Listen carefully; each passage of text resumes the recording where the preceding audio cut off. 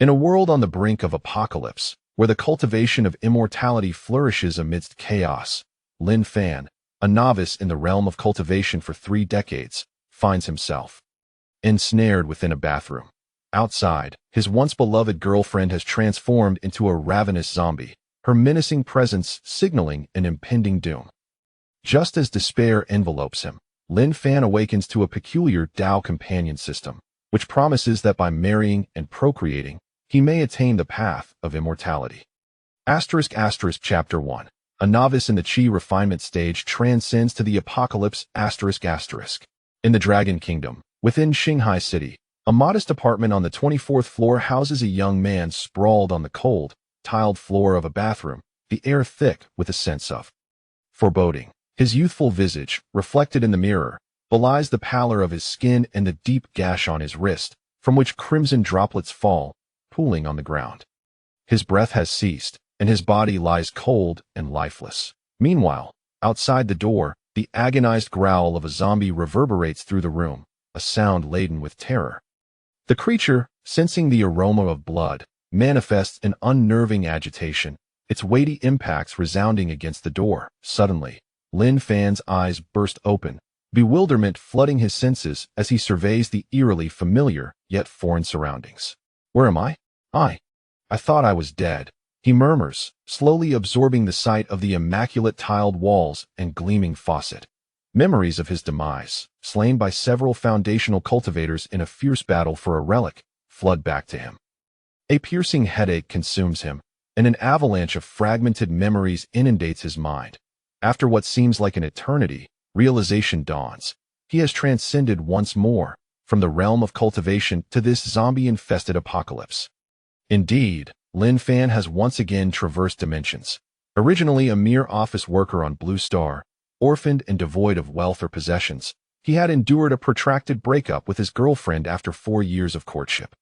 One fateful night, after a reprieve from his relentless manager, he intervened during an attempted harassment, only to be fatally stabbed by assailants.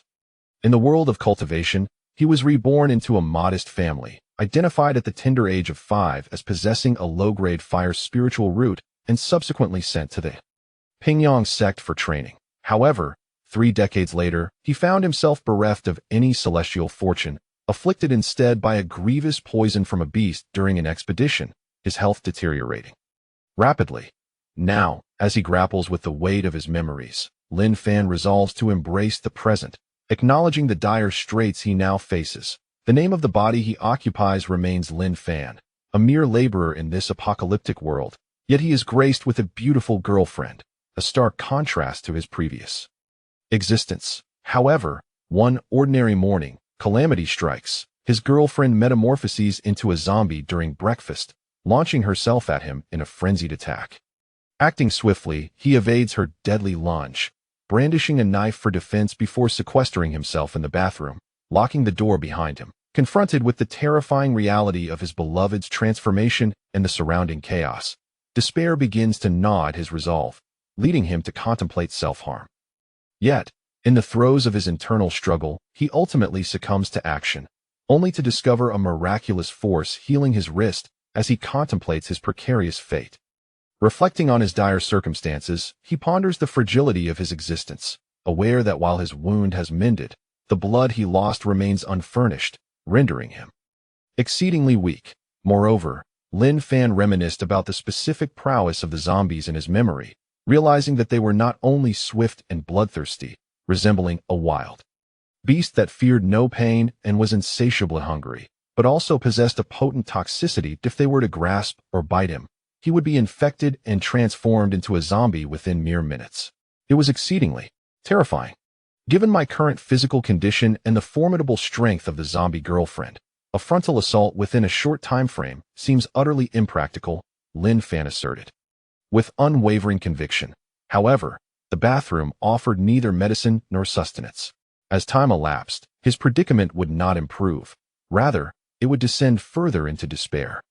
If only I could cultivate, there would still be a glimmer of hope, but, alas, Lin Fan knew that when he found himself in dire straits, he had already attempted to practice the fire attribute technique, fire origin Qi cultivation, from the realm of immortality, along with a widely accessible technique devoid of attribute requirements, innate chi cultivation. Yet, he discovered that he was utterly unable to cultivate, feeling not a trace of spiritual energy. He understood that, confronted with such a situation, only two possibilities existed. Either his current body lacked a spiritual root, or this world was devoid of spiritual energy. Both possibilities would inevitably lead to one conclusive outcome. He could not cultivate. Consequently, faced with an extraordinarily challenging beginning, Lin Fan's spirit was steeped in profound despair. Alas, how arduous this plight is for me. At that moment, a mask of anguish adorned Lin Fan's face. Suddenly, a melodious voice resonated in his ear, akin to a celestial melody. Ding! Detection indicates that the host possesses a Dao Companion. The system is now commencing activation. Chapter 2. My dear, marrying a wife could lead to longevity. Ding. The system activation is complete. A novice gift package has been detected. Would the host like to open it? At that moment, the melodious voice of the system echoed once more in Lin Fan's ears. Could this be the legendary Golden Finger? Have I, indeed, been bestowed with the fate of a protagonist? Upon hearing the delightful sound of the system activation, Lin Fan's emotions surged with excitement, nearly prompting him to slap himself in disbelief. Wait a moment, when did I acquire a partner? Could it be the zombie girlfriend outside? After the initial thrill, Lin Fan suddenly realized that he had no cultivation partner whatsoever, and his previous girlfriend had long since perished, transformed into a zombie. With no time to ponder further, Lin Fan noticed a virtual panel appearing above his peripheral vision, adorned with lines of golden text that gleamed conspicuously.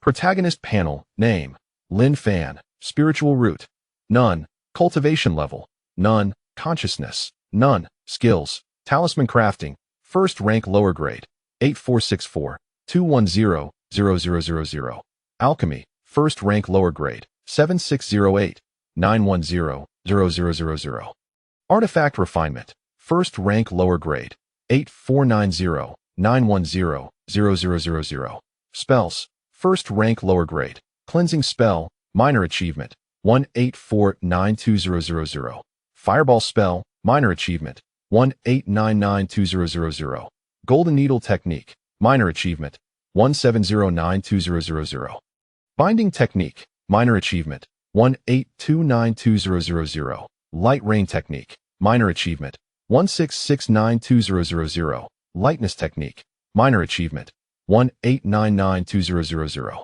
protective technique, minor achievement, 1899200, first rank middle grade, minor golden light protective technique, minor achievement, 7666100000, minor barrier technique, minor achievement, 789910000, fire cloud escape technique, minor achievement, 8819100000, charm technique, beginner, 342950000, golden sword technique, beginner, 441950000, skills, spells, artifacts, and elixirs of the first rank signify the chi refinement stage of a cultivator.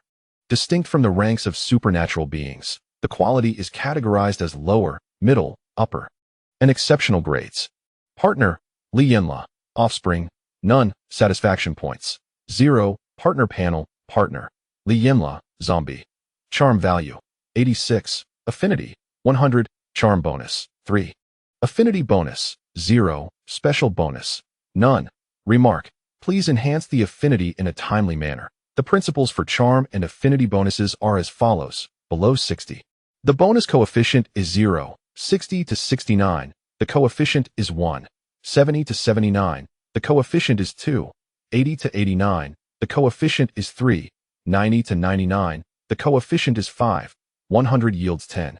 Above 100 and special bonuses require exploration by the host. Lin Fan could not help but rub his eyes, confirming that the virtual panel indeed existed.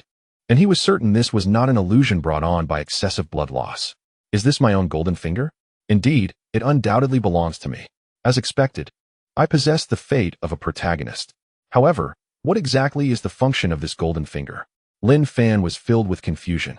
He could comprehend the characters inscribed upon it, yet their specific purpose eluded him. He yearned to unravel this mystery swiftly, for he understood that this was his sole means of survival in the face of his dire predicament. But what was the significance of the zombie girlfriend appearing before him? Could it be that the system's requirements for a partner transcended racial boundaries? And what of gender? Lin Fan suddenly seemed to contemplate something rather dreadful, and his heart recoiled at the very thought. Abruptly, the golden finger appeared to sense Lin Fan's innermost thoughts, and a description began to flood into his mind. After a period of meticulous contemplation, Lin Fan finally grasped the system's intricate details and functions. Engaging in amicable interactions with his opposite-sex partner would yield pleasure points and various special rewards, while the partner's charm and affection levels would influence the ultimate rewards enhancement coefficient. Moreover, should he manage to interact with his partner and produce offspring bearing his bloodline, thereby establishing a formidable family lineage, he would be entitled to additional, abundant special rewards. The pleasure points could be utilized to enhance his attributes or to procure items from the system's marketplace, such as the spiritual roots, spirit stones, elixirs, and pills necessary for cultivation. Within this realm, there also existed formidable spells, unique physiques, celestial beasts, and artifacts beyond the imagination of ordinary humans. Yet for now, Lin Fan could only gaze upon these wonders with envy, left to dream of possibilities. He had never anticipated that the condition for activating this golden finger was the possession of an opposite-sex partner. Had he known this while traversing the realm of cultivation, he could have avoided enduring such hardships. Upon fully comprehending the essence of his golden finger, Lin Fan could not help but express his sentiments. Nonetheless, though his golden finger had arrived tardily, he harbored no complaints. In the face of his current plight, a flicker of hope had ignited within him. The magnitude of this hope would ultimately hinge upon the weightiness of the novice gift package. System, open the novice gift package. Confirming the host's command. The novice gift package commenced its unveiling. Congratulations, host, for acquiring Fire Spiritual Root, low grade 0 to 200,000. Congratulations, host, for acquiring Spirit Stones, low grade 10. Congratulations, host, for acquiring Chi Cultivation Pills, first tier low grade 10.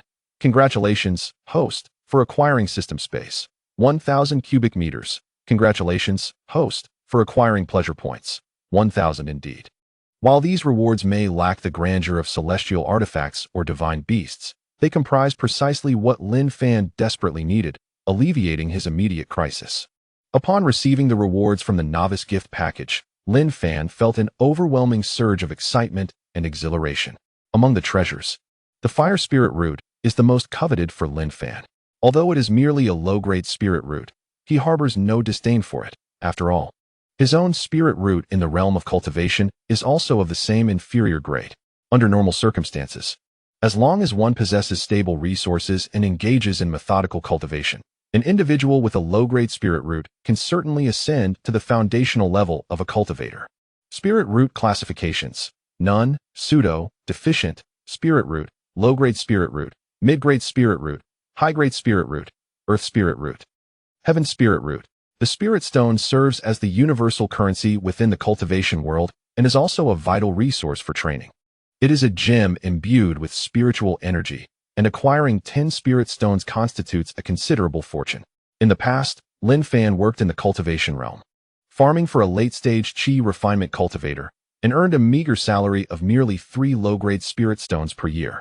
During his cultivation, he often could only afford to utilize spiritual sand, which is of a lower grade than spirit stones, while the thought of using higher-tier spiritual liquid was beyond his imagination, as only accomplished cultivators could afford such luxuries. 10 spirit stones would suffice for Lin Fan's training for a considerable period. The Chi Nourishing Pill is a medicinal concoction used during the Chi refinement stage to enhance cultivation speed.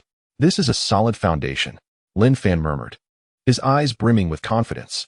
With the acquisition of a low-grade fire spirit root, Chi Nourishing Pills, and spirit stones, coupled with the cultivation experience from his past life, he was confident in breaking through the Chi refinement stage within 3 days and reclaiming his status as a cultivator. The third reward was the System Space, whose significance cannot be overstated, particularly in an apocalyptic world where its power would only amplify. In the cultivation realm, Lin Fan was only entitled to use a small storage pouch, which he had painstakingly saved to purchase from a destitute cultivator for 20 spirit stones after it had changed hands numerous times. Its capacity was a mere 30 cubic meters. The final reward, The pleasure points allows for the enhancement of one's cultivation level, spirit root quality, spell proficiency, and more. For instance, 1 point of pleasure points can elevate the quality of the spirit root by 1 point. According to the virtual panel, 200,000 pleasure points could upgrade his low-grade fire spirit root to a mid-grade. Moreover, it could also enhance the proficiency of spells and skills at a 1-to-1 ratio. Additionally, pleasure points could be utilized in the system marketplace to acquire items, magical tools, skills, spells, and supernatural abilities. For example, 100 points could purchase 1 low-grade spirit stone, while 200 points could buy a first-tier low-grade chi nourishing pill. 10 points could procure 10 kilograms of mundane rice. After a moment of contemplation, Lin Fan expended 50 pleasure points in the system marketplace to acquire a blood chi pill, intending to nourish and strengthen his currently frail body. Suddenly, Lin Fan felt a small red pill materialize in the palm of his hand. It was the blood chi pill. How wondrous! Lin Fan sighed, reflecting on the astonishing capabilities of the void creation, a power that truly defies comprehension and evokes profound envy. Based on his experiences within the realm of cultivation, he understood that even the formidable Golden Core masters lacked the prowess of void creation. Without hesitation, Lin Fan swallowed the elixir in his hand. Instantly, he felt a powerful, yet gentle warmth surge into his heart, permeating his entire being and enveloping him in a comforting embrace. After what felt like an eternity, once he sensed that his body had nearly been restored, Lin Fan retrieved a chi nourishing pill from his system space, a gleaming white elixir, and consumed it in one swift motion. A wave of warm energy flooded through him, and then he took out a spirit stone, cradling it in his palm, and sat upright with utmost seriousness, commencing his practice of the fire element chi refinement technique. The first cultivation session in this apocalyptic world was about to unfold, and he muttered a quiet hope that no unforeseen calamities would arise. Chapter 3. Breakthrough, first layer of chi refinement. 3 days later, in the morning, within a modest bathroom, fresh steam wafted through the air, illuminated by dim lighting. A young man, strikingly handsome and bearing a countenance to rival any esteemed reader, sat cross-legged on the floor, a radiant spirit stone positioned before him. At this moment, he closed his eyes, his expression focused and tranquil, as his breathing grew deep and rhythmic, his body emanating a faint glow that intertwined with the energy of the spirit stone. Indeed, he was meditating on cultivation, enhancing his spiritual energy and realm through his interaction with the stone. Suddenly, this serene scene was shattered by a heavy thud from outside the door, the sound of a zombie's relentless assault.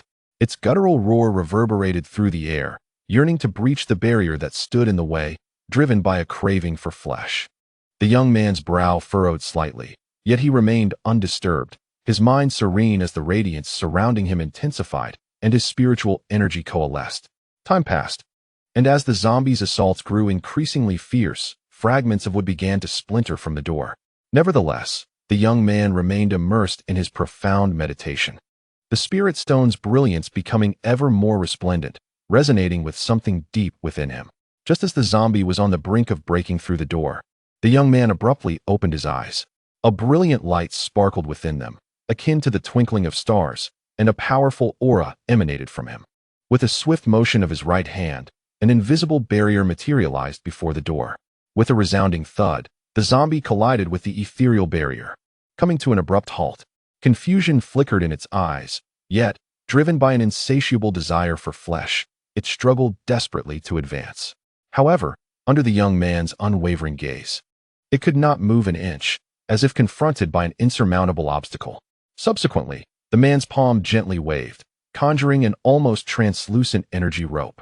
Then, in accordance with his will, the energy binding swiftly flew toward a zombie, ensnaring it tightly. The zombie struggled desperately, emitting deep, anguished growls. Yet the man's binding spell proved unbreakable, holding it firmly in place. This handsome figure was Lin Fan, who had ascended in his cultivation journey. After 3 days of rigorous training, he had effortlessly broken through to the first layer of chi refining, granting him access to the spells of his former life.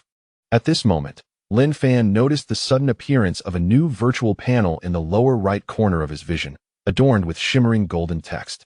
You have engaged in a friendly interaction with your Dao partner, Lianla, binding play. Due to the exceedingly poor outcome, you have only gained pleasure points. 1. Current charm bonus of Dao partner. 3. Affection bonus. 0. Your final pleasure points. 3. As this is your first interaction with your Dao partner, congratulations. You have received an additional reward. Fire Cloud Sword, first tier. Middle grade. Upon seeing the reward, Lin Fan's face lit up with excitement. Although the pleasure points acquired were scant, the additional reward of the Fire Cloud Sword was indeed delightful, particularly as he lacked a suitable weapon at hand. Moreover, in his past life within the cultivation realm, the finest weapon he had wielded was merely a first-tier, middle-grade sword. To now acquire such a weapon through a simple act of binding play was truly exhilarating. A spark of curiosity flickered in Lin Fan's eyes as he approached the bound female zombie, who was, after all, his zombie Dao partner. Li Yinla had once been a beautiful woman, now tragically transformed by the apocalyptic virus, her features twisted and haunting. Yet, amidst her disfigured visage, a hint of unique allure remained. Her skin was pale, devoid of color, exuding a scent of death, while her eyes were hollow and profound, lacking any glimmer of vitality. Only darkness resided within. Despite the virus's ravages on her face, her lips retained a trace of seductive charm. Their pallor contrasted sharply with their well-defined contours, slightly parted as if beckoning the existence around her. This peculiar allure stood in stark contrast to the rest of her being, rendering her especially captivating amidst the atmosphere of death. The visage of the female zombie hinted at past beauty and grace, now utterly obliterated by the cataclysmic changes. Alas, what a pity it was. She should have been his beautiful, elegant girlfriend, yet she had become this way. How could he bear to confront such a fate? Moreover, how could he engage in friendly interactions with this zombie partner to gain more pleasure points? Was he to become her sustenance? Lin Fan quietly observed the female zombie, attempting to discern any vestige of humanity within her. However, her gaze was vacant and devoid of life, consumed only by a frenzy and an insatiable thirst for flesh. Yet, Lin Fan merely observed, harboring no desire to touch or engage in any unspeakable actions. Indeed, he felt none of that. His vigilance remained intact, for he was uncertain whether direct contact with a zombie could pose any lethal danger. While cinematic portrayals of zombies often depict them as free from contagion through contact or bodily fluids, the nature of the undead in this apocalyptic world was uncertain. He dared not gamble with his life. After realizing that he could glean no further unique information about the zombie partner and that the possibility of unspeakable actions was non-existent, Lin Fan's interest waned, shifting instead to the exploration of his newfound abilities. As Lin Fan concentrated, a virtual panel appeared in the lower right corner of his vision, its information having transformed to reveal several striking lines of golden text. Name: Lin Fan, Spirit Root, Fire Spirit Root, Low Grade 0200000. Cultivation, Chi Refining Stage Level 1, 155,000. Spiritual Sense, Chi Refining Stage Level 1, 105,000. Skills: Minor, data identical to the previous chapter. Spells: First Tier Low Grade, Minor First Tier Medium Grade, Minor, Partner, Lianli. Offspring: None. Satisfaction points: 953, indeed. The speed of his cultivation was remarkable. Lin Fan mused as he gazed at the virtual panel. Reality exceeded Lin Fan's expectations, for by the following evening, he had achieved a breakthrough, reclaiming his status as a cultivator. Upon becoming a cultivator, Lin Fan felt that his physical prowess had increased by at least 6 or 7-fold. Most importantly, he had gained spiritual energy, allowing him to wield various spells and skills from his past life. Moreover, he had acquired spiritual awareness, enabling him to perceive everything within a radius of 1,000 meters centered around himself. Furthermore, as a first-level Chi refining cultivator, Lin Fan's lifespan had extended to 150 years. Should he advance to the foundation establishment stage, his lifespan would further increase to 500 years, greater power begetting greater longevity. The prospect of immortality was within reach. Very well, it was time to enjoy a hearty meal. With that thought, Lin Fan ceased his observation of the struggling zombie partner and exited the bathroom, where he had been confined for 3 days.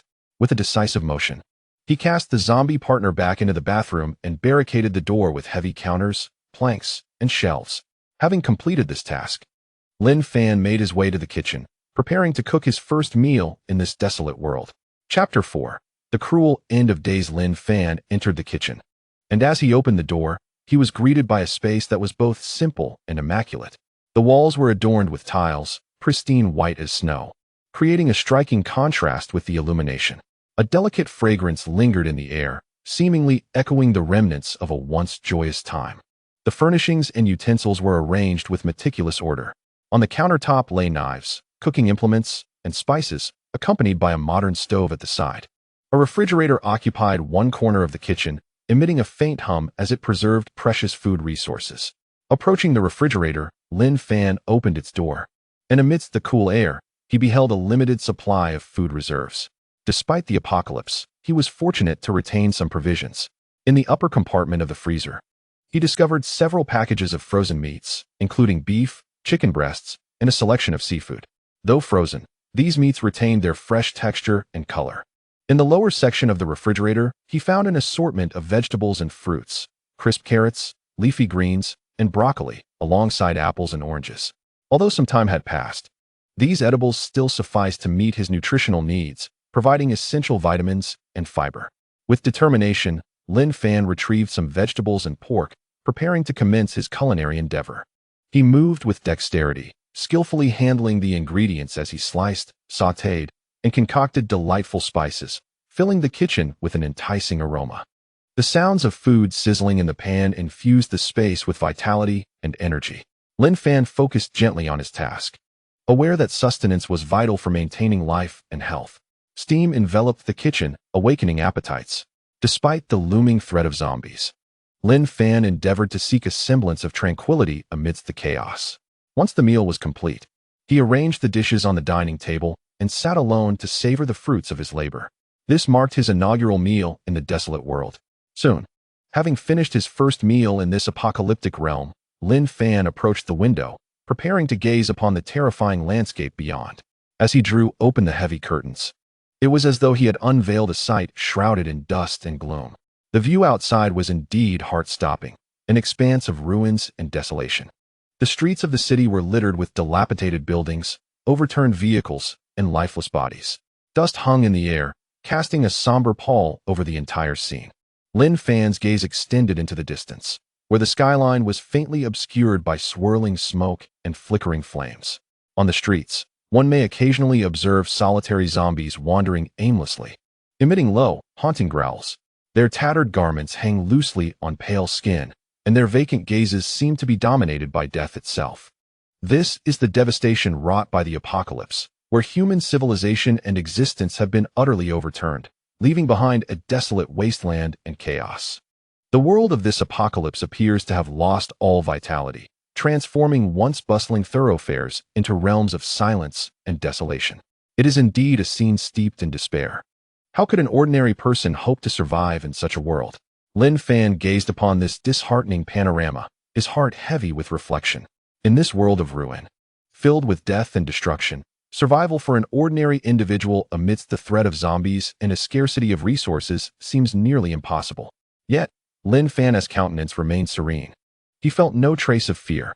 As a practitioner endowed with spiritual power and consciousness, he perceived no danger from such a degree of zombies, unless besieged by hundreds or thousands. There was scarcely any threat to be feared. However, possessing spiritual awareness, he would not be so easily overwhelmed. Caution is ingrained in Lin Fan's very being. Moreover, with the existence of a system shop, he harbored no anxiety regarding food supplies. A mere 10 points of satisfaction could procure 10 kilograms of mortal-grade rice, while the cost of ordinary meat was only twice that of rice. Such modest expenditure could be easily offset by engaging in playful interactions with his zombie companion. As a cultivator, however, his dietary needs are somewhat elevated, requiring spiritual rice and beast meat. Even the most basic spiritual rice and beast meat command prices several times that of mortal-grade food. In light of these high dietary demands, Lin Fan's lifestyle may become somewhat strained. Yet, through increased interaction with his zombie companion, perhaps they could engage in deeper connections, which would alleviate any issues. Furthermore, within the system shop, there exists an ideal option, the fasting pill. One fasting pill requires a mere 200 points of satisfaction, allowing him to forego sustenance for an entire month. However, if he were to engage in particularly taxing activities, the circumstances would differ. And what constitutes a taxing activity? For an adult man, the answer is all too evident. Indeed, I refer to combat. After observing the apocalyptic landscape beyond his window, Lin Fan moved from the window to his desk, seeking a comfortable seat. He opened his laptop, eager to acquire useful information regarding the apocalypse. Initially, he felt a pang of concern, for losing internet connectivity is a commonplace occurrence in this world of ruin. Yet, when he connected to the network and discovered its surprising stability, a wave of unexpected joy washed over him. Then, Lin Fan opened the browser, where a prominent notice in bold red letters declared, "The land of cherry blossoms has sunk." It seemed this apocalypse harbored dangers beyond mere zombies, Lin Fan lamented. After all, zombies alone could not submerge an entire island nation. There must be other underlying causes. Yet, the nature of these causes remained shrouded in mystery for him at that moment. He proceeded to peruse various pieces of information pertaining to the apocalypse. Gradually, he encountered astonishing revelations in the vast realm of the internet, thereby deepening his understanding of this desolate world. Firstly, the virulence of the zombie virus was utterly terrifying. Once a person was caught or bitten by a zombie, they would inevitably succumb to infection. Under normal circumstances, this virus would transform an ordinary individual into a zombie within a span of 3 minutes to 3 hours. Thus, in theory, amputation within a brief time frame might possess a certain probability of preventing the transformation. However, the factors influencing the speed of transformation were exceedingly diverse. Some individuals would metamorphose within mere seconds, while others could resist for an entire day before succumbing. The specific determinants remained uncertain. Moreover, to Lin Fan's astonishment, contrary to his initial predictions, ordinary people were not devoid of survival opportunities in this apocalyptic world. Not only that, but they even had the chance to rise to prominence. Upon vanquishing a standard zombie, there existed a slim probability of obtaining a white ability crystal core, although the likelihood of this occurrence was exceedingly low. In a wildly popular video circulating online, a master swordsman with agility-based abilities dispatched over 10 zombies without yielding a single crystal core. According to informed sources, the probability of a standard zombie dropping an ability crystal core hovered around 5%, while the chances significantly increased to approximately 50% for more advanced zombies endowed with abilities. Furthermore, slaying these empowered zombies could yield even more potent cores, specifically the blue ability crystal cores. Of course, empowered zombies were inherently stronger and posed a greater threat, far beyond the capability of ordinary individuals to defeat. Consuming such ability crystal cores could potentially awaken latent powers. However, failure to awaken could result in conversion to a zombie, as these cores were intrinsically linked to the essence of the undead. The possibility of possessing zombie virus traits was not uncommon. Yet, the most dire consequence of failure was the alarming chance of becoming an advanced zombie, specifically an empowered one. Consequently, many team leaders adopted measures to regulate the number of ordinary individuals consuming ability crystal cores for safety reasons. Although a greater number of empowered individuals within a team indicated enhanced survival capabilities, they refrained from taking unnecessary risks. After all, the emergence of an empowered zombie would spell catastrophic doom for any group, as the strength of an empowered zombie would unequivocally surpass that of any empowered human. Consequently, for a team, concentrating resources on a select few is indeed a fundamental principle. Although this approach carries significant risks of authoritarianism, it is not entirely unacceptable to the majority of ordinary individuals. After all, in a world on the brink of collapse, freedom is inherently a luxury. This is the counsel of a man embodying a military-like role in a video aimed at the wider populace. Truly, the ancients do not deceive. High rewards invariably entail high risks. Chapter 5. The plea for help outside. Continuing his exploration of the vast expanse of information online, Lin Fan deliberately focused on viewing videos concerning individuals with extraordinary abilities. Gradually, he witnessed various extraordinary beings showcasing their powers and combat techniques, sparking a profound interest in their capabilities. In the online videos, different individuals displayed astonishing skills and strength in battle. For instance, in a particularly popular video, a strikingly attractive woman awakened her fire-based powers, enabling her to freely manipulate the fire elements in the air to conjure fireballs to attack zombies, as well as to form walls of flame to fend off their advances. Lin Fan was somewhat taken aback by this, as the manner of attack bore a resemblance to his own ability to unleash fireballs. However, the potency of her attacks was perhaps only 1/5, or even less, than that of his own. In another video, a robust man awakened a power enhancement ability, increasing his overall attributes to 3 times that of an ordinary person, with his strength escalating to 6 times that of the average individual. This implies that, in terms of strength, this man was nearing Lin Fan's own level, who possessed an overall physical constitution 6 or 7 times that of a normal person. Nevertheless, for a cultivator, enhanced physical attributes are merely foundational. What is paramount is the possession of spiritual energy and consciousness, which allows for the use of spells and magical artifacts.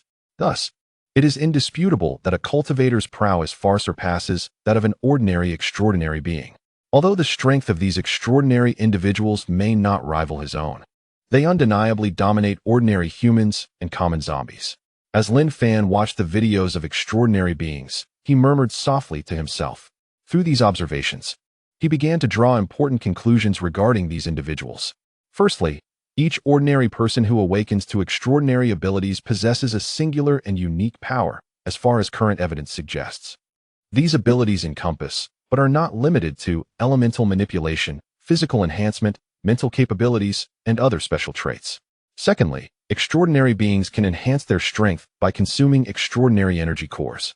This method may become a crucial avenue for their pursuit of greater power and an essential means of survival in the apocalyptic world.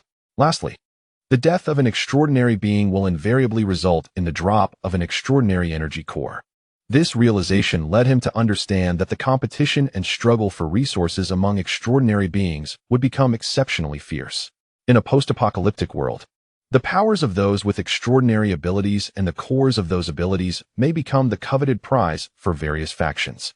At that time, the avarice, cunning, and desires of humanity will gradually reveal themselves. Lin Fan has come to realize that in this brutal world, the conflicts and betrayals among people may prove far more perilous and disheartening than the zombies themselves. As Lin Fan succumbed to contemplation, a sudden knock echoed from the door. He lifted his gaze towards the entrance, remaining silent and contemplative. At that moment, a gentle and melodious voice broke the stillness, trembling slightly as it spoke. Lin Fan. Yin Lo, could you spare me some food? Guogua has fallen into a faint from hunger. I beg you, please save her. Upon hearing this plea, Lin Fan recognized the voice of a familiar neighbor, Yang Yinyi, a beautiful teacher and single mother. The child she referred to, Guogua, was her only daughter, a mere 5 years of age. Before the apocalypse, Lin Fan and his girlfriend, Li Yinla, shared a close relationship with her, often visiting one another. Yang Yinyi had frequently expressed to Lin Fan and Li Yinla that Guogua was the sole light in her life, her entire hope. Now, with her daughter teetering on the brink of death, Yang Yinyi's desperation and helplessness were palpable. However, despite the familiarity and sympathy for her plight, Lin Fan, whose nature was inherently composed, remained silent. Meanwhile, his consciousness had already extended outward, seeking the information he desired. Outside the door stood a woman of breathtaking beauty. She wore a pristine white dress, the hem gently brushing the ground, exuding an air of freshness and elegance. The dress's simple yet exquisite design accentuated her slender figure and graceful curves. Her long hair cascaded down her shoulders, as smooth and flowing as a waterfall, with slight curls at the ends that emitted a captivating sheen. Her features were striking, her skin as pale as snow, delicate and smooth, with well-defined and exquisite attributes. Her eyes sparkling like stars, as if sculpted from art. At that moment, she clutched her unconscious daughter tightly, her body trembling slightly, her gaze filled with anxiety and helplessness. She softly implored Lin Fan within the room for food, her voice tinged with desperation and hope. Simultaneously, 2 men wielding bloodied machetes stood at the woman's feet, attempting to evade detection through the peephole by the room's owner. In the adjacent room, several men and women clutched their weapons tightly, nervously hiding just outside the door. Their faces were etched with hunger and anxiety, their eyes glinting with a greedy light. Undoubtedly, they were ensnared in extreme desperation and dire straits, no longer resembling normal individuals, but rather a pack of hungry wolves.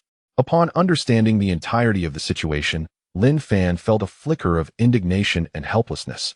Yet what enveloped him more profoundly was a sense of coldness and detachment. Indeed, in the face of apocalypse, the human heart reveals itself to be the most terrifying entity. The once beautiful and benevolent nature of humanity can, under extreme despair and adversity, morph into something grotesque.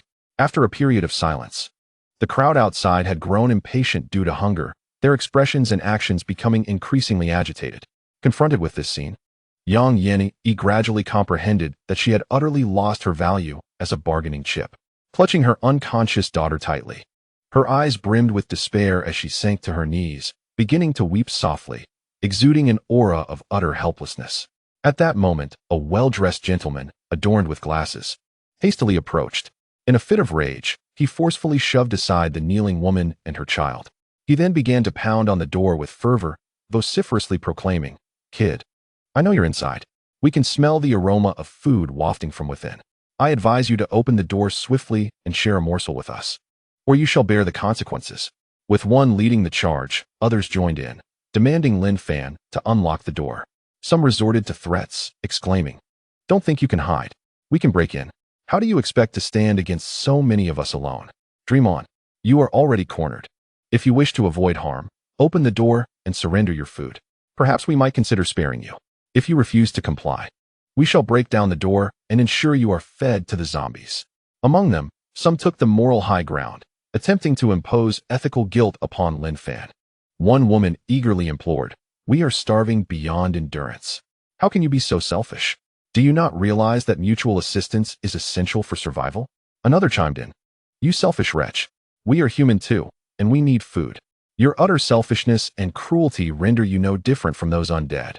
At that moment, the scene was dominated by the desperate Yang Yeni kneeling in silence beside the door and Lin Fan, who remained unresponsive within.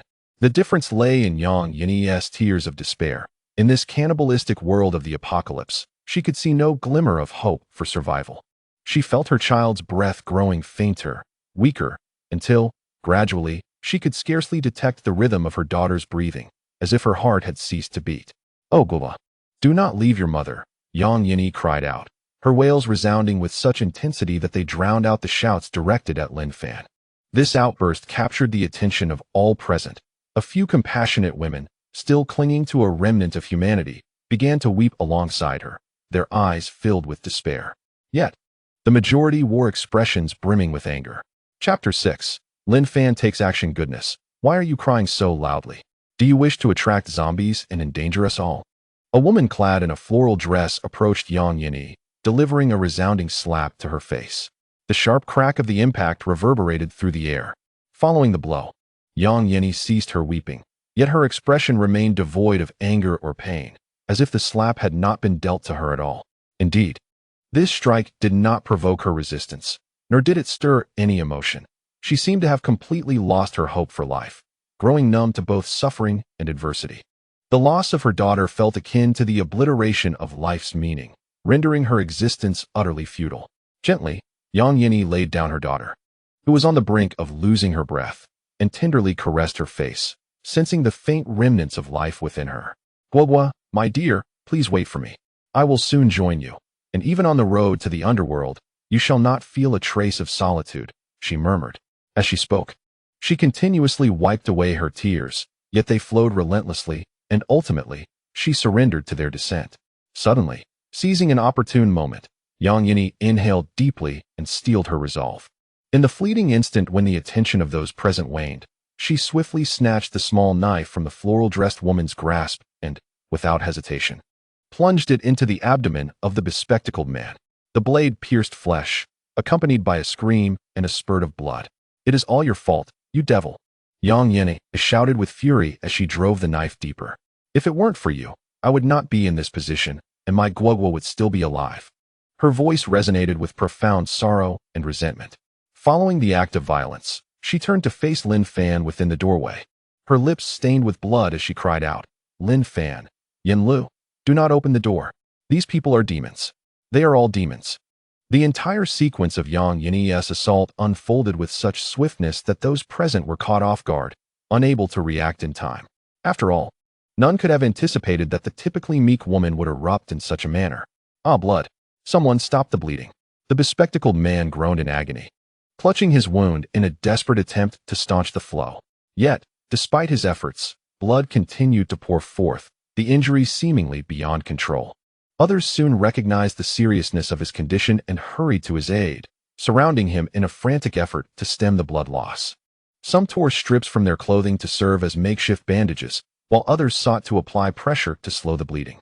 The floral-dressed woman, having regained her composure, was revealed to be the bespectacled man's girlfriend. Her face contorted with rage as she absorbed the scene before her. She fixed her gaze on Yang Yini, her eyes ablaze with fury and hatred. "How dare you harm my boyfriend? I will kill you," she seethed through gritted teeth. In a swift motion, the woman in the floral dress seized a machete from a nearby man and, without hesitation, lunged at Yang Yini. Confronted by the advancing blade, Yang Yini calmly closed her eyes and whispered softly, "Guagua, mommy is coming to be with you." Unfazed, she appeared to have accepted her fate.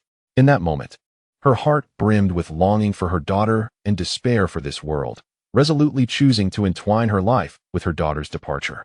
An unusual tranquility enveloped her, as if she had found solace in surrender. Suddenly, a blinding flash erupted, forcing everyone present to shield their eyes from the light. Following this, a cacophony of deafening bangs and collisions reverberated through the air. Bang!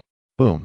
When the crowd reopened their eyes, they beheld the woman in the floral dress lying motionless on the floor, the machete still clenched in her hand, a small red dot marking her forehead, while blood gushed from the back of her head, gradually saturating the ground beneath her.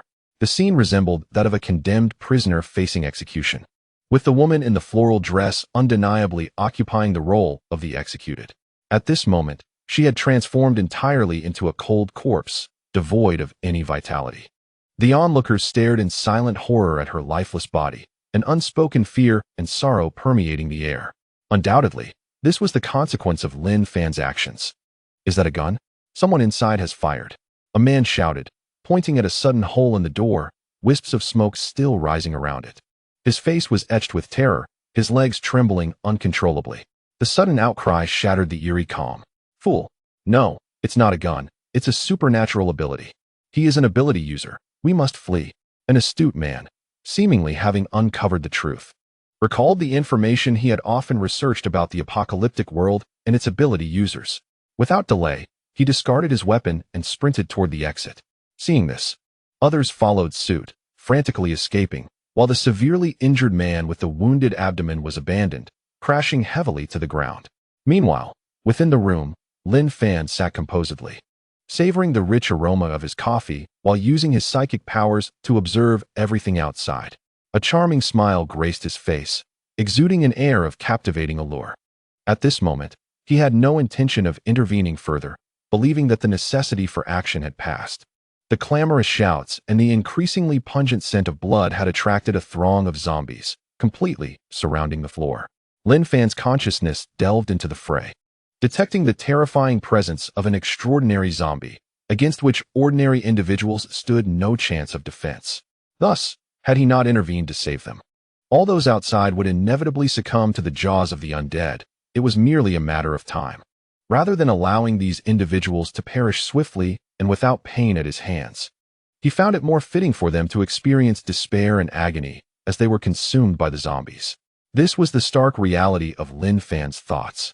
After his trials in the realm of cultivation, his approach to matters had grown exceedingly cold and ruthless. "If one does not offend me, I shall not offend them.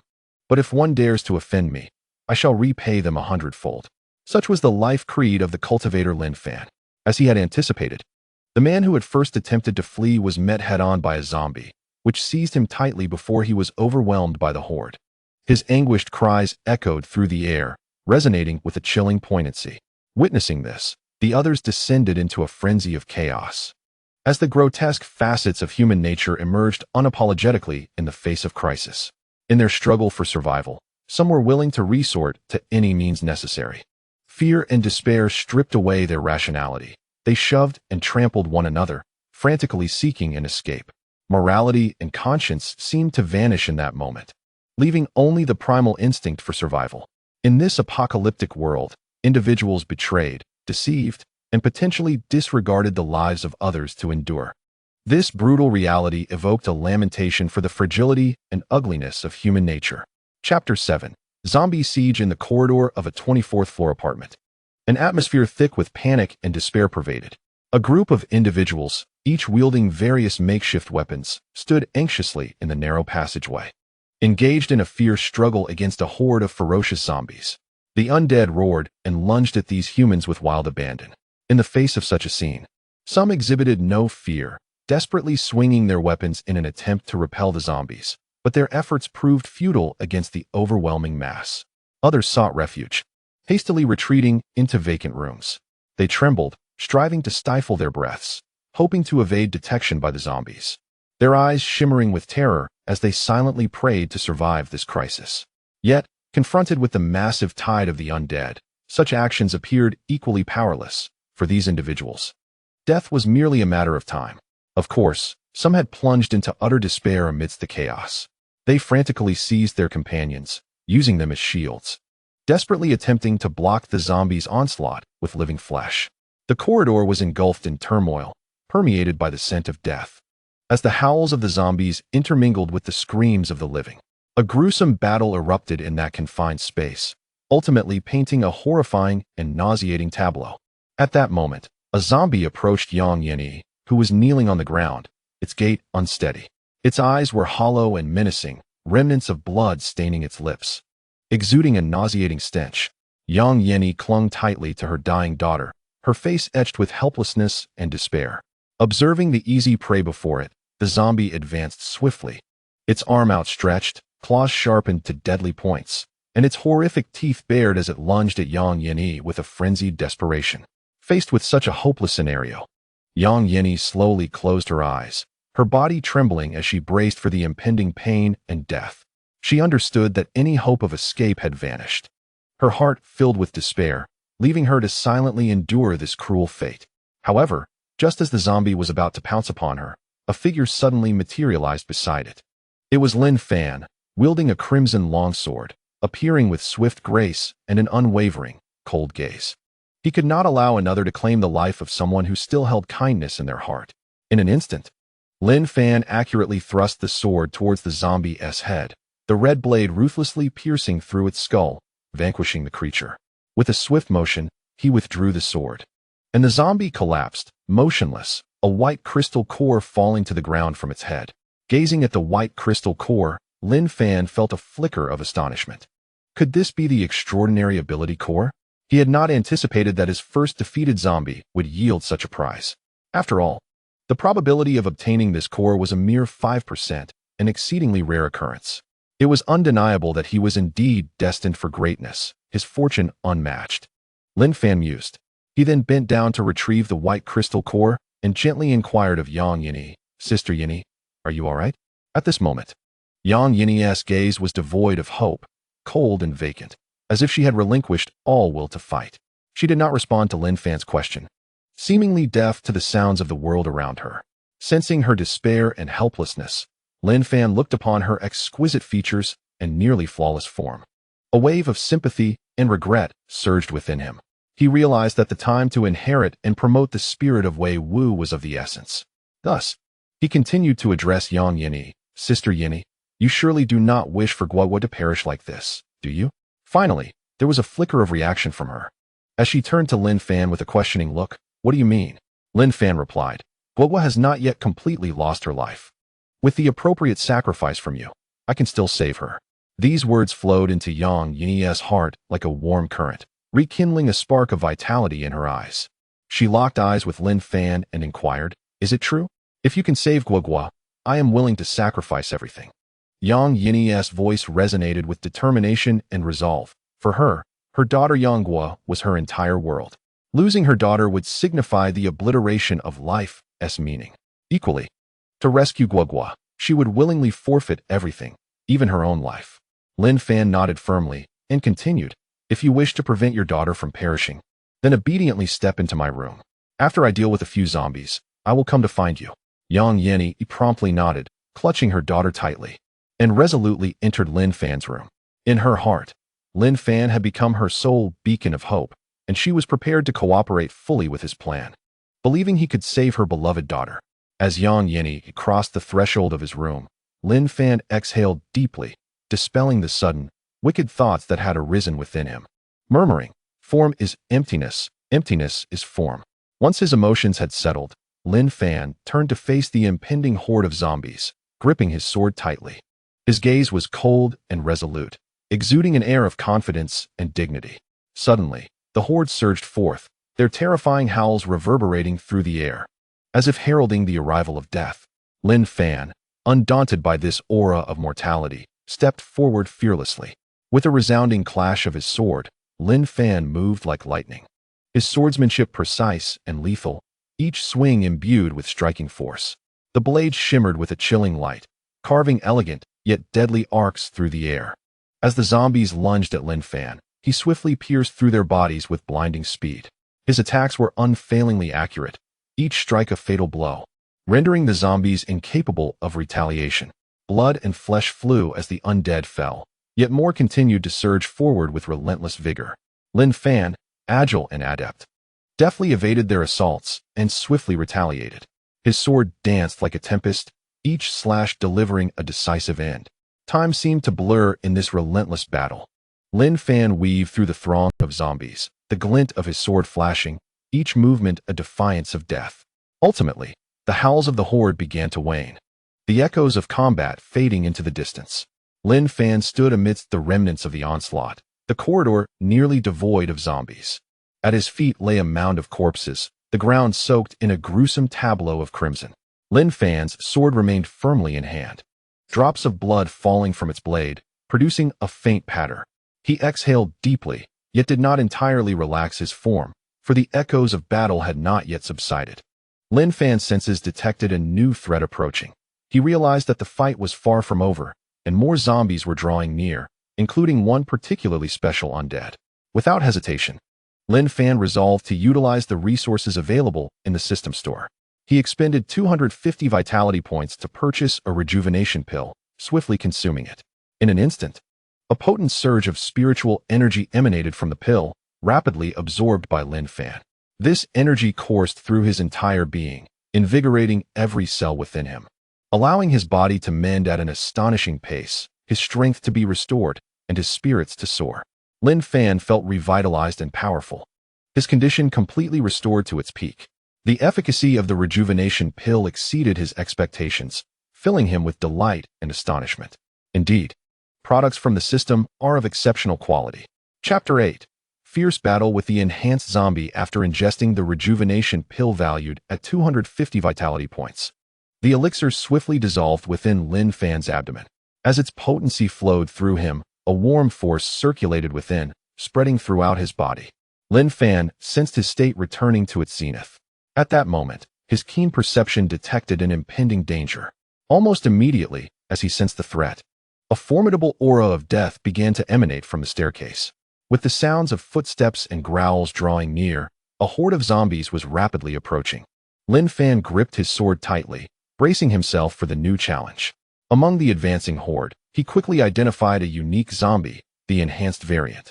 Towering in stature, its muscles bulged grotesquely, and its face was contorted in a menacing snarl, with blood-red eyes that glowed ominously.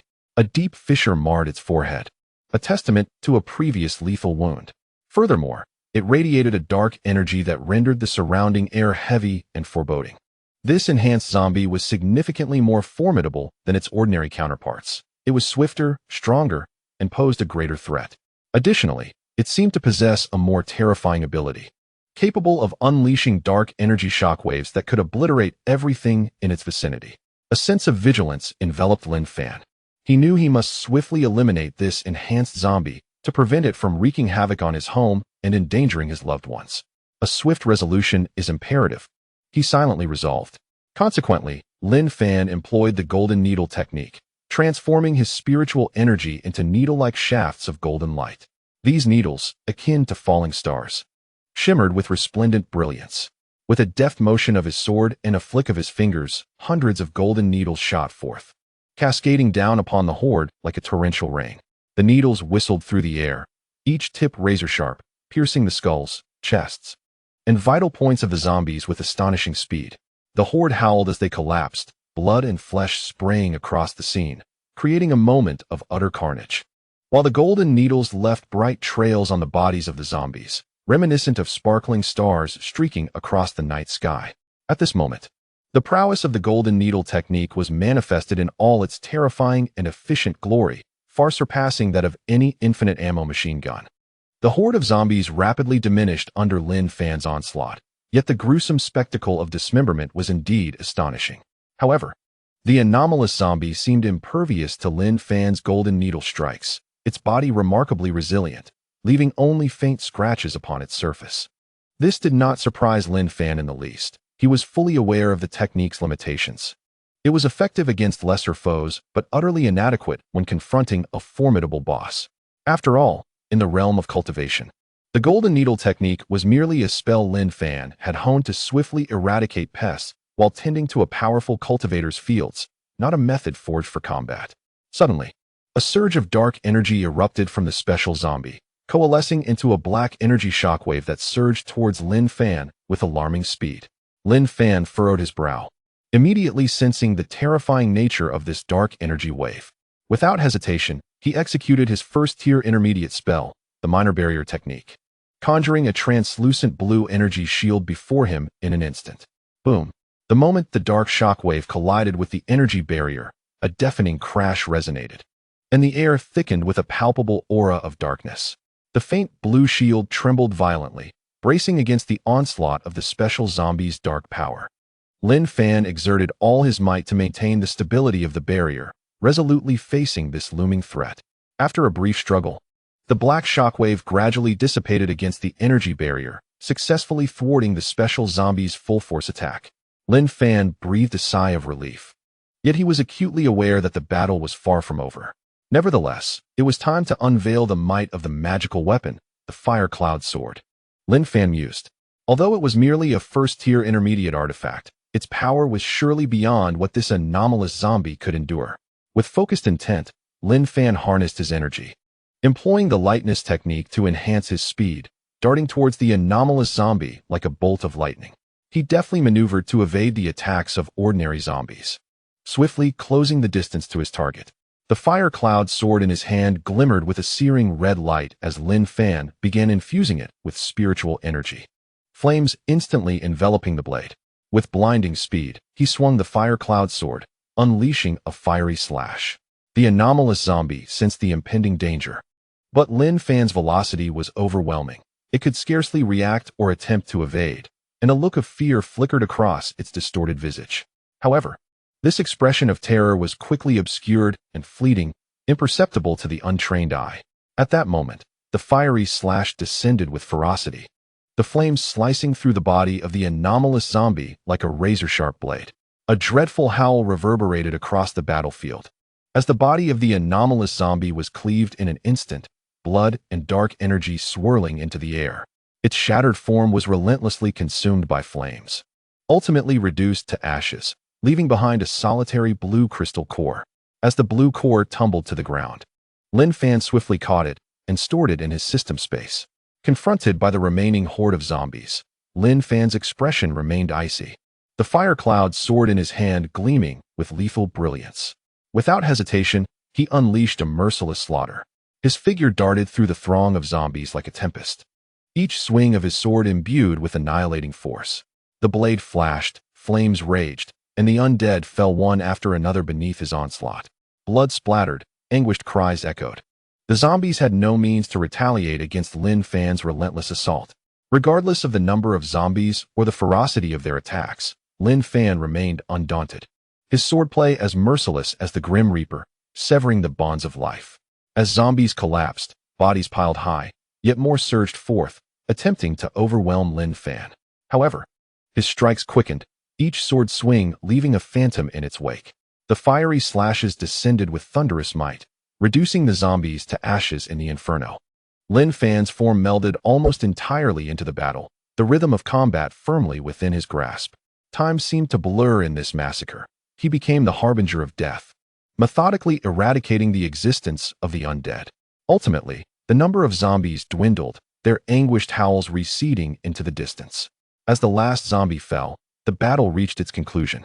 Lin Fan stood amidst the blood-soaked battlefield, enveloped by a heavy aura of death.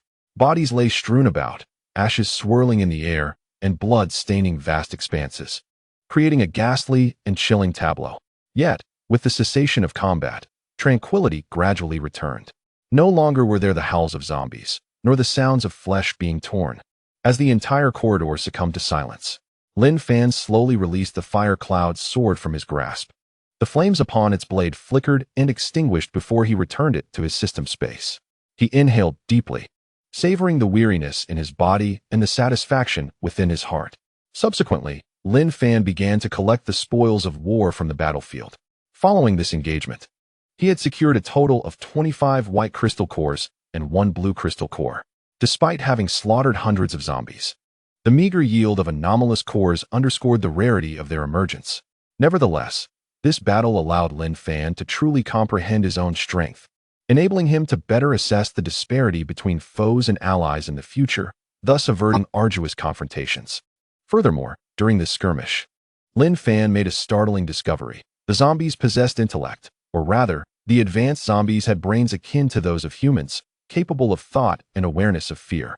The fleeting expression of terror that graced the face of the superpowered zombie before its demise, though subtle and momentary, did not escape the keen perception of Lin Fan, who possessed a heightened awareness. Chapter 9. A new companion. After Lin Fan meticulously arranged his spoils, he ambled towards his dwelling. However, the sight before his door startled him. The bespectacled man, previously wounded by Yang Yinyi, was still alive. The man's frail body curled on the ground, his face ashen, and the bloodstains on him bore witness to the suffering he had endured. Yet, his eyes were fixed on Lin Fan, reflecting a mix of astonishment and dread. It seemed he had witnessed the fierce confrontation between Lin Fan and the superpowered zombie, bearing witness to Lin Fan's terrifying prowess. Now, in the throes of a life-threatening situation, he acutely realized that he had provoked a fearsome adversary, understanding that only Lin Fan could offer him a sliver of hope for survival. Thus, the once arrogant and haughty bespectacled man was now stripped of his bravado, leaving only a desperate yearning for life and an overwhelming fear. Lin Fan, no, my brother. I recognize my mistakes, he pleaded, his voice laced with despair and regret. I truly have little time left. Please, save me, and I am willing to pay any price. His tone was rife with desperation, remorse, and a profound fear of death. In that moment, he was no longer the arrogant, wicked man of before, but rather a pitiful soul teetering on the brink of oblivion, urgently seeking assistance. Lin Fan regarded the bespectacled man with a disdainful gaze, his eyes emanating a calm, yet chilling aura. His voice, steady and powerful, conveyed a stern warning. In your next life, it would be wise not to provoke unknown enemies at will. His words seemed to carry an ominous portent, sending a shiver down the spine. Lin Fan fixed his gaze upon the bespectacled man, channeling his spiritual energy into a gleaming golden needle that hovered in the air. The needle radiated a brilliant light, reminiscent of starlight, evoking a sense of awe. Upon witnessing this spectacle, fear crept across the man's face, and he trembled as he implored, "No, please don't kill me." His voice was filled with desperation and pleading, his eyes betraying profound terror. However, Lin Fan offered no response to his entreaty. With a mere flick of his wrist, the golden needle shot forth like lightning, piercing the man's forehead. In an instant, life faded from his eyes. Moments later, the bespectacled man lay motionless, a cold corpse, his eyes still reflecting that haunting expression of fear. Lin Fan's actions were devoid of hesitation, his cold gaze fixed upon the lifeless body, exuding an air of authority and resolution. At that moment, he emanated a formidable and inviolable presence, rendering the surrounding atmosphere eerily silent. Upon entering his home, Lin Fan finally relaxed and noticed a new virtual panel emerging beneath his gaze, adorned with gleaming golden text. Ding, energy crystal, white, detected. Selling to the system will yield 10 pleasure points. Ding, energy crystal, blue, detected. Selling to the system will yield 100 pleasure points. It dawned on him that the extraordinary energy cores obtained from vanquishing zombies could be exchanged for pleasure points. However, he pondered whether this exchange rate was favorable or not, as he had yet to fully comprehend the precise value of the energy cores. Lin Fan refrained from hastily selling them. He felt no urgency to utilize the pleasure points immediately, choosing instead to wait until a need arose. Suddenly, the system began to relay information regarding the energy cores into Lin Fan's mind, gradually illuminating his understanding of their specific uses. The energy cores, akin to gems imbued with energy, are also referred to as energy crystals. However, given that these cores originate from within the bodies of zombies, they are also laced with the zombie virus. Should an ordinary person attempt to awaken their powers using an energy core and fail, they risk succumbing to the zombie virus and becoming a zombie themselves. Conversely, those who successfully awaken their powers become immune to the virus. Moreover, the system offers a service to eliminate the zombie virus from within the energy cores. The cost to purge the virus from a white energy core is 20 pleasure points, while the fee for a blue energy core is 200 pleasure points. The higher the quality of the energy core, the more potent the energy it contains, and correspondingly, the stronger the virus within. Thus, the expense for removing the virus from a blue energy core is greater. For those awakening their powers for the first time, higher-grade energy cores present a greater likelihood of a successful awakening and the potential for more formidable abilities. Nonetheless, this is not guaranteed, as the type and strength of powers heavily depend on individual constitution, psychological resilience, and luck. The energy cores merely enhance the ki and energy required for awakening. As Lin Fan entered the room, Yang Yin swiftly approached him, her eyes filled with awe and anticipation. Although she had not witnessed the fierce battle between Lin Fan and the horde of zombies firsthand, the sounds of that intense confrontation convinced her of his formidable strength, capable of saving the life of her beloved daughter. Yang Yin implored Lin Fan, "Please, Lin Fan, save Guagua. I am willing to sacrifice everything for this." Lin Fan gazed at her, a wave of satisfaction surging within him. Yang Yin's beauty was striking, her figure alluring, igniting desires that he could not conceal. A subtle smile graced his lips, his eyes glinting with cunning brilliance, as he understood the implications of Yang Yin's words. After all, this is a world on the brink of apocalypse, where the pressures of survival compel one to make certain sacrifices. However, out of courtesy, Lin Fan felt it necessary to confirm his intentions with Yang Yin. He earnestly inquired, "Sister Yin, are you certain? I seek to possess all of you, including your body and soul." "I am certain," Yang Yin replied, her eyes shimmering with determination and devotion. Her words imbued with profound love for her daughter and an inexhaustible willingness to sacrifice. "Excellent," Lin Fan mused, a flicker of satisfaction illuminating his gaze as a confident smile graced his lips. In that moment, he felt a genuine sense of joy and contentment swell within him. At that juncture, the system's voice gently resonated, its melodious tone akin to celestial music caressing Lin Fan's ears. "Congratulations. You have acquired a Dao partner." Yang Yin, a new virtual panel appeared beneath his gaze, adorned with gleaming golden text. Dao partner, Yang Yin, human. Charm value, 94. Affection level, 72. Charm bonus, 5. Affection bonus, 2. Special bonus, none. Remarkable, starting with an affection level of 72. "If I successfully treat Guagua, it should rise even higher," Lin Fan murmured to himself as he contemplated the information displayed on the virtual panel. P.S. Affection level classification, below 0. Hostility, 100 signifies a relentless enmity, 0 to 49. Stranger 50 to 59. Ordinary friends 60 to 69. Slight affection 70 to 79. Close friends, trustworthy, 80 to 89. Mutual understanding 90 to 99. Kindred spirits 100. Unwavering loyalty chapter 10. Healing Sister Yin. "Let us begin the treatment for Guagua," Lin Fan stated, his eyes resolute and his expression focused. "All right, I entrust Guagua to you," Yang Yin replied, excitement evident in her nod. Gently, her trembling hands placed Yang Gua into Lin Fan's embrace, her gaze filled with hope and anticipation. Lin Fan tenderly received the little girl, carefully supporting her head while observing her complexion and breathing, his eyes betraying concern and gentleness. At that moment, the sweet child's face was pale, her breaths weak and erratic. Yet there remained a flicker of life. "The issue is not grave. As long as there is a glimmer of life, I can restore her," Lin Fan reassured himself. Exhaling softly, "You should head to the kitchen and prepare some meat porridge.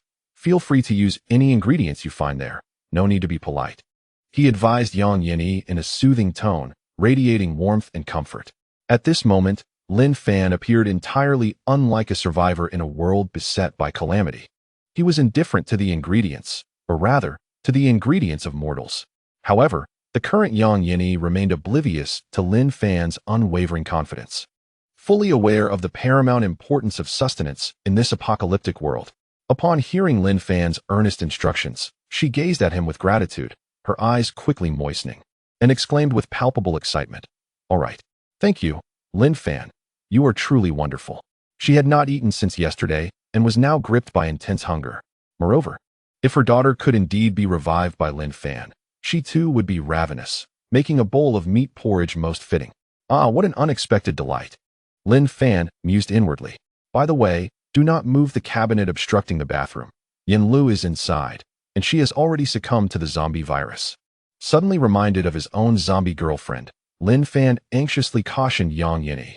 If Yang Yinyi were to become infected as well, transforming into a zombie companion, it would present a significant dilemma. For the sake of his own happiness, he could not afford to be negligent in the slightest. Upon hearing Lin Fan's words, Yang Yinyi was momentarily taken aback, but she quickly grasped his meaning. Covering her mouth in disbelief, her face reflected a mixture of incredulity and sorrow as she said, "Ah, Yin Lu has been infected by the zombie virus?" "Alas, yes," Lin Fan sighed. A hint of frustration etched on his brow. He looked at Yang Yinyi, his eyes betraying concern and worry, and tenderly advised her, "You must be cautious here and take care of yourself." With that, Lin Fan cradled Yang Guo and entered his room. Yang Yinyi watched Lin Fan's retreating figure, gently biting her lip, her heart brimming with gratitude and reliance. She nodded softly, smiling in response. "Rest assured, I will take good care of myself." In that moment, her gaze was filled with hope and anticipation, convinced that the future would indeed brighten. After a brief silence, Yang Yinyi hurried to the kitchen, surveying the dimly lit space that cast a gentle glow. She opened the refrigerator door and retrieved an array of ingredients, succulent cuts of meat, fresh vegetables, and fragrant spices, emitting an enticing aroma. She began to skillfully and attentively prepare the ingredients, the rhythmic sounds of chopping resonating throughout the kitchen, accompanied by her nimble movements. At that moment, a faint smile graced her lips, as if she had discovered a sliver of peace and hope. Once inside his room, Lin Fan carefully placed Yang Guo on the soft bed, noting her pale complexion and the deep fatigue etched on her brow. A wave of anxiety surged within him as he sensed her frail state, teetering on the brink of life. As he retrieved the healing elixir, his fingers trembled slightly. He inhaled deeply to steady his emotions. Subsequently, he cautiously severed a tenth of the qi blood pill, gently placing it into warm water, meticulously stirring as he fixated on the dissolution process of the medicine. When the concoction had completely dissolved, Lin Fan gently elevated Yang Guo's head. Her body felt as light as a feather, as though a mere breeze could disperse her. He brought the cup of potion to her lips, employing a delicate, almost aqueous method of feeding, allowing the liquid to trickle slowly into her mouth. She swallowed it with a barely perceptible motion, her eyes narrowing slightly, as if she could sense the warmth of life returning. Once Yang Guo had consumed the potion, Lin Fan did not dare to relax even for a moment. He sat at the edge of the bed, his hands softly resting on her chest, closing his eyes and concentrating, gradually infusing his own spiritual energy into her body. He could already feel Yang Guo's fragile vitality, and by transferring his energy to her, he hoped to aid her in metabolizing the medicine and restoring her strength. As time passed, a gentle warmth permeated the room. Yang Guo's complexion began to exhibit subtle changes. Her pallid visage gradually took on a rosy hue, blooming with vitality like tender sprouts. Furthermore, her breathing began to stabilize, no longer rapid and troubled. Indeed, the healing effect surpassed expectations. However, it was still insufficient, and more was needed. Soon after, Lin Fan produced a first-tier low-grade talisman, the Rejuvenation Talisman, which shimmered with a faint radiance, adorned with exquisite runes. He gazed at this talisman with a hint of regret, as it had cost him 500 points obtained from selling a portion of his ability crystals. He thought to himself, "Sister Yinyi, do you realize how many points I have expended to save Guogua? I shall repay you tenfold, 100-fold in the future." Despite the slight pang of regret, Lin Fan activated the talisman without hesitation. A surge of green energy flowed forth from the talisman, gradually enveloping Yang Guo's body like a gentle stream. The green energy intertwined and coiled around her, akin to a vibrant vine meandering across her form, touching every injured area and emitting a soft glow. Yang Guo closed her eyes, enveloped by the green energy, and a serene expression began to blossom on her face. as her internal wounds rapidly mended. After a period of treatment, the green energy began to dissipate, signaling the conclusion of the rejuvenation talisman's healing. Lin Fan carefully examined Yanggua's body, discovering that she had essentially returned to a state of health. A sweet voice emerged from her lips as she slowly opened her eyes. The soft light filtering through the window illuminated her delicate brows and smooth skin. Yanggua's gaze appeared somewhat bewildered as she surveyed her unfamiliar surroundings, her brow slightly furrowed, her expression replete with confusion and unease. She gently stroked her arm, seemingly attempting to ascertain whether this was a mere dream. Chapter 11. Healing Guogua. How do you feel now? Is there any discomfort? Lin Fan inquired softly, leaning down with a concerned expression etched upon his brow as he gazed at Yanggua. Yanggua quietly observed Lin Fan's countenance, her expression gradually transforming from initial fear to confusion and finally settling into a demeanor of gentleness and tranquility. Subsequently, she offered Lin Fan a faint smile and shook her head, asking, "Are you Uncle Lin Fan? Where is my mother? Where is she now?" Her voice carried a hint of urgency and yearning. In this unfamiliar environment, it seemed that the presence of her only family member in this world was the sole source of her comfort. Sensing Yanggua's anxiety, Lin Fan gently reached out, brushing his fingers through her hair, and smiled as he replied, "Yes, I am indeed your Uncle Lin Fan. Your mother is in the kitchen preparing meat porridge for you."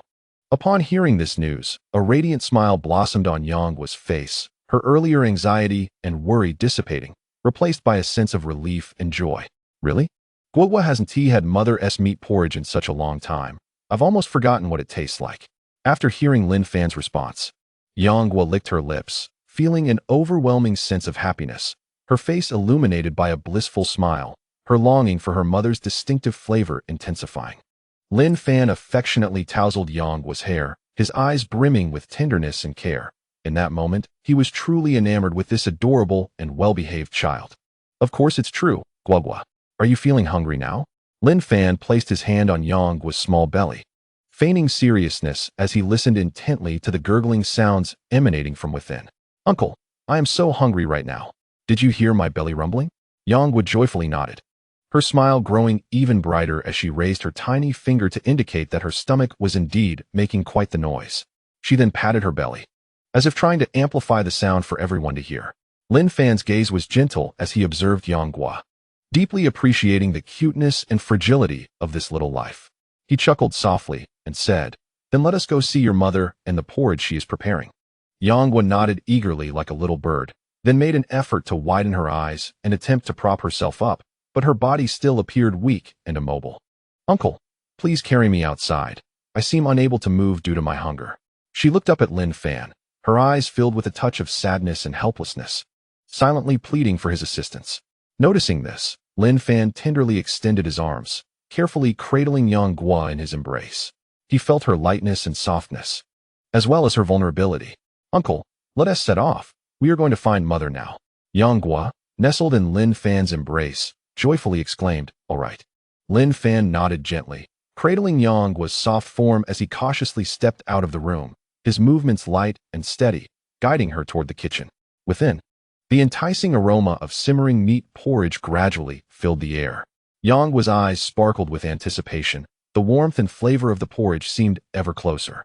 Unable to contain her excitement, she wriggled in Lin Fan's arms, eagerly awaiting her mother's arrival and the delicious bowl of porridge. In the kitchen, the delightful sounds of Yang boiling water and chopping vegetables created a symphony of domestic bliss. Time slipped away, and with the sound of boiling water, a warm steam enveloped the kitchen, saturating it with comfort. Yang began to add ingredients to the large pot, meticulously crafting the porridge's flavor, each stir infused with her hopes and wishes. Gradually, the alluring scent of the porridge wafted through the air, the warm light illuminating Ying's face as she patiently awaited the dish's completion. In that small moment, she felt the warmth of life and the subtle joys, her heart brimming with hope for the future. Suddenly, a sharp click. Yang heard the door to Lin Fan's room creak open. She swiftly turned toward the sound, her heart soaring as she beheld her daughter, rejuvenated in Lin Fan's arms. Overwhelmed with emotion, she covered her mouth, tears streaming down like a spring, unstoppable in their flow. Yet, her face radiated joy and gratitude. In that instant, It was as if she had emerged from a harrowing nightmare, reborn anew, seeing her daughter safe and sound. The burdens of worry and fear that had weighed heavily on her heart were finally lifted. Yanghua, noticing her mother's tears, wore a look of concern and unease on her small face. With a gentle smile, she softly inquired, "Mom, what's wrong? Did someone bully you again?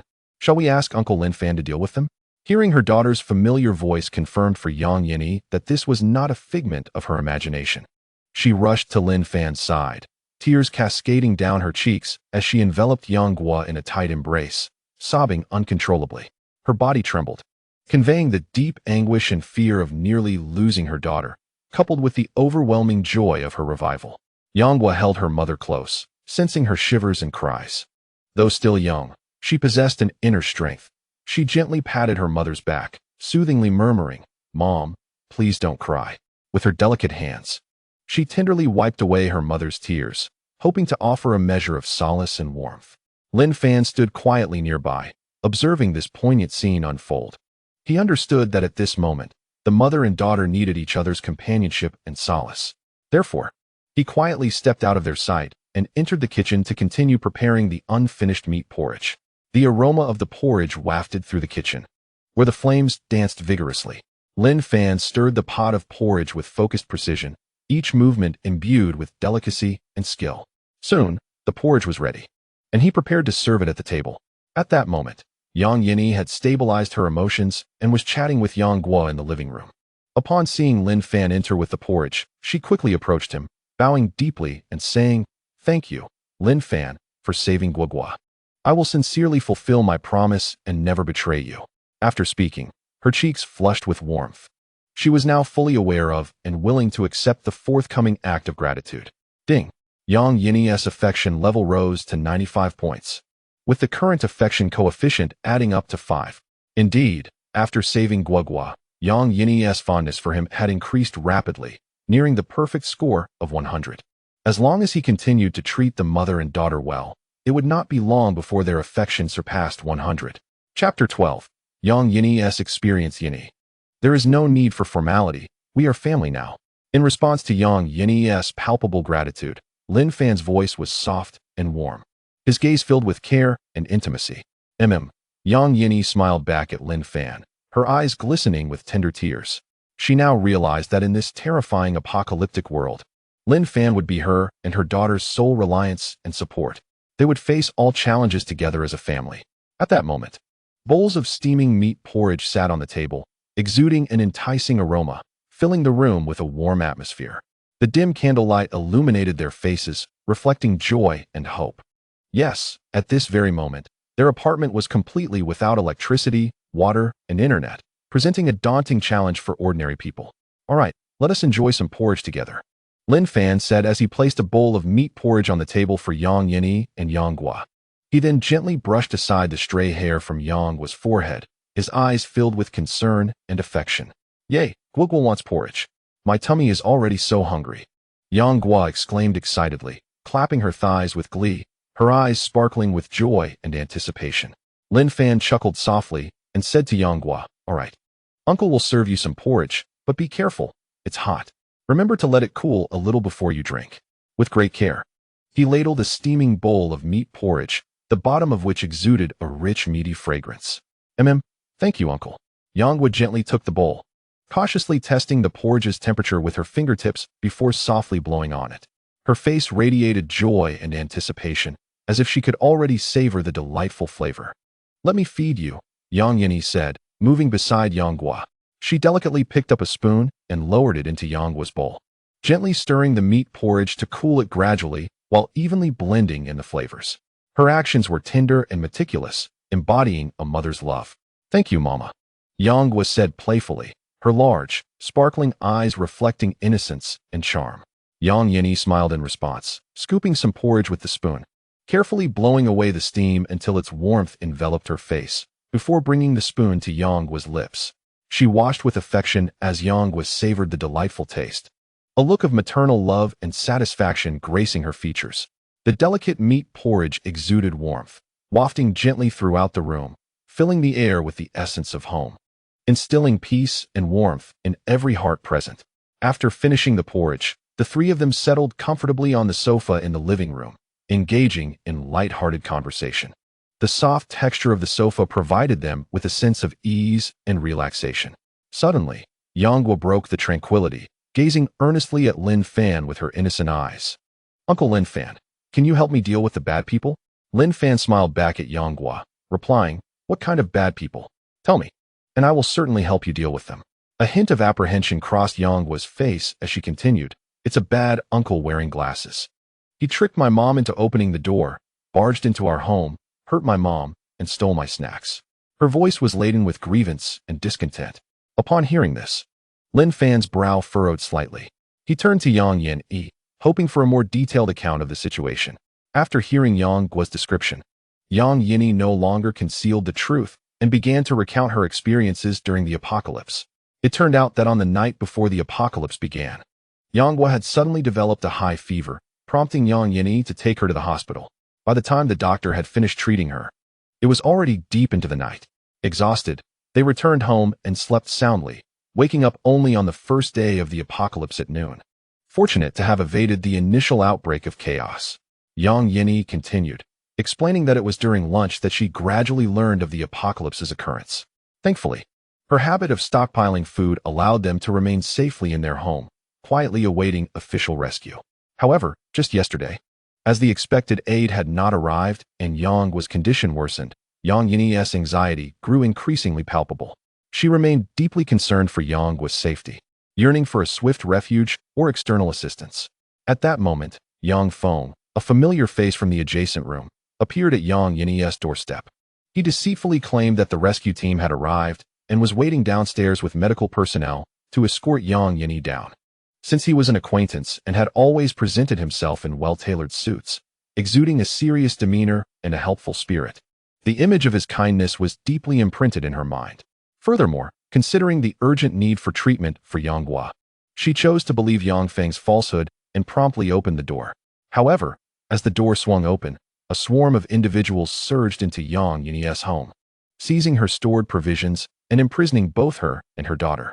The sole aspect for which Yang Yin-yi felt grateful was that the intruders were merely driven by hunger, refraining from inflicting harm upon her for the time being. Perhaps they were conserving their strength, unwilling to engage in unnecessary conflict.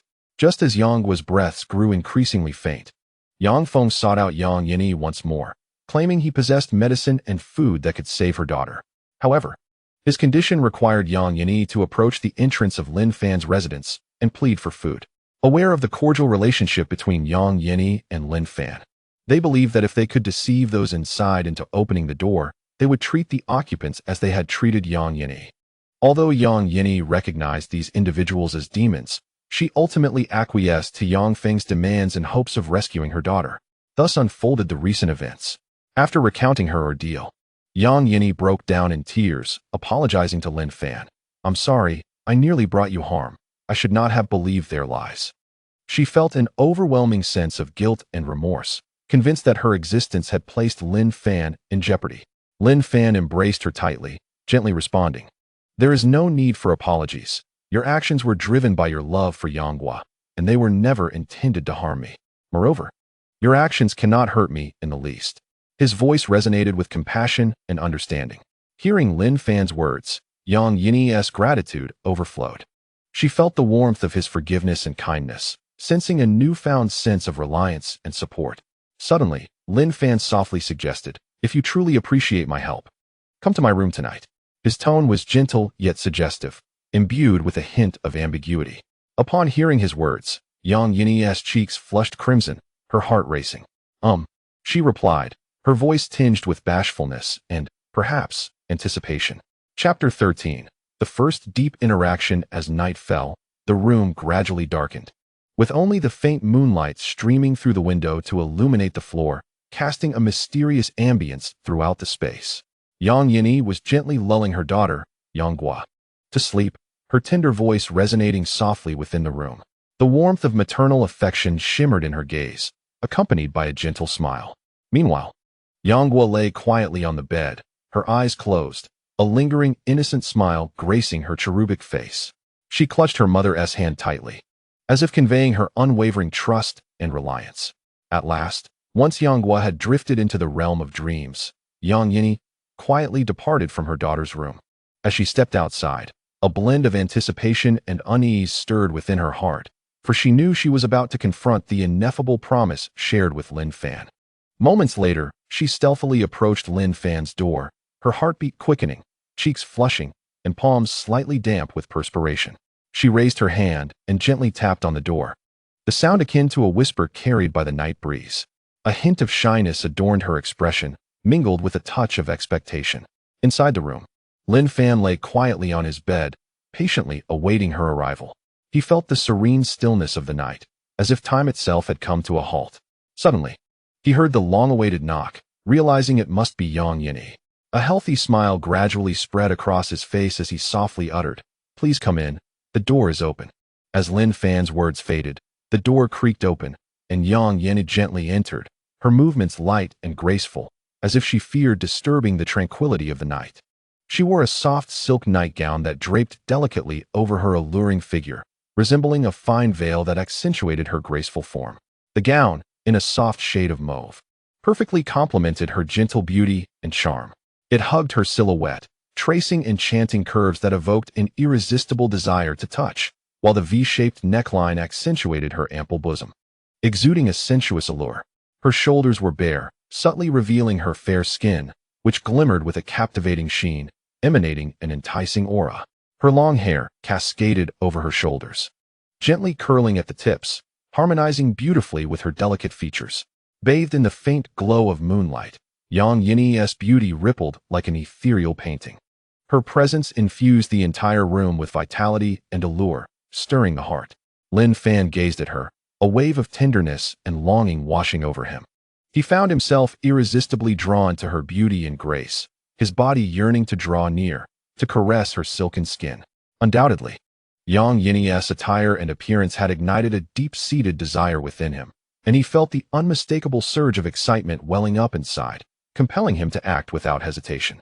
Feeling the profound gaze of Lin Fan, coupled with the peculiar sensation of his trousers, Yang Yini's heart raced uncontrollably. As someone who had experienced similar emotions, she was acutely aware of her man's intentions. Simultaneously, she could distinctly sense the intoxicating masculine aura emanating from Lin Fan, stirring a desire within her that she could not resist. She perceived that the charmingly mischievous young man before her was the embodiment of her deepest affections. With a voice quivering with anticipation, she uttered to Lin Fan, "Lin Fan, I desire you." Upon hearing Yang Yini's slightly seductive tone utter such enticing words, Lin Fan's lips curled into a captivating smile, exuding a hint of devilish charm. He then gently lifted her and laid her softly upon the bed. Gradually, the temperature in the room began to rise, enveloping the space in a tantalizing ambience. Moments later, within this simple yet dimly lit environment, Lin Fan and Yang Yini engaged in a profound exchange. An hour later, the atmosphere within the room transformed into a serene stillness. The two lay entwined upon the bed, their bodies closely fitting together as if they had melded into one. At that moment, Yang Yini nestled tightly against Lin Fan's robust chest, savoring his warmth. She closed her eyes, inhaling his essence deeply, relishing the tranquility and comfort of the moment. A satisfied smile graced her face as her body gradually relaxed. Succumbing to Lin Fan's embrace, Lin Fan tenderly caressed Yang Yini's hair, his other hand gently gliding across her back, his gaze radiating contentment and calm. He reveled in her warmth, his heart brimming with care and affection. At that moment, he noticed the shimmering golden text appearing on the virtual panel in the lower right corner of his vision, announcing, "Ding! Yang Yini's affection level has risen to 100 points, eternal devotion. Current affection coefficient increased by 10.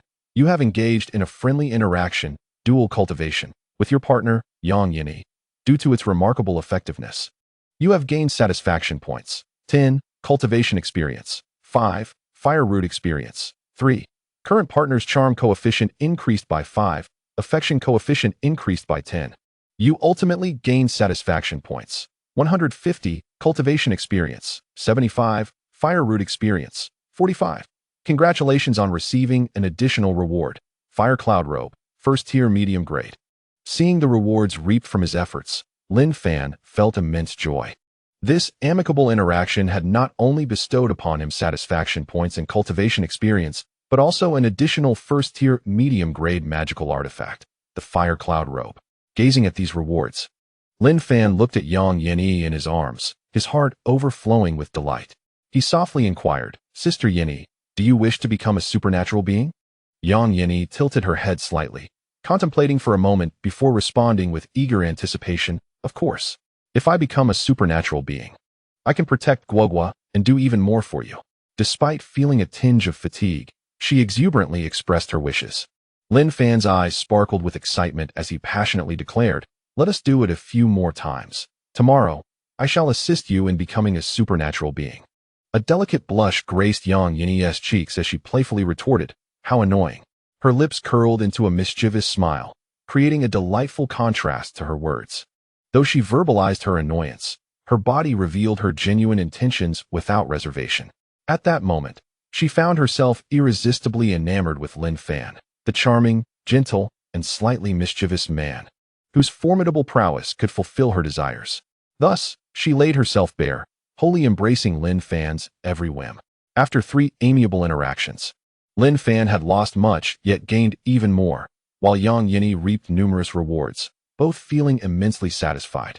The tranquil night deepened into an extraordinary stillness, the quiet room enveloping them as they nestled closely, immersed in each other's embrace, offering solace and support.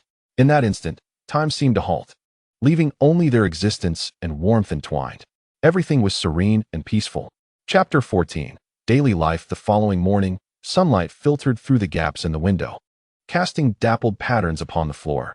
Despite having weathered a tumultuous night, Lin Fan rose early to wash and prepare. For the body of a cultivator is not to be trifled with. He stretched languidly, easing his stiff muscles. In contrast, Yang Yinyi, lacking such robust vitality, remained nestled in bed, weariness etched upon her features. Her long black hair lay in disarray upon the pillow, and beads of perspiration glimmered delicately on her forehead. The previous night's storm had left its mark, rendering her both physically and mentally exhausted.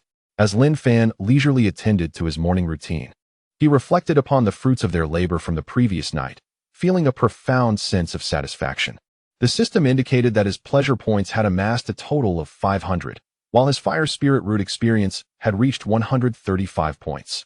Additionally, his cultivation experience had accumulated to 225 points, though he still had a considerable distance to cover before ascending to the second layer of Qi refinement, which required 5,000 points. Yet the prospect of engaging in similar interactions with Yang Yinyi for another 20 days, thereby achieving the second layer of Qi refinement, filled him with awe and delight. He reminisced about the time it took him to elevate from the first to the second layer in the cultivation world. Was it a year, or perhaps 2 or 3? The details had become somewhat blurred in his memory. It is certain that the previous measurements were taken in years, while the current ones are calculated in days, highlighting the stark contrast between the two.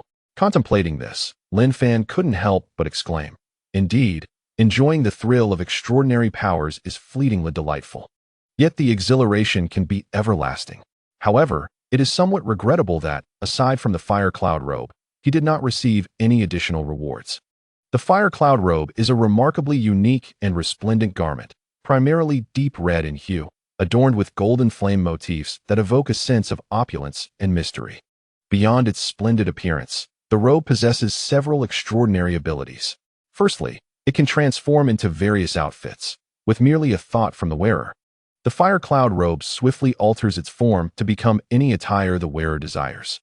Secondly, by infusing it with spiritual energy, the robe envelopes the wearer like a fierce flame, enabling rapid movement. As for the exhilarating points, Lin Fan does not intend to retain them indefinitely, waiting only until he can upgrade his cultivation to the second level of Qi refinement. He plans to utilize these points to eradicate the zombie virus contained within the blue ability crystal. Yes, he aspires to become a supernatural being. After all, the identities of a cultivator and a supernatural being do not conflict, and he is quite curious about the enhancement of his own power through the amalgamation of both existences. Moreover, Lin Fan also intends for Yang Yinyi to become a supernatural being, as he had promised her last night, and cannot break his word. There are numerous advantages to Yang Yinyi becoming a supernatural being, not least of which is the enhancement of her physical constitution and immunity to to the zombie virus.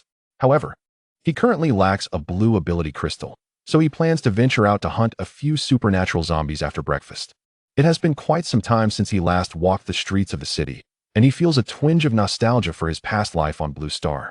Although his previous circumstances were not ideal, they were characterized by tranquility and peace. Nevertheless, the priority now is to prepare breakfast, lest Guo awaken. Lin Fan mused. Promptly, he completed his morning routine, his long black hair slightly damp, exuding a refreshing aura.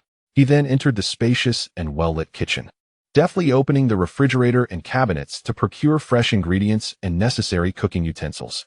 With agile movements, he operated with ease and grace. Gradually, a delightful aroma permeated the air, the scent of meat porridge filling the entire room.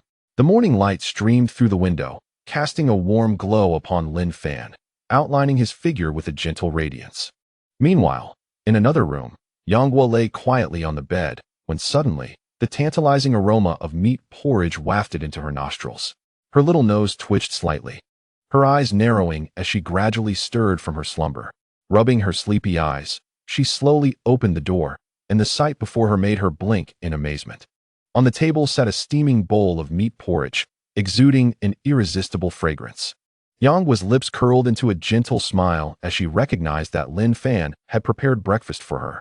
She stepped lightly out of her room, her heart brimming with excitement as she gazed at him. Lin Fan instantly noticed her presence. He approached and lifted her into his embrace, tenderly saying, Guo, shall we enjoy some porridge this morning? Yangguo eagerly nodded, settling into her chair with anticipation. As she watched Lin Fan place the porridge on the table, the broth danced enticingly, with chunks of meat bobbing atop, exuding an irresistible aroma. Suddenly, a thought of her mother crossed her mind, and with a hint of concern, she inquired, Where's my mother? Lin Fan gently stroked her hair, his expression steady as he replied, Your mother is feeling a bit unwell and is resting in my room. We mustn't disturb her, all right? Yangguo nodded, a touch of disappointment flickering in her eyes. Yet she understood the importance of caring for her mother and fervently wished for her mother's continued health. Abruptly, she mimicked the adult's tone, asserting, Yes, I understand. When one is ill, they must drink plenty of water and rest well. Uncle Lin Fan, am I right? Upon finishing her statement, her eyes sparkled with pride as she showcased her wisdom to Lin Fan. Indeed, you are absolutely correct, Lin Fan replied, a sense of pride evident in his gaze as he gently patted her shoulder, in full agreement with her words. After receiving his affirmation, Yangguo beamed with joy, and the two commenced their delightful breakfast. At that moment, Yang Yini slowly emerged from her room, her complexion pale, her steps trembling, and her gait unsteady. Yet a trace of reassuring warmth shone through her eyes. Upon seeing her mother, Yangguo immediately expressed her concern, asking, Mom, how are you feeling? Yang Yini slightly shook her head and softly replied, I'm fine, just a bit tired. She gently settled beside Yangguo, enveloped by the warmth of family. Lin Fan observed Yang Yini with concern, offering her a bowl of hot porridge, saying, Here, have some warm porridge, it will help. Yang Yini accepted the bowl, savoring the comforting warmth, and nodded appreciatively. She slowly tasted the porridge, relishing the precious moment of family togetherness. At that instant, they sat around the dining table, sharing a delightful breakfast. After finishing their meal, Lin Fan turned to Yang Yini, saying, Sister Yini, please stay home and look after Guo. I plan to venture out and deal with a few zombies. Be careful, Yang Yini replied with a slight nod, her face filled with concern. Lin Fan felt warmth in his heart at her words and reassured her, Don't worry, I will return swiftly. With that, he turned and departed, making his way downstairs. Yang Yini watched his retreating figure, her heart a mix of worry and reassurance. She recognized Lin Fan as a formidable individual, endowed with extraordinary abilities and experience. Yet she couldn't help but feel anxious about the dangers posed by the zombies. On a sunlit morning, Lin Fan's silhouette gradually faded into the distance along the staircase, leaving Yang Yini and Yangguo nestled together at home, gazing out the window, fervently praying for Lin Fan's safe return. Chapter 15. Outing at this moment, in Shanghai City. The streets lay littered with abandoned vehicles and dilapidated structures. Flesh and bone remnants, along with shattered bricks, sprawled across the thoroughfare, creating chaotic obstacles. Eerie footsteps echoed in the desolate streets, amplifying the profound solitude. Upon closer inspection, it became evident that a horde of zombies was aimlessly wandering, searching for flesh. These grotesque creatures bore twisted visages, their hollow eyes reflecting a sense of emptiness, shambling forth as embodiments of death.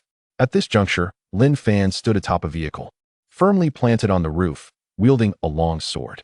His imposing stature radiated authority and vigor, while his short black hair shimmered in the sunlight like polished metal.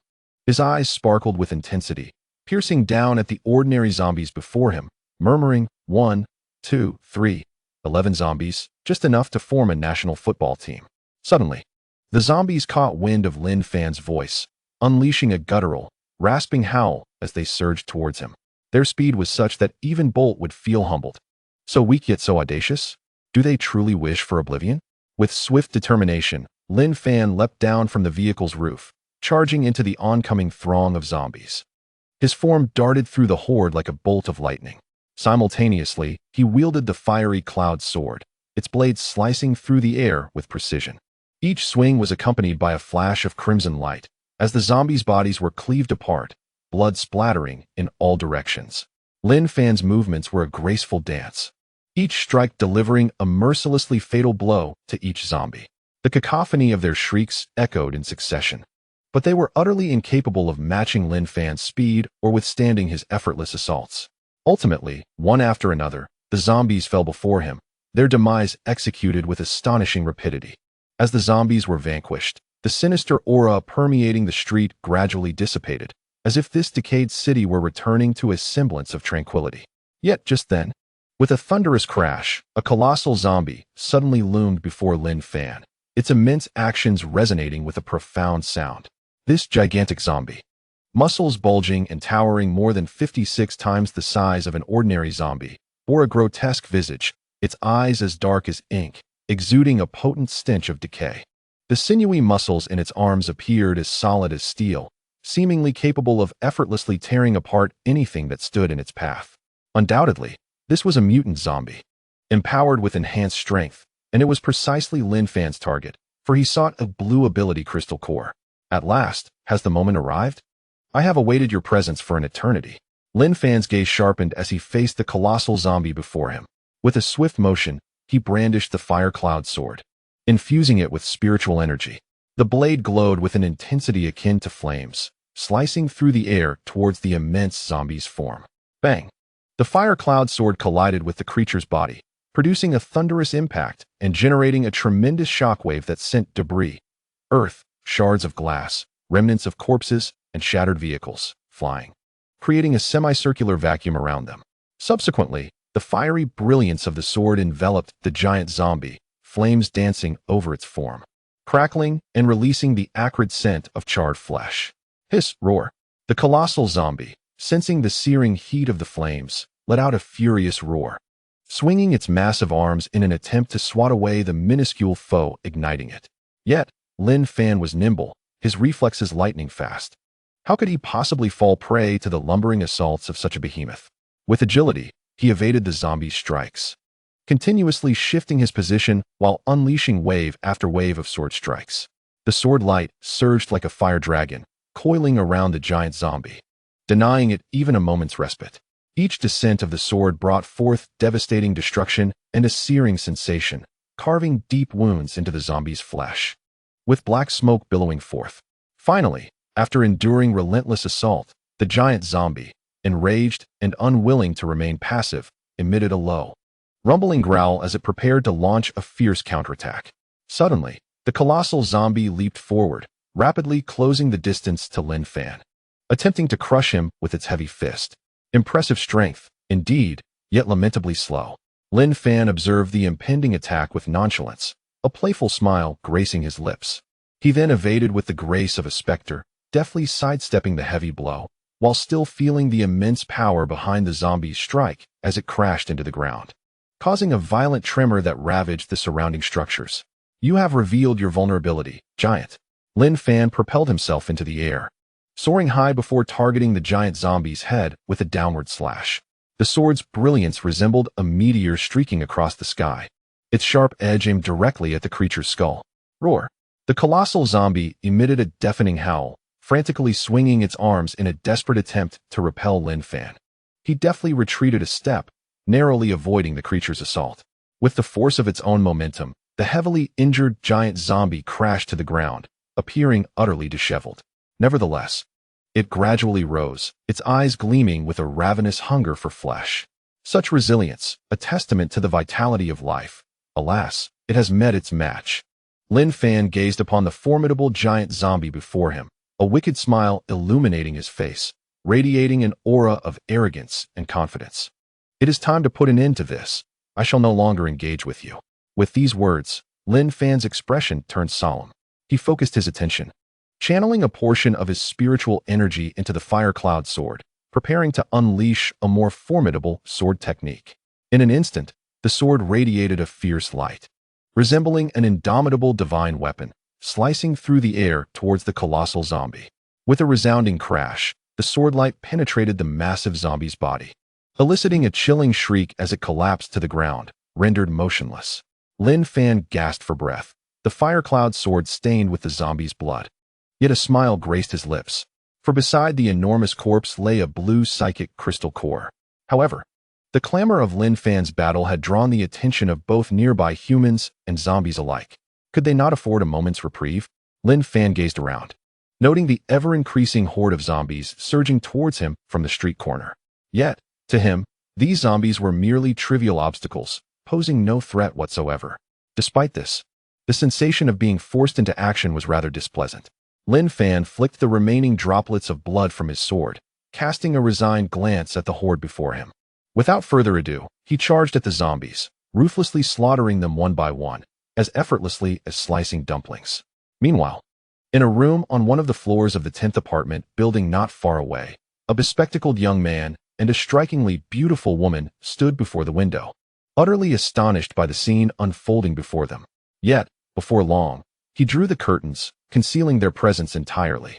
At that moment, Lin Fan, having finished the massacre, turned to face their location, showcasing his healthy smile. Chapter 16. Controversy in room 12 on the 8th floor of the 10th apartment building. The atmosphere grew tense and oppressive. The air seemingly solidified. The windows were tightly shut, the curtains blocking nearly all external light, leaving only a dim glow. At this moment, the bespectacled young man and the beautiful woman peered through a crack in the curtains, incredulously observing Lin Fan's slaughter of zombies. The bespectacled young man, named Wang Kai, was a senior programmer at a private gaming company before the apocalypse, also a devoted otaku. Beside him stood the enchanting woman, Li, who had been involved in the influencer streaming industry prior to the cataclysm. Her content often skirted the edges of propriety, capturing the attention of a certain audience. Just before the apocalypse descended, Li had encountered an attack by zombies, teetering on the brink of life and death. Fortunately, under the impulse of desire, Wang Kai exhibited bravery and saved her life, subsequently sharing existence with her in this apocalyptic world. However, he seemed to sense that he was being watched. Wang Kai suddenly noticed Lin Fan, after dispatching a zombie, turning towards his direction with a healthy smile, causing his heart to tremble with fear. Instinctively reacting, he swiftly drew the curtains, attempting to obscure his presence. Once he completed this action, Wang Kai slumped down, his hands trembling, beads of perspiration forming on his forehead, his face a mask of terror. Although he understood that he was at a considerable distance from Lin Fan's battle and had observed his movements with utmost discretion, merely a tiny crack in the curtains allowing him to witness Lin Fan's combat, he could not be certain if the extraordinary being had perceived his presence or his voyeuristic behavior. Thus, for the sake of safety, Wang Kai promptly chose to conceal himself. In contrast, Li beside him harbored different thoughts. Upon seeing Lin Fan glance in their direction, she immediately considered seeking his assistance rather than hiding away. "What are you doing? That person must be a god. We can ask him for help." Li's voice brimmed with anxiety and anticipation, her eyes sparkling with a glimmer of hope. Wang Kai disagreed, believing that revealing their identities could lead to unpredictable peril. His expression was grave, his gaze filled with worry and vigilance as he warned Li, "Foolish woman. Do you not understand how terrifying it is to expose oneself without knowing the true nature of others? Don't scare me, coward. I believe there are still good people in this world. We cannot forfeit this chance at rebirth." Li firmly countered Wang Kai's assertions, her voice imbued with determination and anger. "No, we cannot take that risk. Let us await the arrival of the Imperial Rescue Team." Wang Kai's voice was low and cautionary, his brows knitted, and the corners of his mouth twitching slightly, his expression embodying resolve and concern. Don't be foolish. Do you think there is any possibility of that? Lili retorted, extending her hand to draw back the curtains, yearning for Lin Fan's assistance. Yet, the moment her hand grazed the curtain, Wang Kai swiftly intervened to restrain her. His movements were rapid and decisive, his hands gripping Lili's wrist firmly, allowing no room for her to waver. Let go, shrimp-headed man. If you don't, I will accuse you of assault. Lili struggled vehemently, her voice tinged with a hint of threat and panic. Wang Kai's breath quickened and became erratic, as he sensed Lili's unwavering determination and discontent. Yet, his fear of the unknown compelled him to maintain a conservative stance. He grasped her hands tightly, striving to thwart her actions. Soon after, accusations began to fly between them. In that moment, Wang Kai's heart swelled with regret and resentment. He questioned his initial decision to save this woman. Had he rescued her merely for her physical form? He scoffed at the thought that, during their days together in this apocalyptic setting, they had shared almost no intimate contact, scarcely even the chance to hold hands, let alone progress further. This exceedingly foolish woman only knew how to take, never understanding the concept of reciprocity. Her words and actions dripped with disdain and contempt, as if she looked down upon him, a socially inept, disheveled recluse.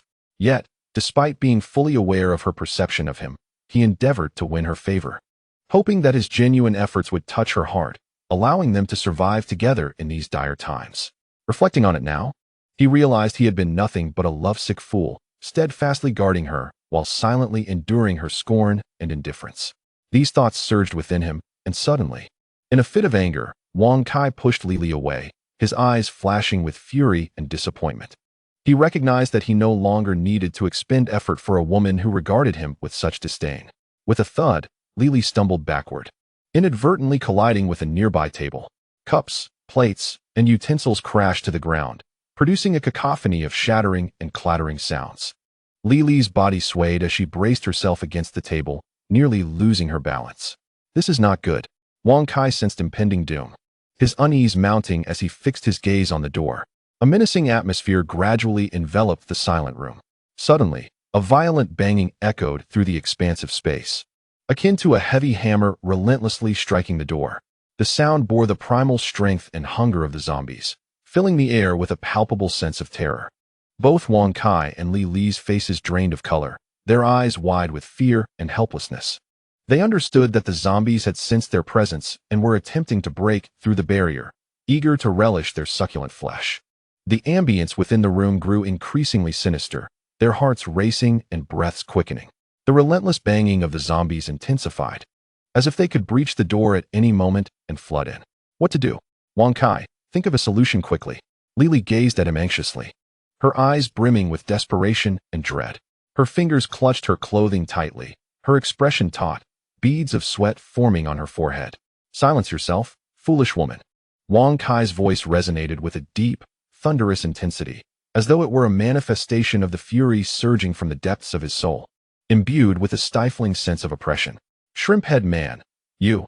Lili instinctively wished to retort, but upon meeting Wang Kai's crimson gaze, she abruptly silenced her thoughts. Internally, she lamented, cursed shrimp-head man, it was your shove that precipitated this predicament, and yet you have the audacity to blame me. Little did she realize that had it not been for her insistence on drawing back the curtains in a desperate plea for Lin Fan's assistance, they would not have found themselves in such dire straits. Chapter 17. The fate of the obsequious. At that moment, the atmosphere within the room grew increasingly tense and oppressive. Each collision of the zombies against the door reverberated like a resounding blow, trembling the air around them and heralding the imminent threat of death. Beads of sweat trickled down Wang Kai's forehead as he clenched his jaw, his eyes flickering with a blend of helplessness and anxiety. He understood that in the face of such adversity, silence was their only recourse. There were no alternatives. He silently prayed that the zombies outside would be distracted by other sounds, abandoning their assault on the door, for that was their sole glimmer of hope. Lili's heart raced as she acutely sensed the malevolent aura of the zombies seeping through the cracks of the door, nearly suffocating her. She shut her eyes, silently beseeching for safety to navigate through the current crisis. Yet, their prayers seemed to bear no fruit. as the relentless battering of the zombies grew more frequent and thunderous. The door teetering on the brink of collapse. Bang, bang, bang, boom. Suddenly, a series of resounding impacts echoed from the door, and with a cacophony of thuds, a fissure emerged. Courtesy of the relentless assault of the zombies, Wang Kai instantly grasped the proximity of danger. He dashed toward the door, bracing himself against the opening with all his might, determined to thwart the impending invasion. However, despite his valiant resistance, the disparity in strength between him and the zombies was insurmountable, rendering their precarious situation all the more dire. The zombies, driven into a frenzy by the scent of flesh emanating from Wang Kai, intensified their assault, battering the door with renewed vigor in an attempt to breach his defenses. Li, if you wish to survive, come here quickly, Wang Kai urged her urgently. He hoped she would join him in the struggle, together fortifying against the onslaught of the undead. Upon hearing his call, Li snapped back to reality. Realizing the imminent peril, without hesitation, she sprinted toward Wang Kai's side, striving to aid in holding the door. Yet, as a fragile woman, her strength paled in comparison to that of the zombies. She could only do her utmost to support the door against their relentless invasion. In that moment, the room was suffused with an atmosphere of tension and despair. The forceful impacts of the zombies intensified, and the fissure in the door widened ominously, as if on the verge of total collapse. As the crack in the door gradually widened, grotesque faces and menacing mouths of the zombies became visible through the fissure. Li was engulfed in terror. Suddenly, an insidious glint flickered in Wang Kai's eyes, revealing his malevolent intent. Without warning, he coldly yanked the door open and forcefully pushed Li towards the horde of zombies. Ah, Wang Kai, what are you doing? No, please. You fiend, you monster. Li shrieked in horror. As she stumbled forward, thrown off balance by Wang Kai's shove, she found herself uncontrollably drawn closer to the ravenous undead. No, don't come any closer. Her terrified cries echoed throughout the room as she struggled to escape the onslaught of the zombies, but she had already descended into an inescapable nightmare. At that moment, the vicious jaws of the zombies clamped down upon her, blood spattering as the sound of her bones being torn apart filled the air. Meanwhile, Wang Kai stood at the doorway, coldly observing the horrific scene before him, his gaze devoid of compassion or mercy. Yet, the echoes of Li's terror and despair reverberated within the confines of the room, an indelible mark of anguish. This brutal betrayal enveloped the space in a suffocating atmosphere of hopelessness and desolation. Gradually, Li's screams ceased, and the air was thick with the stench of blood and the palpable presence of death. The zombies relentlessly feasted upon her dismembered remains, emitting chilling sounds of their ravenous gnawing as blood pooled on the floor, staining it crimson. Witnessing this horrifying spectacle, Wang Kai's face turned pale. A wave of despair and dread washed over him. He staggered back in terror, only to slip and fall onto the blood-soaked floor. The zombies, sensing his movement, turned their hollow gazes upon him, growling with a bloodthirsty hunger. Their mouths agape, revealing sharp fangs, they advanced swiftly towards Wang Kai. Desperately, he scrambled to his feet, backing against the wall, his eyes wide with fear as the horde closed in. Beads of sweat cascaded down his face. His body trembled uncontrollably. He felt the chilling shadow of death enveloping him. The frenzied zombies were mere inches away, and Wang Kai's heart raced, pounding in his chest like a war drum. The terror and despair in his eyes left him no avenue of escape. His breath quickened and quivered. Suddenly, the zombies lunged at him, their frenzied roars deafening. Wang Kai fought fiercely, striving to evade their relentless assault, but it was futile.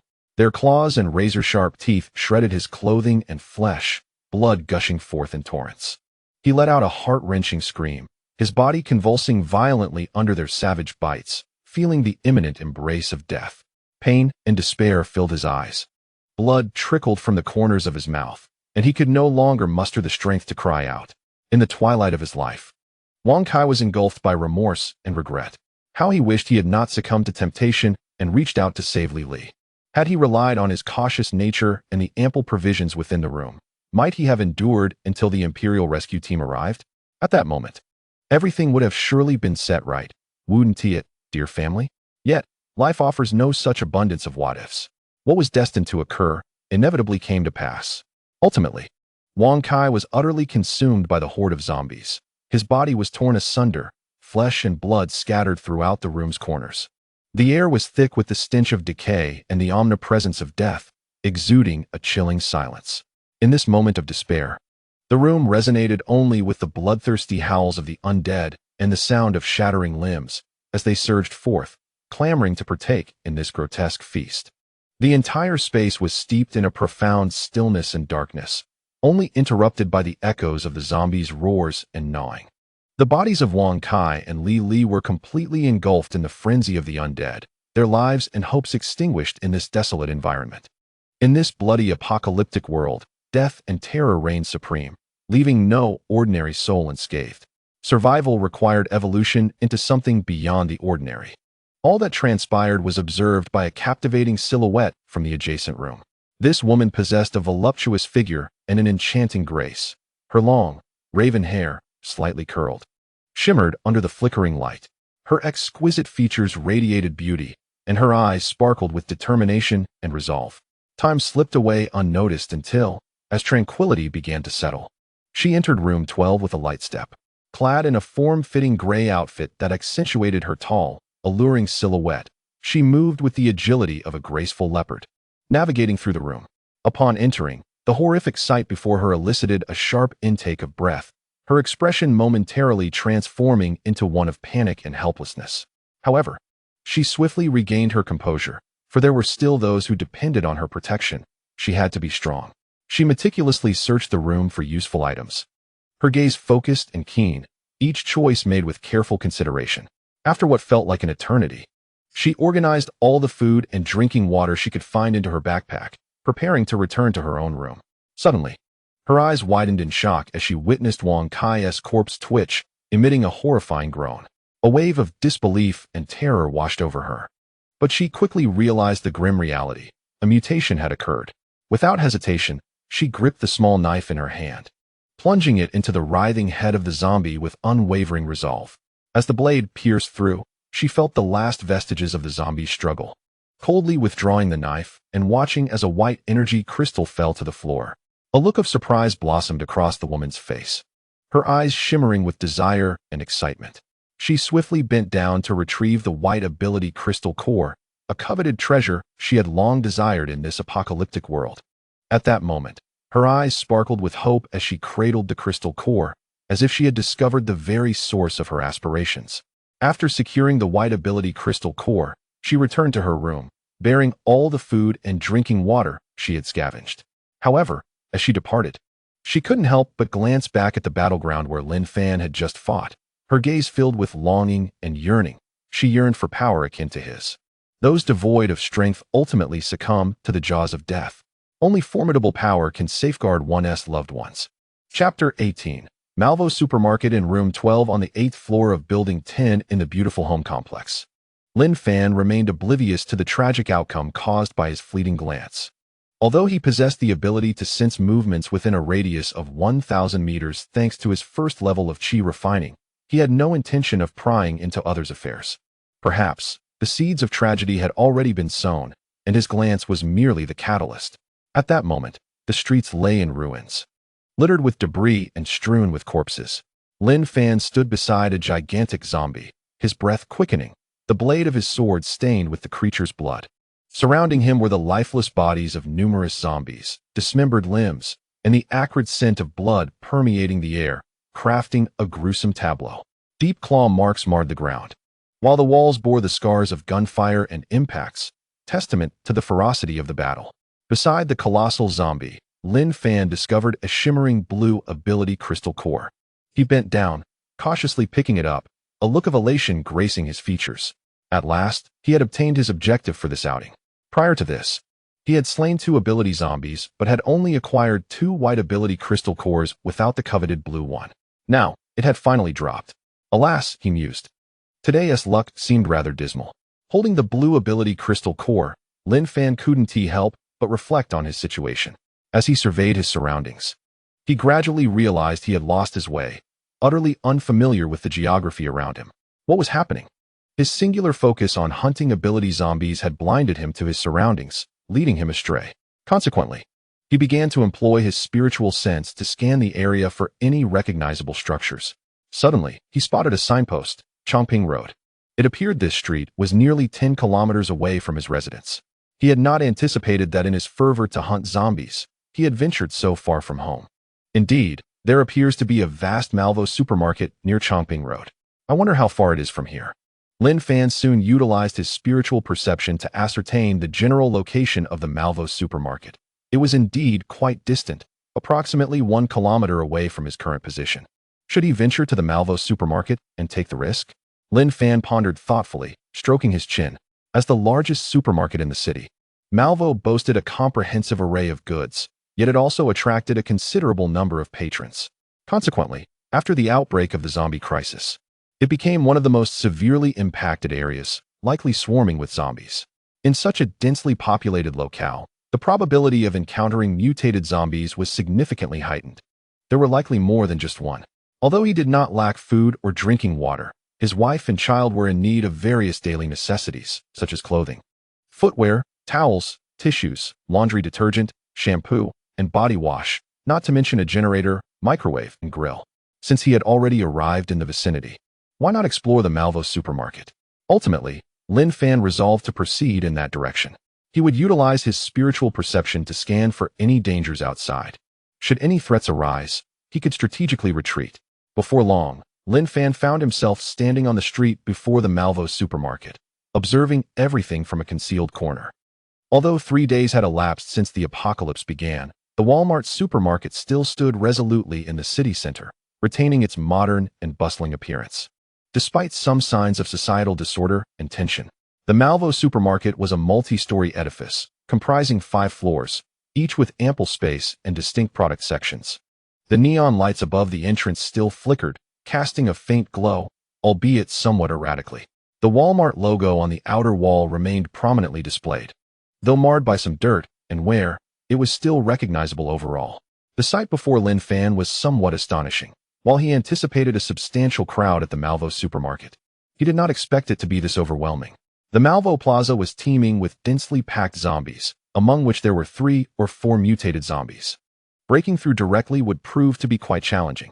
After briefly scanning with his spiritual perception, Lin Fan began to reconsider his approach. Although he possessed the cultivation of the first layer of chi refinement and was clad in a mid-grade robe, Fire Cloud robe, while wielding a mid-grade artifact, Fire Cloud sword, and had several healing pills stored in his system space, he felt unconcerned about the few mutated zombies before him. As for the vast number of ordinary zombies, Lin Fan dismissed them entirely. Vanquishing such trivial foes was merely child's play. A few applications of his golden needle technique would suffice to annihilate them. But why did Lin Fan desire to return home? Primarily, it was a matter of cost. The disproportion between effort and reward extinguished any motivation to continue. Ultimately, it boiled down to a sense of laziness. After all, with so many zombies around, wielding a weapon could prove to be quite tiresome. Wasn't the warmth of his beloved wife in their cozy bed far more appealing? As for engaging in a desperate battle, well, that hadn't crossed his mind. Suddenly, while surveying the situation inside the Malvo supermarket, a particular figure caught Lin Fan's attention, igniting within him an unexpected urge to explore further. At that moment, Lin Fan's gaze sharpened, akin to that of a wolf spotting a sheep. However, the predicament of this group appeared perilous. Should he take on the role of a gallant hero rescuing a damsel in distress, followed by a cinematic promise of eternal devotion? It seemed rather enticing. Lin Fan stroked his chin, lost in brief contemplation. Abruptly, a female zombie seemed to sense his presence, slowly approaching him and interrupting his thoughts. Lin Fan's eyes shifted to the zombie, noting her remarkably voluptuous figure, particularly her bosom, which must have been at least an E-cup. Alas, such a beautiful body transformed into a zombie was indeed a tragic waste, he murmured, his tone laced with regret. Upon hearing Lin Fan's voice, the female zombie immediately became aware of him, lunging ferociously with a grotesque visage and bloodied teeth, exuding a foul stench. How fearsome! A pity that her head was that of a zombie. It appeared far too horrifying. Lin Fan smiled faintly, his reflexes sharp as he raised his sword and swiftly severed the zombie's head. With a dull thud, the zombie collapsed heavily to the ground, creating a resounding noise. Without the terrifying visage of the zombie, the scene became considerably more pleasant. Observing the female zombie's ample form, Lin Fan spoke to himself. a hint of ease and satisfaction gracing his expression. However, the commotion he caused was far too loud, instantly attracting the attention of nearby zombies. Never mind. I'd rather not engage with you. I shall venture into the Malvo supermarket instead. Lin Fan regarded the encroaching horde of zombies with a composed demeanor, his eyes gleaming with indifference and resolve. With a flick of his wrist, a massive fireball materialized, soaring through the air like a shooting star toward a distant bus. Boom.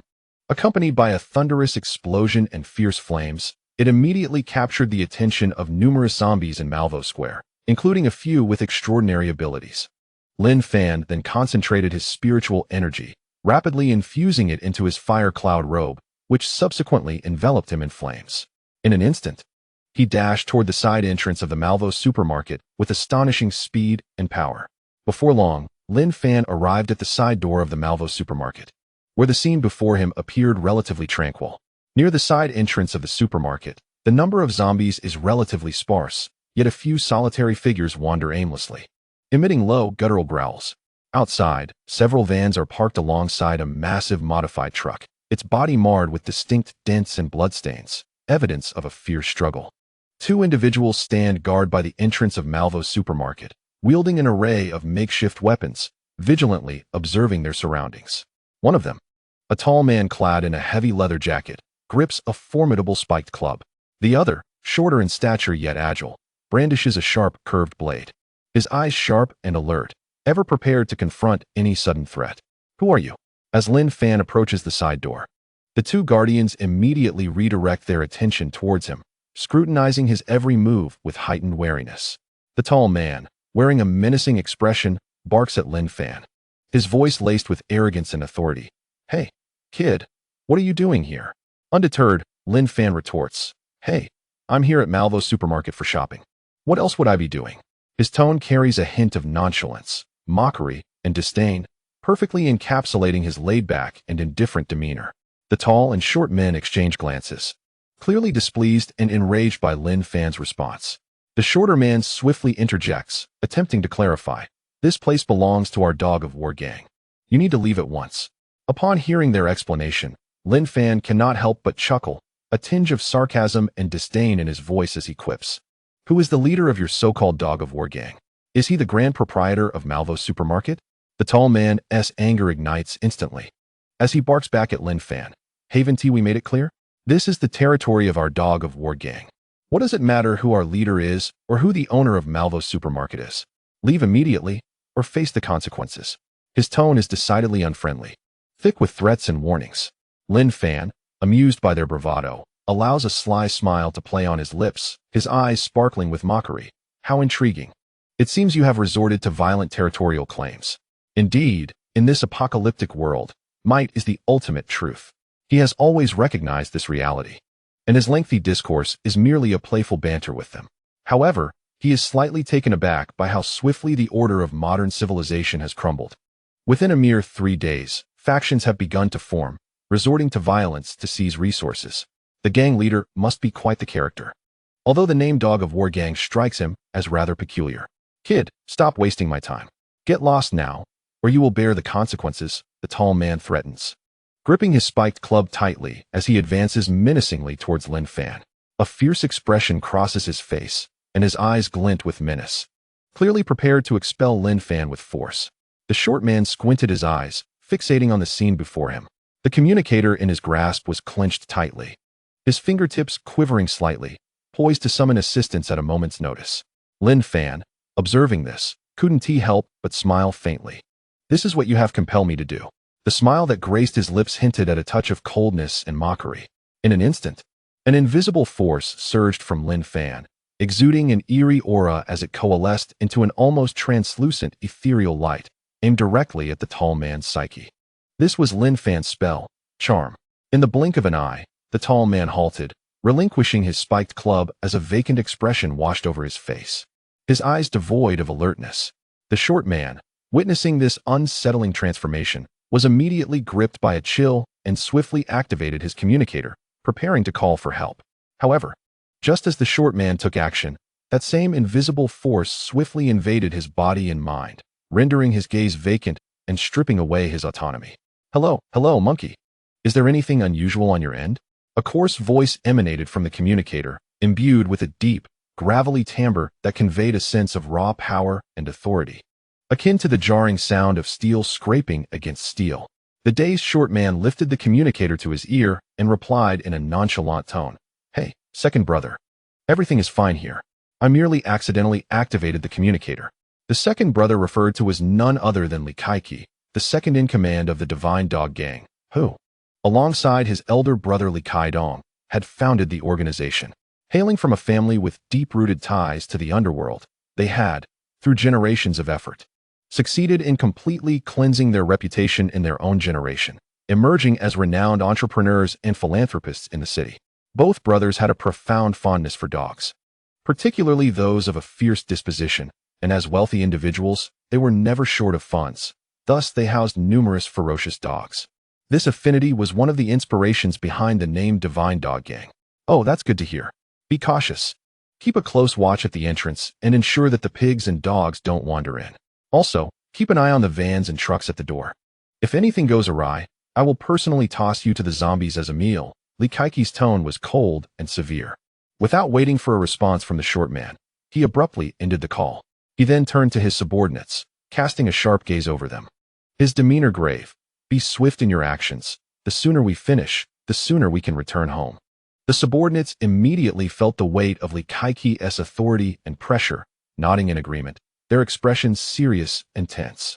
Subsequently, Li Kaiki beckoned to a stoic man nearby, who held a dagger with a fierce countenance. With a hint of tenderness in his eyes, he said softly, "A Bing. Could you please check outside to see if anything is amiss? I have an unsettling premonition. Something may have gone wrong." Indeed, the sudden use of the communicator by the short man had aroused his suspicion. Was it truly an accidental touch as he claimed? There exists a possibility, and the likelihood is not negligible, for it is entirely normal to inadvertently trigger an incident while pocketing something. Yet, he found it difficult to believe in such probabilistic occurrences. His intuition suggested that something might have gone awry over there. Nevertheless, the monkey's unusually serious tone made him hesitate. Based on his understanding of the monkey, which was known for its eccentricity and remarkable cunning, he surmised that if it had been coerced, it would not express itself in this manner, as it would certainly have given some hint. At that moment, he did not immediately recognize that the adversary possessed a power akin to mind control. However, out of an abundance of caution, he instructed his capable assistant, a close friend and a psychic, to investigate the situation.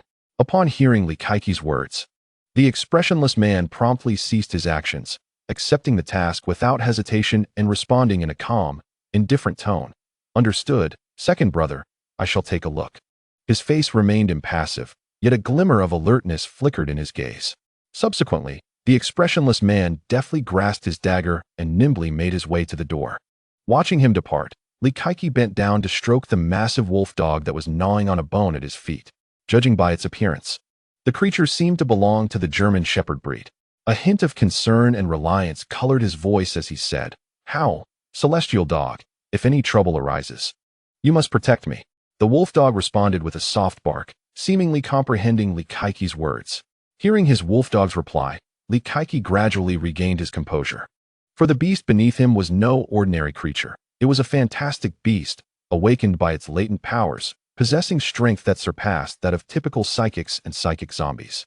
Serving as a safeguard, time passed, and eventually, the expressionless man returned, reporting to Li Kaiki, second brother, everything outside is normal, there is no sign of disturbance. The response from the expressionless man allowed Li Kaiki's tension to finally dissipate, and he subsequently relaxed his grip on the handgun. At that moment, Li Kaiki realized that his recent lack of sleep might have contributed to his paranoia. Nevertheless, he still deemed it prudent to exercise caution.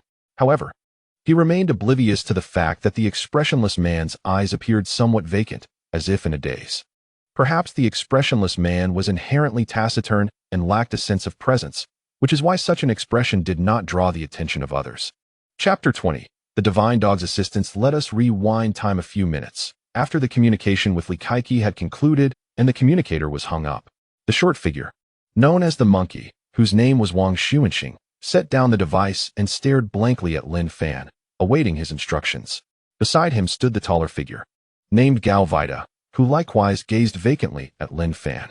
Lin Fan gazed intently at Wang Xuanxing, delivering his command. Very well. Now enlighten me with the specific details regarding your organization, the Divine Hound Gang. Wang Xuanxing's voice became monotonous and mechanical as he responded expressionlessly. Understood, Master. The Divine Hound Gang was established by the Li brothers.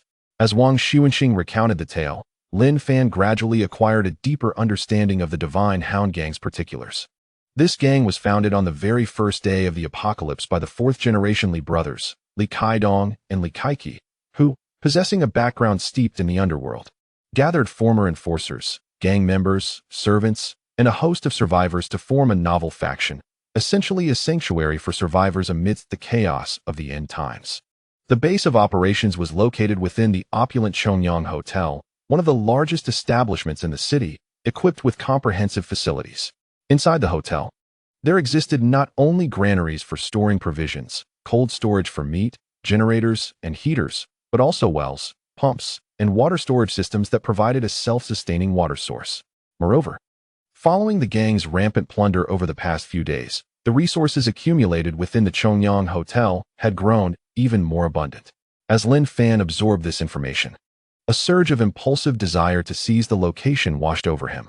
However, upon careful contemplation, he deemed the area too complex and difficult to defend, rendering it unsuitable for his modest family of three.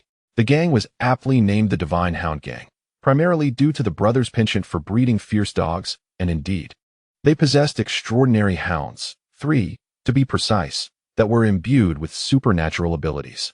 On the fateful morning of the apocalypse, the elder brother, Li Kaidong, was attacked by a servant infected with the zombie virus.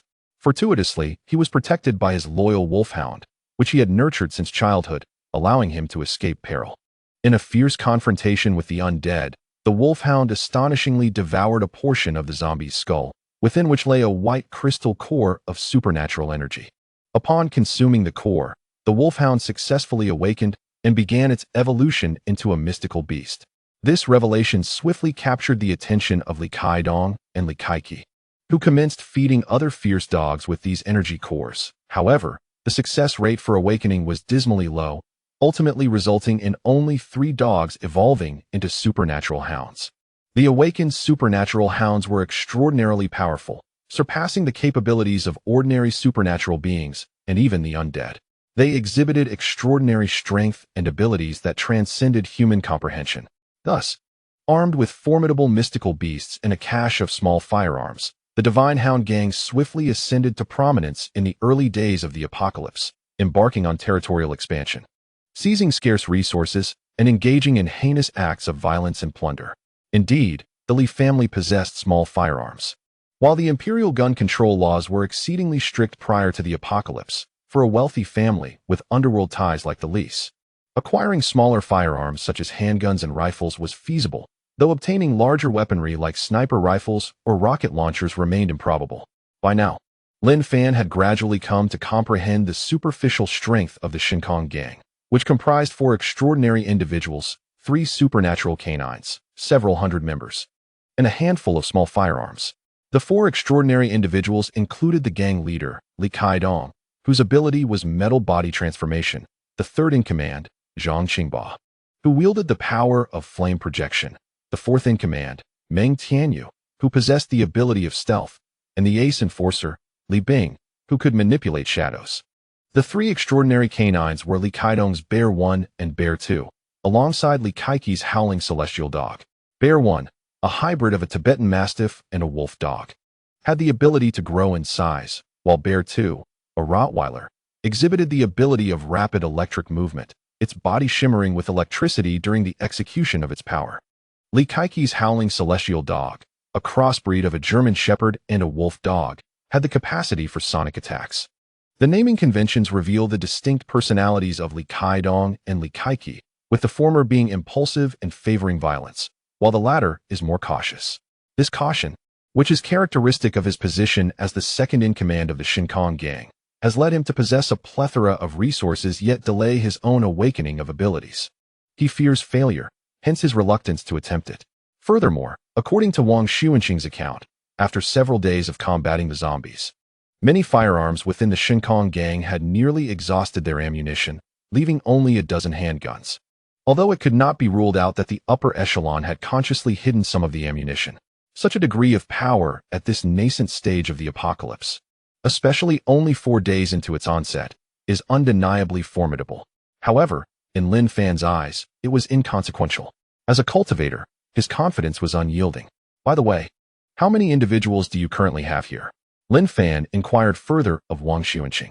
In this Malvo supermarket, our Shinkong gang has a total of 15 members, including the second-in-command Li Kaiki with his fierce dogs and the ace enforcer Li Bing, Wang Xuanqing replied.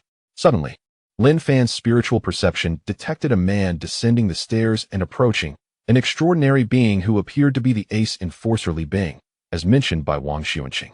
Lin Fan promptly concealed himself in the shadows, intently observing Li Bing's actions. Soon, Li Bing strode with measured steps to the side door, casting a glance around.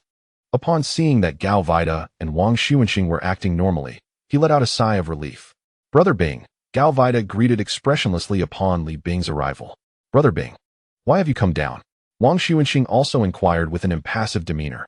Li Bing furrowed his brow, sensing something amiss, yet he attempted to steady himself, responding. I heard some commotion and came to check. Has anything occurred here? Wang Xuanqing replied with an unchanging expression. Everything is quite normal, Brother Bing. There are no problems. What is going on? There seems to be an eerie atmosphere, Li Bing remarked, his vigilant gaze scanning the surroundings, yet he detected no anomalies. At that moment, a sudden and excruciating pain surged through him, as though his mind were being torn apart, causing his body to tremble uncontrollably.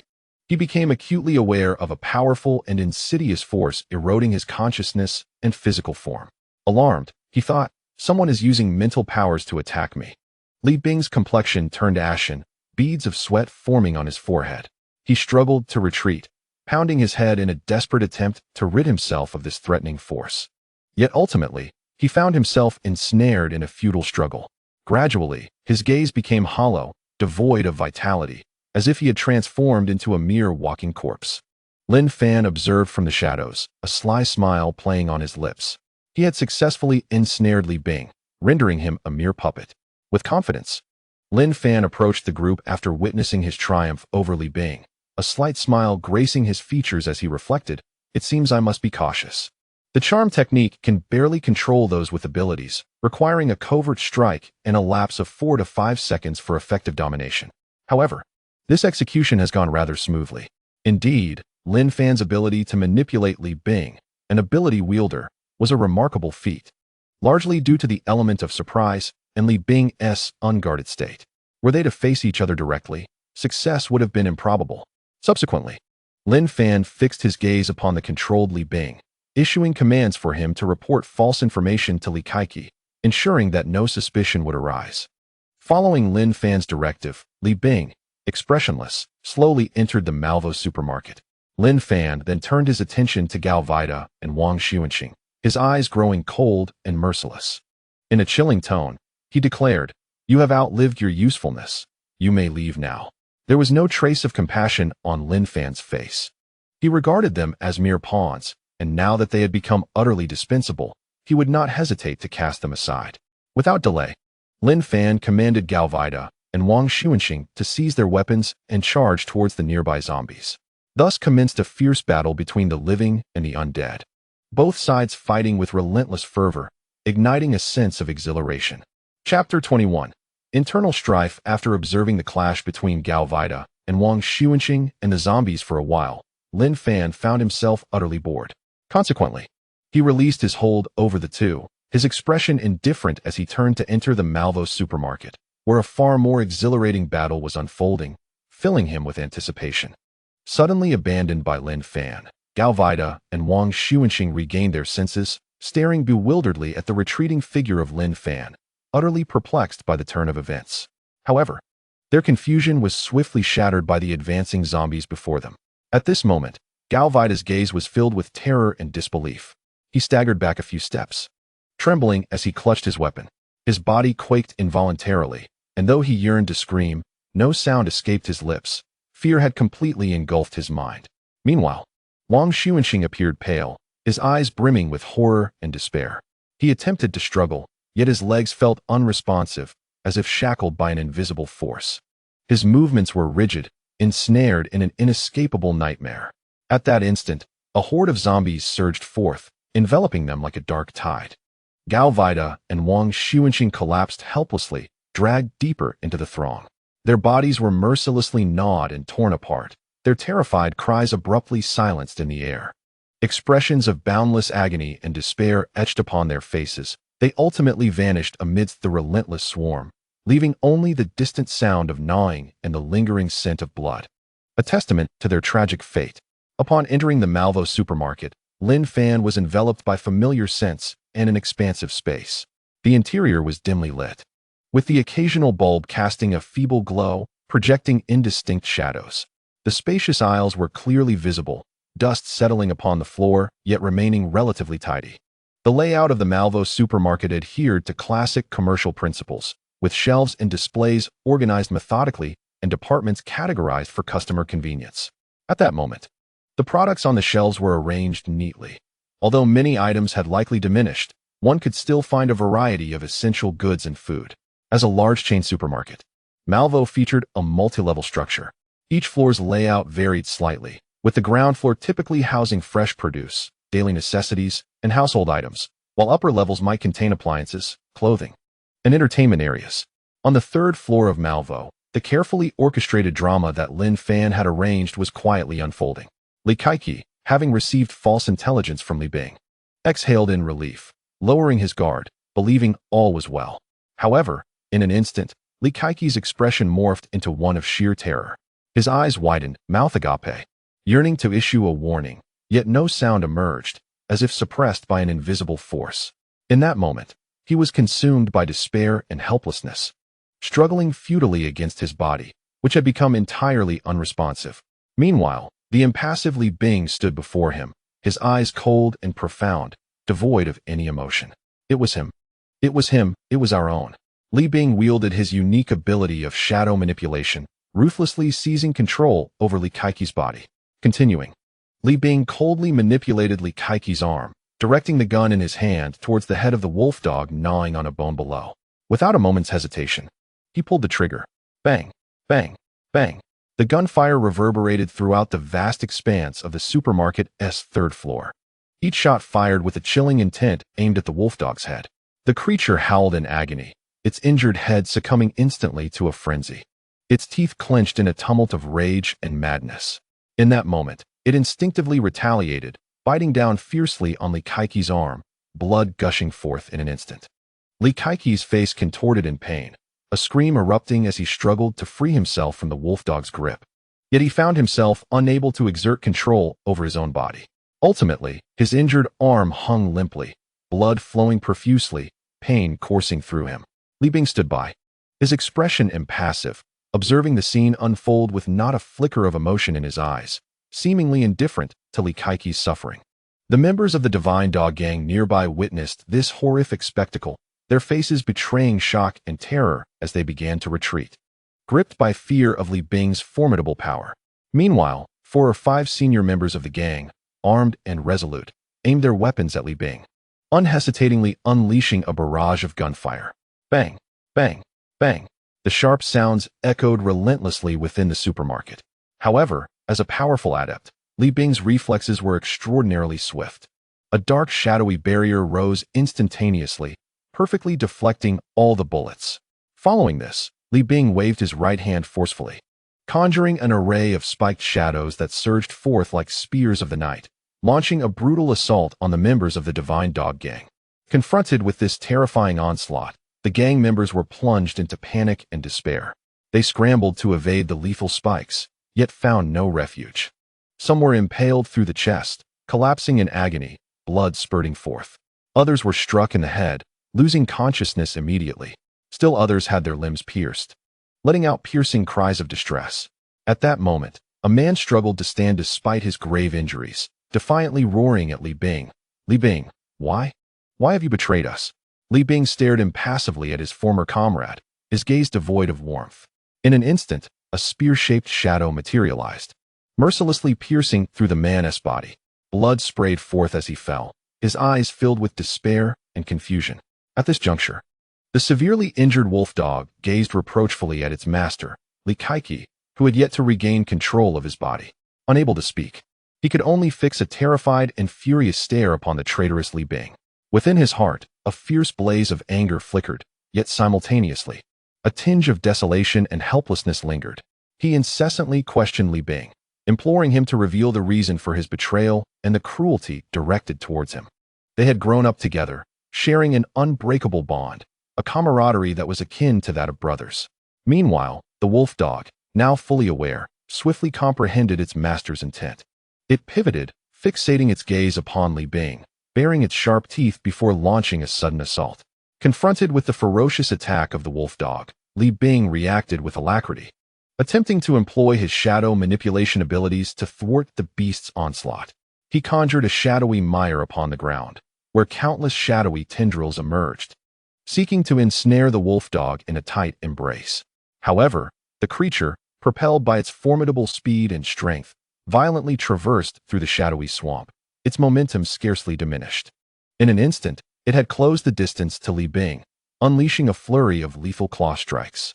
Witnessing this, Li Bing desperately summoned a shadow shield in a bid to repel the wolf dog's assault, yet the creature's might and velocity surpassed his expectations, shattering the shield with ease. More alarmingly, as the shadow shield crumbled, Li Bing was struck with tremendous force by the wolf dog's claws, a piercing scream escaping his lips as he was hurled backward, crashing into the shelves of the supermarket.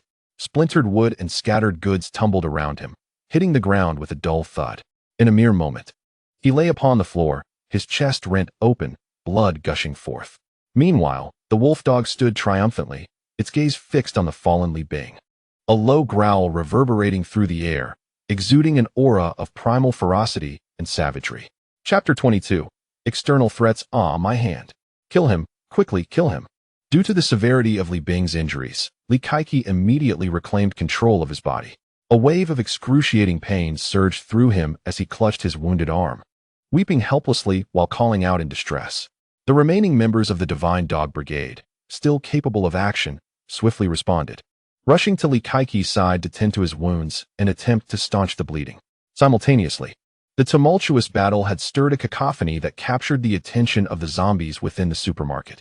A chorus of growls erupted as countless undead began to stir, emitting sounds akin to the wails of infernal creatures. They surged from every corner, advancing with a stiff gait, their vacant eyes and gaping maws revealing sharp teeth, ravenous for the taste of flesh and blood. In the face of a sudden zombie onslaught, the severely injured members of the Divine Canine Brigade gathered around Li Kaiki, forming a solid protective circle. Gripping their weapons, they prepared for battle. Meanwhile, the wolf dog exhibited no concern for the surrounding zombie attacks, fixating instead on its target, Li Bing, intent on his demise. Its powerful physique was taut with muscle, and its gaze was fierce and resolute. Suddenly, the wolf dog pounded the ground with its formidable claws, launching itself towards Li Bing with astonishing speed. It opened its gaping maw, revealing sharp, menacing fangs, and roared as it executed a lethal strike against him. Li Bing attempted to use his shadow abilities for defense, but his weakened state and recent grievous injuries rendered him immobile, leaving him to watch in terror, helpless and desolate, as the wolf dog bore down on him. The wolf dog's assault pierced through Li Bing's defenses in an instant, its razor-sharp fangs tearing into his flesh. Blood sprayed forth as a chilling scream escaped Li Bing's lips. The wolf dog severed his muscles and bones, hurling him away with brutal force. Thud, thud, thud. Li Bing's limp body crashed against the shelves of the supermarket, the sound echoing throughout the space. Ultimately, he collapsed onto the shelves, the agony from his torn flesh and shattered bones unbearable. He coughed up blood weakly, his pupils gradually losing focus. As the surrounding zombies caught the scent of his blood, they surged forward, ravenous, beginning to feast upon his body, their terrified cries reverberating through the supermarket. Before Li Bing's body had even begun to cool, the wolf dog had turned to confront the incoming horde of zombies. It stood tall and unyielding, emanating an aura of ferocity. Blood dripped from its forehead and teeth, pooling on the ground, releasing a metallic scent. The surrounding zombies, drawn by the scent of blood, charged towards the wolf dog with renewed fervor. Their terrifying roars echoed in every corner of the supermarket, akin to a death knell. The wolf dog widened its eyes, its ears erect, emitting a deep and authoritative growl while baring its sharp fangs, exuding an aura of intimidation towards the zombies. Momentarily, the zombies hesitated, seemingly daunted by the wolf dog's presence. However, their fury quickly returned, and they resumed their relentless assault. In response, the wolf dog launched a counterattack, swiftly pouncing on the nearest zombie, its claws as sharp as blades, mercilessly raking into the creature's flesh. Soon, the wolf dog's fangs were tearing into the zombie's body, blood splattering everywhere. After a brief but fierce skirmish, the wolf dog found itself before its fallen master, its gaze fiercely fixed upon the approaching horde of zombies. With a proud stature, its fur disheveled and muscles taut, it emitted a loud, deep, and commanding roar. As the roar reverberated throughout the supermarket, it resembled a frenzied sovereign, declaring its dominion and the determination to protect its master from the encroaching zombies. In that moment, a colossal mutant zombie emerged abruptly from the horde, charging swiftly towards Likaiki and his companions. This formidable creature towered above the average zombie, its muscular form exuding an ominous aura of darkness. It fixated its gaze on the wolf dog and Likaiki, emitting a deafening roar that echoed through the aisles. With each stride, the ground trembled beneath its weight, and items within the supermarket were violently dislodged and sent crashing to the floor. Yet, the wolf dog stood resolute before its master, undeterred by the monstrous mutant. Its body quivered slightly, but its eyes shone with unwavering resolve and determination. Suddenly, the wolf dog unleashed a powerful howl, a sound reminiscent of rolling thunder that reverberated throughout the supermarket, a manifestation of its unique ability, the sonic attack. A formidable wave of sound erupted from its throat, creating visible shockwaves that surged like a tempest towards the towering mutant zombie. This sonic assault seemed infused with the wolf dog's will and strength, wreaking havoc upon everything in its path like a tornado. In an instant, the massive mutant zombie was struck by the sonic wave, its body swaying violently as it emitted a painful shriek. It was torn by an invisible force, compelled to retreat. With a resounding crash, the impact sent a throng of zombies tumbling, propelled away by the force. The sheer power shattered windows, sending shards of glass flying in all directions. Onlookers within the supermarket were left in awe, overwhelmed by the wolf dog's extraordinary might. Amidst their astonishment, Likaiki and the members of the Divine Dog Gang breathed a sigh of relief, silently acknowledging that this impending death crisis seemed to be averted. With the combined efforts of the surviving members of the Divine Dog Gang and the wolf dog, the supermarket was soon cleared of all zombies. Following the battle, a heavy silence blanketed the space, the remnants of shattered shelves, scattered goods, and lingering corpses starkly illustrating the brutal confrontation. The atmosphere was thick with the scent of destruction and horror, evoking a sense of desolation and sorrow among the survivors. At that moment, Lin Fan, who had been observing from the shadows, approached slowly, his unexpected presence casting a pall over the supermarket. He moved through the gloom with an icy gaze and an air of nonchalance, a smirk playing at the corners of his lips, exuding a charm both sinister and captivating. He clapped his hands slowly, the crisp sound echoing through every corner of the supermarket. "What a splendid performance," he remarked, shaking his head lightly, seemingly delighted by the chaos that had unfolded before him. Likaiki tightly clutched his injured arm, his brow furrowed, his gaze revealing both wariness and vigilance as he interrogated Lin Fan. "Who exactly are you?" He scrutinized Lin Fan, his heart laden with questions and unease. At that moment, the members of the Divine Dog Gang formed a protective circle around Likaiki, their expressions grave and alert. Meanwhile, the wolf dog, resting on the ground, growled with discontent, its anger and hostility towards Lin Fan palpable. It resolutely rose to stand beside Likaiki, ready to defend its master against any impending threat.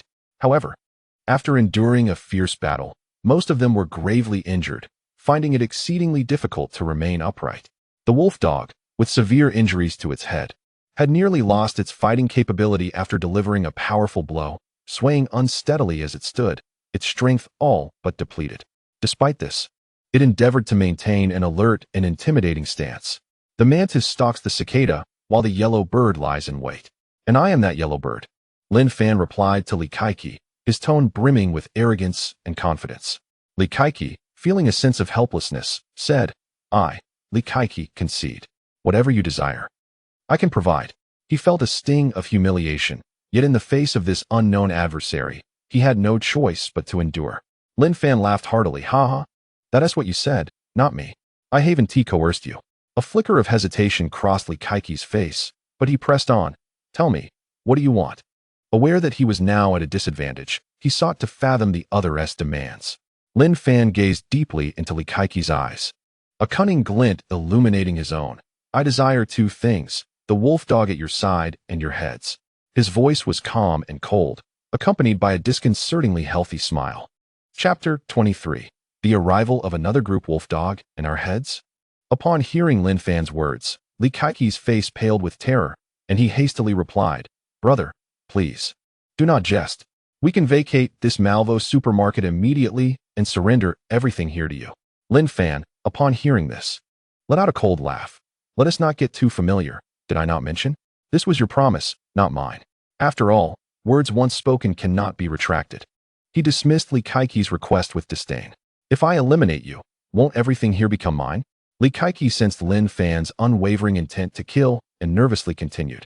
I am the second in command of the Divine Dog Gang. The leader, Li Kaidong, is my elder brother. You cannot kill me. He attempted to leverage his status to intimidate Lin Fan. However, Lin Fan coldly interrupted. Enough. I have no interest in your background. Therefore, it is time for you all to perish. This declaration struck like a heavy hammer upon the hearts of everyone present, and the atmosphere grew suddenly somber and chilling. In an instant, the air seemed to solidify, enveloped in an eerie silence, broken only by the rhythmic sounds of heartbeats and breaths echoing in every ear. Suddenly, the wolfhound beside Li Kaiqi launched an attack, pouncing towards Lin Fan, shattering the unsettling atmosphere. However, Lin Fan, quick to react, sidestepped effortlessly, his expression as calm as ever. And with a casual punch, he knocked the wolfhound unconscious with a resounding thud. Gazing at the fallen creature, Lin Fan's spirits soared as he exclaimed, Ha. Splendid. The first prize is mine. Witnessing Lin Fan's cold actions, the members of the Divine Dog Gang surrounding Li Kaiqi immediately raised their firearms, ready to retaliate. Yet, in a split second, Lin Fan's movements outpaced theirs. Suddenly, a multitude of shimmering golden needles materialized around him, shooting forth like arrows. The golden needles traced arcs of light through the air, akin to the scythe of death, swiftly dispatching the enemies before him. However, Li Kaiqi evaded immediate demise. In the moment Lin Fan unleashed his assault, he instinctively used the members of the Divine Dog Gang as human shields, blocking the lethal onslaught with his own body. Nevertheless, his complexion turned ashen, feeling the grip of mortality. He continued to plead, No, please don't kill me. I am the deputy leader of the Divine Dog Gang. If you take my life, my brother will not let you go. Lin Fan retorted with a chilling smirk. Oh, as if sparing you would ensure your brother would show me mercy. Li Kaiqi desperately countered. He will. We will not seek revenge. If you desire my howling celestial dog, take it as well. His pale face reflected his hope that yielding would preserve his life. Lin Fan remained silent, his expression devoid of emotion as he fixed his gaze upon Li Kaiqi. Suddenly, a golden longsword coalesced in his hand, emanating a terrifying aura. This was the golden sword technique. Feeling a sense of hopelessness, Li Kaiqi questioned, Why? We have no enmity. Why treat me this way? He ceased his pleas for mercy, instead inquiring about Lin Fan's motive for his impending demise. Lin Fan answered nonchalantly, Why? Perhaps it is my disdain for your violent territorial encroachments. Or perhaps I covet the divine hounds of your gang. Or maybe I am simply bored and wish to play. In this apocalyptic world, might dictates morality. Are you not also guilty of ruthlessly slaughtering the weaker factions? I have heard that you have obliterated several groups to seize their resources. Hence, off to hell you go, my friend. With that, Lin Fan commanded the golden sword in midair, propelling it towards Li Kaiqi with astonishing speed. Before Li Kaiqi could comprehend the imminent danger, the sword pierced through his body, blood gushing forth. Subsequently, he collapsed weakly to the ground, his life extinguished completely. After the battle, Lin Fan began his looting mode and ultimately reaped a bountiful harvest, 2 blue ability crystals and over 20 white ability crystals. Additionally, he procured an array of firearms and ammunition, which he stored in his system space for future contingencies. Upon completing these tasks, Lin Fan turned towards the corner and languidly remarked, Come out. I have long discerned your presence, and there is no need for further concealment. At this moment, Several individuals hiding in the corner felt a shiver run through them, but they quickly masked their astonishment, feigning ignorance to Lin Fan's words. Confident in their companion's concealed abilities, they presumed that Lin Fan was merely posturing, still refusing to emerge. Then I shall not hold back, Lin Fan declared, conjuring 6 golden swords in the air, aimed at the concealed figures in the corner. 6 of you, just enough for each to receive one. At that instant, a man's voice emerged from the corner. Tinged with anxiety, please do not strike, we are not affiliated with them. His tone was both tense and resolute, revealing his trepidation toward Lin Fan's prowess and a clear desire to avoid conflict. With this utterance, the corner finally reacted, and a blue energy barrier dissipated, unveiling its occupants. Among them were 4 men and 2 women. The foremost man, bespectacled, exuded an air of calmness and wisdom. Among the other 3 men, one was robust and muscular, showcasing his strength. Another, also wearing glasses, brandished a Tang Dao, emanating a sharp aura, while the last one presented a rather timid and demure demeanor. Standing behind them were 2 women. One possessed an alluring figure, radiating charm, while the other, with a stern countenance, wielded a modified wolf-toothed club. Rest assured, I harbor no intentions of harming you, Lin Fan spoke, his voice laced with a seemingly soothing undertone, though his gaze remained predatory, fixated on the alluring woman, akin to a wolf eyeing a lamb. This woman donned a form-fitting black leather outfit, the material rendering her skin smooth and lustrous, while the design accentuated her ample bosom, capturing immediate attention. The waist of her attire was cinched, emphasizing her slender figure and perfect proportions. Below, she wore sleek black leggings that clung to her elongated legs, delineating enchanting curves. The design accentuated her well-proportioned hips, drawing the eyes irresistibly. Her long hair cascaded over her shoulders, with slight curls rendering her locks exceptionally soft. And her delicate features were strikingly beautiful, with her rosy lips appearing enticingly alluring. She was the one who, in Malvo Square, began to utilize her spiritual perception, discovering a delightful surprise, a woman endowed with a spiritual root, albeit a low-grade with spiritual root, which was no mere pseudo-spiritual root. This revelation filled Lin Fan with astonishment and a touch of incredulity. In a world where spiritual energy was exceedingly scarce, the emergence of a low-grade spiritual root was indeed hard to fathom. While some individuals toiled arduous lives, others seemed to be effortlessly nourished by fate. And this woman undoubtedly belonged to the latter category. The strikingly voluptuous woman, under Lin Fan's intense gaze, wore a look of bewilderment as she fixed her eyes upon him. However, unlike Lin Fan, who regarded her with a fiery and predatory glint, she merely sensed a vague familiarity with this man. Moreover, his voice also struck a chord of recognition within her. Yet in her memories, she could not recall encountering such a fierce and lecherous individual. Perhaps Lin Fan had changed so drastically that no one could have anticipated the transformation of the once refined gentleman into a decisive figure of violence. Upon hearing Lin Fan's words, the crowd collectively exhaled in relief, yet they remained ever vigilant towards this man. However, after witnessing Lin Fan's brutal extermination of the Divine Dog Gang, they understood that he was certainly no benevolent soul. Especially after he coldly articulated his rationale for slaying Li Kaiki, that the massacre was merely a diversion out of boredom. This man bore no semblance to a good person. Nevertheless, the harshness of the apocalyptic world often twisted the virtuous into the wicked, as kindness rarely endured in such a realm. Chapter 24, A Sweet Home. Speaking of which, we are quite familiar with each other, aren't we? Sister Momo, Teacher Lin, do you not recognize me? Lin Fan smiled, addressing 2 familiar faces among the crowd. Who are you? Could it be that you are Lin Fan? A middle-aged man wielding a Tang sword inquired in astonishment, identifying himself as Lin Shanyu, the very teacher Lin Fan had mentioned. Lin Shanyu finally grasped the situation, realizing that this man bore a resemblance to Lin Fan, who lived next to teacher Yang Yanni. They had met several times during gatherings at teacher Yang's home along with his girlfriend, Li Yanla. Indeed, I am Lin Fan. Lin Fan replied with a smile. The voluptuous woman, whom Lin Fan had been observing intently, was named Su Mumu. Upon hearing Lin Fan's response, her expression shifted to one of immediate concern. She quickly approached him, anxiously asking, Lin Fan, are Yin Yi and Guoguo all right? Lin Fan reassured her with a smile. They are currently living with me and have not encountered any danger. Su Mumu sighed in relief, a hint of gratitude illuminating her face as she quietly remarked, "Is that so? That is truly wonderful." At that moment, her guard against Lin Fan had completely dissipated. Meanwhile, Lin Shanyu, upon hearing Lin Fan's words, also felt a sense of relief, though a trace of wariness still lingered on his countenance. He distinctly recalls that Lin Fan was once a kind and amicable person. Yet the cataclysms of the apocalypse have rendered humanity cruel and merciless. He harbors a quiet wariness, hesitant to fully trust whether the Lin Fan before him still embodies the essence of his former self. Upon discovering that Lin Fan is acquainted with two key members of his team, the bespectacled young man at the forefront steps forward, smiling as he extends his hand in greeting.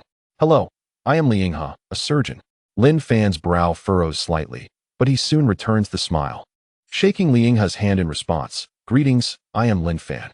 I did not expect someone as young as you to have become a surgeon. And to lead a team of superhumans without possessing any powers yourself is truly remarkable." Li Yinghe explains with a smile, "Brother Lin Fan, I fear there has been a misunderstanding. I am not the leader of the team. We uphold democratic principles, with no designated leader."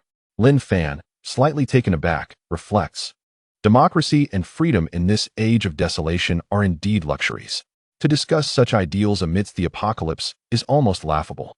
This evokes memories of a television series he once pursued, The Walking Dead, where the group initially sought democracy and freedom under the leadership of Rick, necessitating votes for every decision.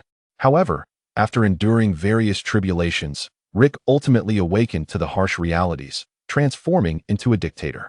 In this world, steeped in chaos and dread, survival has become the paramount objective, often at the expense of democratic ideals and freedom, which lie suppressed at the fringes of existence. Upon hearing Lin Fan's sardonic remarks, Li Yinghe feels a sense of helplessness. He is perceptive enough to grasp the drawbacks of advocating democracy in such dire times, yet he lacks the power to instigate change.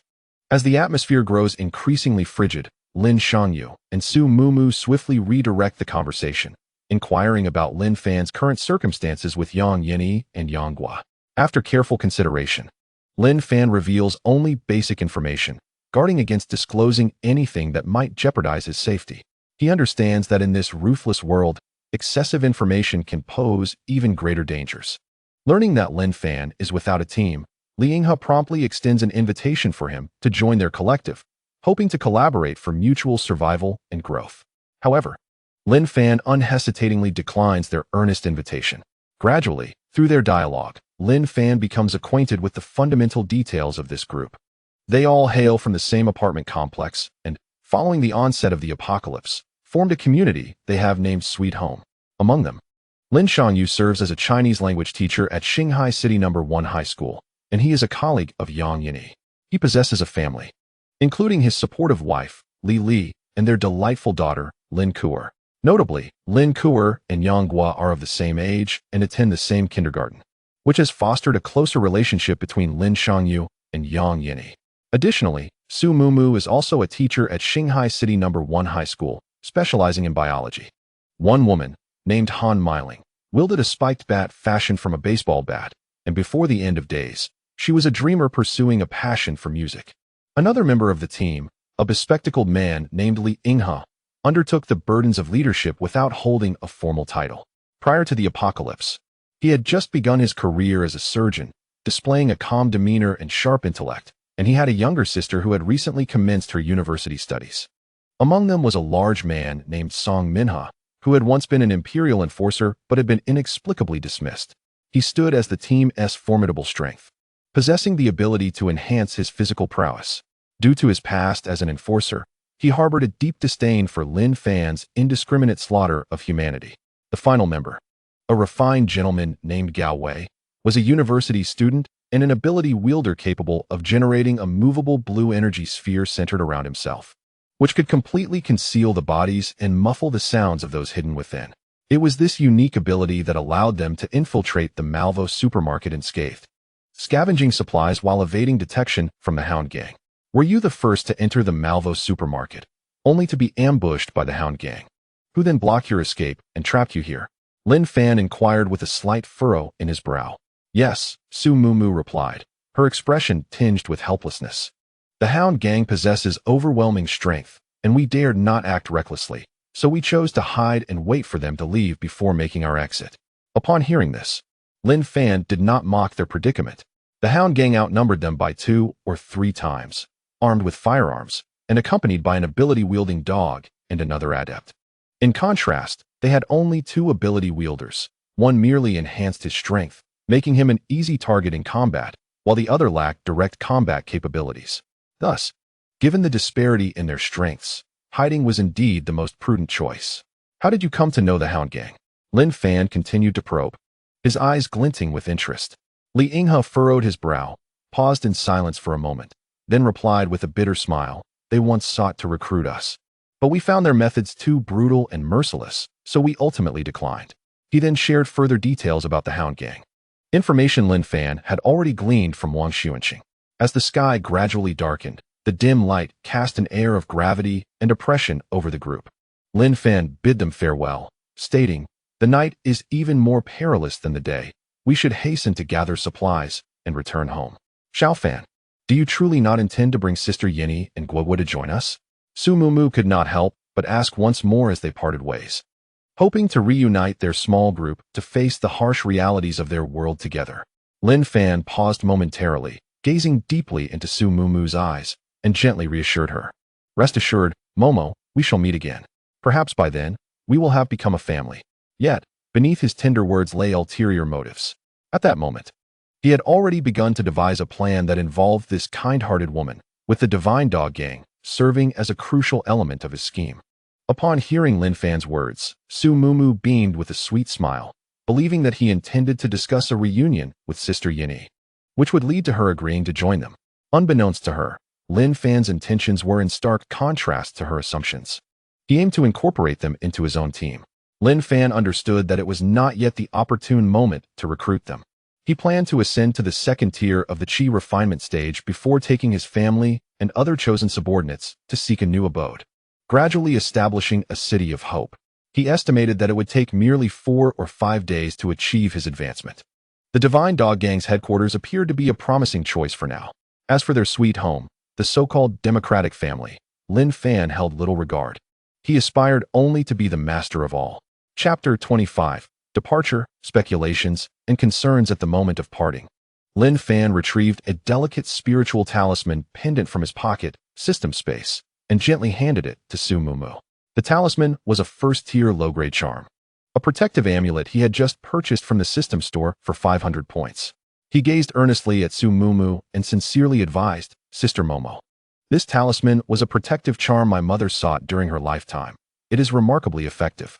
I now bestow it upon you, hoping it will safeguard you." "How can I accept such a precious item?" Su Mumu protested. Lin Fan smiled tenderly, gently holding her hand as he replied, "Sister Momo, please take it. With my current strength, I have no need for a protective charm, but you are different. I don't wish for us to part for even a moment only to lose you. Did we not agree that when we meet again, we would be family?" As Su Mumu listened to Lin Fan's words, warmth and emotion surged within her. She recognized his genuine concern and sincerity, and her gaze towards him softened with gratitude. "When I speak of family, I mean the true essence of family," Lin Fan teasingly remarked. Su Mumu furrowed her brow slightly, perplexed, and asked, "What do you mean? Family is just family. Is there another connotation?" Lin Fan playfully chuckled, his eyes narrowing into charming slits.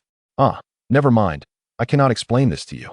Su Mumu shook her head in resignation, her laughter tinged with a blend of exasperation and joy. Ultimately, under Lin Fan's persistent persuasion, Su Mumu accepted the golden talisman, carefully tucking it into her bosom, her face radiant with contentment and gratitude. "Then, please help me wear it around my neck," Su Mumu suggested, gently handing the golden talisman back to Lin Fan. Lin Fan nodded gently, delicately accepting the golden talisman, and with great care, he fastened it around Su Mumu's neck. His movements were tender and meticulous, and when his fingers brushed against her skin, both of them felt a subtle current of energy coursing through them. Once the talisman adorned Su Mumu's neck, she seemed to sense a peculiar energy surging into her body, instantly feeling a profound sense of comfort. In that moment, Su Mumu began to believe that Lin Fan's words might indeed hold truth. This protective charm could genuinely be effective. She gently caressed the golden talisman, savoring the peace and warmth it imparted. After securing it, Lin Fan gazed at Su Mumu, advising her earnestly, "This talisman is remarkably potent. You must wear it at all times." Su Mumu smiled and nodded, showcasing the charm hanging from her chest, her eyes brimming with gratitude and determination.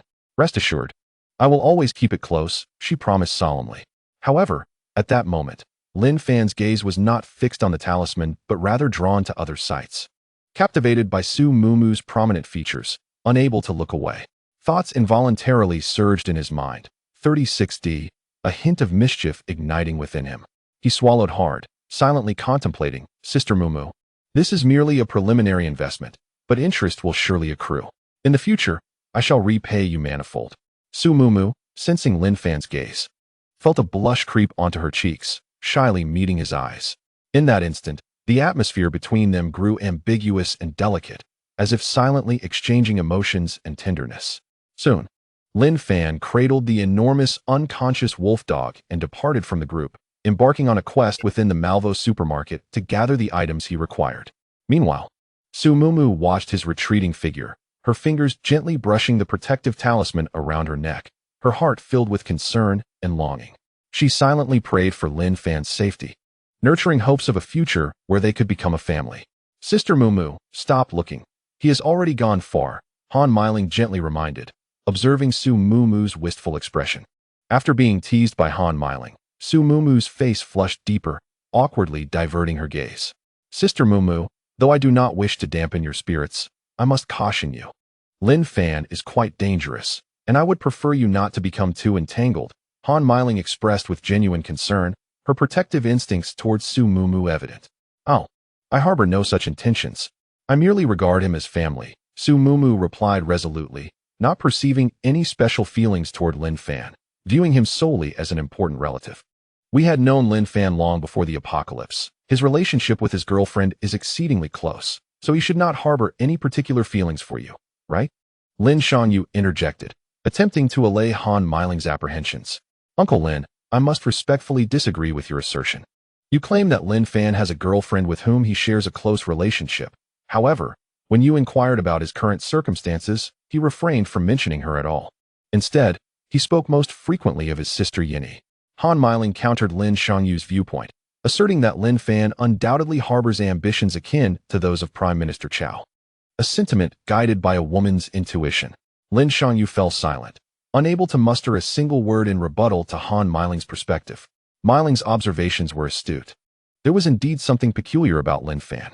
Li Yinghe seized the opportunity to contribute, his expression grave. He continued, stating that Lin Fan possesses formidable strength. He was decisive when confronting the Divine Dog Gang, yet displayed gentility in our presence, which is highly suspect.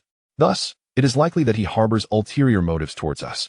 As he spoke, Li Yinghe cast a deep gaze at Su Mumu, convinced that Lin Fan's intentions were directed towards this woman, for at the moment of their encounter, all of Lin Fan's attention was fixated upon her. At this juncture, Song Minha, a former Imperial enforcer, began to articulate his concerns. This man, Lin Fan, raised several red flags, which he proceeded to elaborate upon. Firstly, Lin Fan's strength is alarmingly formidable. Although he presented himself as a mere sparrow when contending with Li Kaidong and others, I suspect his prowess may well surpass that of Li Kaidong and the rest, as he consistently exhibited a dismissive attitude towards them. Secondly, Lin Fan possesses an extraordinary ability to detect hidden talents. He could unveil Gao Wei's concealed powers, a capability that can elude even those endowed with exceptional sensory abilities like the fierce hounds. Yet, before Lin Fan, such talents are rendered ineffective. Thirdly, the rebellion of Li Bing may bear some connection to Lin Fan. This is merely conjecture, lacking concrete evidence. However, the likelihood is substantial, as Li Bing's actions do not resemble those of a rational individual, but rather of one manipulated. Finally, Lin Fan's purpose for being here may not be tied to the Divine Dog Gang, but rather to us, or perhaps his true target is Teacher Su. This notion, too, is speculative and somewhat incredulous, yet my instincts as a former Imperial enforcer suggest it may indeed hold truth. Upon hearing Song Minha's revelations, the group was left in a state of profound shock, enveloped in a lengthy silence. Meanwhile, Su Mumu continued to caress the talisman around her neck, lost in contemplation. Harboring some doubts about Lin Fan, Yet the energy emanating from the talisman brought her warmth and reassurance. Lin Fan, what manner of person are you? At this moment, Su Mumu's emotions were deeply conflicted. Song Minha's suspicions regarding Lin Fan's ulterior motives weighed heavily upon her, while the talisman around her neck provided a sense of comfort. To entrust such a precious artifact to her in this perilous apocalyptic world suggests he must be a good person, at least in her eyes. Gradually, Su Mumu's gaze shifted from uncertainty to resolute determination. Enough of this discussion. We have much to accomplish, Li Yinghe urged. We must swiftly gather the items we need and return home. He continued, we have already lingered here for too long. It is time to head back, lest our families grow anxious. Song echoed his sentiments, cautioning, this place is perilous. If those affiliated with the Divine Hound discover our presence, they will not show us mercy. We should depart at once. Upon hearing Li Yinghe's words, the group sprang into action, hastily collecting the items they required. Their movements were swift, their expressions tinged with urgency and tension, as they aspired to complete their task and vacate this treacherous locale, to safeguard their homeland and protect their loved ones. Chapter 26. Lin Fan's contemplations. Meanwhile, unbeknownst to Li Yinghe and his companions on the second floor of the Malvo supermarket, every word of their conversation was meticulously absorbed by Lin Fan, who possessed the gift of spiritual awareness. Although he was aware that they were maligning his character and attempting to distance him from his beloved Mo, Lin Fan remained unperturbed. In the realm of reality, few matters still roused his ire. His demeanor had grown remarkably composed and serene following his ascension into cultivation, rendering him less susceptible to external provocations. Furthermore, he believed that Su Mo was entirely his, and that no one could obstruct their bond. In fact, he considered these individuals well suited to serve as his subordinates. Lin Fan recognized the necessity of establishing a personal stronghold amid the apocalypse, as he sought to create a secure environment for his future wives and offspring. However, as a cultivator, directly managing a doomsday base was unnecessary. He envisioned himself as a behind-the-scenes overseer rather than a hands-on administrator. Often, he would only need to outline the general direction of development, leaving the execution to his capable subordinates. In essence, Lin Fan intended to retreat into the shadows with his wives, pursuing longevity through cultivation, akin to the esteemed elders within a sect of the cultivation world. As for betrayal, while it was a matter worthy of consideration, it was also resolvable. Firstly, his spiritual awareness afforded him the ability to monitor the base's every move at will. Secondly, betrayal often stemmed from a lack of fear of power, yet as a cultivator, he was confident in his formidable strength, capable of instilling dread. Lastly, certain necessary measures, such as the leopard embryo muscle transforming pill, life and death talismans, puppet techniques, and letterworms, would be essential. While he casually employed his spiritual awareness to survey Li Yinghe's circumstances, Lin Fan diligently continued his own endeavors, gathering the supplies he needed. Firstly, Lin Fan began to prepare food and drinking water. Although he was not lacking in these essentials, why waste precious points purchasing them from the system store when they were readily available? He was not a fool. In the supermarket, he meticulously selected various types of rice, soybeans, canned goods, instant noodles, dried provisions, bottled water, and juice, all of which he stored in his system space. Furthermore, he included some special provisions such as nutrient-rich dehydrated foods, long-lasting dried fruits and nuts, as well as rare spices and cooking supplies, ensuring a diverse and delectable diet for his future. Next, he gathered an array of daily necessities, including clothing, shoes, scarves, sweaters, and down jackets. He chose garments of varying genders, sizes, and seasons to ensure that every member of his family would remain comfortable in all weather conditions. Additionally, he collected high-quality household items, such as plush mattresses, soft towels, and bedding, to provide comfort and warmth for his future life. Lin Fan also considered the various electrical appliances needed for the future base. He gathered rice cookers, microwaves, refrigerators, and air conditioners to ensure convenience and comfort in daily living.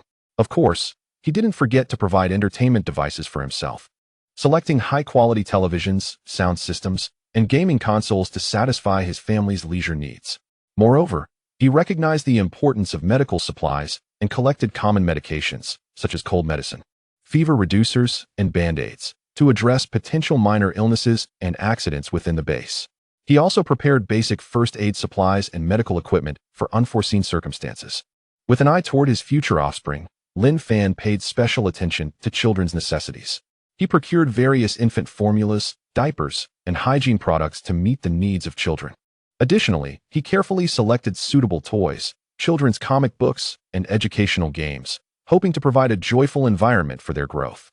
Before long, Lin Fan had scavenged all the items he required, nearly filling his 100 cubic meters of system space. He then set off for home.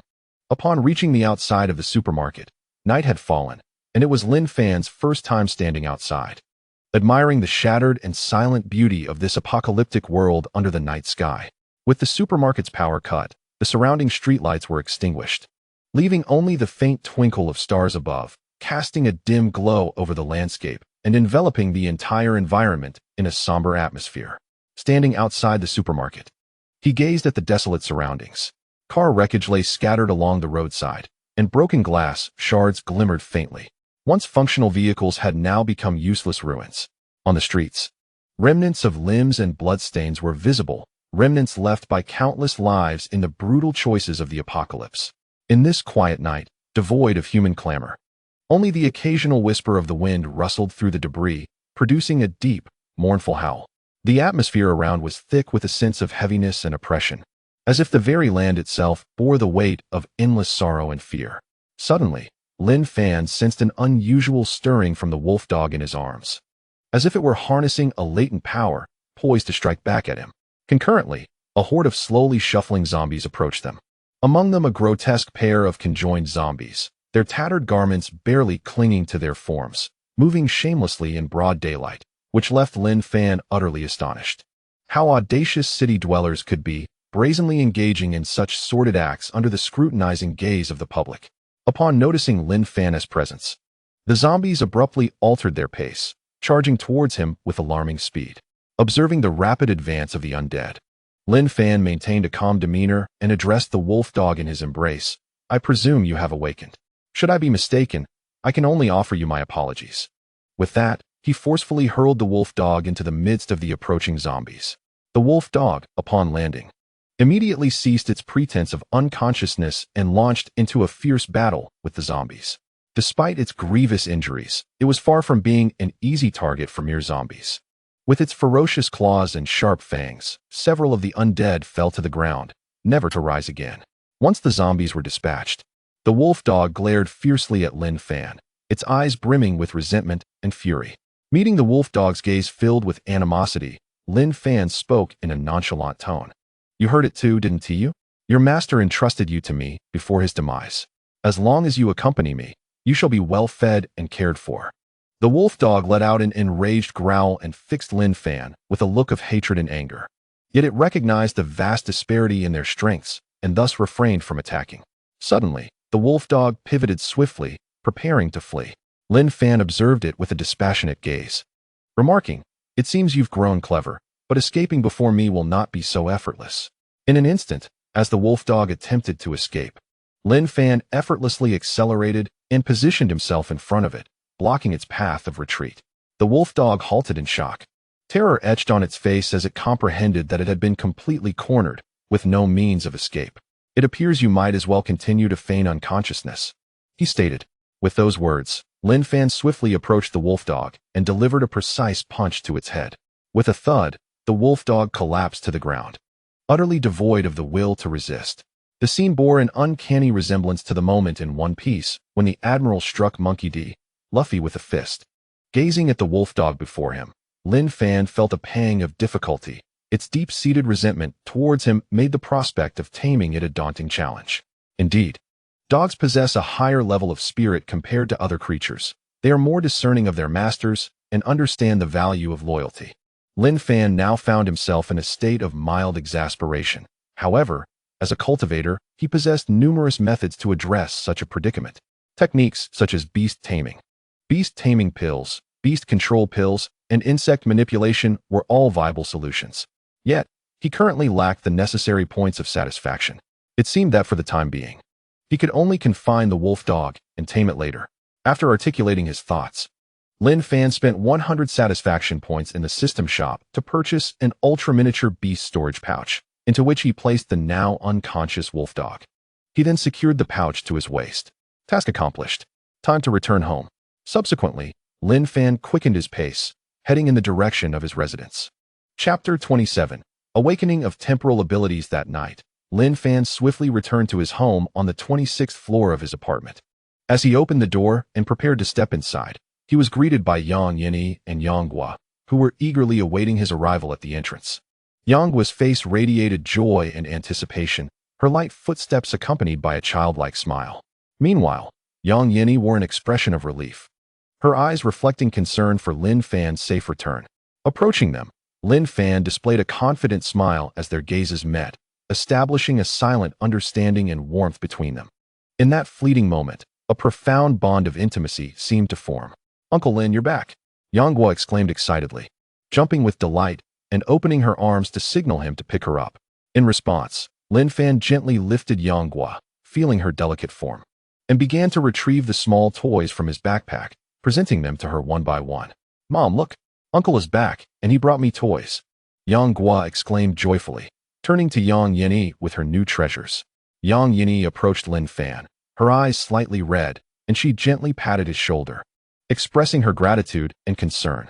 In this desolate world, they were each other's strongest support, providing solace and protection. "I'm sorry to have worried you," Lin Fan said softly, his gaze filled with affection and compassion. After speaking, he embraced Yang Gua tightly and took Yang Yinyi's hand, leading them tenderly to the sofa. Then, Lin Fan began recounting the events of his day. Upon hearing that he had encountered Su Mumu and Lin Shanyu at the Malvo supermarket, Yang Yinyi's expression brightened with joy and relief. "It's wonderful to hear that Mumu is safe. Yes, they are doing well. In a few days, we can go find them together and seek a new refuge," Lin Fan replied. "Really? That would be fantastic," Yang Yinyi exclaimed with delight. "Yay, then I can continue playing with Kur," Yang Gua chimed in excitedly. "Indeed," Lin Fan observed quietly, nodding in affirmation.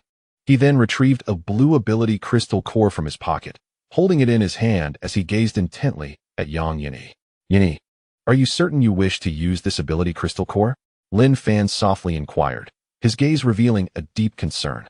Yang Yinyi focused her attention on the crystal core in Lin Fan's hand, inhaled deeply, and then resolutely replied, "I will follow your lead." Her voice carried an unmistakable trust and unwavering determination towards Lin Fan. "Well, then please proceed with your awakening," Lin Fan said, handing the crystal core to Yang Yinyi. She cast a lingering glance at Yang Gua and, with newfound resolve, firmly accepted the crystal core. Noticing Yang Yinyi's apprehension, Lin Fan gently grasped her hand, reassuringly stating, "Do not worry, these crystal cores have been processed. Even in the event of a failed awakening, you will not turn into a zombie." Upon hearing Lin Fan's assurance, Yang Yinyi finally set aside her fears, her expression gradually relaxing, her eyes shimmering with gratitude and resolve. "All right, I trust you." Yang Yinyi offered one last look at Yang Gua before turning to Lin Fan, her eyes reflecting hope and determination for the future. Lin Fan nodded gently, understanding the internal struggle and decision that weighed on Yang Yinyi's heart. With a smile, he presented the blue ability crystal core to her. "Okay, Sister Yinyi, are you ready?" Lin Fan asked with genuine concern. Yang Yinyi gripped the ability crystal core tightly, took a deep breath, her hands trembling slightly, yet radiating steadfast courage. "Then let us commence the awakening, Sister Yinyi. I will remain by your side throughout," Lin Fan declared, his eyes filled with encouragement and support. After speaking, he lightly patted Yang Yinyi's shoulder, offering further encouragement. He then fixed his gaze upon her, prepared to witness her journey of awakening. With her eyes tightly shut, Yang Yinyi inhaled deeply and placed the blue ability crystal core into her mouth. Soon, she felt the power of the crystal coursing through her body, warm and enigmatic. Gradually, a formidable energy began to flow within her, enhancing her physical capabilities. At that moment, her body trembled slightly, her expression reflecting seriousness and focus. Meanwhile, deep within her soul, a luminous blue energy pattern began to take shape, threading through her consciousness.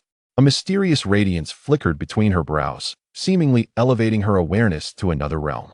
Her hands quivered gently as her abilities gradually awakened with the surge of power. Moments later, Yang Yinyi slowly opened her eyes. The brilliance of blue light sparkled within them, as if endless wisdom and strength lay dormant within, exuding an unprecedented aura. Lin Fan and Yang Guo gazed at Yang Yini in astonishment, feeling the powerful presence emanating from her.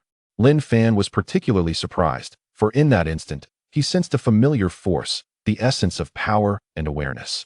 Upon witnessing Yang Yini's successful awakening, Yang Guo exuberantly leaped in Lin Fan's embrace, pointing at Yang Yini and exclaiming, "Uncle, look! Mom has transformed into Wonder Woman." Lin Fan smiled at Yang Guo's excitement, then turned his gaze towards Yang Yini, his eyes shimmering with anticipation as he inquired, "Have you successfully awakened? What is your ability?" Yang Yini gently stroked Yang Guo's hair and, with a warm smile directed at Lin Fan, replied, "It is mind control. I can manipulate thoughts and behaviors." "Indeed, abilities related to the mind are exceedingly rare," Lin Fan remarked, a glimmer of admiration and awe illuminating his eyes. Gratefully, Yang Yini looked at Lin Fan and softly expressed, "Thank you, Lin Fan." He smiled back, saying, "It is only natural, Sister Yini. We are family. It is our duty to support one another." Their eyes met, conveying profound emotions and an unspoken understanding. After a brief moment, Lin Fan declared, "Now it is my turn to awaken," his gaze radiating determination and anticipation.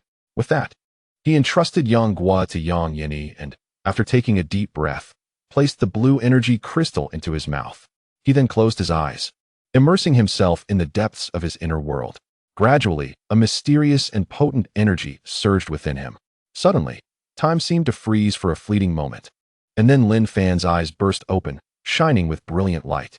He was astonished, followed swiftly by an overwhelming sense of joy. He realized he had awakened a formidable time manipulation ability, a power to control time itself, with space reigning supreme and time held in high regard. This unexpected awakening filled him with boundless possibilities and hope. Lin Fan beamed at Yang Yini and Yang Guo, proclaiming, "I have awakened as well. I possess the ability to manipulate time." Yang Guo jumped with excitement, clenching her fists and joyfully exclaiming, "Yay! Uncle has become a superhero too. Our family is filled with superheroes." Her eyes sparkled with childlike innocence and dreams, overflowing with exhilaration and pride. Yang Yini gazed at Lin Fan quietly, a smile blossoming on her face. She felt the immense power and hope radiating from him, her heart brimming with gratitude and joy. The ability to manipulate time is indeed unimaginably powerful. Yet, his primary combat style remains rooted in the cultivation of spiritual energy, spells, and artifacts, avoiding the use of supernatural abilities in battle. Whether to enhance this further depends on the opinions of esteemed readers. Chapter 28. Testing abilities at this moment. Lin Fan was filled with joy and astonishment, never anticipating that he would awaken a time-related ability. It truly was a delightful surprise. Although the expenditure of 400 points left him feeling quite pained, the ultimate awakening results were truly astonishing and beyond imagination. A mind manipulation ability and a time-related power, this was indeed a remarkable value. In a fit of excitement, Lin Fan eagerly set out to test his time-type ability, the time capsule. Taking a deep breath, he focused his mind and began to manifest his power. Before long, a blue sphere of energy swiftly formed from his hand, rapidly expanding into a transparent energy barrier that enveloped everyone within its confines. This energy barrier, shaped like a hemisphere with a radius of 5 meters, radiated a mysterious and formidable energy wave. Once Lin Fan completed the manifestation, he relaxed his body, feeling immensely satisfied with this newfound capability. Yang Yini and Yang Guo gazed curiously at the spectacle before them, utterly captivated by Lin Fan's display of power. Suddenly, the scene outside the window left Yang Guo in a state of shock. She noticed a bird flying at an extraordinarily slow pace, its wings flapping as if in slow motion, appearing exceedingly adorable. Excitedly pointing at the bird, she exclaimed to Yang Yini and Lin Fan, "Mom, Uncle, look here. This bird is flying so slowly. It's just so cute." Hearing Yang Guo's voice, Yang Yini hurried over to see the bird she was indicating, equally astonished. She observed the bird's wing beats slowed significantly, its movements reminiscent of a decelerated video. To Yang Yini's further astonishment, she noticed that the zombies wandering the street were also moving at an unnaturally slow pace, as though programmed like robots. Their steps were lethargic, and every action exuded a sluggish quality. After observing the external scene, Yang Yini turned her curious gaze toward Lin Fan, seemingly inquiring, "Is this your ability?" Lin Fan smiled, and explained to Yang Yinyi, "Indeed, this is my ability. I can accelerate the flow of time within the energy barrier to twice that of the outside world, while also possessing the capacity to muffle sound." He continued, "The duration of this energy barrier lasts approximately 5 hours, and I can deploy it about once a day. Thus, those within the energy barrier can enjoy an additional 5 hours compared to others." Upon hearing Lin Fan's explanation, Yang Yinyi was filled with astonishment. She recognized the immense potential and value of this ability, as it meant they could accomplish more in a short span and relish more moments together. Overall, even though this was merely a supplementary time-related power, both Lin Fan and Yang Yinyi felt exceedingly satisfied. For those extra 5 hours in a single night were ample for several deep and meaningful interactions. After testing his ability, Lin Fan turned towards Yang Yinyi, his gaze revealing a hint of curiosity and anticipation. "Sister Yinyi, shall we test your ability?" Lin Fan's voice resonated with a hint of excitement as he yearned to comprehend the true potency of mind control abilities. Could these powers manipulate those with extraordinary abilities? Could they exert influence over the undead? Such inquiries warranted thorough investigation. Yang Yanga regarded Lin Fan with a mix of hesitation and concern. She was acutely aware of the inherent risks associated with mind control and maintained a vigilant stance, yet recognized the necessity of testing it to ascertain future developmental trajectories. "What should I do?" Yang Yanga's voice quivered with tension. After a moment of contemplation, Lin Fan's face illuminated with a confident smile as he offered a suggestion. "You could attempt to exercise your extraordinary abilities on me, trying to influence my thoughts or control my actions to ascertain the extent of your power." Yang Yanga bit her lip tightly, her brows furrowing slightly. She understood that failure to fully harness this ability could yield unforeseen consequences for the subject of the experiment. "No, it's too perilous." She resolutely shook her head, rejecting Lin Fan's proposal. Her eyes reflected her concern and care for him. Taking a deep breath, Lin Fan felt his excitement gradually ebb, replaced by understanding and acceptance. He recognized Yang Yanga's apprehensions and did not wish to place her in any jeopardy. Upon witnessing the determination in her gaze, Lin Fan ultimately relinquished his idea. However, after a moment of quiet reflection, he acknowledged that such an approach indeed bore significant risks, if he could not withstand Yang Yanga's mental prowess. The absurdity of becoming a fool was not lost on him. "Better to be cautious," he mused. "You are right, Sister Yanga. Safety is paramount. We can gradually explore and develop your abilities without unnecessary risks." Lin Fan spoke, his tone imbued with reassurance and understanding. At that moment, a sudden crashing sound emerged from the bathroom, capturing Lin Fan's attention. His eyes brightened as he realized this presented an excellent opportunity for experimentation. Indeed, the zombies within could serve as ideal subjects. Lin Fan silently rejoiced. He promptly conveyed his thoughts to Yang Yanga, encouraging her to attempt controlling the zombies to gauge the extent of her mind control capabilities. After a brief hesitation, Yang Yanga nodded in agreement. Although she was aware of the associated risks, her curiosity and anticipation regarding her abilities prevailed. Consequently, Lin Fan approached the bathroom door, pushing aside the obstruction to reveal his zombie girlfriend within. Upon seeing the living human, the zombie girlfriend instantly lost her sanity and lunged forward in a frenzied manner. Her visage contorted, and her eyes brimmed with wild ferocity. Witnessing the terrifying appearance of the zombie girlfriend, Yang Yanga recoiled behind Lin Fan, tears streaming down her face. She trembled as she spoke. "Ah, there's a zombie. Sister Yinla has turned into a zombie." Lin Fan tightly embraced Yang Gua, gently reassuring her, "Do not be afraid. I will protect you. Sister Yinla is merely unwell. We shall find a way to heal her." Subsequently, Lin Fan concentrated his spiritual energy, which transformed into binding ropes that swiftly encircled his zombie girlfriend's body. The ropes wound tightly around her limbs and torso, securing her firmly in place. The zombie girlfriend sensed the force of the bindings and struggled violently, attempting to free herself from her restraints. Yet, no matter how fiercely she fought, the ropes remained taut, showing no sign of yielding. Her eyes were filled with fury, emitting frenzied howls. "You have engaged in a friendly interaction, binding play, with your companion, Li Yinla. Due to suboptimal results, you have only gained the pleasure point. 1. The current charm of your companion has increased to 3, while the affinity has remained at 0. You ultimately gained a total of pleasure points, 3. Lin Fan gazed at the updated text on the virtual panel in the lower right corner of his vision, feeling utterly speechless. This is truly wicked. Chapter 29. 5 days later, Chi Refinement Stage Level 2 after dispelling the unhealthy thoughts in his mind. Lin Fan turned to Yang Yini and said, Sister Yini, please use your mind control on her. All right. Yang Yini nodded, beginning to cast her spell. She closed her eyes, immersing herself in her mental realm. As she focused, a subtle shift occurred in the aura surrounding her, and an invisible energy emanated from within her. For an ordinary person, this energy would be imperceptible, but Lin Fan, possessing spiritual awareness, could easily sense this mental power. He realized that he might be able to employ his own spiritual awareness to resist this force's interference. This indeed bears a resemblance to spiritual awareness, Lin Fan mused. Having learned the art of enchantment, he too could employ his spiritual awareness for similar purposes.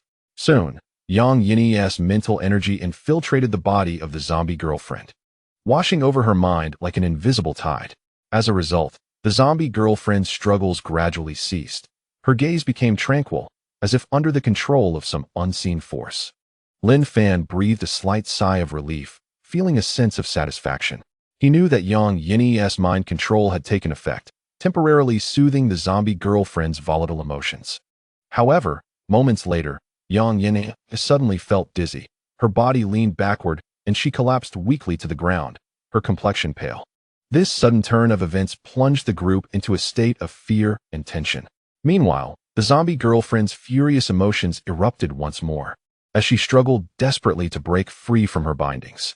Lin Fan hurriedly approached, grasping Yang Yini's arm with concern, asking, What happened? Are you all right? Yang tightly grasped Yang Yini's hand, her face etched with concern as she looked at her mother and softly inquired, Mom, what is wrong?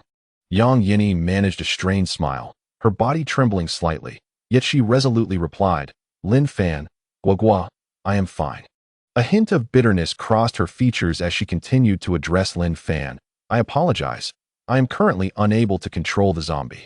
Its mind is consumed by thoughts of bloodlust, desire, agitation, and destruction.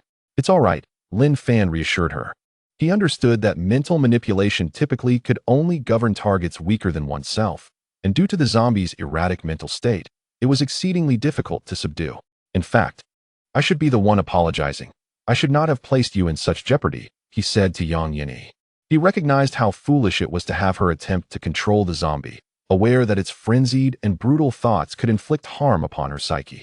I am fine. Yang Yini smiled, striving to mask her frailty. Lin Fan remained silent, his heart aching as he observed her struggle. After a brief respite, Yang Yini's complexion gradually returned to normal, a healthy flush restoring color to her cheeks, and the confusion and fatigue in her gaze slowly dissipated. Her strength began to revive, radiating a determined glow. Yang Yini gazed at her zombie girlfriend, letting out a deep sigh. Her eyes were filled with sorrow and helplessness, as if she were profoundly pained by the misfortunes wrought by this virus. How shall we handle Yinlo? She asked, her voice faint and quavering. Lin Fan looked at Yang Yini, gently holding her hand. Do not worry, Sister Yini. I have a way to control her. In the future, I will also seek a method to restore her to the yin we once knew. At that moment, Lin Fan's attention was drawn to a peculiar elixir in the system's shop. One that would not only be beneficial for his zombie girlfriend, but also for the hellhound within his beast storage pouch. Name, Beast Control Pill, Intermediate Grade. First Tier. Price, 2,000 points. Effect, tames and controls primary tier beasts. Offers a certain probability of taming intermediate tier beasts, ineffective against advanced tier beasts. Primary tier beasts rank from the 1st to the 3rd level of Chi Cultivation, while intermediate tier beasts range from the 4th to the 6th level. As zombies are classified as beasts, Lin Fan felt quite confident in his ability to control his zombie girlfriend. For now, let us place Yin Lu in another vacant room. Lin Fan said to Yang Yini. Yang Yini nodded, beginning to assist Lin Fan in confining her zombie girlfriend in the adjacent room. Upon exiting, standing in the corridor, Lin Fan was struck by the noxious odor and the stench of blood left in the wake of the fierce battle, which made him feel exceedingly uncomfortable. The remnants of the battle littered the ground, blood splattered throughout the corridor, rendering the entire scene haunting and desolate. Yang Yang gazed at the scene before her, her brow furrowed in concern. She spoke softly. Tomorrow, I shall take the time to cleanse this place of the remnants of bodies and blood, restoring some semblance of order. She intended to utilize her spare moments to thoroughly eradicate these remnants, bringing a touch of purification and tranquility to the area. However, Lin Fan shook his head thoughtfully upon hearing her words. He then remarked, "There is no need. In a few days, I will seek a new place to commence a fresh chapter in my life." He fell into contemplation, recognizing that it was time to map out his future. Although this was not the moment to depart, he had resolved to find a new abode in pursuit of a renewed existence. Subsequently, he spent 100 points from the system shop to acquire a small magical formation, the barrier array, intending to set it up at the entrance. Suddenly, a small block and a spirit stone appeared in Lin Fan's hand, and with a gentle flick of his finger, a luminous barrier was instantly conjured. This barrier array possessed the capability to block not only intruders, but also the transmission of scents and sounds. Yang Yanga was taken aback by Lin Fan's actions, feeling an overwhelming sense of happiness. This man was skilled in all things, powerful in every aspect. Her thoughts drifted to something indescribable, causing her cheeks to flush with shyness. "Let us return home," she suggested.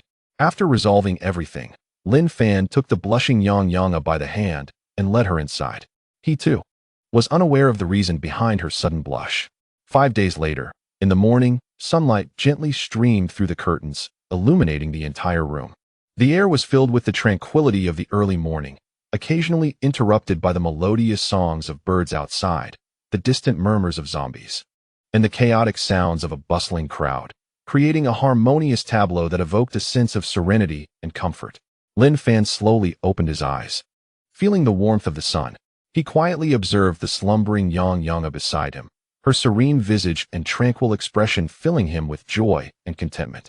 He gently reached out to caress her soft hair, his eyes reflecting deep affection and cherishment. "Sister Yanga, you have worked hard," he murmured. Over the past few days, Lin Fan had become increasingly adept at wielding his extraordinary abilities, having practiced nightly. As a result, he managed to engage in at least 5 profound and friendly interactions with Yang Yanga each night, the maximum depending on her physical condition.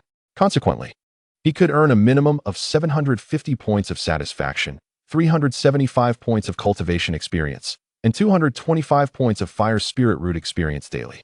It was indeed a delightful experience. Now he has elevated his cultivation to the second layer of the chi refining stage at an early stage, which has not only enhanced his overall physical attributes to more than 20 times that of an ordinary person, but has also extended the radius of his spiritual perception to 2,000 meters. At this moment, the virtual panel at the lower right corner of Lin Fan's eye displayed the following. Host panel, name, Lin Fan, spiritual root, fire spiritual root, lower grade 117, 020, 0000. Cultivation, chi refining stage second layer, 1502000. Spiritual sense, chi refining stage second layer, 1002000. Superpower, time capsule, first order, 02000. Skills, rune crafting, first order lower grade, 8467, 210, 0000. Alchemy, first order lower grade, 7611, 210, 0000.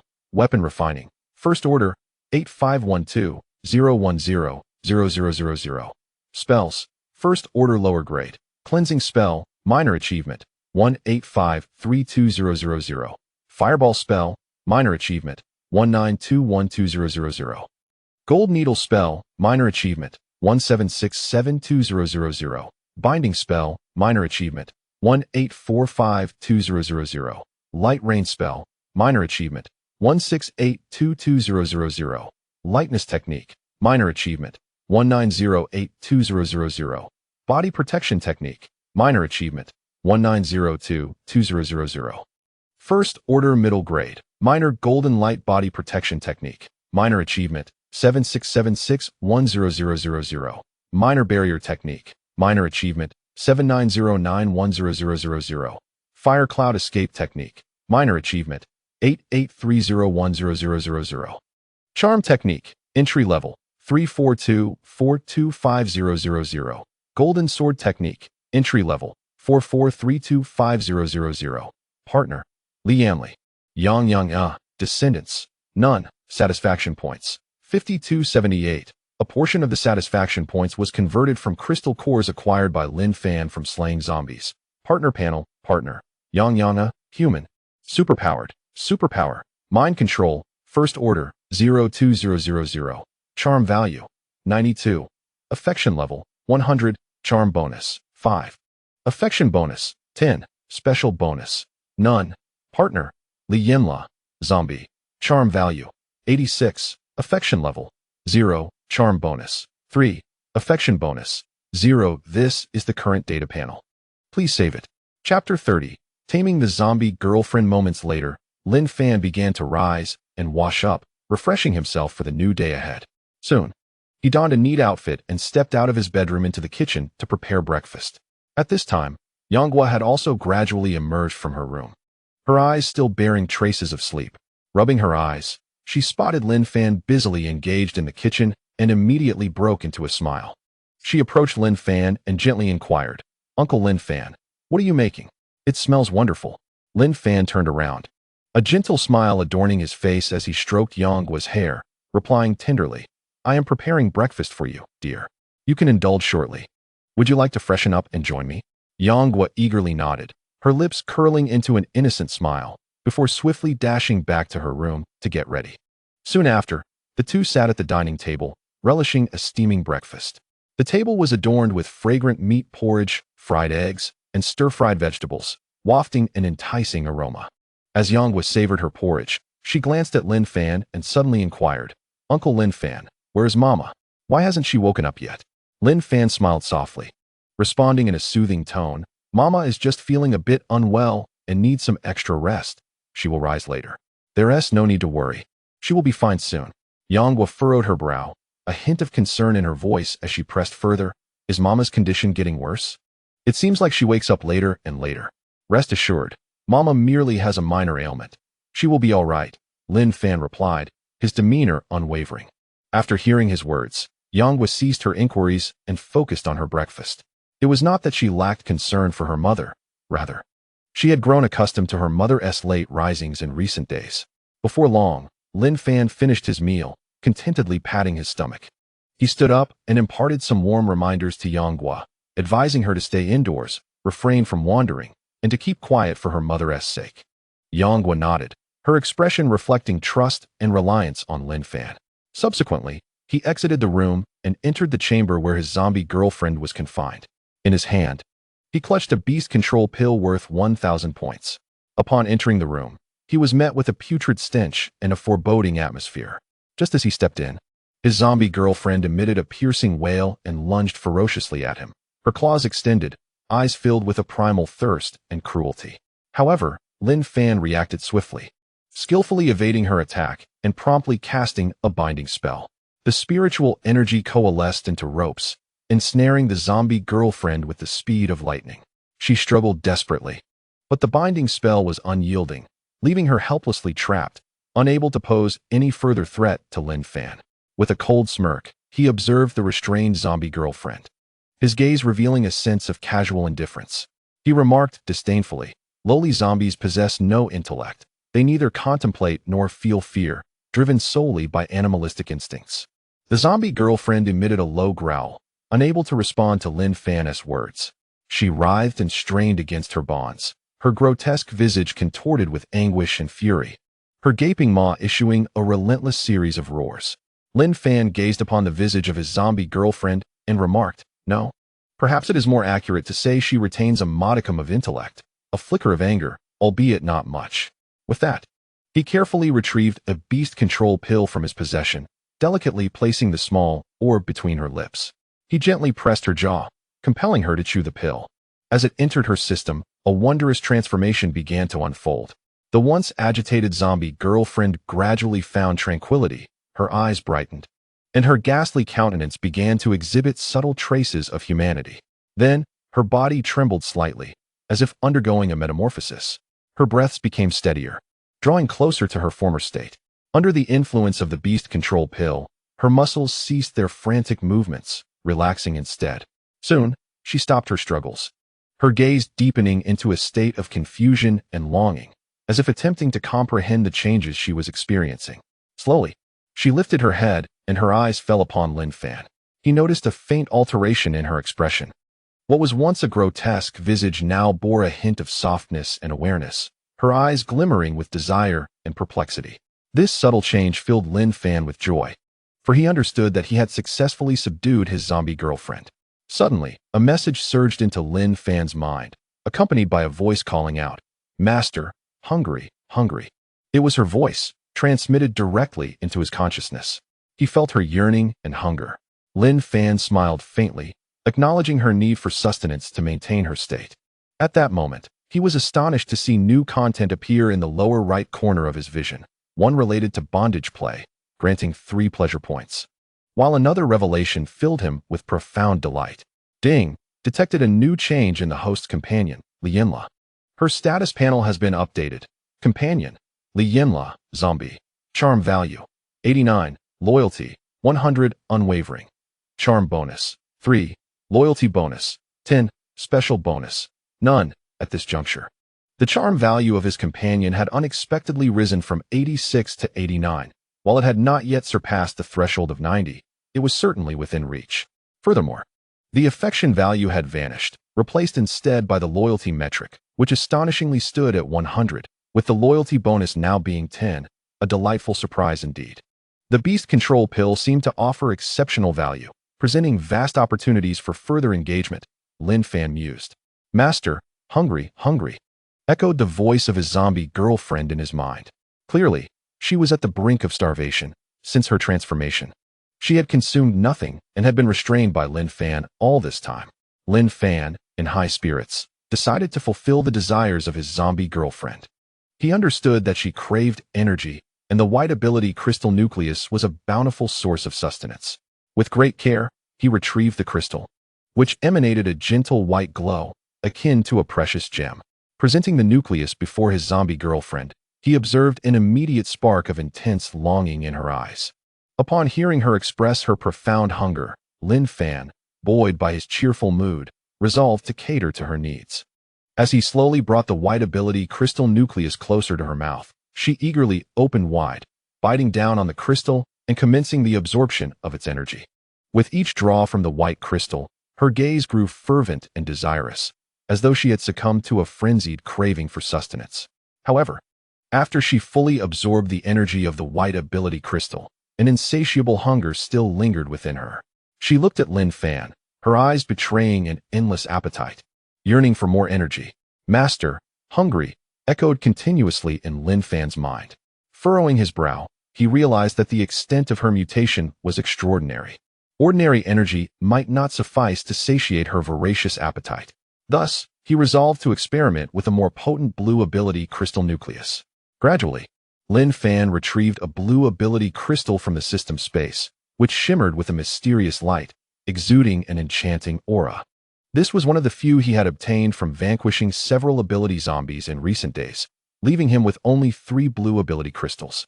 He cautiously brought the crystal to his zombie girlfriend's lips, where her gaze swiftly fixated on the blue nucleus, her pupils glinting with greed. Without hesitation, she opened her mouth wide, extending her tongue and swallowing the crystal in eager bites. Her eyes sparkled with ecstasy and contentment, her movements becoming urgent and vigorous. At the moment she consumed the blue ability crystal, extraordinary transformations began to unfold.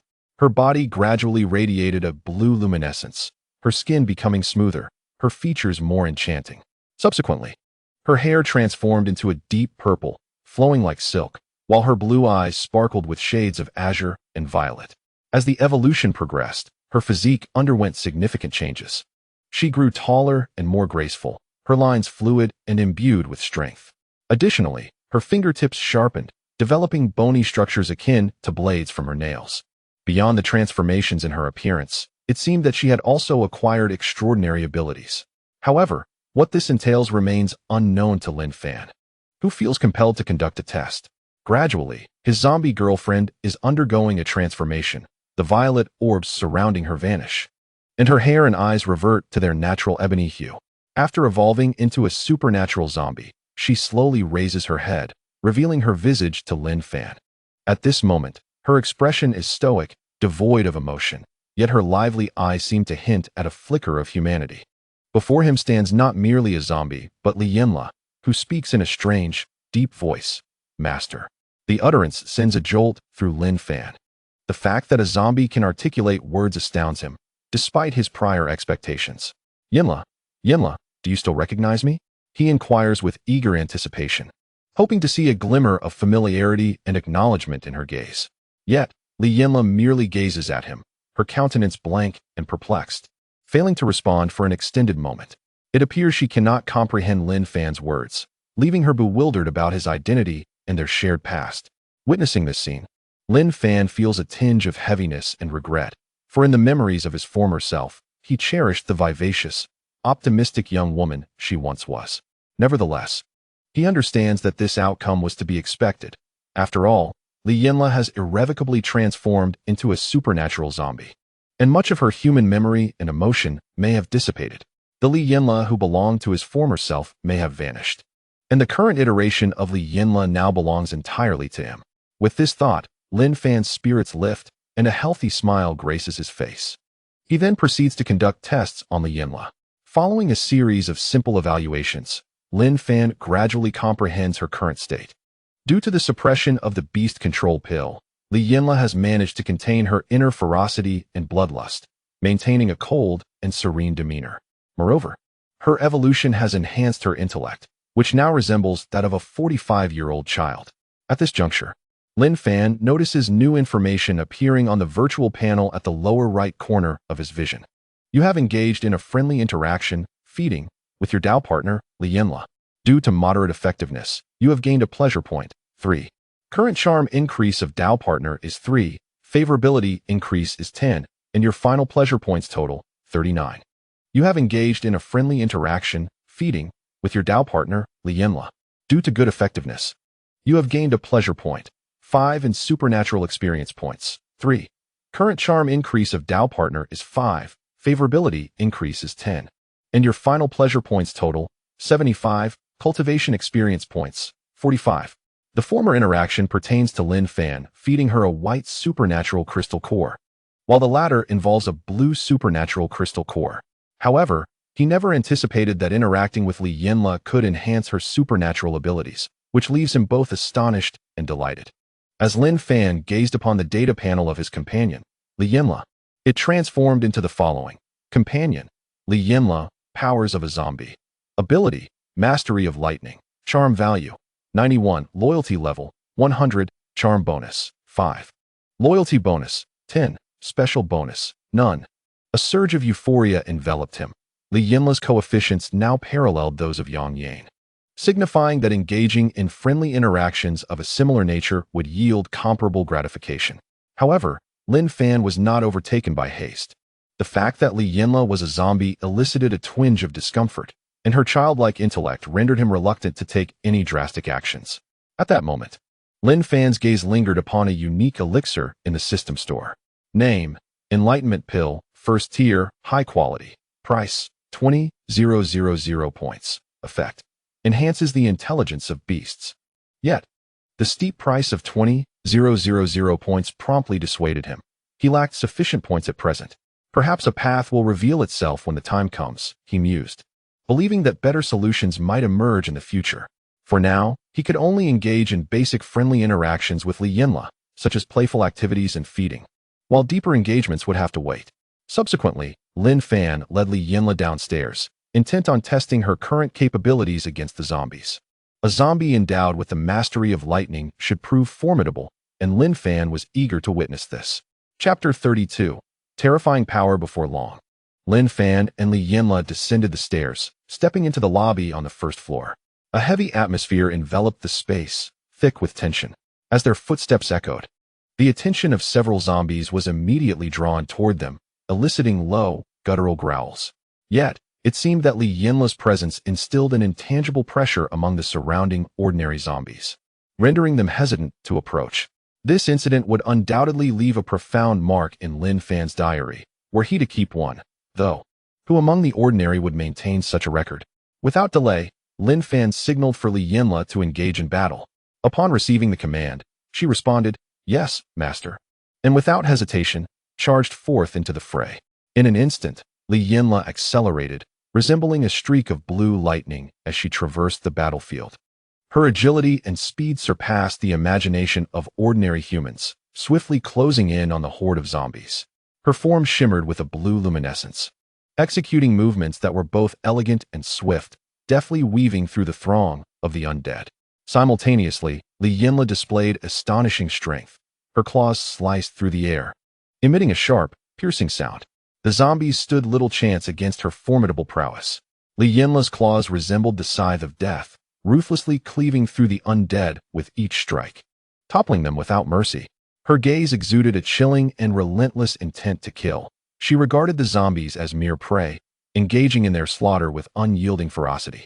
The battle unfolded with a fluid grace, her movements seamless and precise, devoid of any hesitation. It seemed as if every cell in her body was imbued with an insatiable thirst for combat and carnage. Indeed, ordinary zombies are no match for you. Let us seek some amusement, Lin Fan exclaimed with excitement. He was captivated by the fluidity of Lin's combat style, akin to an art of slaughter, where every action she executed was devoid of superfluous elements, solely aimed at vanquishing her foes. Yes, master, Lin replied blandly, her understanding of Lin Fan's emotions utterly lacking. She remained oblivious to his admiration, merely adhering to his every command. Satisfied with the obedient Lin before him, Lin Fan nodded approvingly. He then utilized his psychic abilities to sense nearby enhanced zombies and quickly located one that exhibited remarkable speed. With that, he led Lin towards their battlefield. After an indeterminate duration of traversing, an enhanced zombie suddenly materialized before Lin, starkly contrasting with the ordinary undead. This enhanced creature loomed tall, its skin resembling black iron, glimmering with a dark crimson glow. Most strikingly, it appeared to possess astonishing speed, or rather, a power akin to phantasmal movement. A faint energy aura enveloped its form, enabling it to move with extraordinary swiftness, its figure flickering like a mirage, rendering its precise location elusive. In a blink, the enhanced zombie darted before Lin, showcasing agility far beyond the norm. Lin, however, stood poised, her hands clenched, as electric energy surged around her, emanating a terrifying current. Her gaze remained devoid of all human emotion, consumed solely by the primal instinct for battle that ignited within her heart. Upon witnessing the electric storm surrounding Lin, the enhanced zombie instinctively recoiled, hesitant to launch an unwarranted assault. It swiftly circled around her, moving like a specter, searching for an opening to strike. Yet, Lin remained composed, seemingly able to perceive every shift and intention. Suddenly, the enhanced zombie lunged towards her at blinding speed, attempting to rend her flesh with its sharp claws. In a flash, Lin reacted with lightning reflexes, deftly evading the attack while unleashing a powerful surge of electrical energy. An arc of lightning coalesced in her palm, directly striking the enhanced zombie. A brilliant radiance instantly illuminated the battlefield, accompanied by the resounding roar of thunder. The mutated zombie, struck by a bolt of lightning, was violently hurled away, emitting agonizing cries as its body convulsed from the electric shock. However, the mutant zombie did not succumb. Upon regaining its composure, it lunged at Lin with even greater ferocity. Undaunted, Lin summoned her primal instincts to retaliate. A protective barrier of electricity enveloped her, deflecting all of the zombie's assaults. Her figure, crackling with arcs of lightning, swiftly approached the mutant zombie, her sharp claws piercing its flesh. Each strike was imbued with the power of thunder, tearing through the air and leaving bloody gashes on the zombie's skin. Lin's onslaught was as fierce and merciless as that of a wild beast, granting the mutant zombie no respite. Under the relentless pressure of the lightning, the creature gradually showed signs of fatigue, forced to evade and defend. Yet, Lin continued to close in, her attacks growing ever more powerful, each one designed to diminish the zombie's resistance. Ultimately, with a powerful surge of lightning, the mutant zombie collapsed in a wretched howl, falling lifelessly to the ground. After the battle, Lin, bloodied but resolute, approached Lin Fan and presented him with a blue energy crystal core along with several white ones. Lin Fan was taken aback, for he had not commanded her to relinquish the acquired cores. Typically, as a zombie, Lin possessed an insatiable craving for energy crystals. It was unusual for her to so readily submit them to Lin Fan. This unexpected action left him profoundly astonished. "Aren't you going to eat them?" Lin Fan inquired. Master, feed me, Li Yinla replied, her expression devoid of emotion.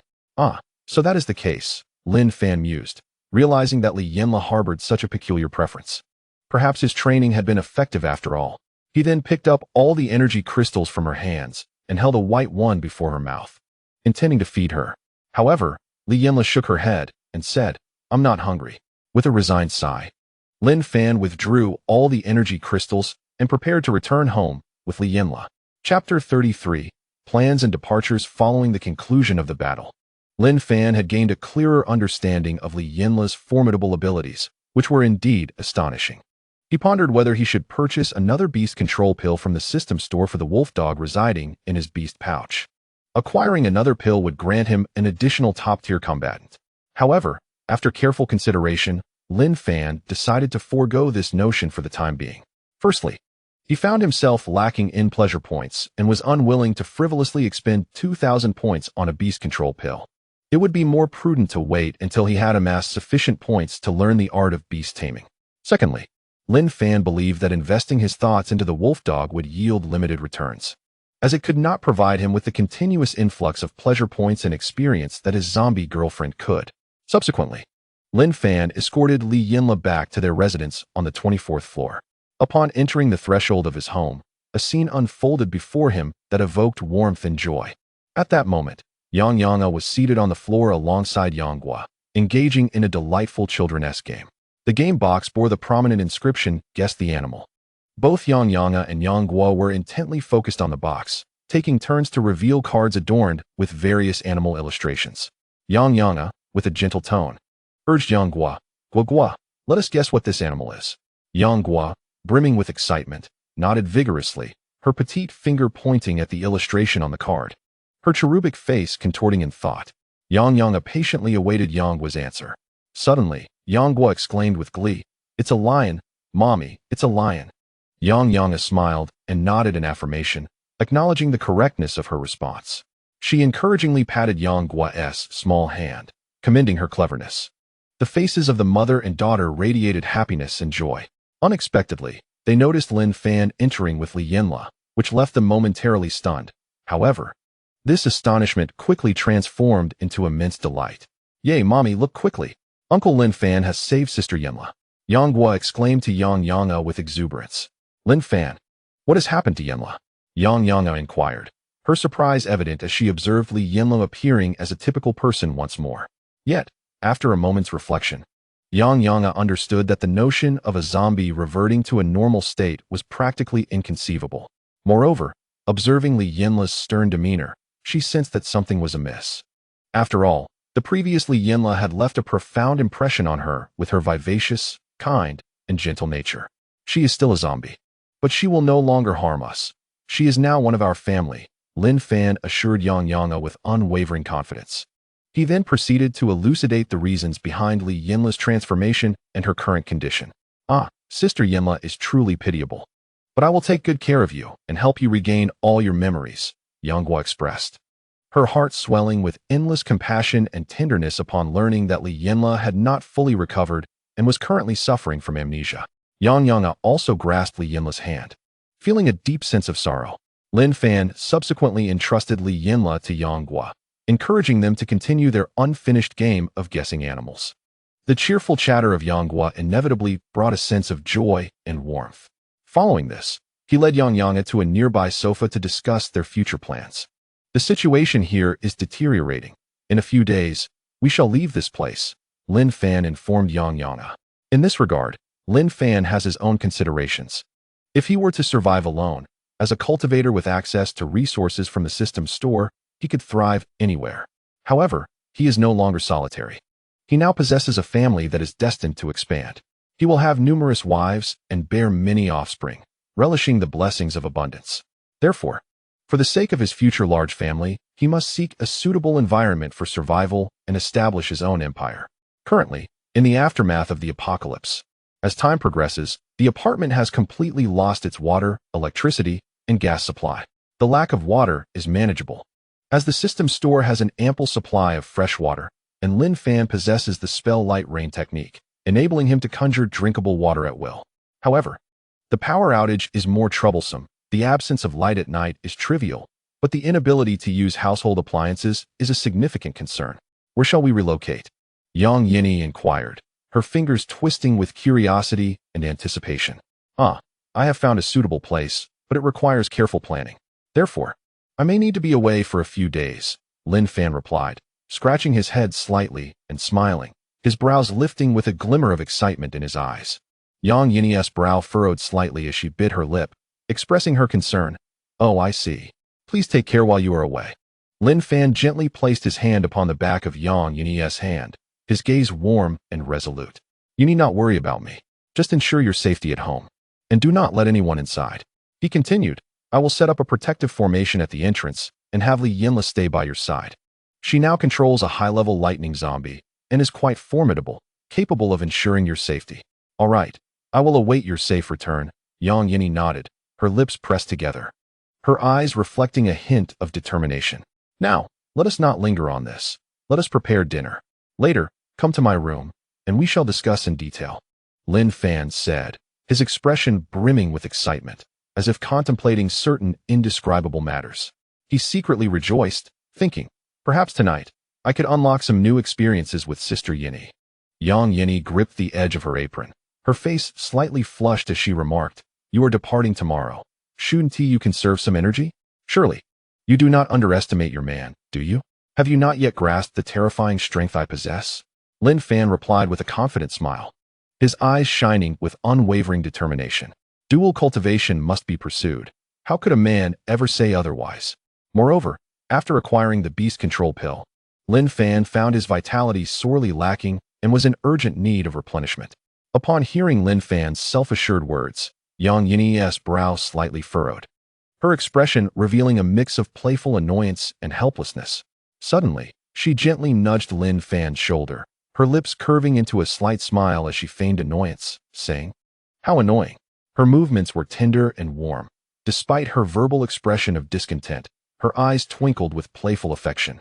Her voice carried a hint of coyness and mischief, her lips forming an adorable arc. Soon, the night descended early after the power outage, and a faint moonlight enveloped the dimly lit room. Yang Yini quietly slipped into Lin Fan's chamber, clad in a soft silk nightgown that clung to her figure, accentuating her enchanting curves. The gown was a delicate shade of pink, its V neckline highlighting her alluring décolletage, exuding a gentle yet seductive allure. As Yang Yini entered the room, Lin Fan's gaze was instantly captivated by her, his heartbeat quickening involuntarily. The beauty and allure of Yang Yini ensnared him completely, leaving him entranced by her captivating silhouette and enchanting demeanor. The moonlight in the room bathed Yang Yini in a soft glow, illuminating her fair skin and gently curled long hair, resembling a mesmerizing painting. Lin Fan's eyes lingered on a certain alluring part of her exposed skin, which radiated an enticing sheen, causing his heart to race even faster. Suddenly, he felt a dryness in his throat. With a subtle smile, Yang Yini approached him, gracefully sitting beside him, her gaze imbued with a hint of seduction and teasing. Lin Fan, what are you looking at? Isn't this what you desire? She asked softly, her voice laced with alluring charm. As she spoke, she extended her delicate fingers to caress his cheek. Goodness, how could one possibly resist such provocation? Any man would find it unbearable. Lin Fan's body jolted, and without a moment's hesitation, he lunged towards Yang Yini. In the stillness of the room, their hearts began to race and collide, destined to ignite a passionate encounter that night. Chapter 34. An encounter with apartment residents after a tempestuous night. The morning sun streamed through the window, casting warmth and tranquility within the room.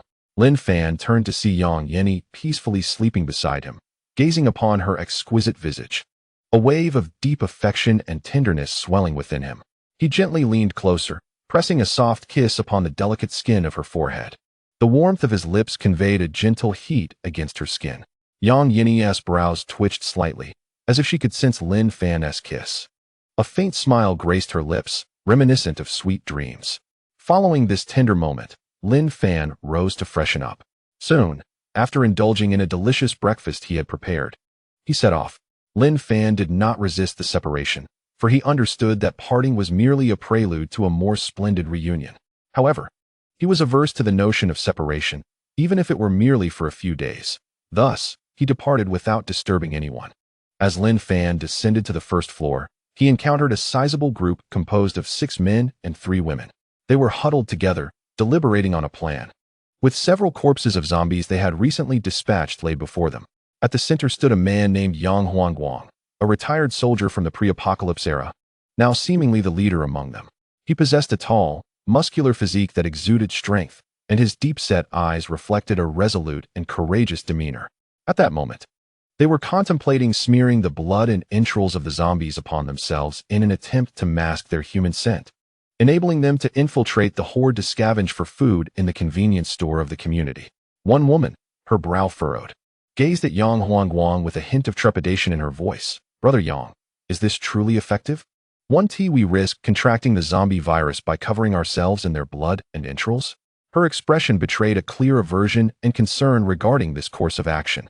As a woman who cherished beauty, she found the notion of adorning herself with zombie remains not only profoundly unhealthy, but also a potential threat to her garments and well-being. Another woman joined the discourse. "Indeed, Brother Yang, if something were to go awry, it would be perilous." Yang Huangguang inhaled deeply, his expression resolute as he replied, "Rest assured. A few days ago, old Wang and I tested this method. It proved highly effective, and there is no risk of infection from the virus, provided we exercise caution." The old Wang he referred to was his former comrade, Wang Liang, who was similarly tall and muscular, his visage marked by a deep scar that rendered him quite fearsome. Wang Liang interjected, "Yes, the food you consumed a few days ago was procured using this very method from the convenience store. We successfully blended in with the zombie horde without detection." Yet another team member, bespectacled and visibly anxious, voiced his concerns. "Just because you were unharmed last time does not guarantee safety this time. What if it rains? We could all be doomed." He gestured towards the sky, which, having previously exhibited a hint of sunlight, was now shrouded in ominous clouds, suggesting the possibility of impending rain. Yang Huangguang's gaze remained steadfast as he firmly responded, "We cannot assure success in retrieving food and water, but I believe this is the safest approach. We must embrace some risks. It is a necessity for our survival." He continued, "In this post-apocalyptic world, survival is inherently fraught with difficulty. If we are unwilling to take even this small risk, then both we and our families are destined to perish from starvation." Under the resolute persuasion of Yang Huangguang and Old Wang, the members of the team, amidst their hesitation and trepidation, ultimately acquiesced to the plan. They realized that the world had transformed into an exceedingly cruel place. In order to survive, they must embrace risk and face adversity without fear. It was agreed that, while they were not afraid of a myriad of possibilities, they should be cautious of the unforeseen. They would disperse for action, and if anyone were to be detected by a zombie, they should flee in the opposite direction of the crowd, accepting full responsibility for their fate. Others were warned not to attempt a rescue of the one discovered by the undead, prioritizing their own safety. Yang Huangguang admonished, "Remember, if any of you encounter misfortune, if we still have survivors, we shall surely take care of your families. However, if we fall as a unit, our families will not endure for long." With nods of agreement, the group began to smear themselves with the blood and flesh of the zombies, despite the revulsion it invoked. For survival demanded the relinquishment of shame. Suddenly, a series of heavy footsteps echoed from the staircase, loud and rhythmic, capturing the attention of all present. They halted their actions, their gazes converging on the staircase, eyes vigilantly fixed on the descending figure. Yang Huangguang furrowed his brow slightly and raised a hand, signaling for silence. Their breathing slowed and deepened, creating an atmosphere thick with tension and anticipation. As Lin Fan's silhouette emerged before them, all eyes focused intently upon him.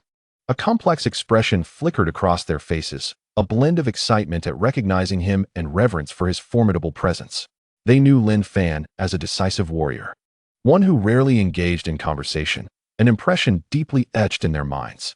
During this period, due to his disdain and aversion, he had little interaction with the residents of the apartment, never having engaged in a genuine conversation. Yet, they had witnessed countless instances from their rooms of Lin Fan effortlessly dispatching zombies, navigating the infested community with an ease akin to a leisurely stroll. Their astonishment at his prowess was profound, accompanied by an admiration and yearning for his strength. Among them were individuals who had known Lin Fan prior to the apocalypse and were aware of his residence on the 24th floor. a level that had endured horrific battles just days before the world crumbled. Many had contemplated seeking refuge with Lin Fan, venturing to the 24th floor in hopes of aligning themselves with him. However, upon encountering the terrifying scene in the corridor of that floor, numerous individuals faltered. The area was littered not only with the bodies of zombies, but also with those of humans. Nevertheless, some bold souls pressed on towards Lin Fan's dwelling, only to be thwarted by the protective wards he had established, unable even to knock on the door. Consequently, they remained unable to forge a connection with Lin Fan and Yang Yanyi, missing the opportunity to ally themselves with such a powerful figure.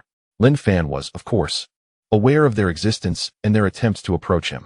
However, after using his divine sense to observe them, he concluded that they held no significant value, and thus he had no intention of engaging with them. It could also be a case of overlooking the obvious, for in the memories of his former self, the most beautiful women in the neighborhood were his girlfriend Li Yinla and the neighbor Yang Yinhao, while the appearances and figures of the other women were rather unremarkable, failing to pique his interest. Chapter 35. The invitation from Yang Huangguang. Unexpectedly, they found themselves face to face at that moment. Boss, we plan to head to the convenience store in the community to search for food and water. What about you? Yang Huangguang said to Lin Fan with enthusiasm, his expression brimming with anticipation. Not interested. Before Yang Huangguang could finish, Lin Fan coldly rejected the proposal, his demeanor distinctly indifferent. Observing this, Yang Huangguang's expression shifted to one of urgency as he attempted to justify his suggestion, hoping to persuade Lin Fan. Boss, please don't be so hasty in your refusal. We merely need you to follow us and observe. There's no requirement for you to intervene. If we encounter danger, you may leave at your discretion. Once we succeed, we will share half of the gathered supplies with you, Yang Huangguang earnestly explained, aiming to sway Lin Fan. The other members of the team were taken aback, witnessing this astonishing scene with disbelief. Firstly, they had not anticipated that Yang Huangguang would dare to directly solicit Lin Fan's assistance. To them, Lin Fan was a decisive and solitary figure, one who seldom interacted with them. Secondly, they were astounded that Yang Huangguang would propose to offer half of the spoils from this venture to Lin Fan, a cost they deemed exorbitant. Many in the group felt anxiety and unease upon hearing this offer, wishing to voice their dissent. Yet, Lin Fan's formidable image as a decisive warrior had long since taken root in their minds, and none had the courage to oppose him, suppressing their inner turmoil in silence. Lin Fan, too, regarded Yang Huangguang with surprise. This man possessed both wisdom and audacity. He recognized that Yang Huangguang was sincere in his request. He simply needed to follow behind and observe, without the necessity of direct involvement, thereby reaping half of the rewards. Yang Huangguang was confident in his strategy of mingling among the horde of zombies to procure supplies, believing that as long as he exercised caution and fortune did not abandon him, such as encountering stormy weather or chaotic disruptions, he would face no peril, rendering Lin Fan's intervention unnecessary. After all, during their previous encounter, he and Old Wang had witnessed that zombies were mindless creatures, devoid of self-awareness, easily misled. So, what was Yang Huangguang's true motive in offering half of the bounty to Lin Fan? It was, undoubtedly, an endeavor to cultivate goodwill and ingratiate himself with Lin Fan. The request served merely as a pretext. Certainly, Yang Huangguang harbored a modicum of concern, for there exists no infallible method to ensure success in this world. He simultaneously placed a wager, speculating whether Lin Fan, upon witnessing them truly in peril, would choose to intervene, recognizing their shared humanity. He was gambling on Lin Fan's character and moral compass, aspects that are notoriously difficult to predict, as the human heart is the most enigmatic and capricious of entities. However, he was willing to take the chance, for even the slightest opportunity beckoned him. What if he were to place a fortunate bet? Nonetheless, in Yang Huangguang's view, cultivating a rapport with Lin Fan was the genuine objective. The gamble was merely ancillary. At that moment, Yang Huangguang fixated intently on Lin Fan, his gaze imbued with a blend of anxiety and anticipation, striving to decipher Lin Fan's expressions and demeanor. Your sincerity is commendable. Yet I am preoccupied and cannot indulge in frivolous games, Lin Fan remarked to Yang Huangguang, his tone remaining indifferent, his countenance unyielding. Yang Huangguang's expression reflected regret. He recognized that his entreaty might not receive a favorable reply. I apologize for the intrusion, he said, a hint of disappointment shadowing his features. However, Lin Fan's gaze subtly shifted, his expression softening as he regarded Yang Huangguang. "You are quite remarkable," Lin Fan suddenly addressed Yang Huangguang, marking the first occasion he had expressed affirmation towards a member of the team. This unexpected commendation filled Yang Huangguang with joy, and he looked at Lin Fan, eagerly anticipating his forthcoming words. Lin Fan continued, "While your approach is somewhat distasteful, it serves as an effective strategy and could easily deceive the ordinary zombies outside. However, if they encounter an evolved zombie, success is far from guaranteed. In fact, it could be asserted that should their operation confront an evolved zombie, it would undoubtedly culminate in failure, with a grim fate awaiting them, devoid of any chance for escape." Lin Fan merely couched his observations in gentler terms. Nevertheless, Yang Huangguang's confidence in his method was understandable, as he had experienced success without encountering any issues previously. However, that instance had occurred in the days leading up to the apocalypse, a time when evolved zombies were virtually non-existent, and the current circumstances were markedly different. Although evolved zombies were still relatively rare at this stage, it would be misleading to assert their complete absence. Yet, Lin Fan retained a measure of optimism regarding their forthcoming endeavor. Having utilized his spiritual perception to ascertain that the vicinity of the convenience store they were approaching bore no signs of evolved zombies, provided they exercised caution and prudence, they were unlikely to encounter significant problems. "Thank you for your warning. We will heed it." Yang Huangguang expressed his heartfelt gratitude, his appreciation for Lin Fan's concern and counsel evident. Upon hearing Lin Fan's words, Yang Huangguang felt a stirring within him. He began to realize that he had previously overlooked a critical consideration, the existence of evolved zombies. Initially, he had not given due weight to the potential impact of evolved zombies on their mission, as such creatures were relatively scarce and seldom encountered. However, he was acutely aware of the extraordinary abilities possessed by certain individuals, and thus, he could easily foresee the formidable nature of the ability-enhanced zombies. This understanding granted him insight into Lin Fan's concern and warning, for which he felt a profound gratitude. Esteemed one, what characteristics define an ability-enhanced zombie? And how can we distinguish them from ordinary zombies? A man finally mustered the courage to pose his question to Lin Fan.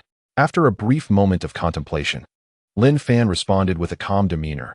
"As for ability-enhanced zombies, there is no need to seek out specific methods for identification. The instant you lay eyes on one, you will instinctively recognize its true nature." His tone was succinct and clear, devoid of superfluous words, yet it was evident that he was not dismissive. For an ordinary person, the moment of encountering an ability-enhanced zombie likely spelled imminent peril, thus revealing its identity in a most dire fashion. "Thank you for your elucidation." The man expressed his gratitude with a respectful nod, his countenance imbued with reverence and appreciation. Upon hearing the man's thanks, Lin Fan merely acknowledged with a slight nod, his expression remaining aloof and indifferent, as if unmoved by such gratitude. His gaze swept over the gathering, exuding an air of transcendence, as though he were above the rest. Noticing this, the crowd refrained from further inquiries, understanding that Lin Fan's words had already conferred a measure of respect. Perhaps he preferred not to divulge excessive information regarding ability-enhanced zombies, viewing it as a form of protection for them. Or perhaps he deemed it entirely unnecessary. With the silence of the crowd, Lin Fan resolved to take his leave. He was typically generous with his goodwill towards those who had aided him, respected him, or whom he admired. Chapter 36. The request of Zhou Xianbing. At that moment, a striking woman emerged, her graceful figure and exquisite features radiating an air of nobility and confidence. Her long, slightly wavy black hair was styled in a sleek and tidy manner, reflecting her intellect and competence.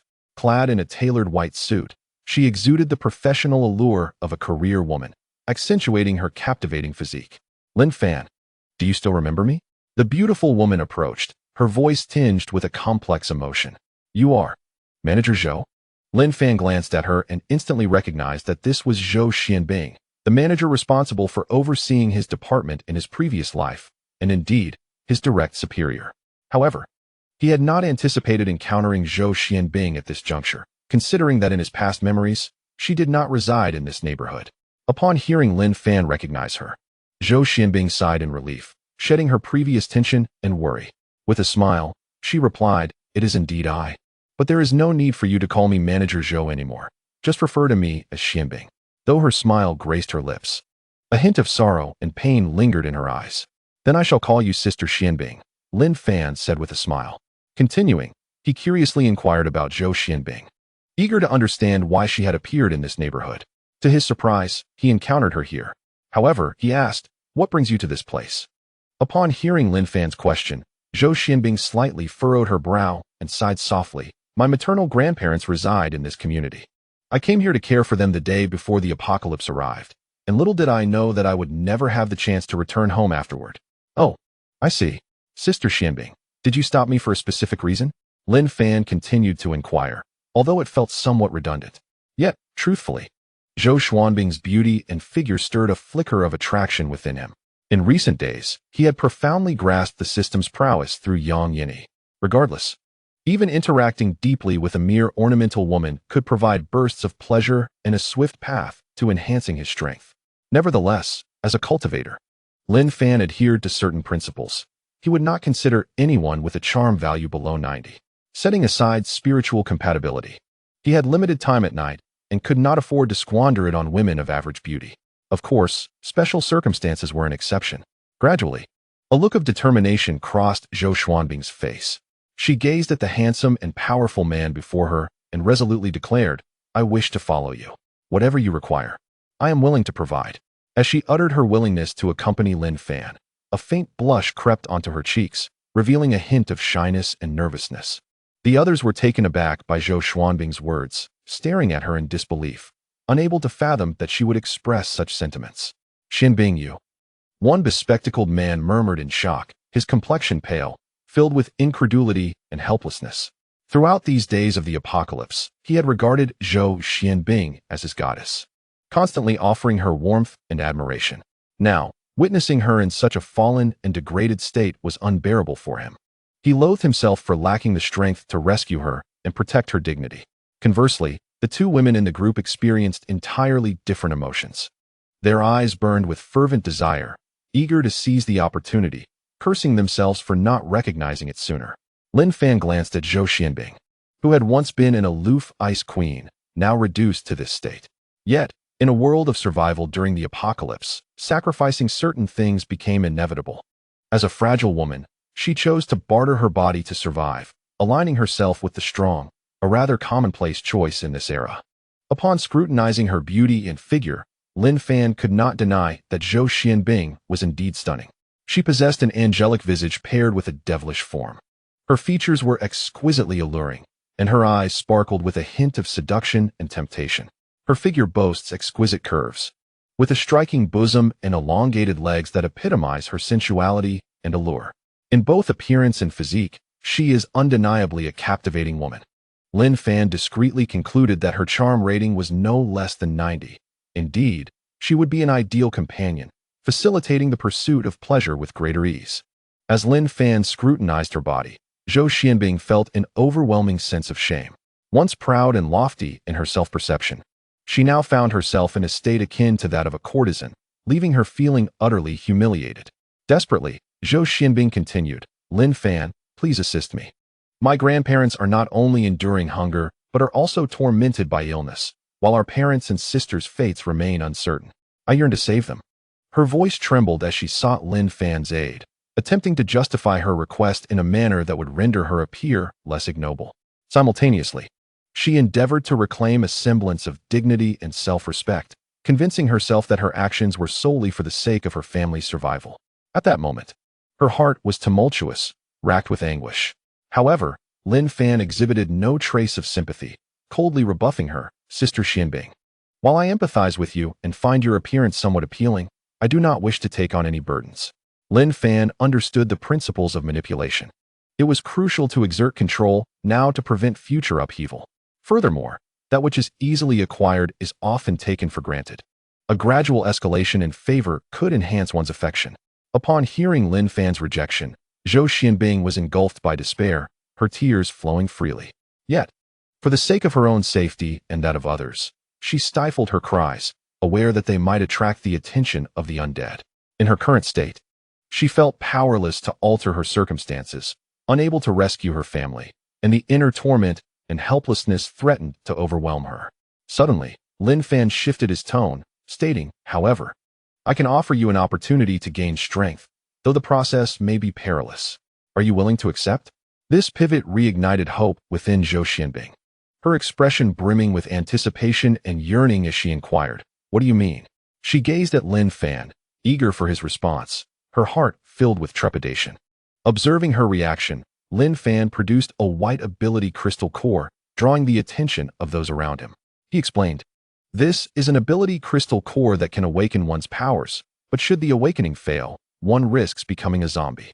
Are you willing to accept this?" After a moment of struggle, Zhou Xianbing declared, "I am willing." Her eyes sparkled with resolve and determination.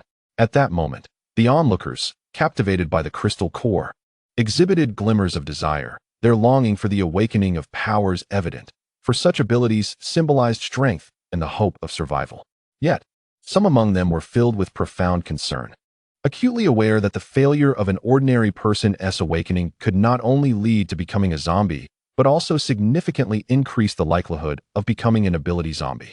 As for the superpowered zombies, they believed that even if the entire building's occupants participated in the battle, it would be utterly futile. Yang Huangguang said with difficulty, "Boss, if Miss Zhou fails to awaken and becomes a superpowered zombie."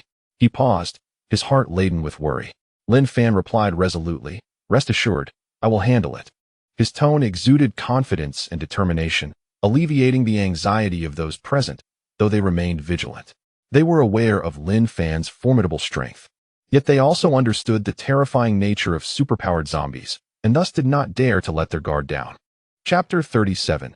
Successful Awakening. Upon hearing Zhou Xuanbing's declaration of willingness, Lin Fan reminded her, "You must think this through.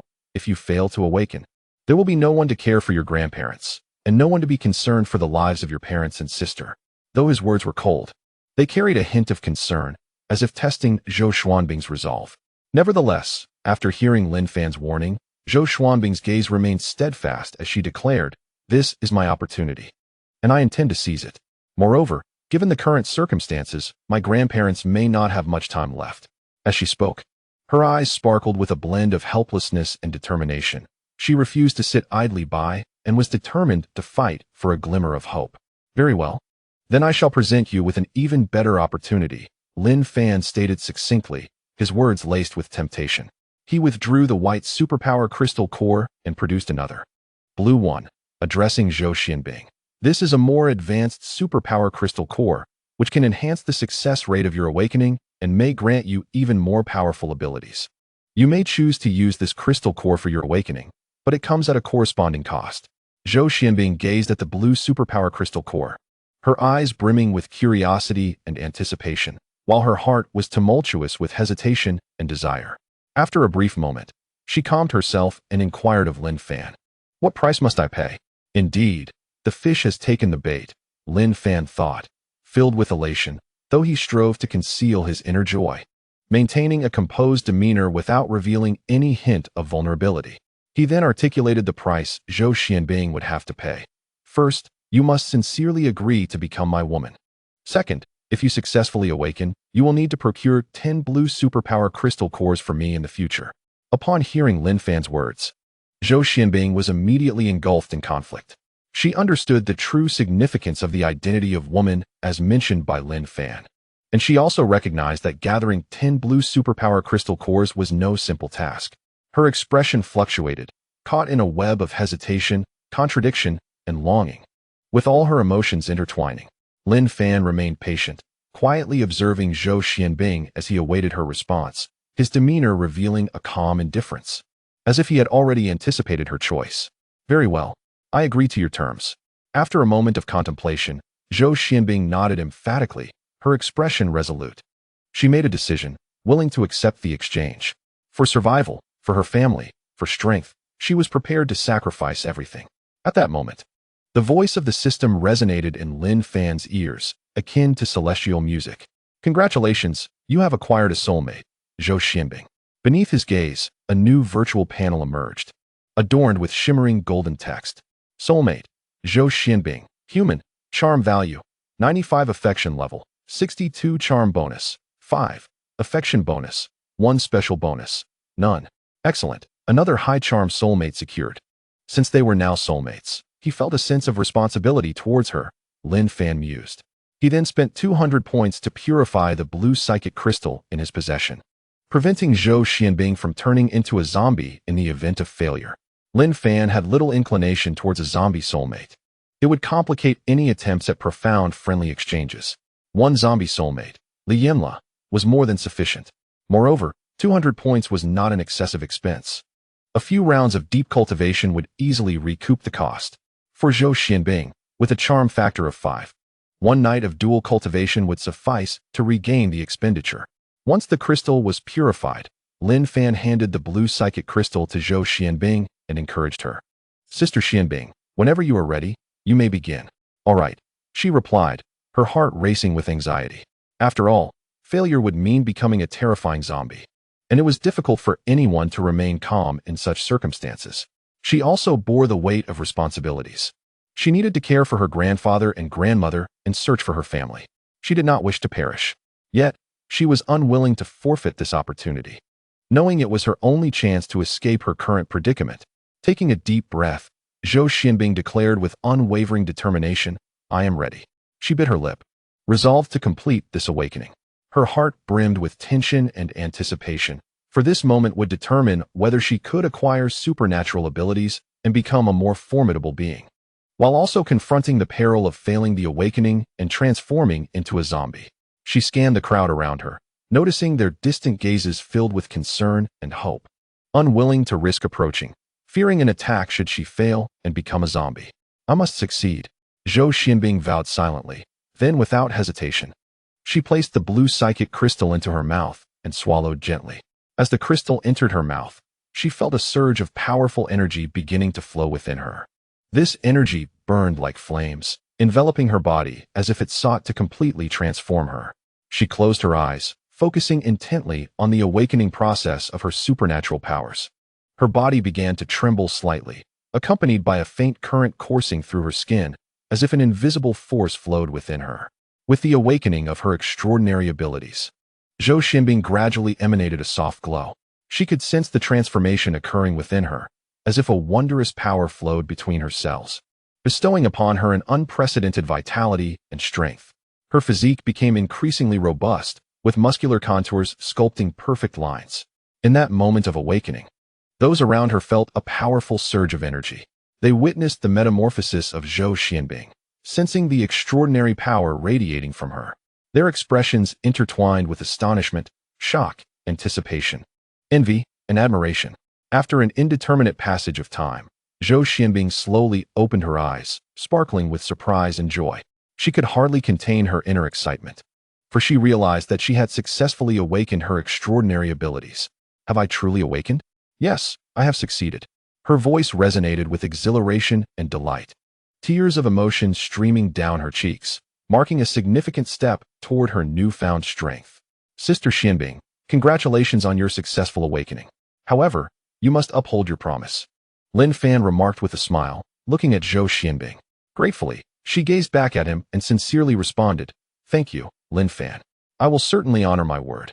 Her voice conveyed unwavering determination, her eyes shimmering with resolute light. Ding, Zhou Xianbing's affinity level has risen to 82 points. Current affinity coefficient adds up to 3. A contented smile graced Lin Fan's face as he nodded in approval, saying, Excellent. Although uncertain whether Zhou Xianbing spoke the truth, the system does not deceive. It seems she genuinely wishes to fulfill her commitment. This is truly a joyous situation. Chapter 38. Transformation of Form. Sister Xianbing, what extraordinary ability have you awakened? Lin Fan inquired, his interest piqued. Zhou Xianbing confidently replied, The extraordinary ability I have awakened is transformation of form. I possess the capacity to replicate the forms of people and objects through direct contact, as well as the ability to transform my own body. She succinctly and clearly explained her extraordinary power. Subsequently, Zhou Xianbing elaborated on her abilities. Upon touching a person or object, she could glean information about their form and capabilities. This process required time, with the duration depending on the strength and complexity of the individual or object being explored.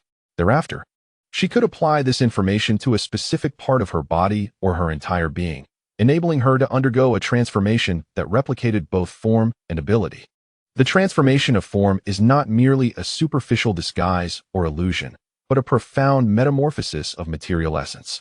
Should Zhou Xianbing convert her arm into steel, it would genuinely become a steel arm, imbued with all the characteristics of the metal. Furthermore, she possesses the ability to alter the shape of her steel arm, morphing it into a hammer, a sword, or other forms. Truly, she embodies the essence of a shapeshifter. Additionally, Zhou Xianbing can harness all the capabilities inherent to the form she assumes. For instance, if she transforms her arm into that of a zombie, she gains the ability to infect her foes with the zombie virus through a mere scratch. Through this remarkable power, she can also replicate the extraordinary abilities of other beings or objects. However, it is worth noting that this transformation is not permanent. It depletes her internal energy. And once that energy is exhausted, she gradually reverts to her original state. Moreover, akin to a computer's memory, she can store information regarding the forms and abilities she has acquired, though her capacity is limited. She has the discretion to choose whether to retain the information of the forms and abilities she discovers or to relinquish those already stored. Consequently, she can fluidly switch between various forms and abilities in accordance with the demands of battle or daily life, selecting the most suitable form as needed. Xianbing, why not demonstrate your extraordinary ability? Lin Fan proposed, eager to witness this peculiar power firsthand. While words can provide some understanding, true comprehension comes from witnessing it in action.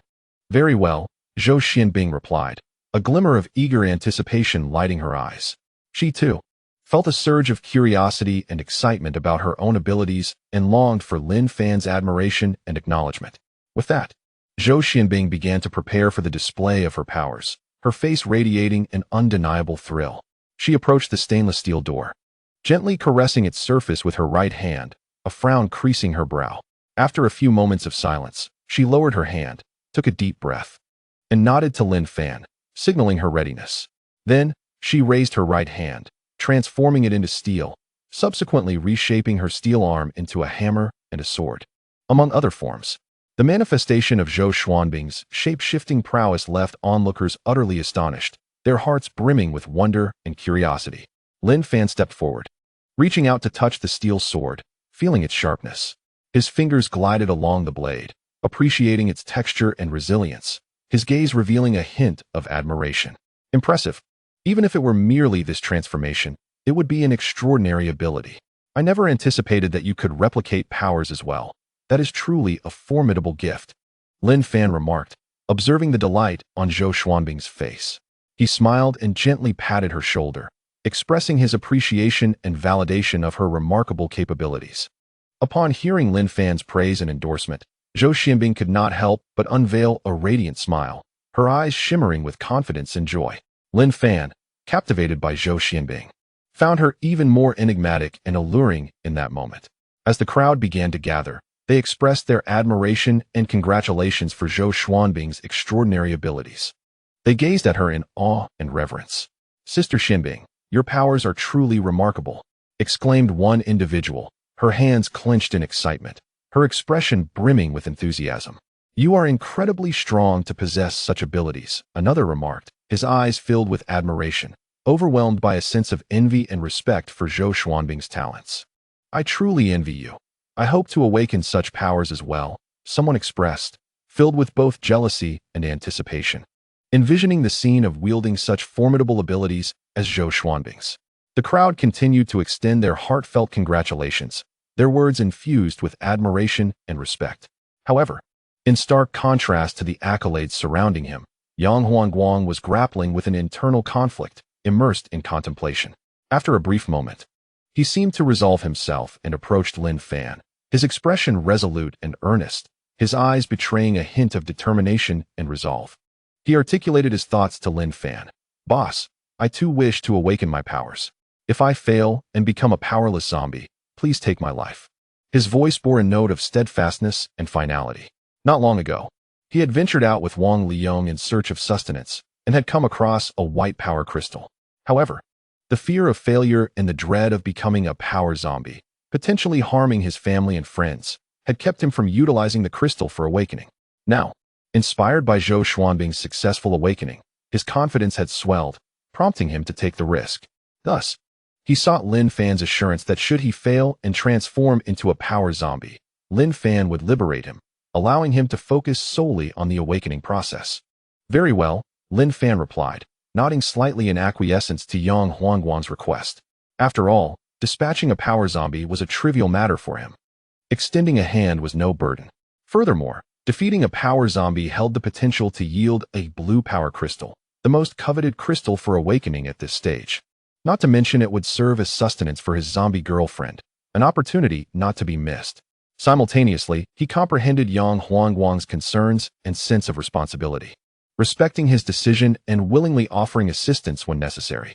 Upon hearing Lin Fan's agreement, Yang Huangguang gazed at him with profound gratitude, his eyes glistening with a mix of emotion and determination.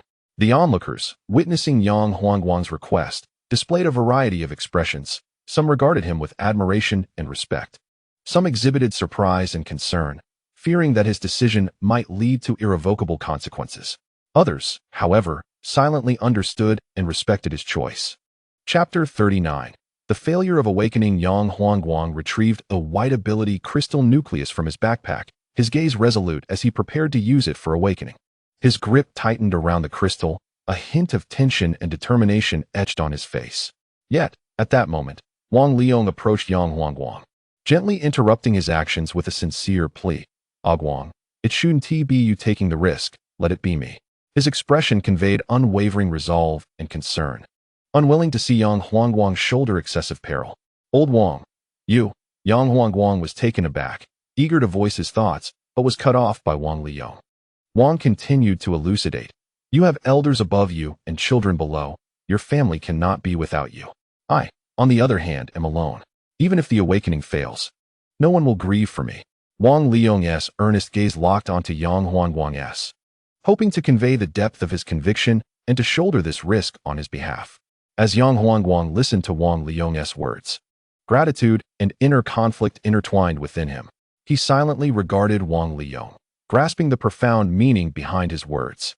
Deep down, he recognized his obligation to his family, acutely aware of the dangers that lay ahead. Ultimately, he nodded gently in agreement, expressing his consent. I appreciate this. You must succeed, my brother. Rest assured. Leave it to me. I will succeed, Wang Liong asserted confidently to Yang Huangguang.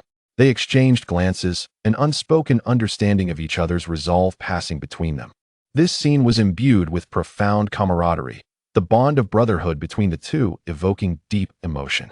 Lin Fan observed Yang Huangguang and Wang Liong, softly inquiring, Are you truly ready? Who will awaken? Without hesitation, Wang Liong replied to Lin Fan, I will, thank you. Lin Fan regarded Wang Liong intently, recognizing his determination. Out of goodwill and feeling somewhat buoyant at that moment, he encouraged Wang Liong. Good luck. The awakening tests not only your physical potential, but also your willpower. During the process, you must forge ahead without a shred of fear. Thank you, Wang Liong responded with a deep bow to Lin Fan, grateful for his assistance and kind reminders. He then nodded to Yang Huangguang, taking the white ability crystal nucleus from his hand, ready to embark on the awakening. As he grasped the crystal, his hand trembled slightly, yet his steadfast gaze reflected his courage and determination. Yang Huangguang watched Wang Liong with anticipation and blessings swelling in his heart. The others also watched Wang Liong with bated breath, fully aware of the significance of the awakening. Should Wang Liong succeed, the team's survivability would greatly enhance, a result longed for by them all. Suddenly, Wang Liong exhaled deeply, his hand, which clutched the white ability crystal core, trembled slightly, yet he resolutely placed the crystal into his mouth. The onlookers watched him with bated breath, silently praying for his successful awakening. They remained still, afraid to utter a sound that might disrupt the delicate process. As the white crystal core entered his mouth, Wang Liong tightly closed his eyes, his muscles tensed, feeling the power of the crystal surging within him. An invisible energy began to spread throughout his body, his skin faintly glowing, as if a force was gathering within him. Gradually, his body shuddered, enveloped in a radiant white light. A peculiar power began to emerge, and his aura grew increasingly formidable. The spectators were transfixed, unconsciously clenching their fists, rallying their support for Wang Liong. Yang Huangguang gripped his fists tightly, biting his lip, fervently whispering, Brother, you must succeed. However, Wang Liong's body suddenly convulsed violently. His complexion turned pale, and his eyes danced with a frenzied light. Then, His form began to contort grotesquely, muscles swelling uncontrollably, producing horrific, distorted sounds. Witnessing this scene, the crowd's mood plummeted, their eyes brimming with sorrow and helplessness. Despite their initial hopes, reality dealt them a crushing blow. Lin Fan's expression grew grave, his eyes glinting with determination.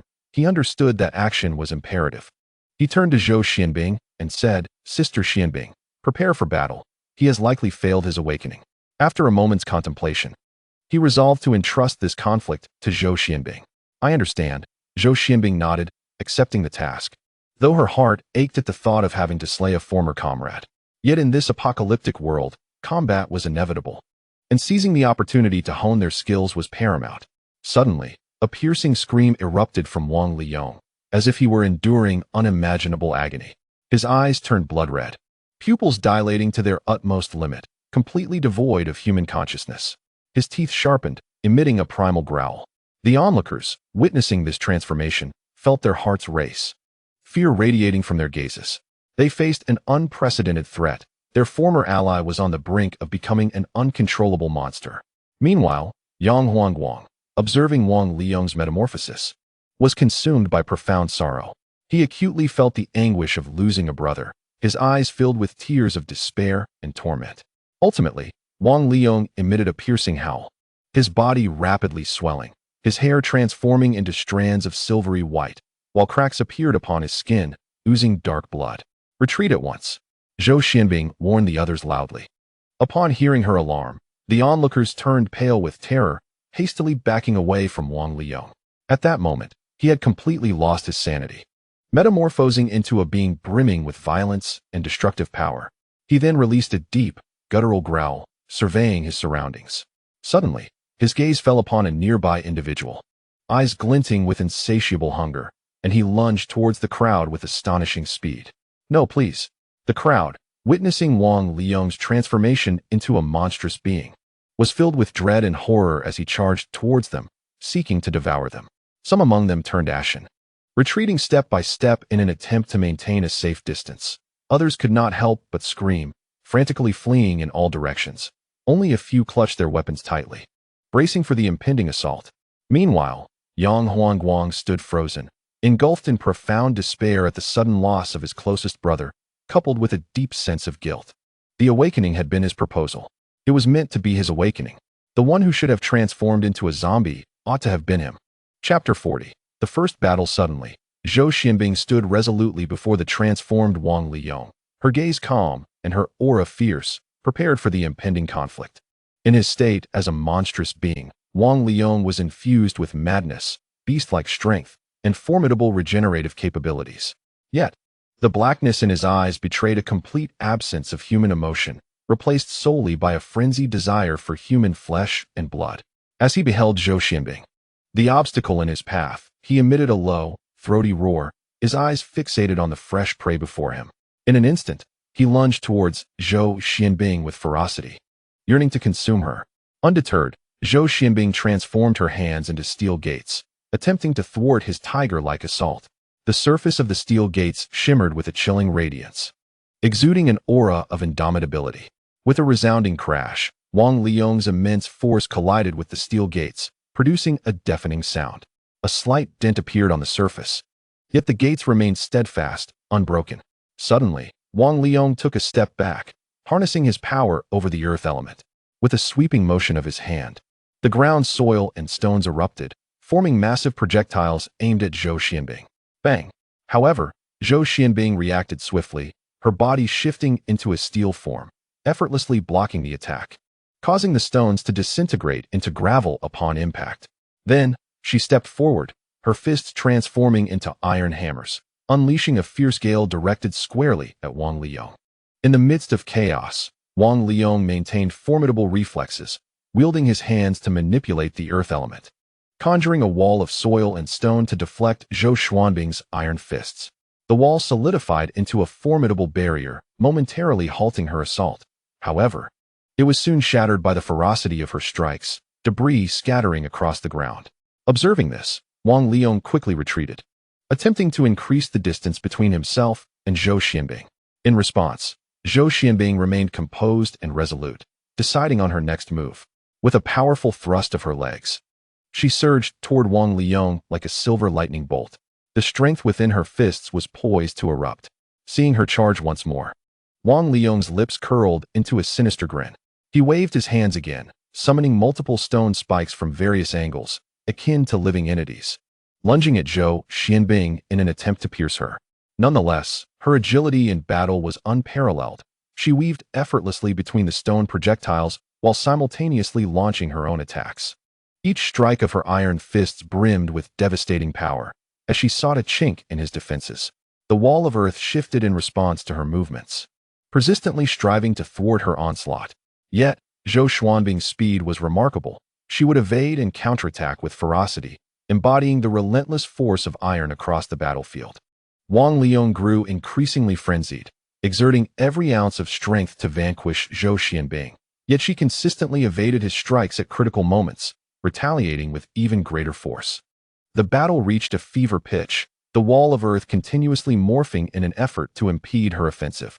Nevertheless, she maintained a calm demeanor, accurately identifying the wall's vulnerabilities and shattering them with precision and strength. Suddenly, Wang Liang thrust his finger into the ground with ferocity, causing the earth to tremble and manifesting into a colossal stone fist, hurtling toward Zhou Xianbing. This was his most formidable attack, a final effort to subdue her in one decisive blow. Zhou Xuanbing's gaze sharpened. She swiftly adapted, transforming her body into the form of iron armor. Enveloped in an impenetrable shield, she braced herself against Wang Liang's stone fist and launched a counterattack with all her might. The tremendous collision reverberated across the battlefield, the stone fist splintering against the defensive power of her armored form. Without allowing Wang Liang a moment to recover, she struck again with lightning speed, her iron fist crashing into him. Wang Liang was sent hurtling backward, colliding with a distant wall, debris flying in all directions. His body paused momentarily before rising once more. Though severely wounded, his ferocity and primal strength remained undiminished, and the battle was far from over. Zhou Xianbing understood that only by utterly defeating him could she safeguard herself and those around her. Regaining her composure, she took a deep breath and fixed her gaze upon the formidable mutant zombie king, Wang Liang. Although she had successfully inflicted severe damage upon him, she was acutely aware that it was far from sufficient. Wang Liang's powers as a mutant zombie endowed him with astonishing regenerative abilities, and his madness rendered him impervious to reason. Wang Liang, listen to me. We are comrades. Do not continue this fight, Zhou Xianbing shouted, attempting to awaken his lost rationality. Yet, Wang Liang merely emitted a low growl, unresponsive to her plea. Witnessing this scene, those around them felt a chill of despair. They recognized that the Wang Liang before them was no longer the brother they once knew, but a frenzied mutant zombie, determined to hold nothing back. Zhou Xianbing resolved that only a more formidable power could subdue Wang Liang. She transformed once more, radiating a dazzling silver light as her body, hands, and legs took on a metallic form, resembling a colossal steel giant. This transformation enhanced her offensive and defensive capabilities, albeit at the expense of some of her agility. Come on, Zhou Xianbing challenged, her voice echoing with resolve. Wang Liang let out a ferocious roar and lunged toward her, his fists transforming into rock and earth, imbued with an aura of destruction as they hurtled toward Zhou Xianbing. Steadfast as a mountain, she raised her fists to clash with his. The resounding impact reverberated across the battlefield, sparks flying amidst the tumultuous air. Zhou Xianbing and Wang Liang engaged in a fierce and relentless struggle. Wang Liang's strength was immense, with an almost inexhaustible command over earth and stone, while Zhou Xianbing, as a steel giant, boasted an indomitable defense and formidable offensive power. Their confrontation was one of stark opposition, with relentless exchanges of attack and defense. The earth shattered under the force of their blows, the sounds of their clash echoing with intensity. Chapter 41. After the battle. As the battle progressed, Zhou Xianbing gradually discerned Wang Liang's combat style and weaknesses. She realized that during his frenzied assault, his control over the earth element was unstable, revealing fleeting moments of vulnerability. Seizing this opportunity, she acted without hesitation. With a swift twist of her body, she unleashed a powerful punch aimed squarely at Wang Liang's face. The tremendous force reverberated throughout the battlefield, sending Wang Liang reeling backward until he crashed against the wall, leaving cracks in its wake. Zhou Xianbing did not relent. She pressed forward, escalating her offensive. With iron fists, she struck Wang Liang repeatedly, each blow carrying the weight of destruction. Wang Liang let out a piercing wail, but he had lost the capacity to retaliate. His body trembled violently, skin tearing as black blood gushed forth. In the end, Zhou Xianbing concentrated all her energy for a final strike. Her fists merged and transformed into a colossal steel hammer, which she then unleashed with a ferocity akin to a meteor colliding with the earth, hurtling toward Wang Liang's body. A thunderous roar reverberated across the battlefield, the shockwave instantly expanding and utterly obliterating Wang Liang. He let out one last anguished cry before collapsing motionless. The battle had concluded, and the once vibrant battlefield was now shrouded in smoke and a tense atmosphere. Zhou Xianbing stood firm, her form as the iron giant gradually dissipating, revealing a weary yet victorious smile. With trembling hands, she gently wiped the sweat from her brow, acutely aware of the exhaustion that accompanied the fight. However, upon witnessing the shattered remains of Wang Liang, her smile vanished in an instant, replaced by a profound sense of nausea and guilt. She realized she had personally slain a companion who had once fought by her side, providing her with the means to survive. This cruel reality pierced her heart deeply, causing tears to flow unbidden. The onlookers gazed silently at Wang Liang's body, their hearts brimming with complex emotions. Grief took root within each of them, for they had lost a trustworthy ally, a brother who had once walked alongside them. Yet, they also felt admiration and yearning for Zhou Xuanbing's bravery and strength. Yang Huangguang stepped forward quietly, his gaze fixed on Wang Liang's lifeless form, tears of anguish streaming down his face uncontrollably. He felt the immense pain of losing a brother, his heart laden with endless sorrow and regret. He could not help but think that he should not have allowed Wang Liang to take his place during the awakening. Yet the reality was immutable. Now, all he could do was pray silently, hoping that Wang Liang would find peace and solace in another world. At that moment, Lin Fan approached Zhou Xianbing, embracing her gently and offering comfort. There is no need for guilt. This was your duty. He has transformed into a zombie and is no longer your companion. He continued, your performance in battle was extraordinary, and the strength you exhibited surpassed my expectations. Lin Fan had initially intended for Zhou Xianbing to engage in a duel with Wang Liang, allowing her to experience the confrontation between those with abilities and to familiarize herself with her own powers. He had not anticipated that she would be required to kill him. Rather, he had planned to intervene and eliminate Wang Liang himself when Zhou Xianbing found herself overwhelmed. However, Zhou Xuanbing's prowess exceeded his expectations, and she ultimately succeeded in defeating Wang Liang through her own strength. Upon further contemplation, Lin Fan recognized that this outcome was, in fact, quite reasonable. Firstly, Zhou Xianbing had awakened her abilities through a blue energy crystal, while Wang Liang had failed his awakening through a white energy crystal, resulting in his transformation into an energy zombie. Thus, a disparity in their energy levels existed. Secondly, during the battle, Zhou Xianbing utilized steel, whereas Wang Liang relied on rock. And it was evident that steel would overpower rock without question. In Lin Fan's embrace, Zhou Xianbing felt the warmth he provided, and his words brought her joy. After listening to Lin Fan, she gazed at him with gratitude, her emotions now considerably soothed. Moments later, she gently wiped her tears, forcing a smile as she said to Lin Fan, "Thank you. I feel much better now. Being Lin Fan's woman is truly wonderful." This slightly mad thought suddenly emerged in Zhou Xuanbing's mind and took root deeply within her. She now realized that becoming Lin Fan's woman was not an unacceptable notion. Rather, it might be the most correct choice she would ever make. Thanks to Lin Fan, she had transformed into someone vastly different from her former self. Moreover, Lin Fan did not treat her as she initially feared, merely as a slave or a tool for his desires. Instead, he treated her gently, respected her choices, and regarded her as a treasure. This sensation filled her with happiness and reassurance.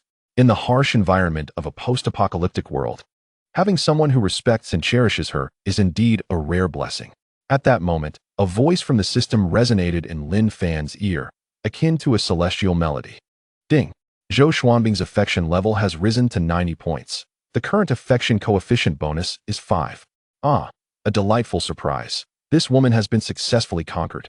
Lin Fan thought with joy, gazing upon Zhou Xuanbing's exquisite beauty and feeling her enchanting form. Lin Fan found himself involuntarily stirred. Zhou Xianbing, nestled in his arms, immediately sensed his unusual reaction. She was not an ignorant woman. She understood his intentions. Her face flushed crimson, her breath quickened, and she found herself at a loss for words, though her heart brimmed with delight. Observing Zhou Xuanbing's expression, Lin Fan realized he could no longer restrain himself. In such a situation, if he were to endure, would he still be considered a real man? That would be akin to being less than a beast. Lin Fan gently held Zhou Xianbing, savoring her warmth and soft form, his arms tightening around her as if to meld her into his embrace. His gaze radiated affection and desire, yearning for a more intimate connection with her. Feeling Lin Fan's heat, Zhou Xuanbing's cheeks gradually flushed, her breath becoming more rapid. Her eyes sparkled with shyness and joy, intertwined with a hint of anxiety and anticipation, her heart inexplicably filled with delight and happiness. Subsequently, Lin Fan whispered to Zhou Xianbing, "I am feeling quite heated right now. Perhaps we should find a place to resolve this." His voice was imbued with a magnetic softness, brimming with longing. Upon hearing Lin Fan's words, Zhou Xuanbing's face grew even redder as she sensed her man's intentions, fully aware that she harbored the same desires. As she felt her heartbeat quicken and her breath become shallow, a sense of unease and shyness enveloped her. "Very well," she gently nodded, almost bashfully acquiescing to Lin Fan's request, her heart brimming with joy and excitement. She sensed Lin Fan's care and tenderness, filling her soul with a profound dependence and affection for him. She then suggested, "Why not come to my room? It's on the 5th floor, room 12. Lin Fan perceived Zhou Xuanbing's response, understanding that at this moment, neither could bear to wait any longer. "All right," he replied, his voice imbued with warmth and tenderness. With that, Lin Fan embraced Zhou Xianbing and made his way toward the staircase. Zhou Xianbing clasped Lin Fan's hand tightly, feeling his steadfastness and warmth, her heart overflowing with a sense of security and reassurance. Under the gaze of onlookers, the two gradually vanished around the corner of the staircase. Chapter 42. Deep interaction. Before long, Lin Fan had carried Zhou Xianbing to the 5th floor, swiftly opening the door to her room. What welcomed them was a space that was both simple and inviting. The walls were painted a soft blue, evoking a fresh and comfortable ambience. In the center stood a modest single bed, adorned with soft white sheets and blue pillows. Near the window, a small desk was lined with books and study materials. "Lin Fan, please put me down," Zhou Xianbing said, a hint of shyness gracing her features. Lin Fan gently complied with her request, carefully setting her down. He then began to activate his unique ability, the time capsule. With a mere thought, a blue orb of energy swiftly formed in his hand, expanding rapidly into a transparent energy barrier that enveloped the entire room. Within this space, the barrier emitted a soft blue light, instilling a sense of safety and tranquility. "What is this?" Zhou Xianbing inquired, her curiosity piqued. Lin Fan explained, "This is my ability, the time capsule. It can slow down the passage of time and muffle sound, allowing us more private moments in this space." Upon hearing Lin Fan's explanation, Zhou Xuanbing's cheeks flushed, her heart racing in confusion. Consequently, a profound silence fell over the room, broken only by the faint blue glow and the sound of their breaths. The light filtered through the blue energy barrier, casting a gentle glow upon Zhou Xianbing and Lin Fan, enveloping them in a dreamlike aura. At this moment, they stood face to face, gazing into each other's eyes, filled with love and desire. Gradually, Zhou Xuanbing's heartbeat quickened, her face a canvas of shyness and nervousness, her gaze flitting away. She could feel Lin Fan's eyes tenderly fixed upon her, intertwining her feelings of anxiety and delight. Then, Lin Fan gently caressed Zhou Xuanbing's cheek, lifting her chin with his fingers, urging her to raise her head and meet his gaze.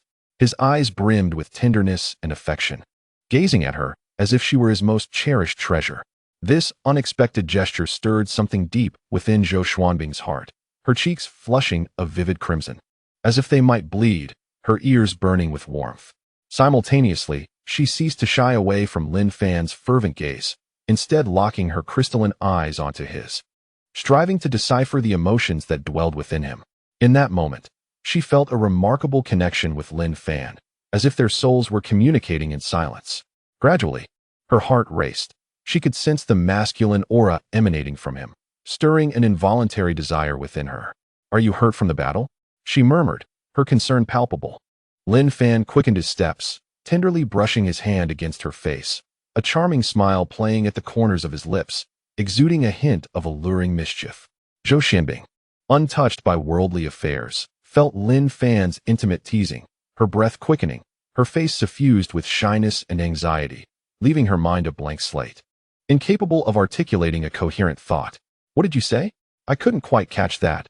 Lin Fan leaned closer, his face near hers, continuing his playful teasing by her ear.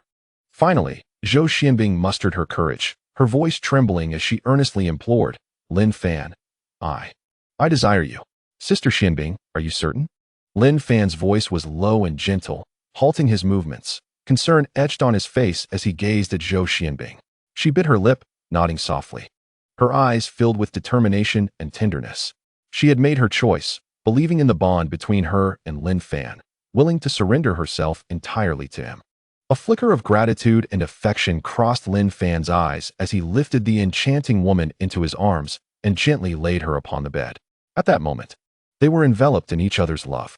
Gradually, in this secluded space, they engaged in fervent, profound interactions. Passion and tenderness intertwined, filling Zhou Xianbing with exquisite pleasure and contentment. Their bodies ignited in the fire of their love, the searing desire kindling the flames within their hearts, immersing them in each other's affection until they reached the pinnacle of ecstasy.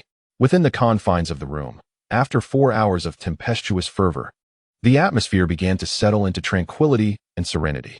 During this time, Lin Fan and Zhou Xianbing had experienced 3 complete, profound interactions. Lin Fan had lost much, while Zhou Xianbing had gained equally. Remarkably, the amount one lost was precisely matched by what the other had gained. At this very moment, although the battle had concluded, Lin Fan and Zhou Xianbing remained locked in a tight embrace, their bodies pressed closely together as if they had merged into one. In this tranquil instant, their hearts were intricately intertwined, each presence becoming an indispensable part of the other's life.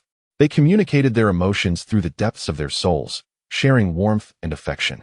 In each other's arms, they discovered solace and belonging, as if time itself had come to a standstill, with the rhythm of their heartbeats resonating in their ears. At that moment, Lin Fan also noticed the emergence of new golden characters on the virtual panel at the lower right corner of his vision, which read, "You have engaged in a friendly interaction, dual cultivation, with your partner, Zhou Xianbing. Due to the exceptional outcome, you have gained pleasure points. 10. Cultivation experience. 5. Fire spiritual root experience. 3. Current partner's charm bonus increases by 5. Affection level increases by 5. You ultimately gain pleasure points. 100. Talismancer experience. 50. Fire spiritual root experience. 30. Congratulations on receiving an additional reward. Fire Cloud Gourd, mid-tier, first grade. A mid-tier first grade artifact, the Fire Cloud Gourd? This name sounded familiar. It was indeed a formidable artifact. Lin Fan thought in astonishment.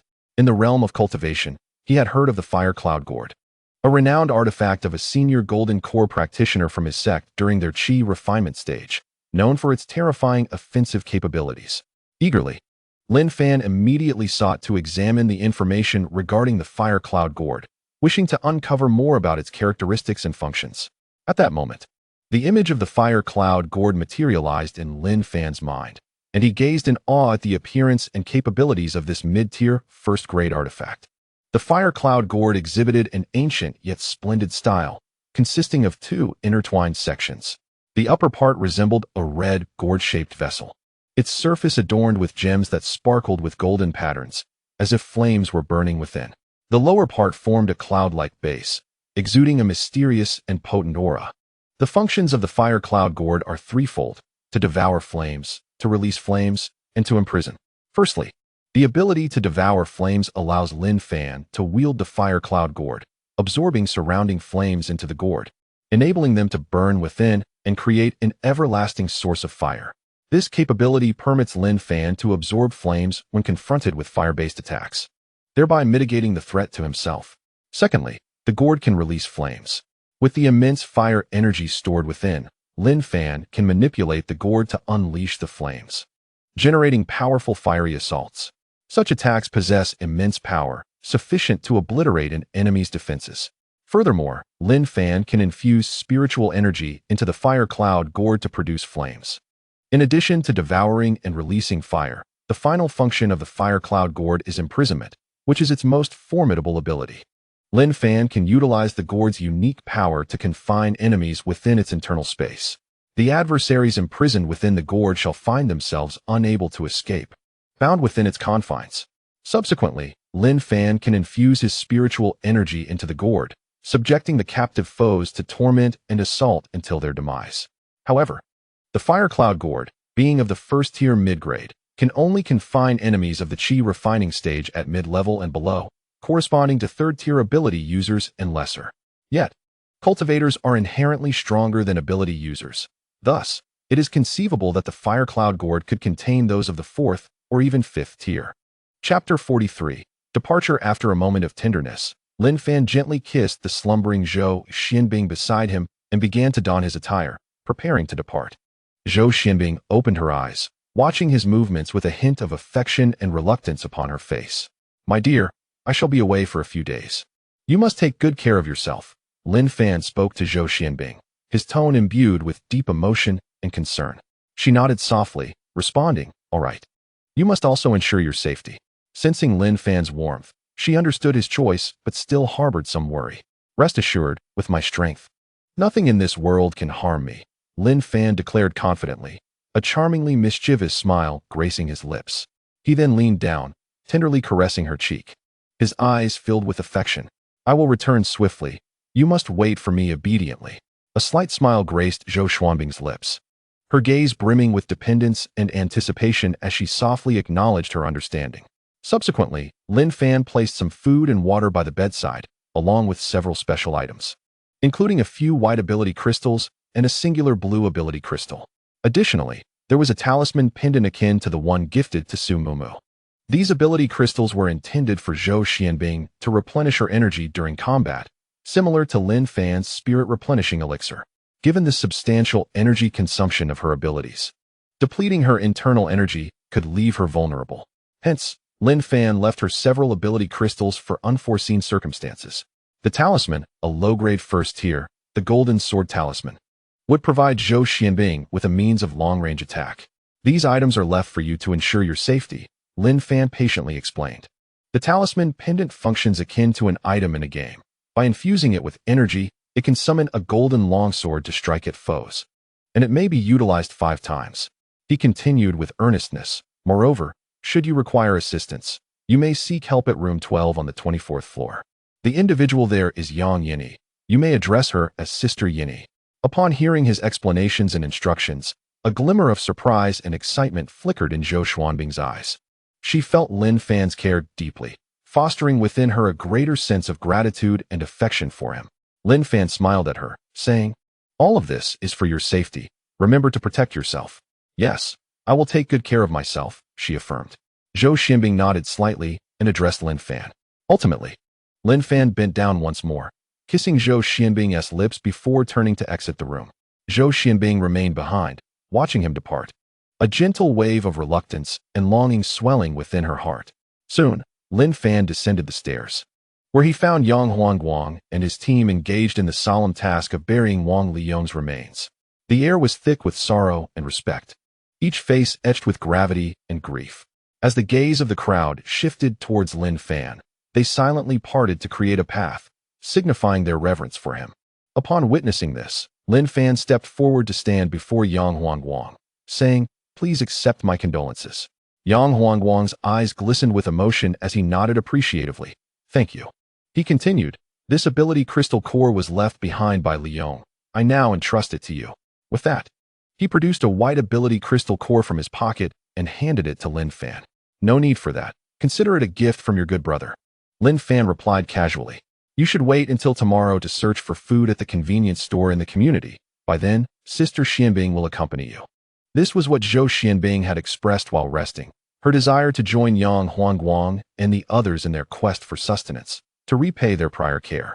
After contemplating for a moment, Lin Fan acquiesced to Zhou Xuanbing's request, for he had thoroughly surveyed the surroundings and found no signs of ability zombies, indicating that their venture would be safe.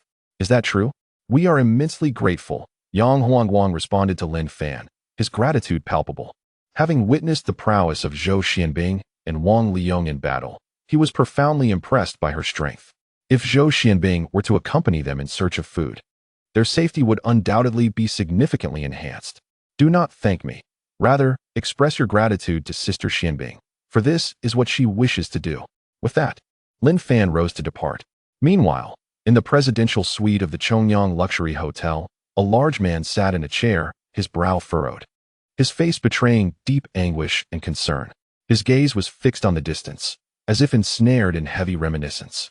Flanking him were two massive hounds, silently vigilant, their eyes betraying a mix of alertness and loyalty.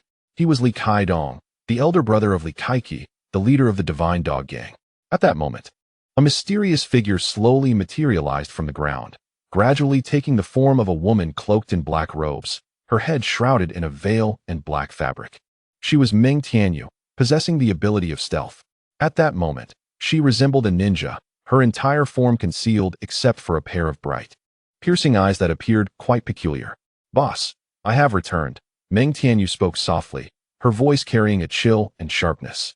Li Kaidong lifted his head, fixing his gaze intently on Meng Tianyu, his expression brimming with anticipation. "Have you clarified the investigation?" Meng Tianyu nodded, conveying the findings to Li Kaidong.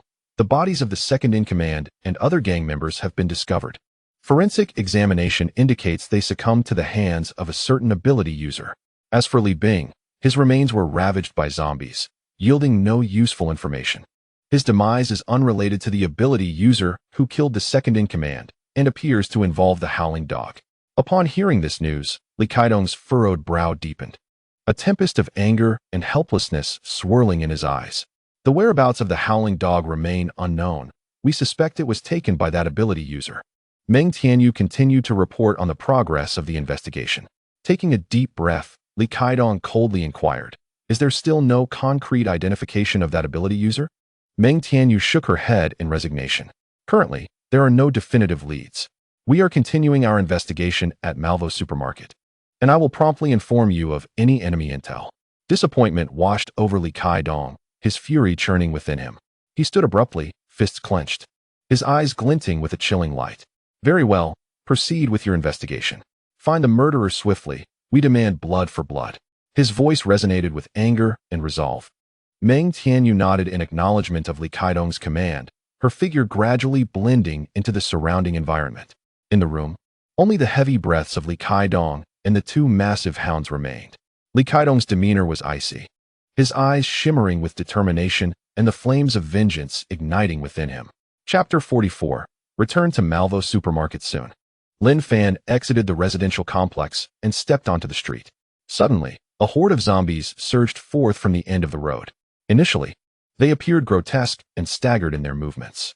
However, upon spotting Lin Fan, they emitted a low, guttural roar and charged towards him with alarming speed, outpacing even Bolt himself. Lin Fan's gaze sharpened as he drew a gleaming long sword from his waist, its blade glimmering with a cold light.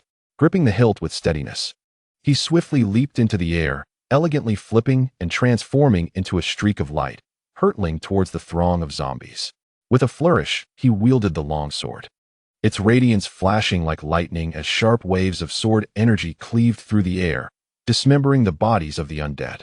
Simultaneously, he gently raised his right hand, summoning several golden needles that coalesced in the air like twinkling stars, dazzling and brilliant.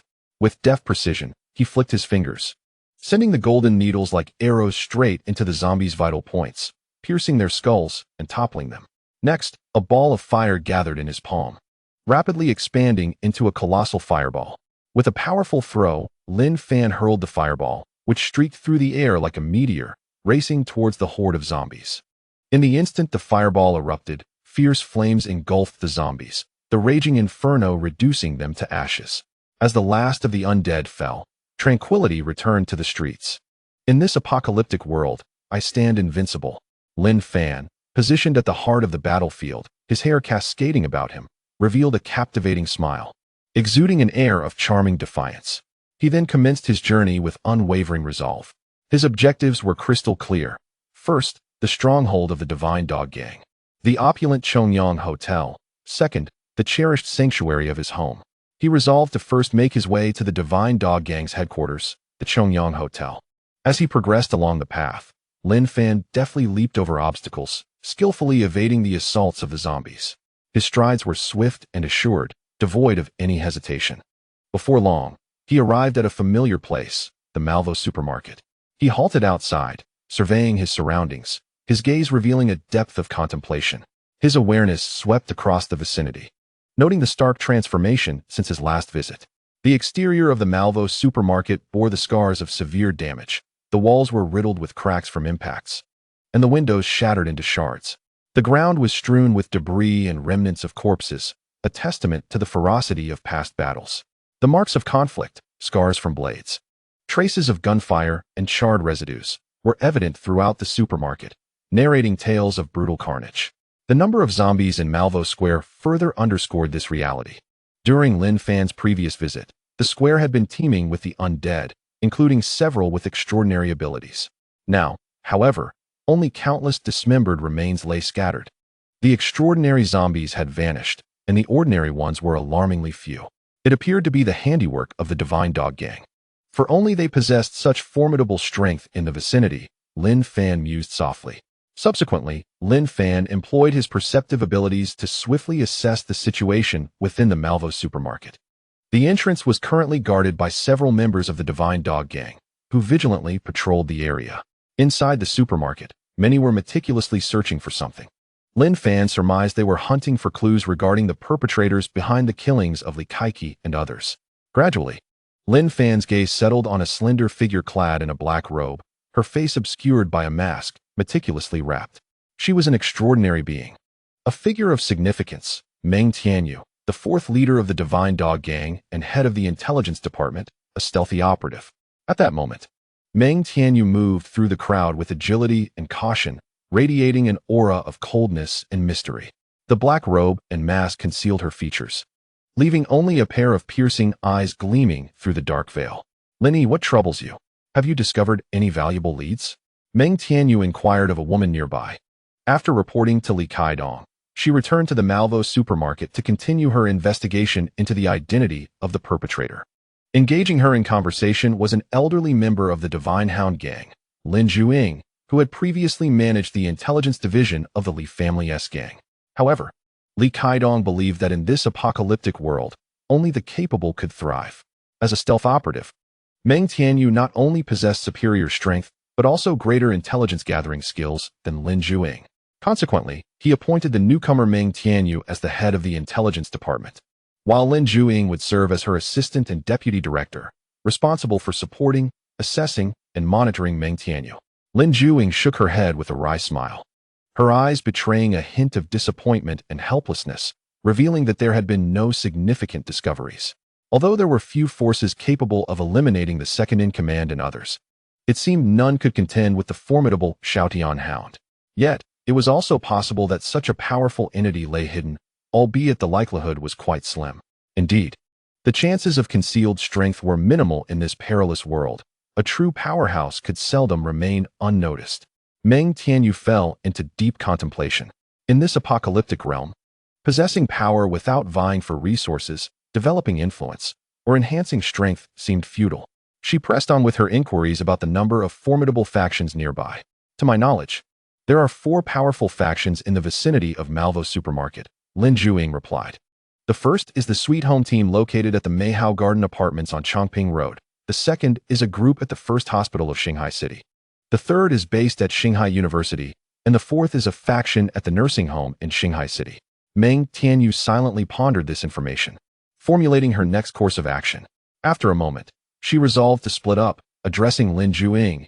"Aunt Lin, please continue your meticulous investigation here and see if you can uncover anything. I will investigate those factions. Be careful," Lin Juing advised.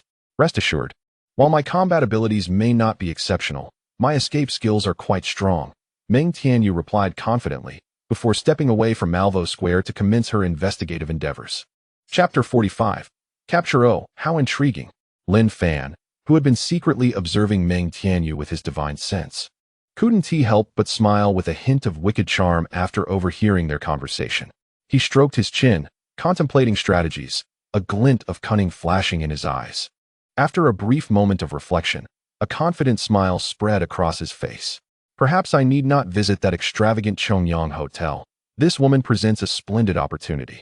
With that thought, Lin Fan swiftly rose to his feet and dashed toward Meng Tianyu, who, at that moment, remained unaware of his nefarious intentions.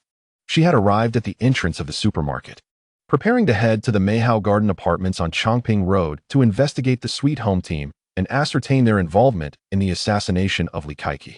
As Meng Tianyu arrived at the entrance of the supermarket, the members of the Divine Dog Gang stationed at the gate immediately greeted her with utmost respect, exclaiming, "Fourth Master." Their voices resonated with strength and clarity, reflecting their reverence for her. "You are to guard the entrance rigorously. Allow not a single mosquito to slip through, understood?" Meng Tianyu commanded, her tone imbued with authority and seriousness. Upon hearing her directive, the members of the Divine Dog Gang promptly replied, "Understood, Fourth Master." Satisfied with their response, Meng Tianyu nodded before preparing to depart. Suddenly, she activated her extraordinary ability, stealth. A mysterious energy enveloped her, causing her form to dissolve as if she were melting into the ground. In no time, her figure faded from sight, leaving only an empty space behind. "Is this the Fourth Master's ability, stealth? What a peculiar power," remarked a member of the Divine Dog Gang surnamed Chun to his counterpart, surnamed Wang, expressing his astonishment and curiosity regarding Meng Tianyu's extraordinary gift. "Indeed, how I wish to become an ability user. Then I would no longer have to play the role of a guard," sighed Wang, filled with envy for the prospect of possessing such special powers. "Stop daydreaming. Do you truly comprehend the rarity of the ability crystals? How could we ever obtain one?" cautioned a member surnamed Zhu, who was well aware of the preciousness and scarcity of these crystals. "Even if one were to acquire an ability crystal, what good would it do? The chances of successfully awakening are exceedingly slim. Just look at the upper echelons of our group. They are not lacking in ability crystals. Yet how many have chosen to awaken? Very few indeed." Zhu articulated the stark reality, acknowledging the difficulties and risks associated with awakening abilities. Meanwhile, Meng Tianyu was en route to her sweet haven, her mind pondering the direction and strategy of her investigation. Suddenly, a shadow caught her attention. She looked up to see a man descending from above, landing directly in her path. Instantly, Meng Tianyu halted, her heart racing as she observed the scene before her. Sensing the imposing aura radiating from the man, she noted that his gaze was fixed intently on a particular direction, yet she could not ascertain what he was observing. This is a formidable individual, albeit unfamiliar. Could he be the one responsible for the second master's demise? Meng Tianyu thought in shock. Surely not. What a coincidence it would be to encounter a master and suspect him as the murderer. Wouldn't he that render our extensive investigation futile? She quietly dismissed her absurd notion. It was not merely his handsome visage or robust physique that struck her. It was the sheer improbability of the situation that left her bewildered.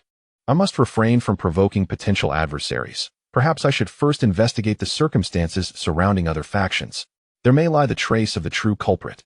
With such thoughts in mind, Meng Tianyu, who had seamlessly integrated into the underground for her stealthy maneuvers, intended to bypass the man before her, wishing to avoid unnecessary complications. However, she could never have imagined that this man was Lin Fan, the very assassin she had been desperately seeking. Nor did she realize that his current target was none other than herself. He had completely unraveled her illusion of absolute safety in her concealment. At that moment, it was indeed a peculiar ability, one that allowed him to merge entirely with other objects for swift movement. Lin Fan softly addressed her position, his voice laced with a hint of playful curiosity and mockery. Although his tone was remarkably light, it resonated heavily in Meng Tianyu's ears, causing her expression to shift subtly as unease and tension surged within her. The revelation that this man could see through her stealth was something she had not anticipated. Panic set in. She needed to flee. An alarm rang loudly in her mind as she immediately unleashed her extraordinary ability, stealth, and began to swiftly maneuver beneath the ground. A flicker of anxiety and urgency flashed in her eyes as she quickened her pace, exerting every ounce of energy to distance herself from Lin Fan, hoping to escape his pursuit as swiftly as possible. Lin Fan sensed her rapid retreat, and a faint smile graced his features as he murmured, "My prey, can you truly escape?"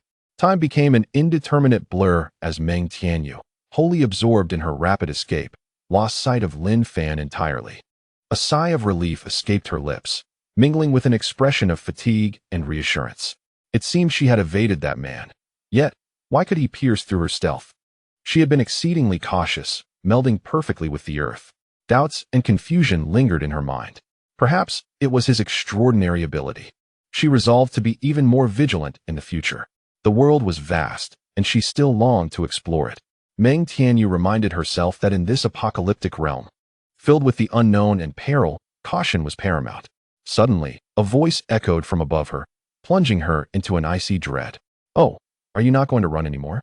Ready to give up?" Lin Fan's voice cut through the air like a chilling wind, sending shivers down her spine. At that moment, he had leisurely caught up with her. His face retained a calm smile, and with his heightened perception, he had firmly locked onto Meng Tianyu, ensuring that no matter how she ran, she could not escape his grasp. However, he found himself deeply intrigued by her extraordinary ability and thus had no desire to strike her down immediately. Instead, he wished to observe the intricacies of her peculiar power, engaging her in a playful game of cat and mouse. "This man must be a devil. I have no enmity with you, so why not let me go?" A wave of helplessness and fear surged within Meng Tianyu's heart, as she felt ensnared within Lin Fan's grasp. No matter how fervently she sought to flee, there appeared to be no means of evading his relentless pursuit. "Since you've ceased your flight, why not reveal yourself?" Lin Fan remarked, his tone calm, yet laced with a hint of mockery. Suddenly, a resounding boom echoed through the desolate street. Lin Fan, channeling his spiritual energy, struck the ground with his sword, unleashing a formidable wave of sword energy that scattered countless fragments of stone and dust.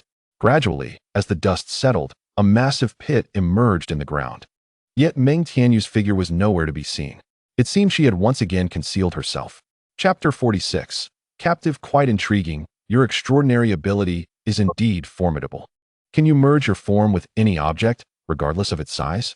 At that moment, Lin Fan held a fist-sized stone, addressing it directly. Meng Tianyu had melded into the very stone, now firmly under Lin Fan's control. It turned out that, at the instant Lin Fan's sword struck the earth, Meng Tianyu had not managed to escape in time and had to shrink her form to avoid severe injury. Fortunately, she remained unscathed by Lin Fan's terrifying onslaught. However, her fortune was also her misfortune, for she was now ensnared by Lin Fan, with no avenue for escape. Given that her ability allowed her only to merge with inanimate objects, trapped in Lin Fan's palm, she could no longer utilize her powers to flee. Unbeknownst to her, both her fortune and misfortune were meticulously orchestrated by Lin Fan. His intention was never to slay Meng Tianyu. Otherwise, he would not have gone through such convoluted measures. He aimed to capture her, whether it be her physical form or her very soul. "Are you not coming out? Do you not wonder if I were to crush this stone, would you perish?" Lin Fan sneered, deliberately increasing the pressure on the stone, allowing a tense atmosphere to envelop the scene. Upon hearing Lin Fan's threat, Meng Tianyu felt a tightening in her chest, immediately sensing the shadow of death looming. "No, I will emerge at once." The anxious voice of Meng Tianyu resonated from within the stone, young and full of dreams for a bright future. She was unwilling to relinquish her precious life so easily.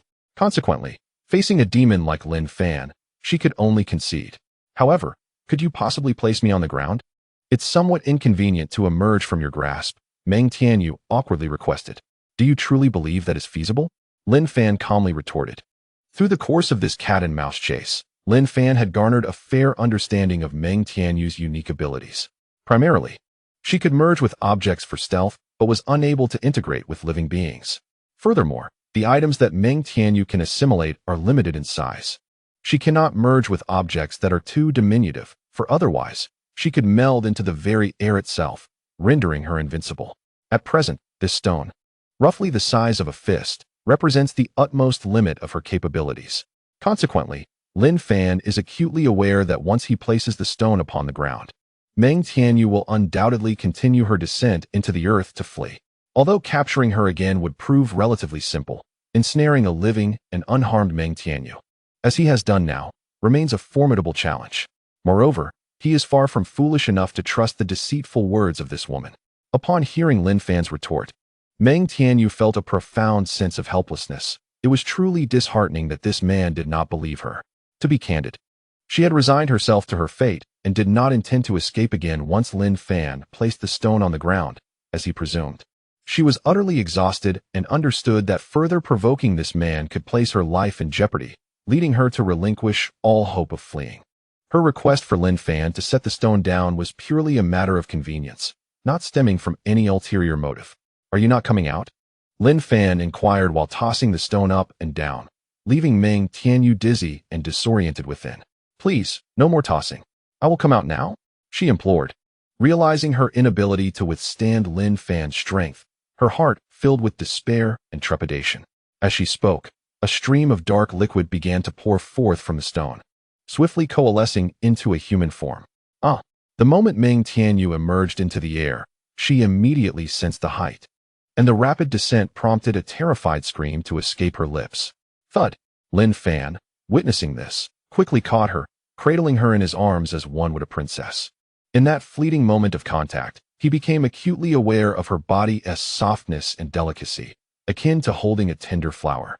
At that instant, Meng Tianyu's warmth seeped through her clothing to Lin Fan's skin, and he felt her slight tremors, likely a remnant of the panic and fear from her fall. "Really? You, an extraordinary being, are frightened by such a height?" Lin Fan teased, observing her alarmed expression. A blush of embarrassment crept across Meng Tianyu's face as she lowered her gaze, softly replying, I have a slight fear of heights. Could you please set me down?"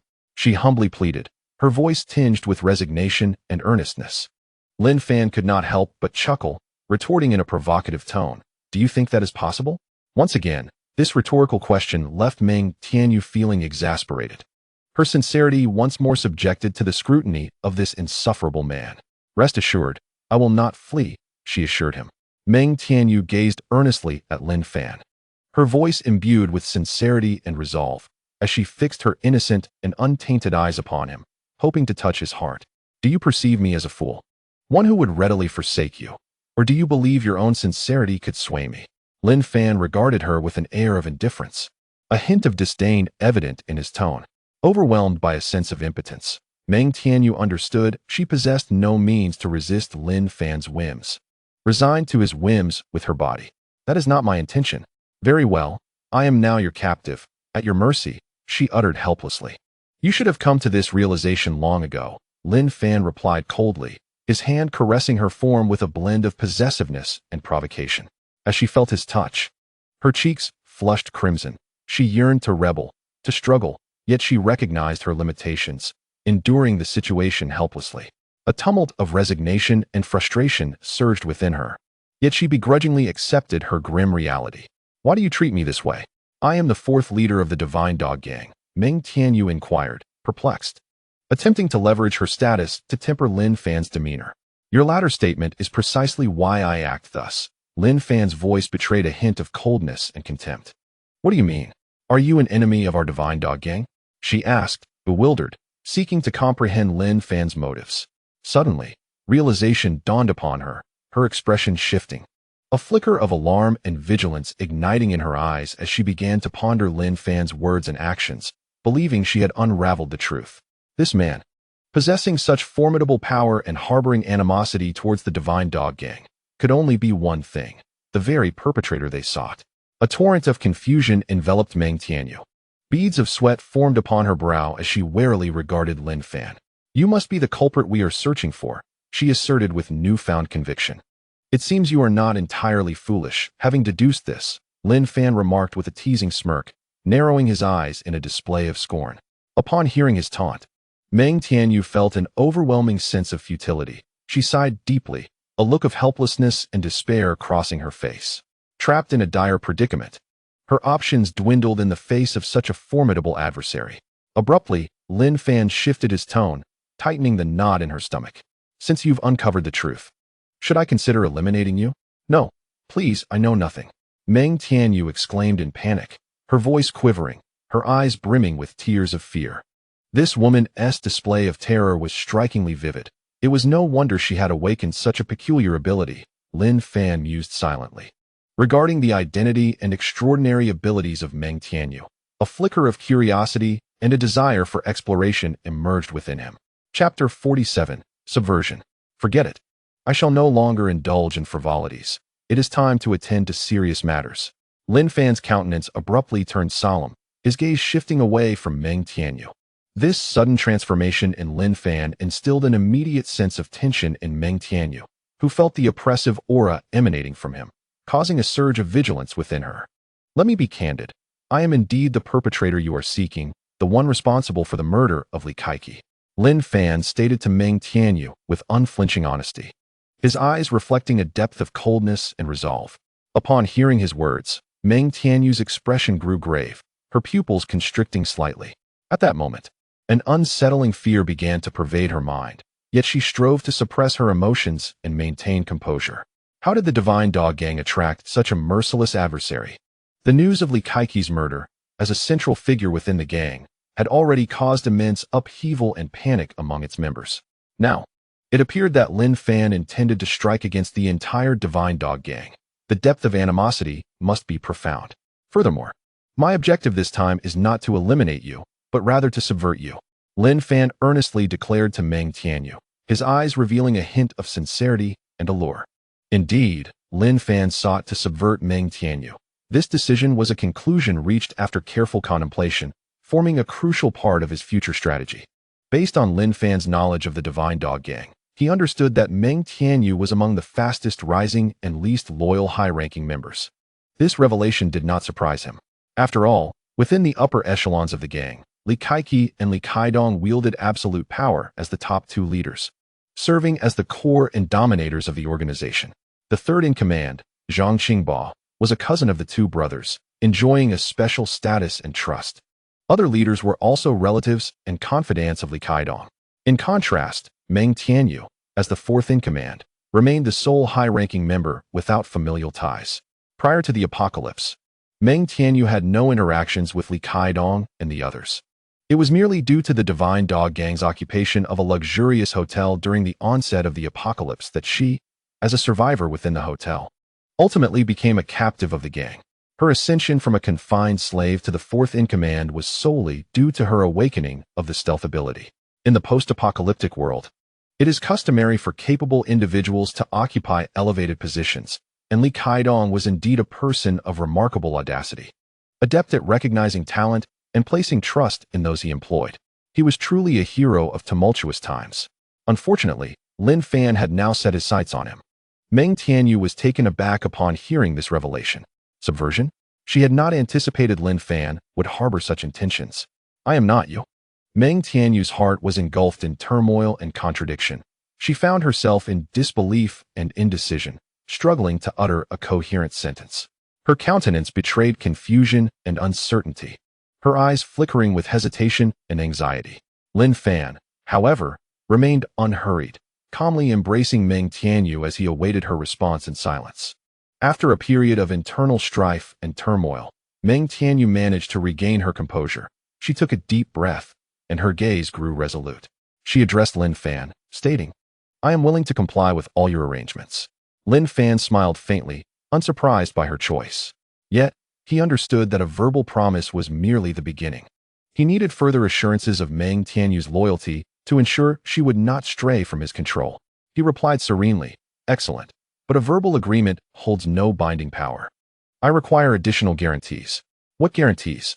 Meng Tianyu inquired, her expression filled with confusion. Her brows furrowed slightly as she pondered possible answers. Was a contract necessary? Yet, contracts too bore no binding weight in this post-apocalyptic world, where imperial laws and enforcers had lost their efficacy.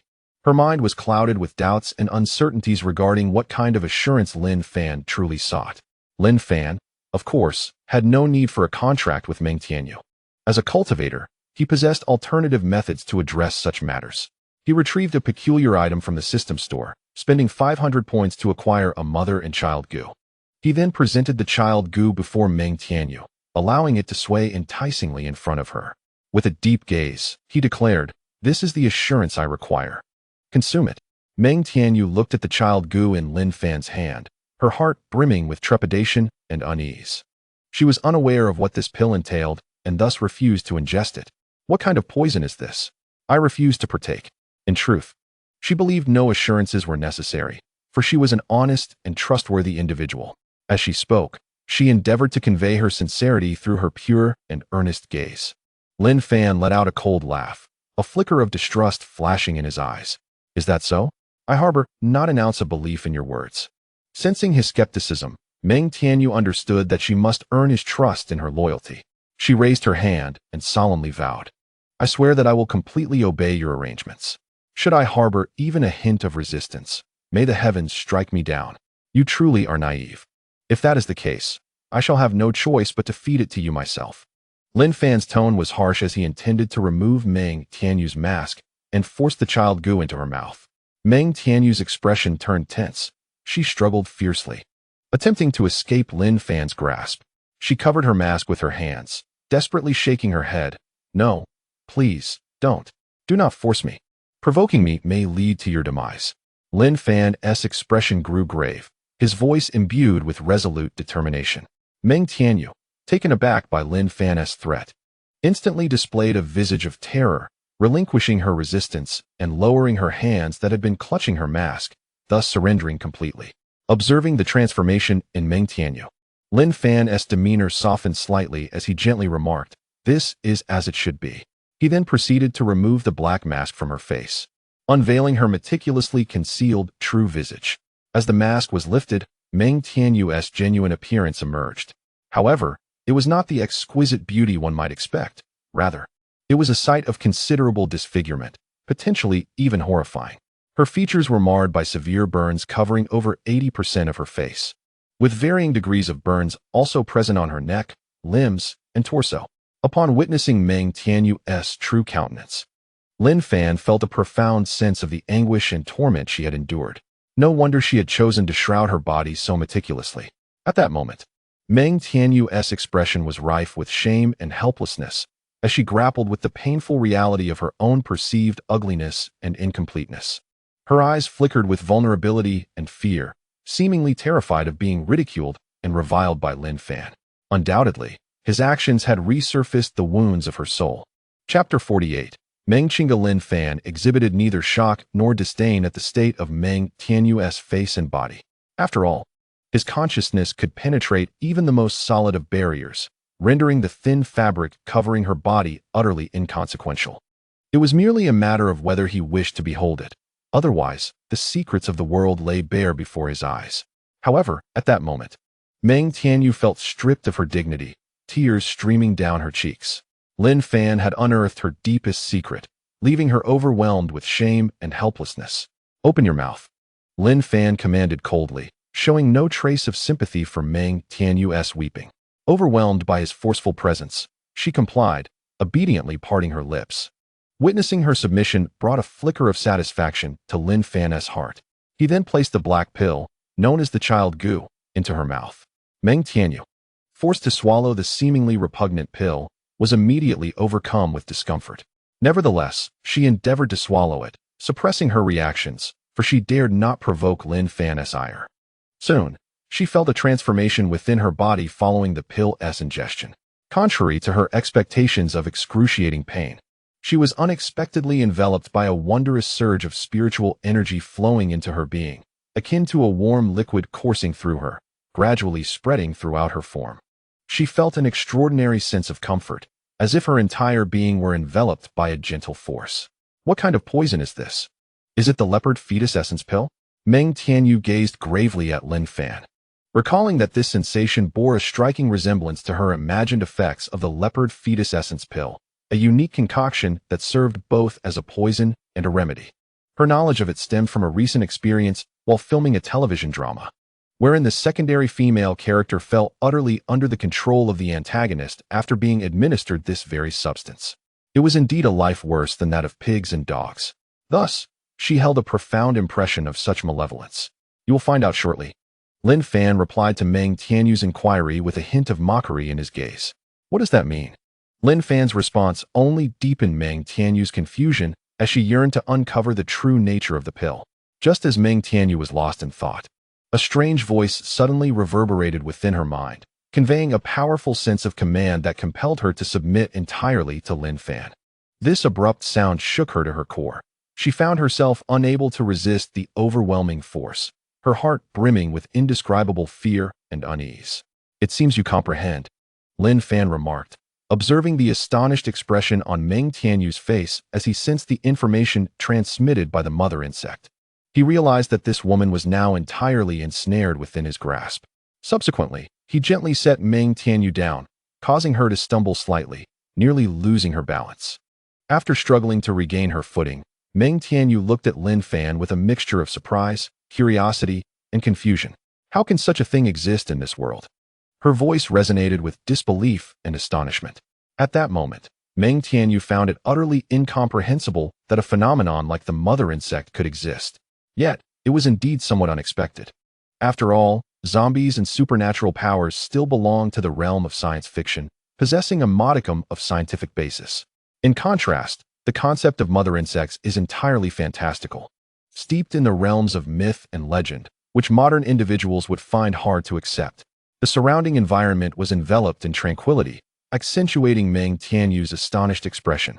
The atmosphere on the street grew oppressive and heavy, as if an invisible force were binding Meng Tianyu's spirit.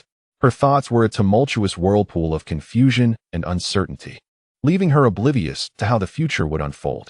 After a moment, Lin Fan addressed the bewildered Meng Tianyu. Now, let us discuss the plan to annihilate the divine dog gang, Meng Chinga. Meng Chinga stared incredulously at Lin Fan, unable to believe he knew her true name. A tumultuous wave surged within her. Meng Chinga was indeed her true name. However, following the cataclysm, no. It was more accurate to say after her face was marred by fire, she adopted the name Meng Tianyu. Once a radiant beauty, Meng Chinga possessed a mesmerizing voice and an enchanting appearance. Yet now, scarred and disfigured, she had become a loathsome figure, repulsive to all. Thus, she was determined to keep her past identity hidden from the world. Lin Fan's unexpected address stirred memories of her former self, prompting reflections on her glorious moments. The stark contrast between then and now pierced her heart with pain and sorrow. Of course, I know you, one of the 4 renowned divas of the Celestial Empire. The enchanting mermaid Meng Chinga. I was once your devoted fan, Lin Fan remarked, his expression tinged with nostalgia. Before the apocalypse, he and his girlfriend were ardent admirers, eagerly anticipating her concert in Shanghai City that very weekend. Who could have foreseen that the end of the world would shatter their plans, leaving only remnants of what once was? Yet, I never imagined you would fall to such depths. Who was responsible for your disfigurement?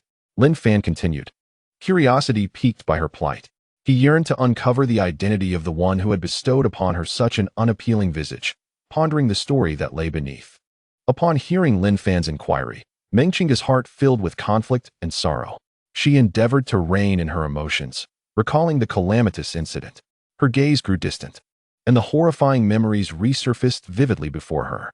After a moment's hesitation, she resolved to confide in Lin Fan about her ordeal. Her voice trembled as she began to recount her experience.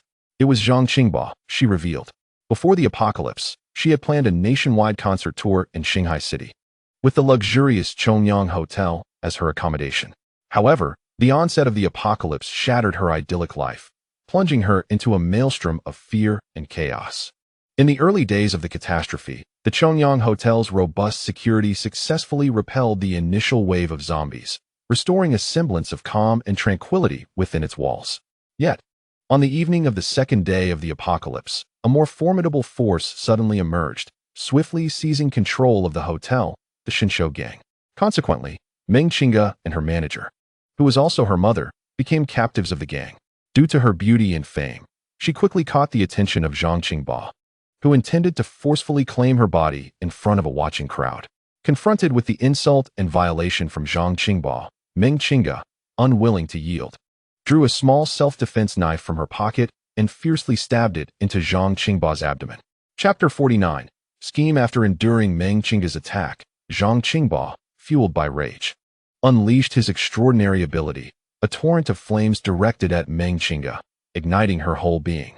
In her agony, Meng Chinga recalled, at that moment, I writhed in excruciating pain, emitting piercing cries, yet I was still consumed by the flames, feeling my skin burning and my bones searing. The terrifying heat was nearly unbearable, enveloping her entirely in fire. Fortunately, at that critical juncture, Li Kaidong arrived just in time, commanding his men to extinguish the flames engulfing her and sternly reprimanding Zhang Qingba for his brutality. Although the flames were quelled, she bore tremendous injuries, Nearly 80% of her skin was scorched, and her body was battered by the powerful shockwave of the fiery assault, nearly shattering her internal organs. At that moment, she teetered on the brink of death.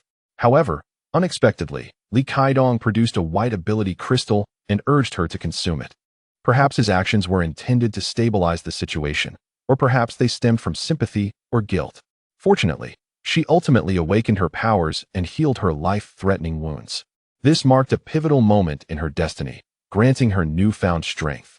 Regrettably, the burned skin remained unhealed. Though her injuries were mended, the scars eternally testified to her harrowing experiences. After hearing Meng Qingge's account, Lin Fan remained silent for a moment, deeply comprehending her past suffering and resilience. He inquired in confusion, "The Divine Dog Gang has treated you this way. Do you not harbor resentment towards them? Have you not contemplated revenge?" Meng Qingge gently shook her head, a touch of helplessness gracing her features. "Initially, such thoughts crossed my mind, but gradually they faded. For I recognized my utter lack of power for vengeance. The more I learned, the more despairing I became. The formidable strength of the Divine Dog Gang instilled fear within me, leading me to choose submission from the depths of my heart. Furthermore, if I were to successfully exact revenge on the Divine Dog Gang and obliterate them, what would become of my mother? What of the innocent souls dependent on the Divine Dog Gang? In this apocalyptic world, the weak must cling to the strong for survival. And the powerful Divine Dog Gang serves as the ultimate sanctuary for those like us." Meng Qingge continued. After a moment of contemplation, Lin Fan grasped Meng Qingge's true intentions. She wished to live, to ensure her mother could live well alongside her. Thus, the suffering and despair inflicted by Zhang Qingbo paled in comparison to this aspiration. Perhaps she even felt gratitude towards the Divine Dog Gang for bestowing upon her the ability of stealth, and for granting her the dual identities of the Fourth Master and Minister of Intelligence within their ranks. "Surely, you do not wish to continue living in such a concealed and tightly bound manner in this world?" Lin Fan inquired, his demeanor remaining calm. Yet a flicker of desire danced in his eyes. Meng Qingge shook her head and replied, "Of course, I do not." Her gaze revealed a glimmer of yearning, an inner longing to reclaim her freedom and escape the shadows of her past. "I possess a method to heal your burns, but it requires a certain price." Lin Fan elucidated, a gentle smile gracing his lips. "What price?" Meng Qingge asked with curiosity, her eyes fixed on Lin Fan, eagerly awaiting his response. With deep affection, Lin Fan declared, "It is quite simple. Become my woman, not merely in body, but in spirit as well." Meng Qingge, taken aback, gazed at Lin Fan in disbelief. The notion that this man would desire someone like her, marred by severe burns, seemed beyond her comprehension. However, Lin Fan was not one to be easily swayed. His interest in Meng Qingge stemmed from various factors. Primarily, and most significantly, Lin Fan was captivated by her beauty and figure, not the visage she bore now, but her original countenance. As a former devoted admirer of Meng Qingge, he harbored a profound longing for her true beauty, and he was confident in his ability to restore her to her former self. Additionally, Lin Fan was drawn to her unique abilities, as well as her resilient, optimistic, and tenacious spirit. Lastly, he sought to cultivate more connections with potential partners, for the sake of enjoyment was not to be frowned upon. The shock on Meng Qingge's face gradually morphed into contemplation and conflict. She recognized she was faced with a pivotal choice. This opportunity could alter the course of her destiny, yet it also implied a close bond with Lin Fan. Her heart soared with uncertainty, her internal struggle entwined with desire, compelling her to make a difficult decision. "What have you decided?" Lin Fan asked, anticipation shimmering in his gaze. After a moment's reflection, Meng Qingge's eyes grew resolute, and she replied without hesitation, "If you can heal my wounds, I am willing to become your woman." Upon hearing her response, Lin Fan's heart brimmed with joy. He knew he had taken a step closer to his goal. "Excellent. Once you complete the tasks I assign to you, I shall provide you with treatment for your injuries," Lin Fan assured her, his tone laced with comfort. Yet, he was aware that the system had yet to recognize Meng Qingge as his partner, as he had not fulfilled her prerequisites. Nevertheless, Lin Fan remained unperturbed, for he had his own considerations and plans in mind. "What tasks?" Meng Qingge inquired. Her curiosity piqued as she awaited Lin Fan's answer. Lin Fan explained with a smile, "It is quite simple. You must report to your superior, informing them that Sweet Home was involved in the assassination of Li Kaiki, directing the wrath of the Divine Dog Gang towards them. This strategy, conceived by Lin Fan after much contemplation, encompassed two objectives. Firstly, he aspired to subdue the Sweet Home organization, transforming it into an asset of his own. Secondly, he intended to seize control of the Chongyang luxury hotel to acquire greater resources and influence. Although these goals could be easily achieved through Lin Fan's personal prowess, he initially considered resorting to brute force to resolve these issues. However, after encountering Meng Qingge, he opted to alter his approach. He recognized that while subjugation through force may instill fear and obedience, winning hearts through the image of a hero was far more significant. Furthermore, as Sweet Home operated under a democratic framework, it likely harbored numerous corrupt individuals, and Lin Fan, wishing to avoid unnecessary bloodshed, deemed it prudent to let the members of the Divine Dog Gang handle the removal of these parasites. Meng Qingge, though perplexed, chose to fully comply with the command. Subsequently, after Lin Fan outlined several task details for her, he allowed her to depart. Chapter 50.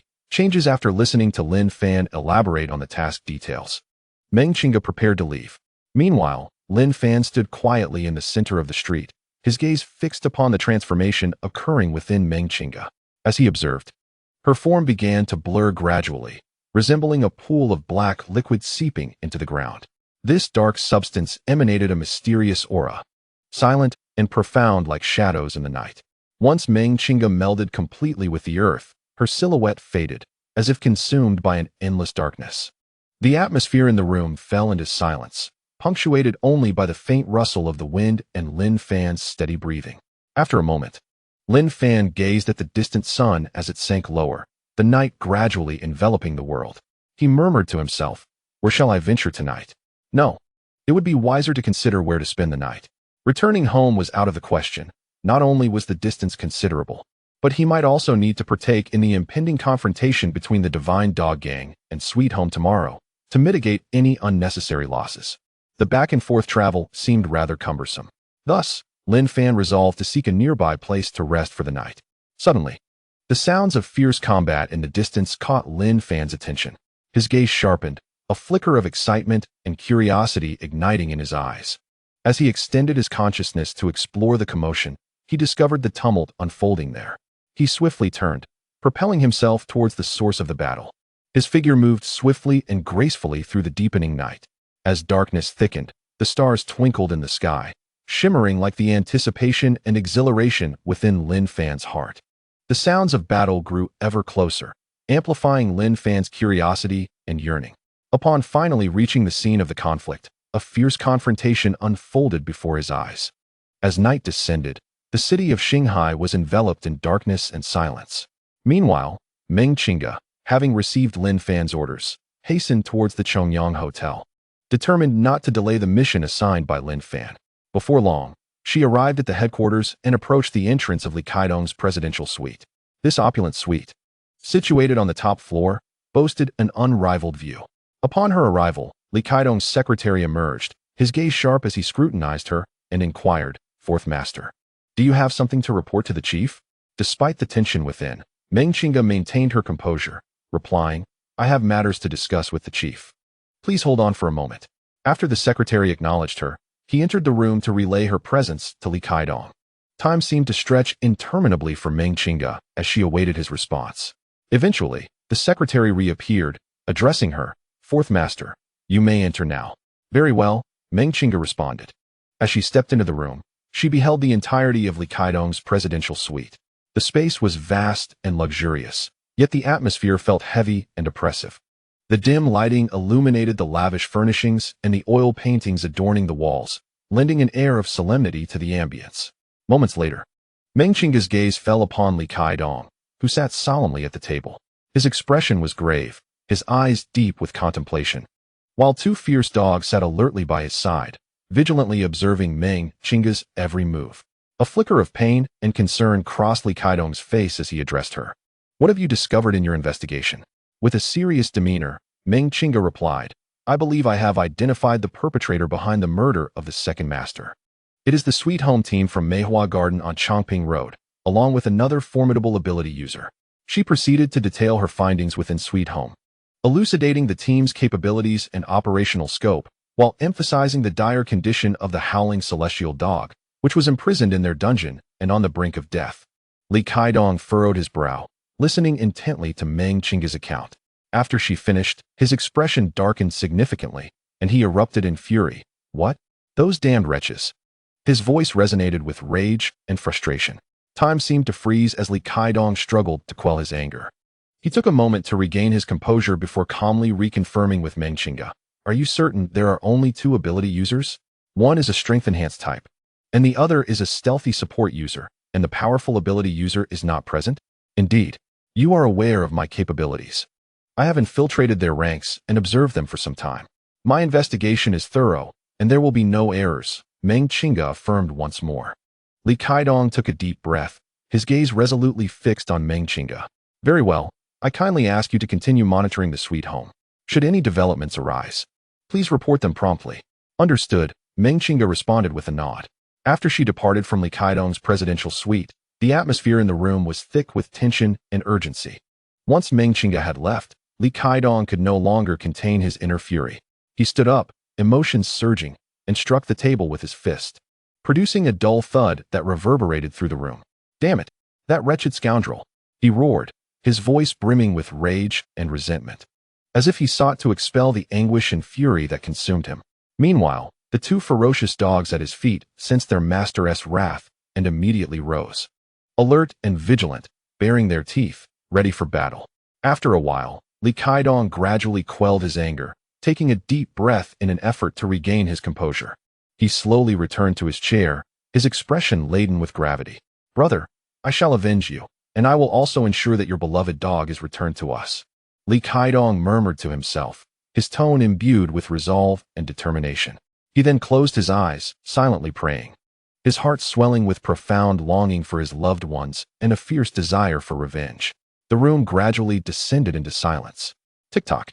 A faint sound pierced the stillness as the communication device beside Li Kaidong began to emit signals.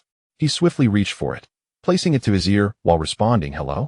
On the other end, Zhang Qingbao's voice crackled with excitement, tinged with a slight tremor. Cousin, one of the ferocious dogs has successfully awakened. Li Kaidong's eyes brightened, a smile illuminating his face. Excellent, bring it back. Yes, but... Zhang Qingbao's voice suddenly faltered, revealing an indescribable concern. What is it? Li Kaidong pressed anxiously, a foreboding feeling washing over him. Zhang Qingbao's response only heightened his anxiety. There has been a significant issue at the Awakening Factory. Our repeated failures have resulted in a large number of mutant zombie dogs, including one that is extraordinarily powerful. What is more alarming is that it possesses considerable intelligence and can command other mutant zombie dogs to launch attacks. Our factory's defenses are no longer capable of withstanding their onslaught. Upon hearing Zhang Qingbao's account, Li Kaidong's brow furrowed even deeper, his apprehension and tension intensifying. A more formidable mutant zombie dog? It possesses a high level of intelligence? It can command other mutants? Could it have undergone a second evolution? Li Kaidong murmured softly to himself, his mind brimming with questions and confusion, lost in contemplation. If Lin Fan were present, he would undoubtedly recognize this as a second-tier mutant zombie dog. However, at this moment, Li Kaidong and his companions had yet to grasp the concept of second tier. They understood, nonetheless, that this mutant zombie dog was far from ordinary. It perhaps underwent a second evolution. After all, just as humans could consume mutant crystal cores to enhance their abilities, so too could zombies and zombie dogs. This was the consequence of their reckless awakening, or rather, the outcome of their frenzied attempts to awaken, imprisoning the failed products of that awakening in the same location. Undoubtedly, this was akin to nurturing a deadly creature. And that second-tier mutant zombie dog was undeniably the ultimate canine overlord. Li Kaidong was aware of this consequence. Yet driven by the desire to augment his strength and seek vengeance, he resorted to such nearly mad actions. You all must retreat at once, Li Kaidong decisively commanded. Understood. Zhang Qingbao replied anxiously, preparing to disconnect the communicator. Just then, Li Kaidong interrupted him, whispering, if necessary, sacrifice some personnel to divert the zombie dogs elsewhere. On the other end, Zhang Qingbao grasped Li Kaidong's intention and responded, all right, I will make the arrangements. He promptly terminated the communication device, ready to execute Li Kaidong's orders. At that moment, a thunderous noise erupted within the factory, capturing Zhang Qingbao's attention as he fixated on the source of the commotion. Soon after, Members of the Divine Dog Gang poured out of the factory in a panic, jostling against one another in their frantic escape. Zhang Qingba quickly seized the arm of a fleeing member, anxiously inquiring about the unfolding events. "Third Master, look at those zombie dogs. They've all broken free," the terrified member exclaimed, pointing toward the area of greatest disturbance, his voice trembling with fear. Following the direction indicated, Zhang Qingba raised his gaze and beheld a massive breach in the once sturdy steel wall. Subsequently, one mutant zombie dog after another surged through the opening, among them a particularly large and formidable specimen that commanded attention. Its stature was imposing and powerful, muscles rippling, exuding a terrifying strength. Its body was cloaked in decaying skin, sparse fur revealing gray-black bones and twisted muscles. The eyes of this mutant zombie dog glowed ominously, radiating a malevolent crimson light, akin to two blazing flames. Its long, sharp teeth dripped with blood, emitting a foul stench. With each colossal paw it moved, the ground seemed to tremble, each step delivering a dreadful pressure and destructive force. Reminiscent of a demon, both majestic and overwhelmingly powerful. With a thunderous roar, the massive mutant zombie dog emanated a potent energy wave, as if a fearsome force was gathering within it, poised to unleash a cataclysmic attack at any moment. Upon hearing the deafening roar, the remaining supernatural zombie hounds swiftly launched their assault on the fleeing crowd. Witnessing this scene, Zhang Qingba did not hesitate. He firmly secured a petite, snow-white wolfhound to his person. With his hands emanating immense flames, he ascended rapidly into the air, akin to a soaring rocket, escaping the perilous situation. The members of the Divine Hound Gang were engulfed by shock and anger at Zhang Qingba's abandonment, staring incredulously at his retreating figure. However, their fury and despair were soon overwhelmed by the frenzied attacks of the supernatural zombie hounds. The air was rife with anguished wails and growls, creating a cacophony of chaos. Gradually, the atmosphere thickened with despair and the scent of death, as the members of the Divine Hound Gang were ultimately engulfed by the relentless onslaught of the frenzied hounds. Unable to escape the clutches of fate. In a different scene, Meng Qingga exhaled a sigh of relief after reporting to Li Kaidong. Realizing she had fulfilled the task entrusted to her by Lin Fan, a sense of weary satisfaction washing over her. She then stepped into the elevator of the opulent Chongyang Hotel. As the elevator ascended slowly, it carried her to the upper floors of the hotel. Upon entering the lobby, Meng Qingga was immediately captivated by the lavish decor. The spacious and bright hall featured a soaring ceiling adorned with magnificent crystal chandeliers, illuminating the entire space. The golden marble floor was intricately inlaid with exquisite patterns, while the walls displayed an array of artworks from renowned artists. On one side of the lobby, elegant sofas and coffee tables provided a refined resting area for guests. Gazing into the distance, Meng Qingga beheld an expansive dining room, filled with meticulously arranged tables and comfortable chairs. Enormous floor-to-ceiling windows allowed the moonlight to filter through, adding a touch of warmth to the ambience. Continuing her journey, Meng Qingga arrived at the door of her room. The entrance was embellished with ornate wood carvings, showcasing exquisite craftsmanship and an aristocratic flair. Upon opening the door, she was greeted by a refreshing fragrance that permeated the air. The room was decorated in a simple yet elegant style, with soft lighting illuminating the spacious area. The bed was adorned with pristine white linens, and the comfortable mattress and plush pillows offered a sense of tranquility. A small relaxation area was set up on one side, featuring a cozy sofa and coffee table for her to unwind. At that moment, Meng Qingga's emotions were intricate and tumultuous as she contemplated her choices. Uncertain if her forced submission to Lin Fan and betrayal of the formidable Divine Hound Gang had been the right decision. Chapter 52. Lu Qingyao in a warm, familial environment. Lu Qingyao busied herself in her room. Approaching 40, she possessed an exquisite beauty that, despite the passage of time, continued to radiate an enchanting glow. Her skin was fair and delicate, emanating a healthy sheen, devoid of any wrinkles, a testament to her privileged lifestyle. Her visage is characterized by soft and exquisite contours, with elongated eyebrows gently arched, and eyes that sparkle like brilliant stars. The subtle uplift of her cheeks outlines a captivating smile, while her rosy lips are soft and alluring. Lu Qingyao's lustrous black hair is elegantly gathered at the back of her head, exuding an air of tranquility and grace. At this moment, She dons a simple yet tidy home outfit that accentuates her slender and enchanting figure. Her physique is both graceful and alluring, with a long waist that delineates perfect curves, complemented by her height of 170 centimeters, which radiates an enchanting and delicate aura. Her hands deftly grasp a wooden spoon, continuously stirring the simmering dish, showcasing her talents as a homemaker and her meticulous care. In this nurturing domestic environment, Lu Qingyao's appearance and form harmonize beautifully with the warm atmosphere, emanating a charming and magnetic presence. Her existence brings warmth and affection to the household, embodying the essence of maternal love. If Lin Fan were to witness this scene, he would surely reflect on the remarkable value of a buy-one-get-one-free deal. Of course, that is a matter for another time. Upon noticing her daughter, Meng Qingge, entering the room, a joyful smile instantly graced Lu Qingyao's face. She paused her actions, casting a tender gaze upon Meng Qingge. "Qingge, no, Tianyu, you have finally returned. Are you hungry?" "Mother is preparing a meal," Lu Qingyao inquired with genuine concern, eager to attend to her daughter's every need. "Mom, I'm not hungry yet," Meng Qingge replied, enveloped in her mother's warmth. Subsequently, she approached her mother and embraced her tightly, tears flowing uncontrollably.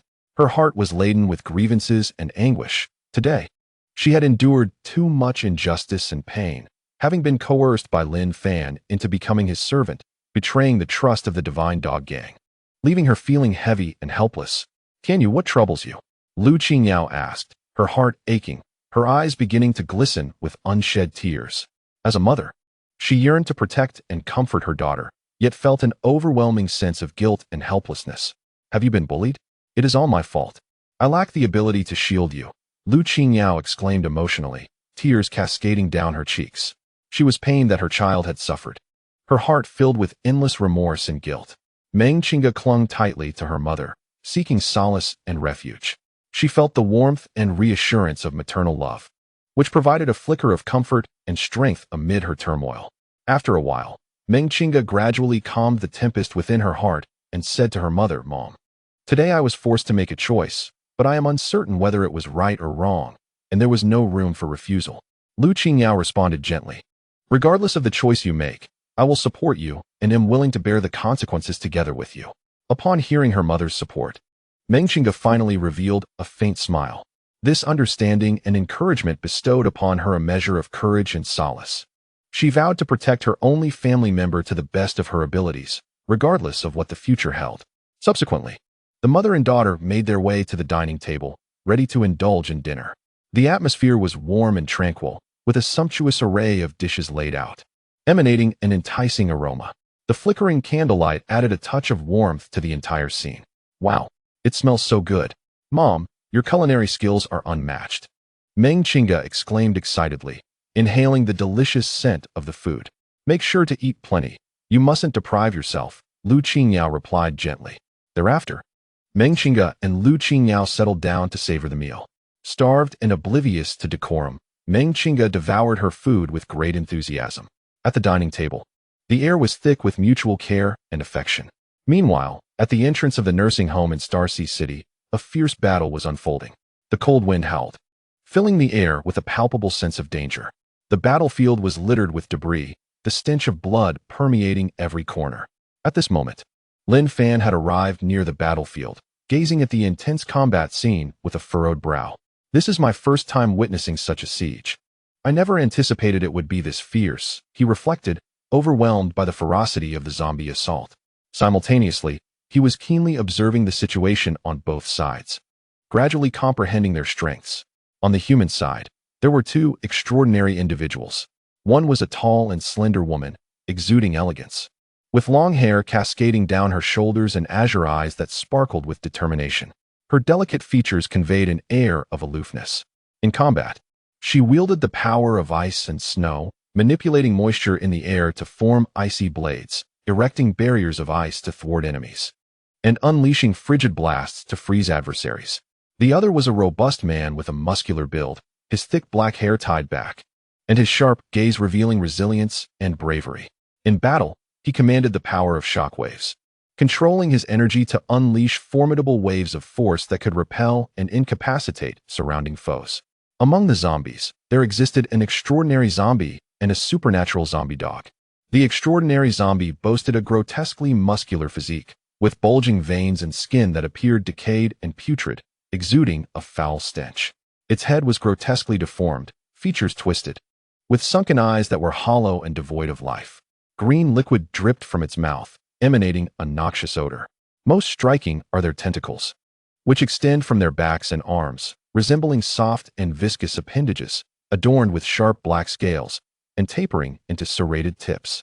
They can utilize these tentacles for ranged assaults, ensnaring their targets while unleashing corrosive fluids that swiftly dissolve the tissues of their victims. In contrast, another extraordinary zombie dog stands tall, its robust and muscular form displaying formidable strength. Moreover, its entire body is cloaked in hard black skin, punctuated by numerous sharp and resilient bone spines that possess a metallic sheen, exuding a chilling aura. These spines extend from its head to its tail, forming a terrifying armor akin to a fearsome black hedgehog. They not only protrude along its back and flanks, but also envelop its limbs, encasing the powerful muscles, thereby providing the zombie dog with enhanced defensive and offensive capabilities. It appears that humanity is at a distinct disadvantage. This is hardly surprising, as the zombies not only outnumber them, but the abilities of the extraordinary zombies and zombie dogs undoubtedly surpass those of the two extraordinary individuals. Should the conflict persist, this location is destined to succumb to the onslaught of the undead. Lin Fan attentively observed the unfolding battlefield, forming his own insights. Chapter 53. Intense combat before the entrance of the nursing home in Shanghai City. A fierce battle rages. The light is dim, with moonlight filtering through the clouds, illuminating the scene of conflict. Amidst the swirling smoke, flickering energies of extraordinary abilities and flying sparks can be seen, as blades clash and fists collide, the very air thick with the essence of battle. This is a brutal and perilous arena, where every survivor fights for their life, hoping to endure. In the chaotic fray at the nursing home's entrance, several men valiantly combat the horde of zombies, wielding machetes to fell their foes. Their movements are swift and powerful, displaying agility as they deftly evade the zombie strikes. Suddenly, a piercing scream of terror shatters the cacophony of the battlefield. All eyes turn towards the source of the sound. There, a spiked armored zombie dog lunges at one of the taller men with astonishing speed. The spikes atop its head glisten menacingly, resembling deadly arrows, unable to evade in time. The man is impaled by the spike, unleashing a chilling cry of agony as his body convulses. Blood gushes from the wound as he collapses to the ground, struggling in pain. A burly man with solid muscles witnesses this harrowing scene.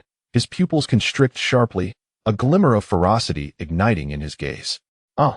he roars, unleashing his full might without hesitation. His thick black hair billows with his cry as he quickly gathers strength, his muscles taut, exuding an aura of indomitable resolve. Subsequently, he unleashed a powerful shockwave, resonating like a thunderous roar, fiercely striking the armored bone-spike mutant zombie dog and the surrounding zombies. As the shockwave was released, a formidable force emanated outward. Bang! The mutant zombie dog was violently struck, its immense power propelling it through the air in a graceful arc before it crashed into a distant shop, producing a deep, resounding thud. Nearby zombies were swept away by the shockwave, instantly hurled into the air, shattering trees and buildings in their path. The air was thick with a cacophony of wails and roars, intertwining amidst the battlefield. The man stood firm, his chest heaving, beads of sweat trickling down his forehead. His gaze was cold and unyielding as he observed the flung mutant zombie dog, an unmistakable aura of lethal intent surrounding him. The burly man, known as Wang Lingjun, called out to several others, "You guard this place. I will check on Xiaoyan's condition." He gently lifted the injured man, Liang Yongtian, scrutinizing his wounds with meticulous care. The injury was situated low on his body, inflicted by the sharp spike of the mutant zombie dog, resulting in a relentless flow of blood. The surrounding skin was torn, and crimson liquid gushed forth from the puncture, creating a vivid scarlet stain. The hue of the blood underscored the severity of the wound, indicating a grave condition. Moreover, the penetration of the spike had delved deep, causing significant damage to blood vessels and tissues, rendering the bleeding uncontrollable. Liang Yongtian gazed up at Wang Lingjun with difficulty. His face pale, his voice faint as he uttered, "Brother Jun, I can't go on. You should leave. This place cannot be held any longer." Wang Lingjuan's expression was resolute, devoid of hesitation. He chose to remain, to protect this territory, his family, and the survivors. I will not leave. If I must perish, it shall be here. His voice resonated with unwavering determination. Xiaodian, upon hearing Wang Lingjuan's words, wept sorrowfully, acutely aware that his time was dwindling, yet he expressed his gratitude, saying, Brother Jun, please take care of yourself. Once the battle concludes, you must. Before Xiaodian could finish, he suddenly coughed up a mouthful of blood, his condition worsening. Wang Lingjun gently patted Xiaodian's back, offering comfort. Rest easy. When the battle is over, I will have Lingshan tend to you. You must hold on. Xiaodian nodded slightly, tormented by pain and weakness, unable to utter another word. Wang Lingjuan's gaze, resolute, swept across the surrounding zombies, igniting a fervent blaze of rage within him. He was resolute in his decision to fight for the wounded, willing to sacrifice his life if necessary. The battle was imminent, and he prepared to confront the zombies in a desperate struggle. At this critical moment, a slender woman with a stern countenance, named Lung Ningxue, leaped down from the wall, bow and arrow in hand, joining Wang Lingjuan's side. She stood beside Wang Lingjun, her expression calm and resolute, addressing him. Brother Jun, the number of approaching zombies is overwhelming, and among them are an extraordinary zombie and an extraordinary zombie dog. Faced with this daunting reality, Wang Lingjun contemplated the difficulties of battle and said to Lung Ningxue, if we truly cannot hold our ground, you must take Ningxiang and Lingshan and leave. Lung Ningxue's face was troubled, yet she did not refuse Wang Lingjuan's request, for she understood that the situation had reached an untenable point.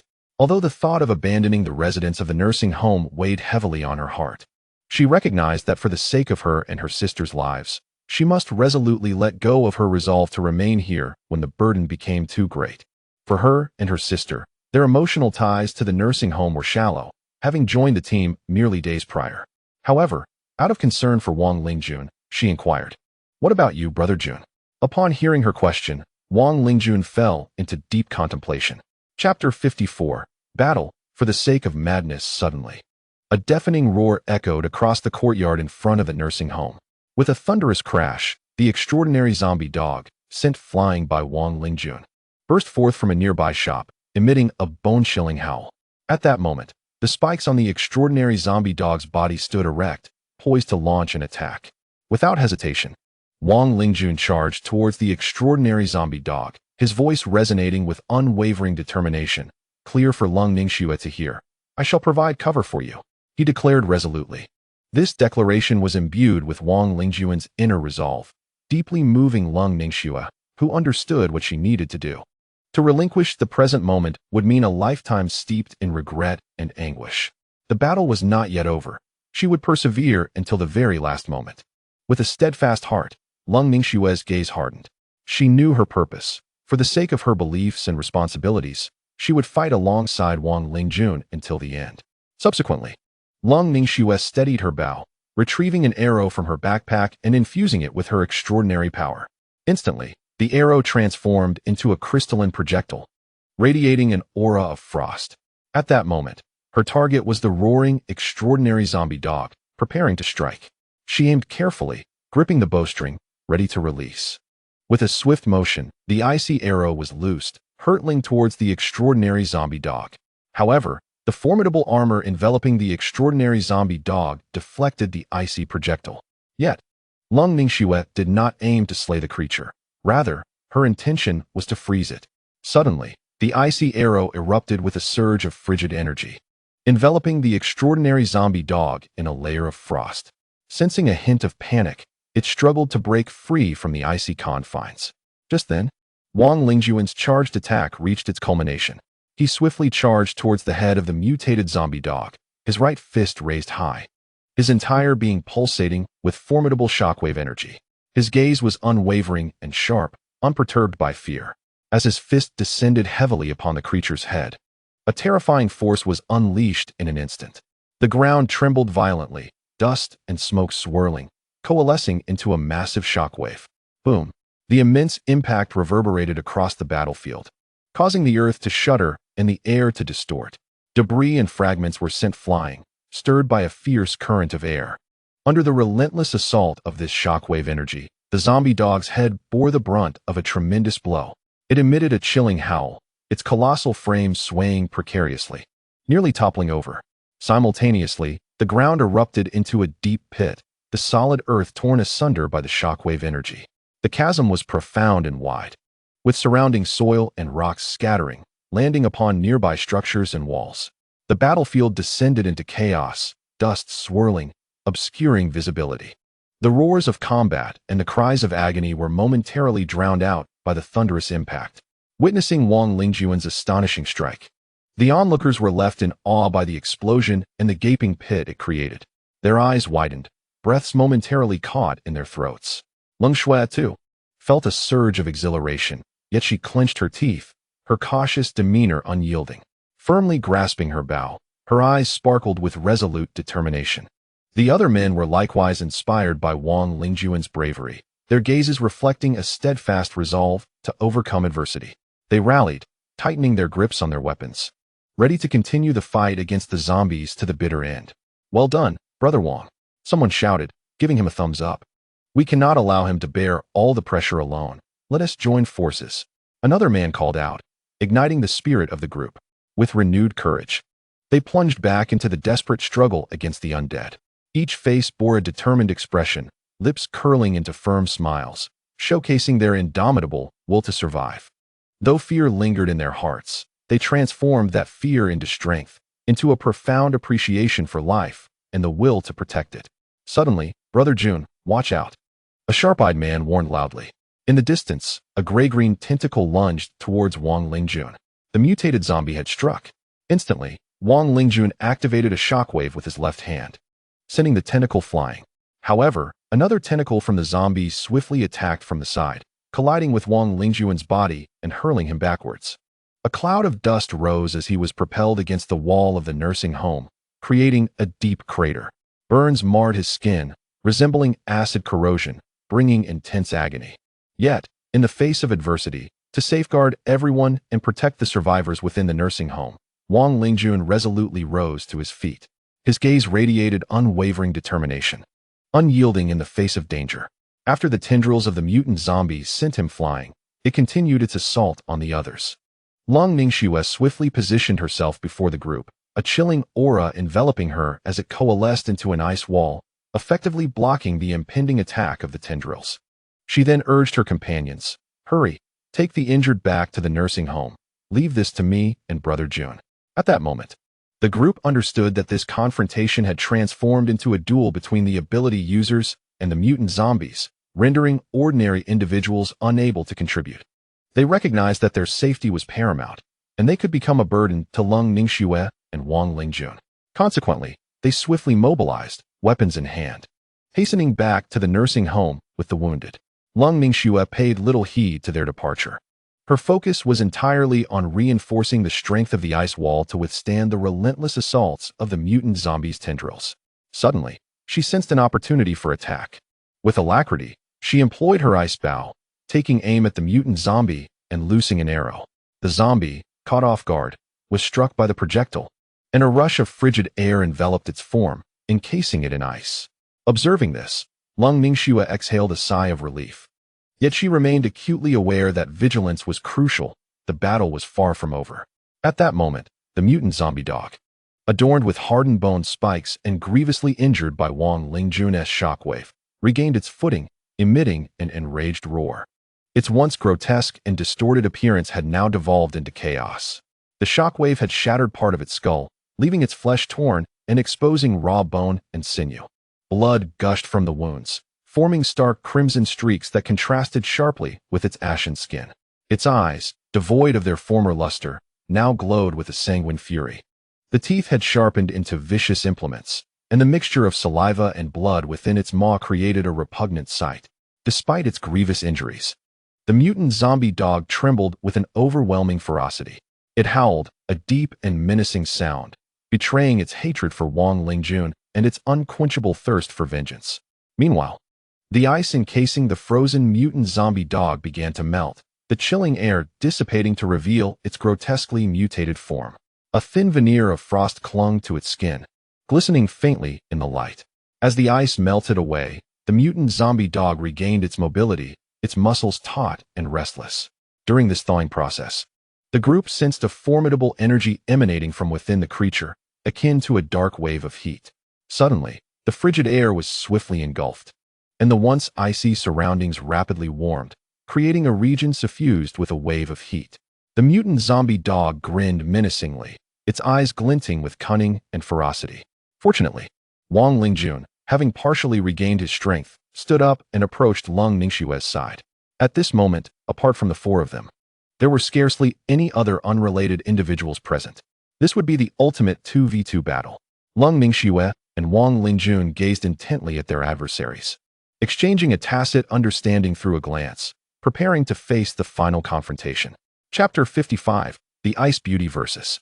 The Tentacle Zombie. As night fell, an atmosphere of tension and oppression enveloped the entrance of the nursing home.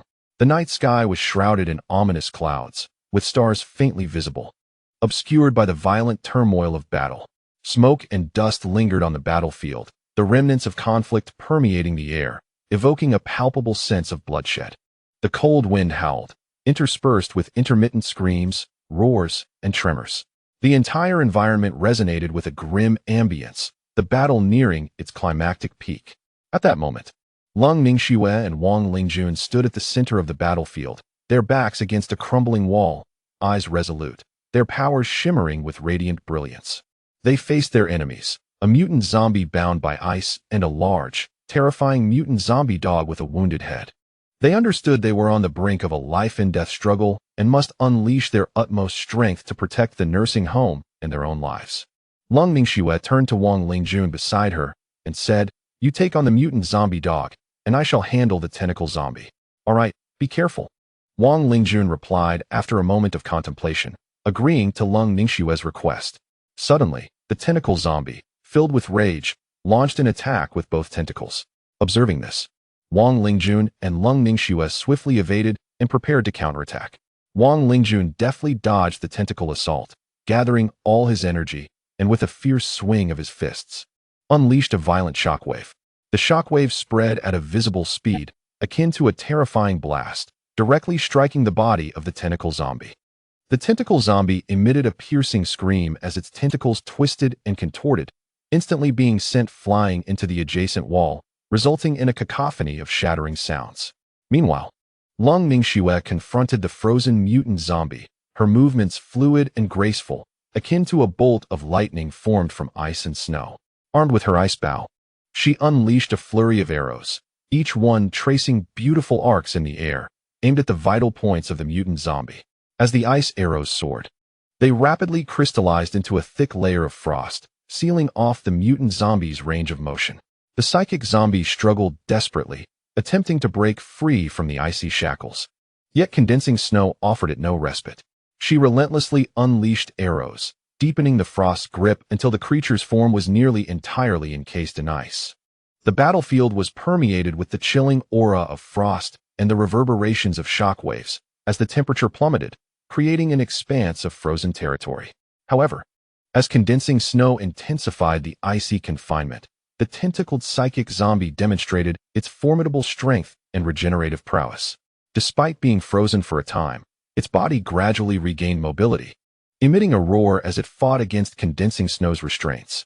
Subsequently, the tentacled zombie extended its powerful appendages, launching a fierce assault on condensing snow.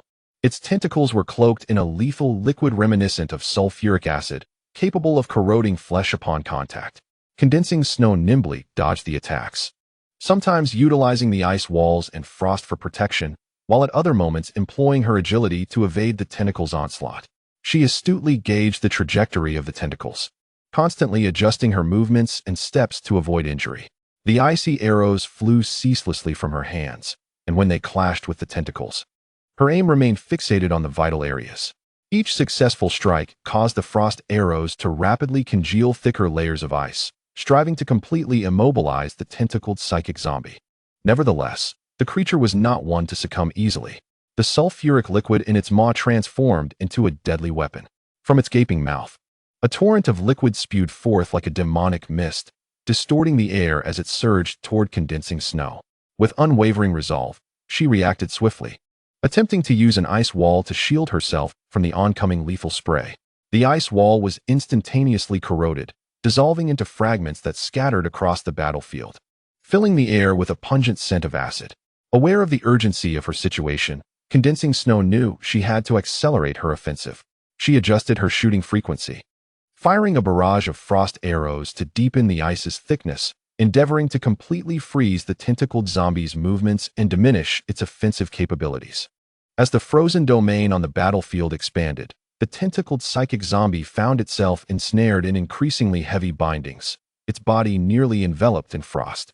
Yet, it remained unyielding, struggling with what little strength it had left in a bid to escape Condensing Snow's control. Gradually, as time elapsed, Condensing Snow began to find herself at a disadvantage, for her arrows had been depleted. She then set aside her bow, wielding the Tang's sword with determination in her gaze. She understood that close combat was now her only option. Though she was at a disadvantage in strength, she did not waver. The tentacled zombie, nearly entirely encased in frost, let out a roar, its appendages twisting and writhing like venomous serpents as they lunged at Condensing Snow. Each tentacle was coated with that deadly sulfuric liquid, promising excruciating agony upon contact. The figure of Condensed Snow transformed into a luminous beacon of ice and snow, deftly evading the onslaught of the tentacles. With remarkable agility, she swiftly approached the tentacled mutant zombie, engaging in close-quarters combat. The Tang Dao danced in her hands, glinting with a chilling light. She struck with ferocity and precision, targeting the vulnerabilities of the tentacled creature. Each slash was imbued with an icy force, aiming to freeze the tentacles and render them immobile. Yet, the resilience and regenerative capabilities of the tentacled zombie were astonishing. Despite the relentless assault from Condensed Snow, it quickly recovered and retaliated. The tentacles writhed like serpents, attempting to ensnare her. With unwavering resolve, Condensed Snow utilized her speed and agility to evade the entrapment while launching fierce sword strikes. The battlefield erupted with a chaotic clash of frost and acid, intertwining in a fierce display of ice and fire. The chilling aura surrounding Condensed Snow contrasted sharply with the foul sulfuric stench emanating from the mutant zombie. Chapter 56, Shockwave vs. Bone Spike. On the opposite side of the battlefield, Wang Lingjun, having unleashed a shockwave that sent the tentacled zombie reeling, faced off against a formidable bone-spiked mutant zombie dog. Standing tall and resolute before the massive and ferocious creature, Wang Lingjun exuded confidence. The mutant dog, imposing and muscular, was covered in hardened bone spikes. Though its head bore the scars of a previous battle, it radiated an aura of wild ferocity.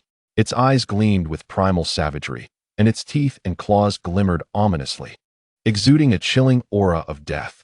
Taking a deep breath, Wang Lingjun gathered a powerful surge of energy within him. Suddenly, he aimed at the mutant dog and unleashed a shockwave attack. Boom! A colossal wave of energy erupted from Wang Lingjun, propelled by a tempestuous force towards the mutant dog. The shockwave struck the creature, causing it to stagger, yet the robust bone spikes effectively absorbed much of the impact. The mutant dog let out a low growl, filled with unbridled rage, charging toward Wang Lingjun. With swift and precise reflexes, Wang Lingjun deftly dodged the dog's assault, leaping backward to maintain distance. While evading, he continuously released shockwaves, each pulse infused with formidable energy, striking the mutant dog's body with great force. These energy waves delivered a substantial blow to the bone spikes, causing violent tremors and vibrations. The mutant dog was pushed back by the shockwaves, emitting a thunderous roar. It braced itself for another attack, but Wang Lingjun was relentless. In a flash, he closed the distance, employing his nimble movements and honed combat skills to target the creature's vulnerable spots. He deftly evaded the assaults of the mutated zombie hound, employing both fists and feet to destabilize its balance. Each strike resonated with power, reverberating through the creature's body. Subsequently, Wang Lingjun continually altered the angles and intensity of his attacks, seeking the opportune moment to bring the aberration down. The zombie hound roared, attempting to retaliate. Yet Wang Lingjun's reflexes proved superior. He agilely dodged the creature's claws and teeth, delivering a relentless barrage of blows. Throughout the skirmish, Wang Lingjun exhibited extraordinary fighting prowess and unparalleled physical attributes. His punches landed with force, and his kicks were swift, relentlessly pummeling the mutated hound. As the battle progressed, The hound's body succumbed to the onslaught, its armored spine shattered, while blood and a foul stench permeated the air. However, after enduring a flurry of assaults, the zombie hound grew increasingly enraged. Suddenly, it unfurled its spines, resembling a multitude of spears aimed at Wang Lingjun. Recognizing the threat, he swiftly dodged. Yet in his evasive maneuver, he was unfortunately struck by one of the spines, sharp pain coursing through him as blood gushed forth. Nevertheless, this injury did not waver his resolve or combat determination. He understood that the hound had entered a state of fury, rendering it even more ferocious and perilous. Thus, he knew he must remain vigilant and composed, for the consequences of failure would be dire. The furious zombie hound's spines unleashed a barrage akin to a tempest, each strike accompanied by a menacing howl cutting through the air.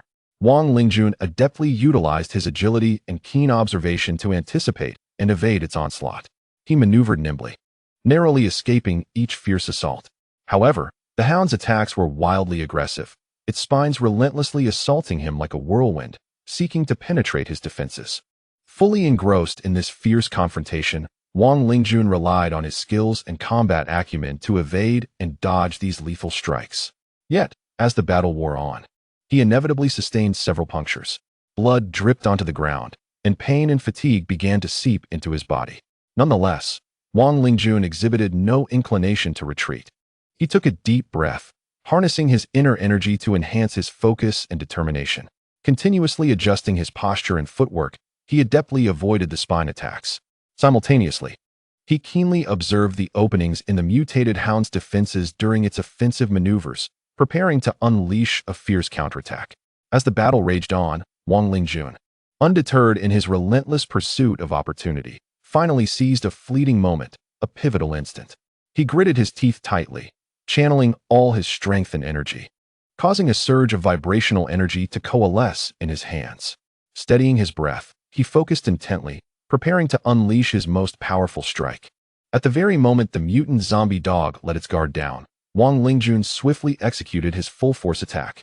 He raised his hands, and a formidable wave of vibrational energy erupted forth like a shooting star, hurtling towards the mutant zombie dog. However, the creature reacted with astonishing speed, summoning all its bone spines and armor to form a resilient spherical shield, designed to withstand Wang Lingjun's mighty assault. The vibrational wave collided with the spherical shield, producing a cacophony of violent clashes and explosive bursts of energy.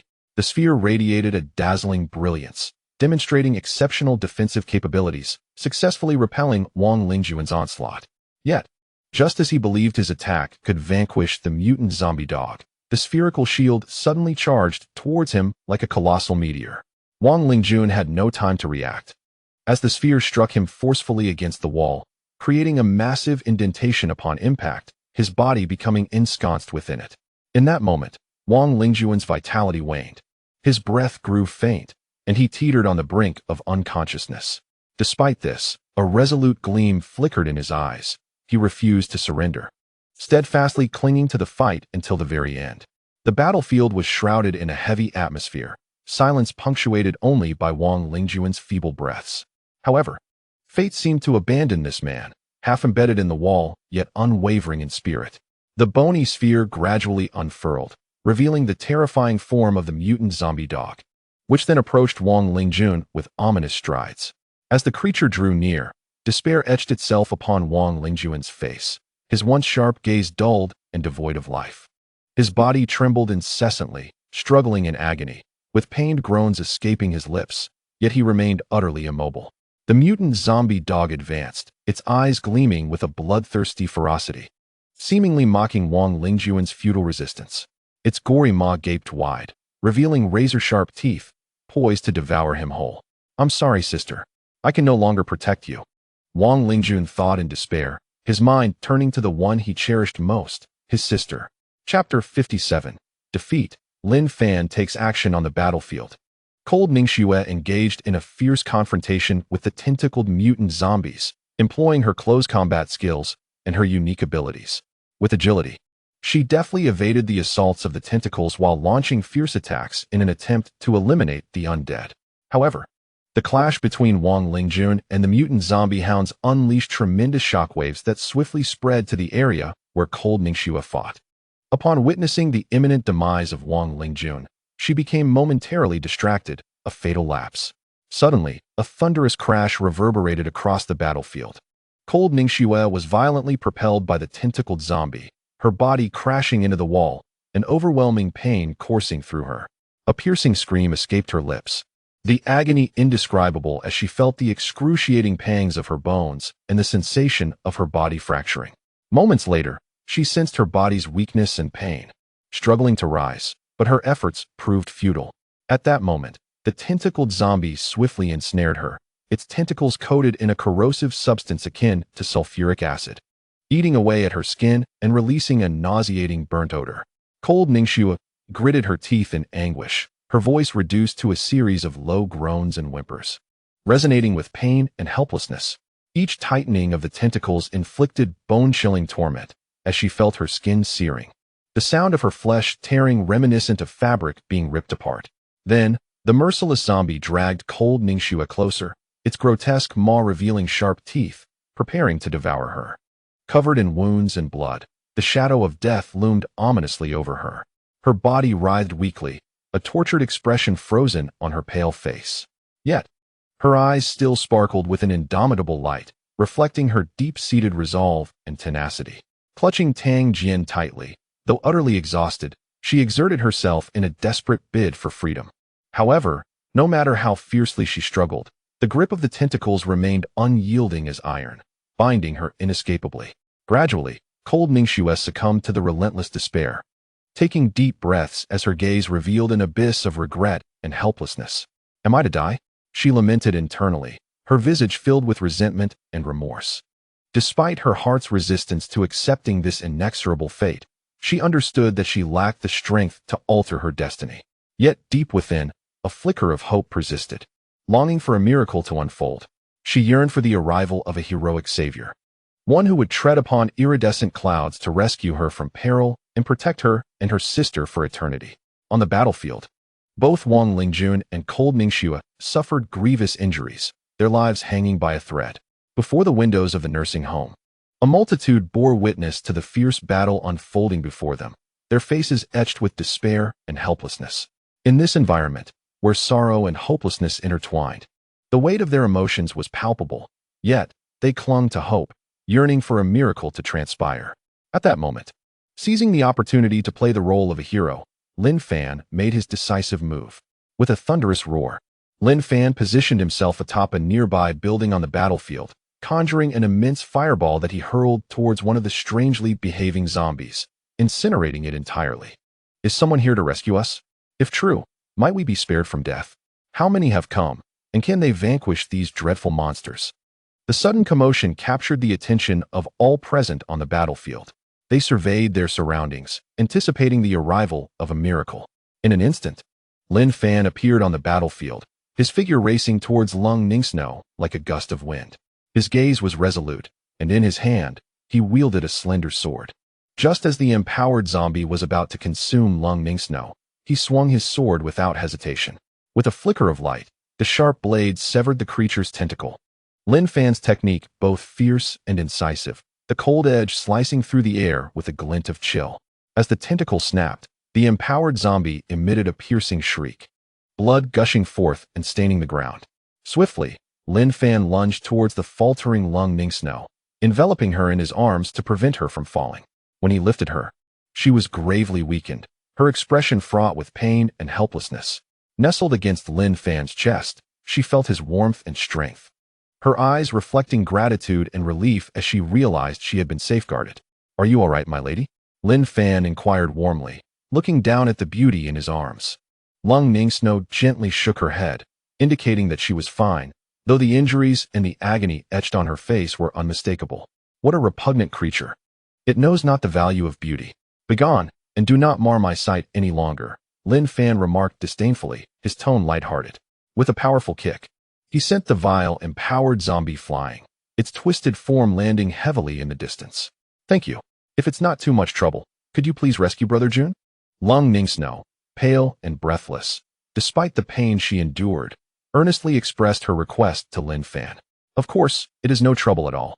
He responded with a slight smile, and then, cradling Lung Ningxue, He flickered away to stand beside Wang Lingjun. Then, he suddenly launched a powerful kick towards the mutated zombie dog. The force behind this kick was astonishing, imbued with a sense of annihilation, propelling the creature through the air. The mutated zombie dog let out a pained howl, crashing to the ground in a disheveled heap, the impact resonating with a dull thud. Remarkably resilient, it had not perished. Subsequently, Lin Fan gradually lifted the weakened Wang Lingjun, who was embedded in the wall. His pallid form exuded an aura of fragility, his breath shallow and frantic, teetering on the brink of life's collapse. "Thank you," Wang Lingjun gazed at Lin Fan, his eyes brimming with gratitude and admiration. At last, Lin Fan tightly embraced Lung Ningxue, whilst carrying the gravely injured Wang Lingjun, distancing themselves from the perilous battlefield. The spectators in the nursing home witnessed this scene, their hearts swelling with a flicker of hope. Chapter 58. Confrontation soon. Lin Fan brought the severely injured Lung Ningxue and Wang Lingjun to the entrance of the nursing home.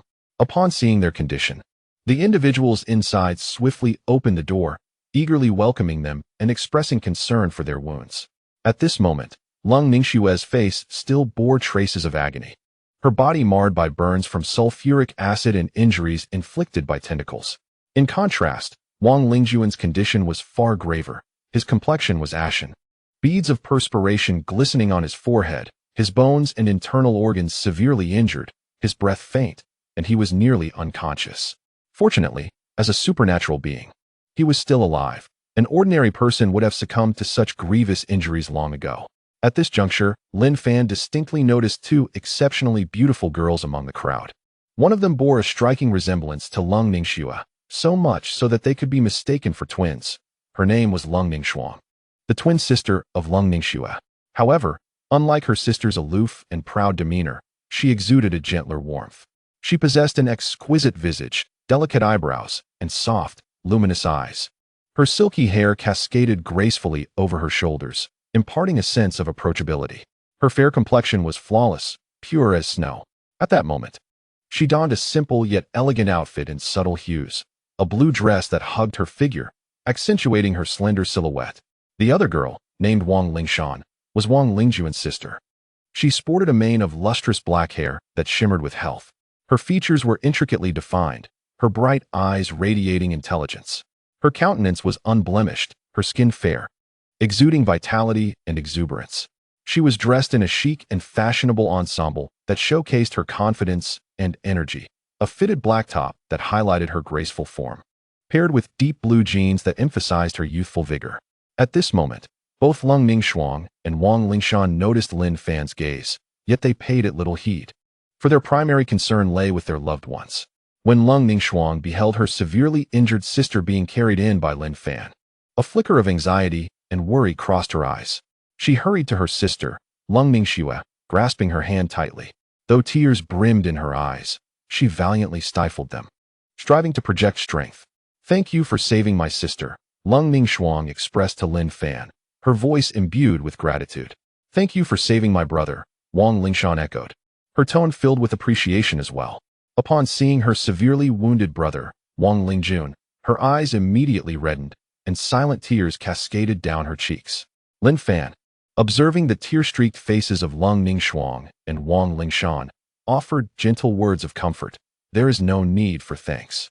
Meanwhile, others began to voice their gratitude for his valor in rescuing their comrades. Lin Fan replied, "We will discuss everything later. I must first address the enemies before us." With that, he returned to the battlefield, ready to continue the fight. The onlookers admired and respected him as they watched his retreating figure. Wang Lingshan and Lung Ningxuang gazed at Lin Fan with a hint of admiration in their eyes. Unbeknownst to them, the allure of strength often ensnares the hearts of beautiful young women, especially in this perilous apocalyptic world. Moments later, Wang Lingshan turned to the others and instructed, "Please escort my brother and sister Ningxue back to the infirmary. I will tend to them." Indeed, Wang Lingshan was also an ability user, possessing healing powers. Following her lead, everyone assisted in escorting Wang Lingjun and Lung Ningxue back to safety. The battlefield was shrouded in smoke and dust, its dim light lending an eerie atmosphere to the scene. Deep craters and fissures marred the ground, creating an uneven and chaotic landscape.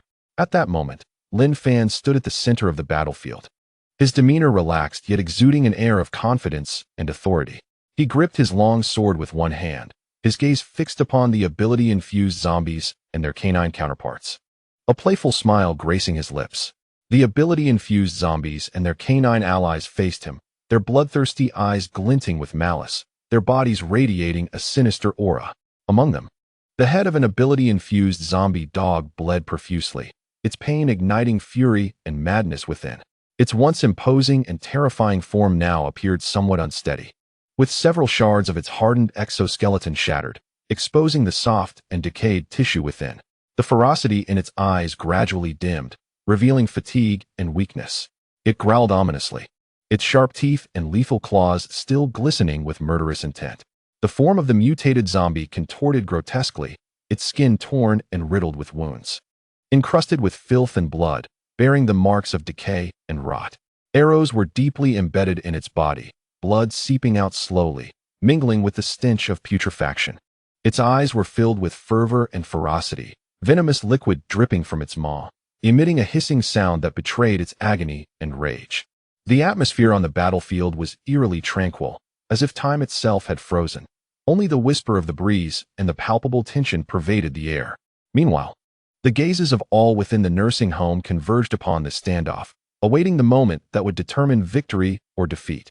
Chapter 59. The slaughter of zombies beneath the shroud of night. The battlefield was enveloped in a weighty ambience. The dim glow of the moon filtered through the gaps in the dark clouds, illuminating a hazy tableau. Suddenly, Lin Fan's attire transformed into a robe of flames. With a sword sheath hanging at his waist, and his right hand firmly grasped a long sword, he stood elegantly and majestically at the center of the battlefield, facing the lurking figures of the mutated zombie and its canine counterpart in the shadows opposite him. The battle commenced. To prevent any accusations of bullying, I shall allow you to make the first move. Lin Fan observed his adversaries with a calm demeanor, sensing their hostility, and smirked disdainfully. In an instant, the mutated zombie extended its tentacles, soft and viscous, adorned with sharp black scales, serrated at the tips, launching an assault on Lin Fan. Lin Fan scoffed derisively, exclaiming, "Such an attack is utterly tedious, slow and feeble, akin to a child's trick." He deftly sidestepped the tentacle-esque strike, severing one with a swift stroke of his sword. With a sharp wail, the mutated zombie cried out in pain as the tentacle was severed, a fleeting expression of anguish crossing its visage. The mutated zombie dog, witnessing this, glared furiously at Lin Fan, extending the spikes atop its head, charging fearlessly toward him. Yet Lin Fan remained unmoved, his gaze penetrating and resolute.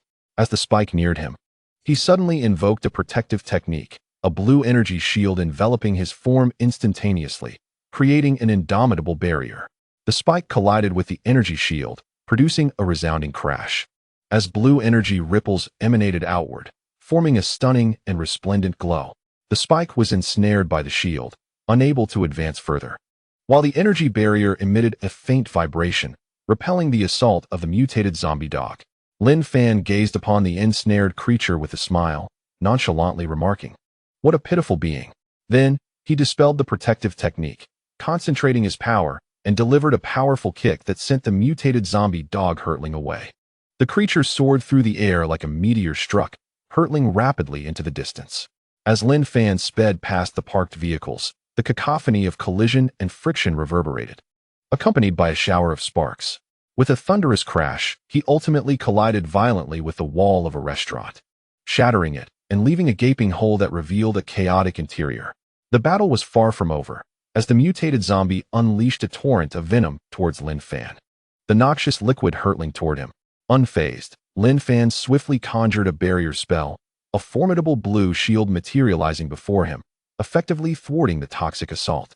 The venom sizzled upon contact with the barrier, emitting a sharp, acrid stench while enveloping the area in a faint green mist, nauseating all who inhaled it. However, Lin Fan remained unaffected behind his protective shield, which not only blocked the zombie's venomous attack, but also served to repel the toxic gas. Calmly observing the movements of the mutated zombie, he mused, "Is this it? It seems that before becoming a zombie, he was nothing more than a man of feeble constitution, far from enduring." Once the zombie ceased its venomous assault, Lin Fan displayed a look of disdain, and promptly prepared to unleash a fireball spell. Now it's my turn. Behold, fireball. He gathered a massive fireball in his right hand. Flames dancing within, radiating intense heat.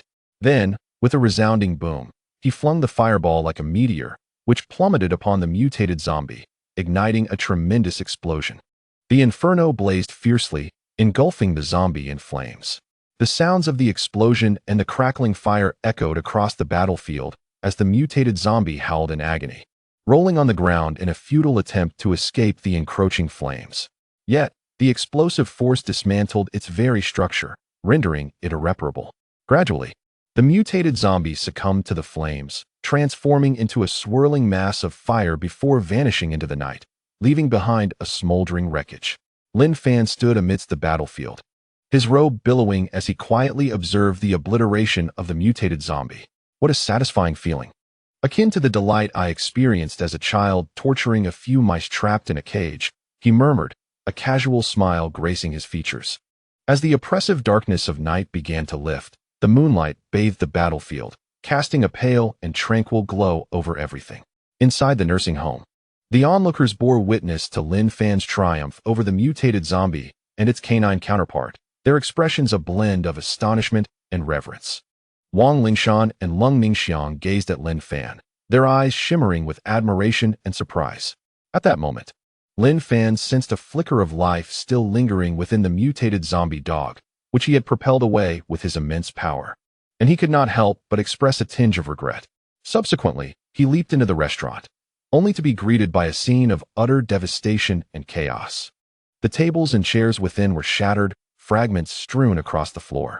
Marks of impact marred the walls, with gaping holes revealing the encroaching darkness outside. A nauseating stench of the anomalous zombie hounds and other undead permeated the air, overwhelming the senses. Scattered across the ground were remnants of the anomalous zombie hounds, intermingled with pools of blood, some of which still oozed slowly. The walls bore the remains of these creatures, with broken bones littering the area. At that moment, Lin Fan's gaze fixated on a gravely injured anomalous zombie hound on the floor. Its body was a grotesque sight, with nearly all of its hardened bone spines shattered, skin decaying, and muscles contorted. Despite being covered in blood, it still exhibited an indomitable will to live. The creature sensed Lin Fan's stare, its eyes glinting with a cruel and bloodthirsty light, revealing its desire to attack him. "It seems I must swiftly end your suffering," Lin Fan remarked nonchalantly, brandishing his sword. Suddenly, with a ferocious roar, the anomalous zombie hound lunged at Lin Fan, its movements rapid and fierce. Though its speed was hindered by its injuries, it remained sufficiently menacing to alert an ordinary person. However, Lin Fan was no ordinary individual. He faced the imminent assault with unwavering calmness. Yet, he could not help but feel a tinge of astonishment at the creature's resilience. "Injured so severely, yet still so brave. I truly admire your spirit." In an instant, he adeptly dodged the hound's claws and sharp teeth.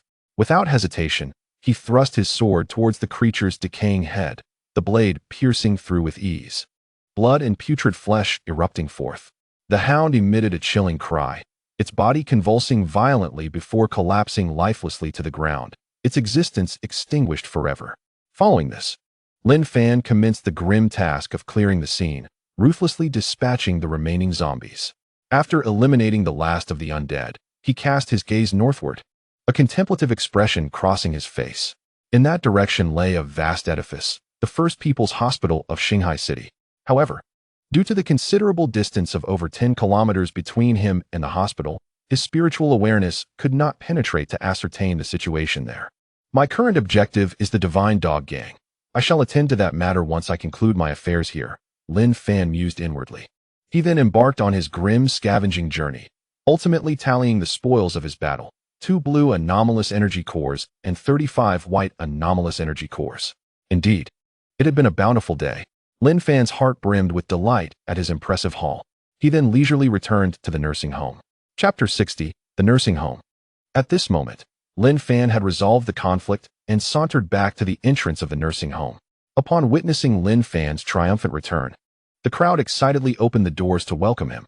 As Lin Fan stepped inside the nursing home, the surviving residents quickly gathered around him, their faces adorned with smiles and their eyes reflecting admiration, respect, and gratitude towards him. It was due to Lin Fan's presence that they had escaped danger and regained their peace. Among the crowd, Lung Ming Shuang gazed at Lin Fan with eager appreciation and gratitude. Her eyes glistened with tears as she deeply bowed to him, expressing her heartfelt thanks. Thank you. You not only saved my sister, but also helped us overcome this crisis. The other residents of the nursing home also expressed their gratitude towards Lin Fan, bowing deeply in thanks. No need for such formalities. We are all human. In the face of a racial crisis, mutual assistance is only natural. Lin Fan replied with a smile, graciously accepting the thanks and praise of the crowd, his gentle gaze resting on each individual. Upon hearing Lin Fan's kind words, the tension in their hearts finally eased. This battle had made them acutely aware of Lin Fan's formidable strength, instilling in them a measure of fear.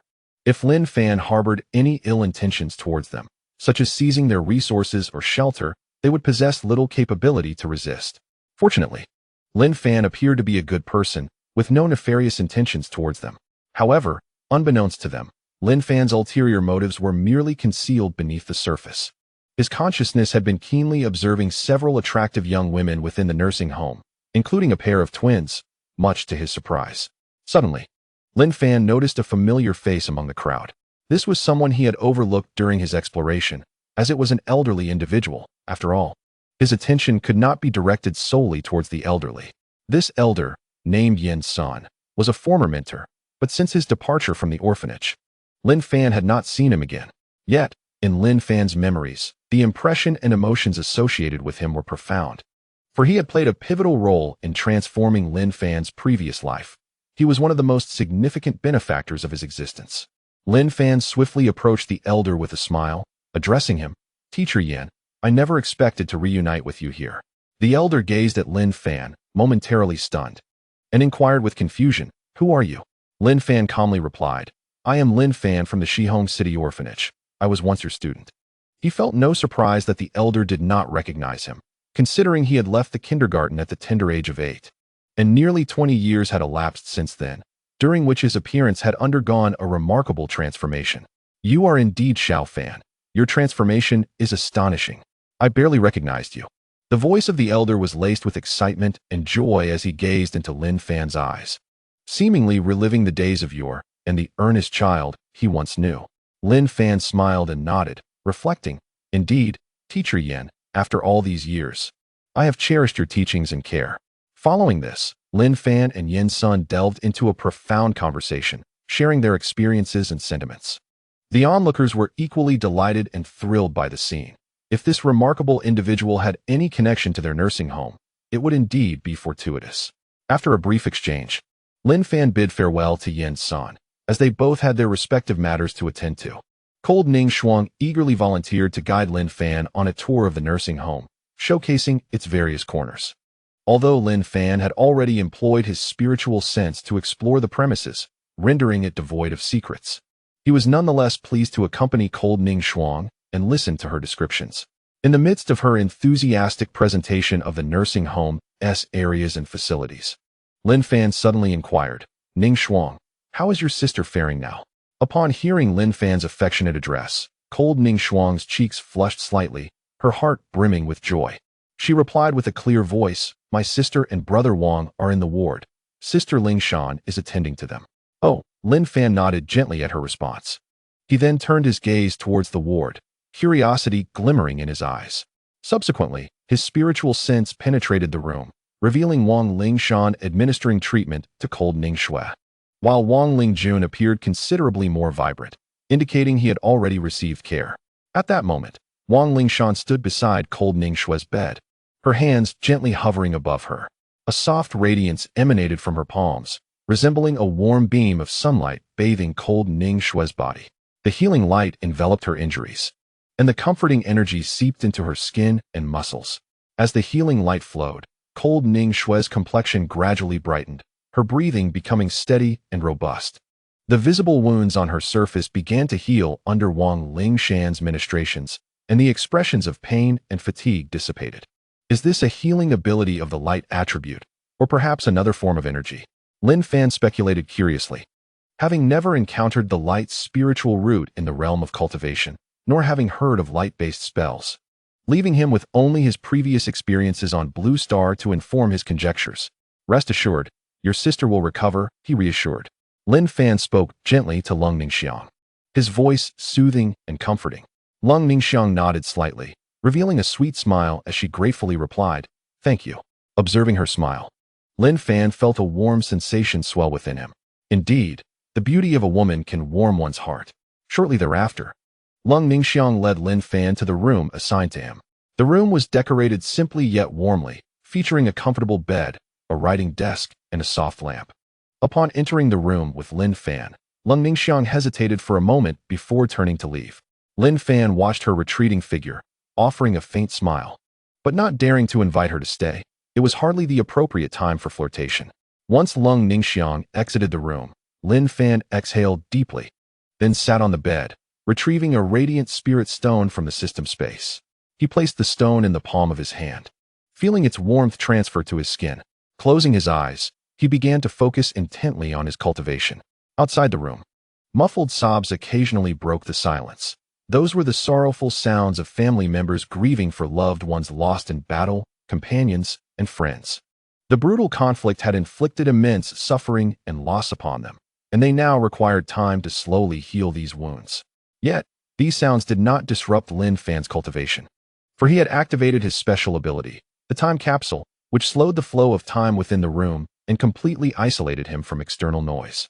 Chapter 61. The following morning, sunlight streamed through the window, illuminating the entire room.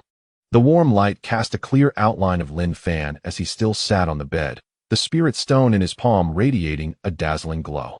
He focused intently on the energy of the stone, channeling its warmth and power into his own being, enveloped in tranquility. As the sunlight filtered through the curtain seams, it scattered patches of light, illuminating every corner of the room.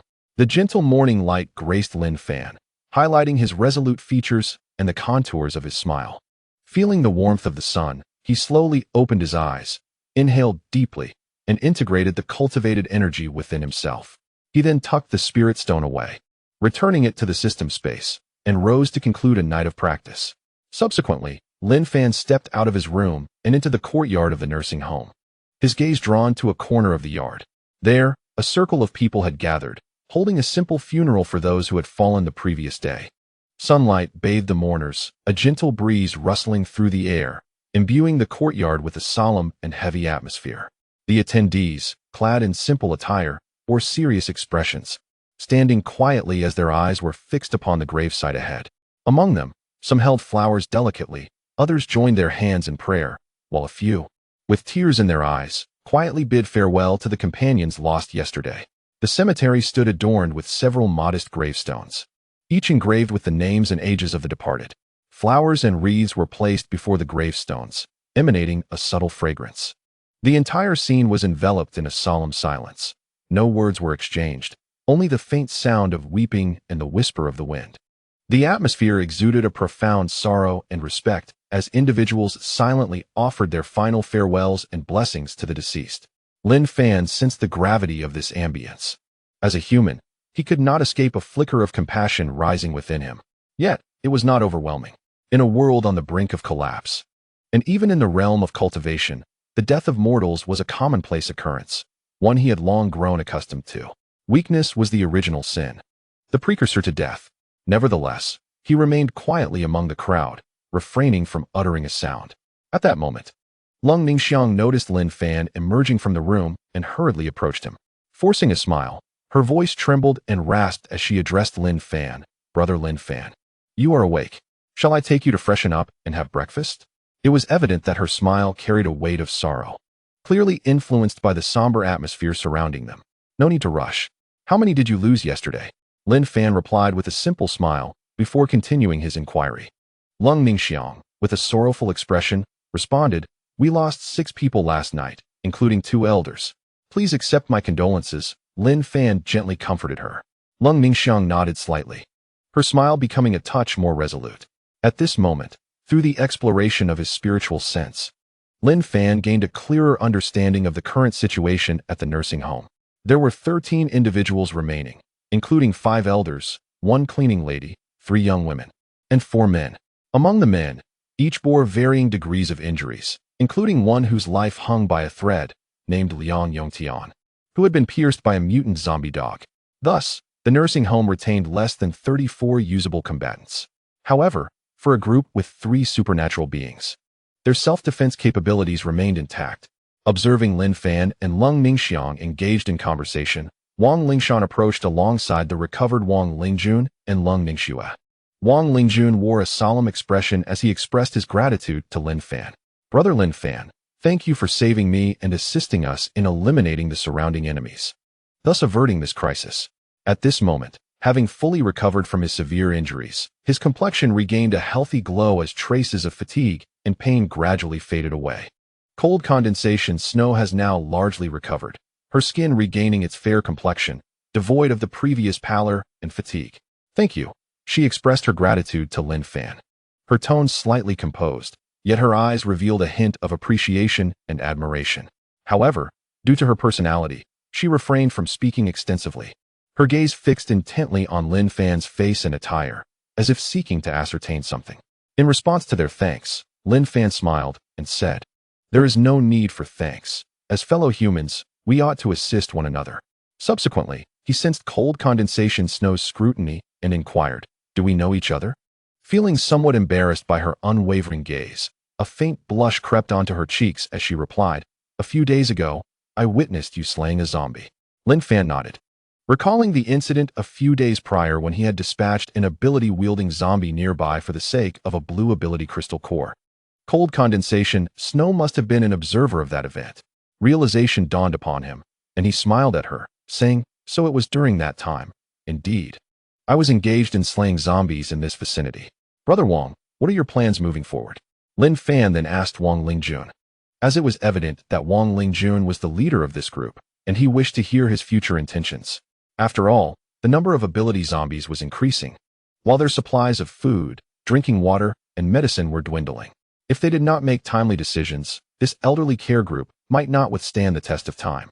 A flicker of determination crossed Wang Lingjuan's face as he replied, "I intend to seek out other survivor groups to establish a larger survivor base together or to join another survivor base that would accept us." After the harrowing battle the previous night, he had come to understand the harsh realities of their situation and recognized that this place was no longer a viable sanctuary. Faced with an ever-growing and increasingly formidable enemy, and with the dwindling number of survivors, Wang Lingjun realized that should they encounter another battle like the one they faced last night, their fate would be sealed. Lin Fan nodded silently, comprehending Wang Lingjuan's decision. In this apocalyptic world, survivors must collaborate to enhance their chances of survival. "Perhaps I know of a suitable location. Would you be interested?" Lin Fan queried Wang Lingjun and the others, a glimmer of cunning in his eyes as he subtly revealed his intentions, eagerly anticipating their reactions. Chapter 62. An invitation to join. "Perhaps I know of a suitable location. Would you be interested?"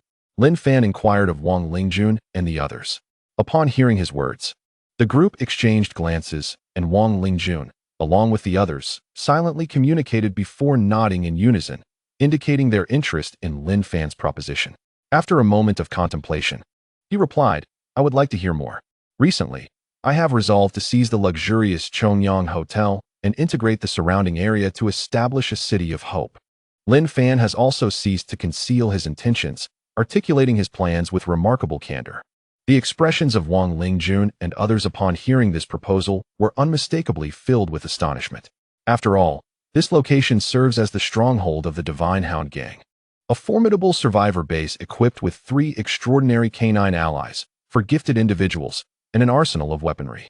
However, their recent preoccupation has been solely with their survival, leaving them unaware of the recent strife within the Divine Hound Gang, including the deaths of Li Kaiki and Li Bing, as well as the mysterious disappearance of the Howling Hound. Nevertheless, even if they were informed, they would not underestimate the gang, which, despite the absence of one extraordinary individual and one gifted canine, remains a formidable adversary. Although my words may seem incredulous to you, I assure you that within a day or two, I shall accomplish this feat. Observing the shock on their faces, Lin Fan continued, his tone imbued with confidence and resolve. "What do you propose we do?" asked Lung Ningxue calmly, her gaze reflecting unwavering determination and trust in Lin Fan. In her heart, she had already resolved to follow in his footsteps. Just days prior, She had witnessed Lin Fan effortlessly dispatching zombies and extraordinary zombies, a sight that had left her profoundly astonished. The display of his strength during last night's battle had rendered her speechless, thus she held unwavering faith in his words. Upon hearing Lung Ningxue's inquiry, Wang Lingjun and the others awaited Lin Fan's response with eager anticipation. Although they had not yet fully placed their trust in Lin Fan's capability to eliminate the Divine Hound Gang, their experience of his prowess in vanquishing extraordinary zombies and their canine counterparts had instilled a sense of belief in him. Lin Fan smiled gently, his gaze resolutely fixed on Wang Lingjun and the others as he confidently replied, "At present, I require none of you to act. Once I have completely taken control of the Chongyang Hotel and dismantled the Divine Hound Gang, I hope you will join our ranks to help build this city of hope. Will you accept the elderly and the wounded?" Wang Lingshan inquired, her voice tinged with concern for the senior residents and the injured. Lin Fan's expression softened as he looked at her, nodding gently to affirm his commitment. "We will embrace them. In our team, every individual holds value, and each has something to contribute, regardless of age or injury. As long as they can make an effort for the team, we shall welcome them and assist them in their recovery and rebuilding." Upon hearing Lin Fan's response, Wang Lingshan released a sigh of relief, her worries gradually dissipating, replaced by a hopeful outlook for the future. "Thank you, Lin Fan." Her voice quivered slightly, laced with gratitude. "Very well, we shall pledge our support to you," Wang Lingjun declared resolutely to Lin Fan. In the past, Li Kaidong from the Divine Hound Gang had attempted to recruit them alongside the hospital's influence. However, they felt a deep sense of obligation towards the elderly and believed that their team possessed sufficient means for self-preservation, thus they declined the offer. Now, the situation had transformed entirely. Upon hearing Wang Lingjuan's words, Lung Ningxue, Lung Ningxiang, and Wang Lingshan nodded resolutely, expressing their desire to follow Lin Fan. At this moment, the higher-ups of the nursing home were filled with trust towards Lin Fan, a trust rooted in various aspects. Some were reassured by his demonstrated kindness, others by his formidable strength, and some due to his striking appearance. Indeed, the admiration of two of the girls betrayed their true feelings, as their gazes were almost infatuated. "Very well, it is settled," Lin Fan declared with a satisfied smile, his eyes sparkling with confidence and joy. The prospect of acquiring skilled labor and potential companions brought him considerable delight. Subsequently, Lin Fan accompanied Wang Lingjun and others for breakfast, where they discussed the specifics of their alliance. However, when Lin Fan mentioned that their team consisted of only 5 members, of which, apart from himself, all were women, and one was a 5-year-old child, the astonishment on their faces was palpable. They couldn't help but speculate. Was this man jesting with them? Was it not too frivolous to eliminate the Divine Hound Gang and seize the luxurious Chongyang Hotel with such a team? Nevertheless, joining such a team presented a beneficial opportunity for them, as it would shield them from excessive rejection from their former group. As for the strength of Lin Fan's team, it was beyond their capacity to doubt or ridicule. After all, Lin Fan's prowess alone eclipsed the entire nursing home's collective might. Simply put, they were drawn to Lin Fan's capabilities, eager to align themselves with him to navigate the treacherous world of the apocalypse. During breakfast, Wang Lingjun once again proposed their assistance in eliminating the Divine Hound Gang and seizing the Chongyang Hotel. His eyes sparkled with a fierce determination and longing for battle. He was eager to immerse himself once more in combat alongside Lin Fan against the Divine Hound Gang. "Boss, how about Ningxue and I join you in confronting the Divine Hound Gang? Although we are both injured as ability users, we can still manage to hold off a couple of enemies," he asserted, his words resolute and brimming with confidence. He sat up straight, his gaze unwavering, anticipating Lin Fan's approval. Meanwhile, Lung Ningxue's eyes gleamed with a fervent desire for battle. She had gradually regained her strength and yearned to contribute to the team, to prove her worth. "There's no need for that. I can easily handle those individuals. You all simply focus on safeguarding the retirement home," Lin Fan remarked with a slight smile, dismissing the battle requests from Wang Lingjun and Lung Ningxue. He was thoroughly prepared and did not require their involvement.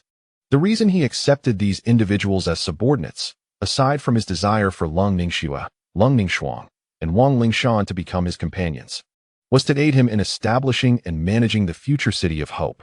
To alleviate any awkwardness from his refusal, Lin Fan jestingly added, "There will be plenty of opportunities for you to exert yourselves in the future, so don't complain when I demand much from you."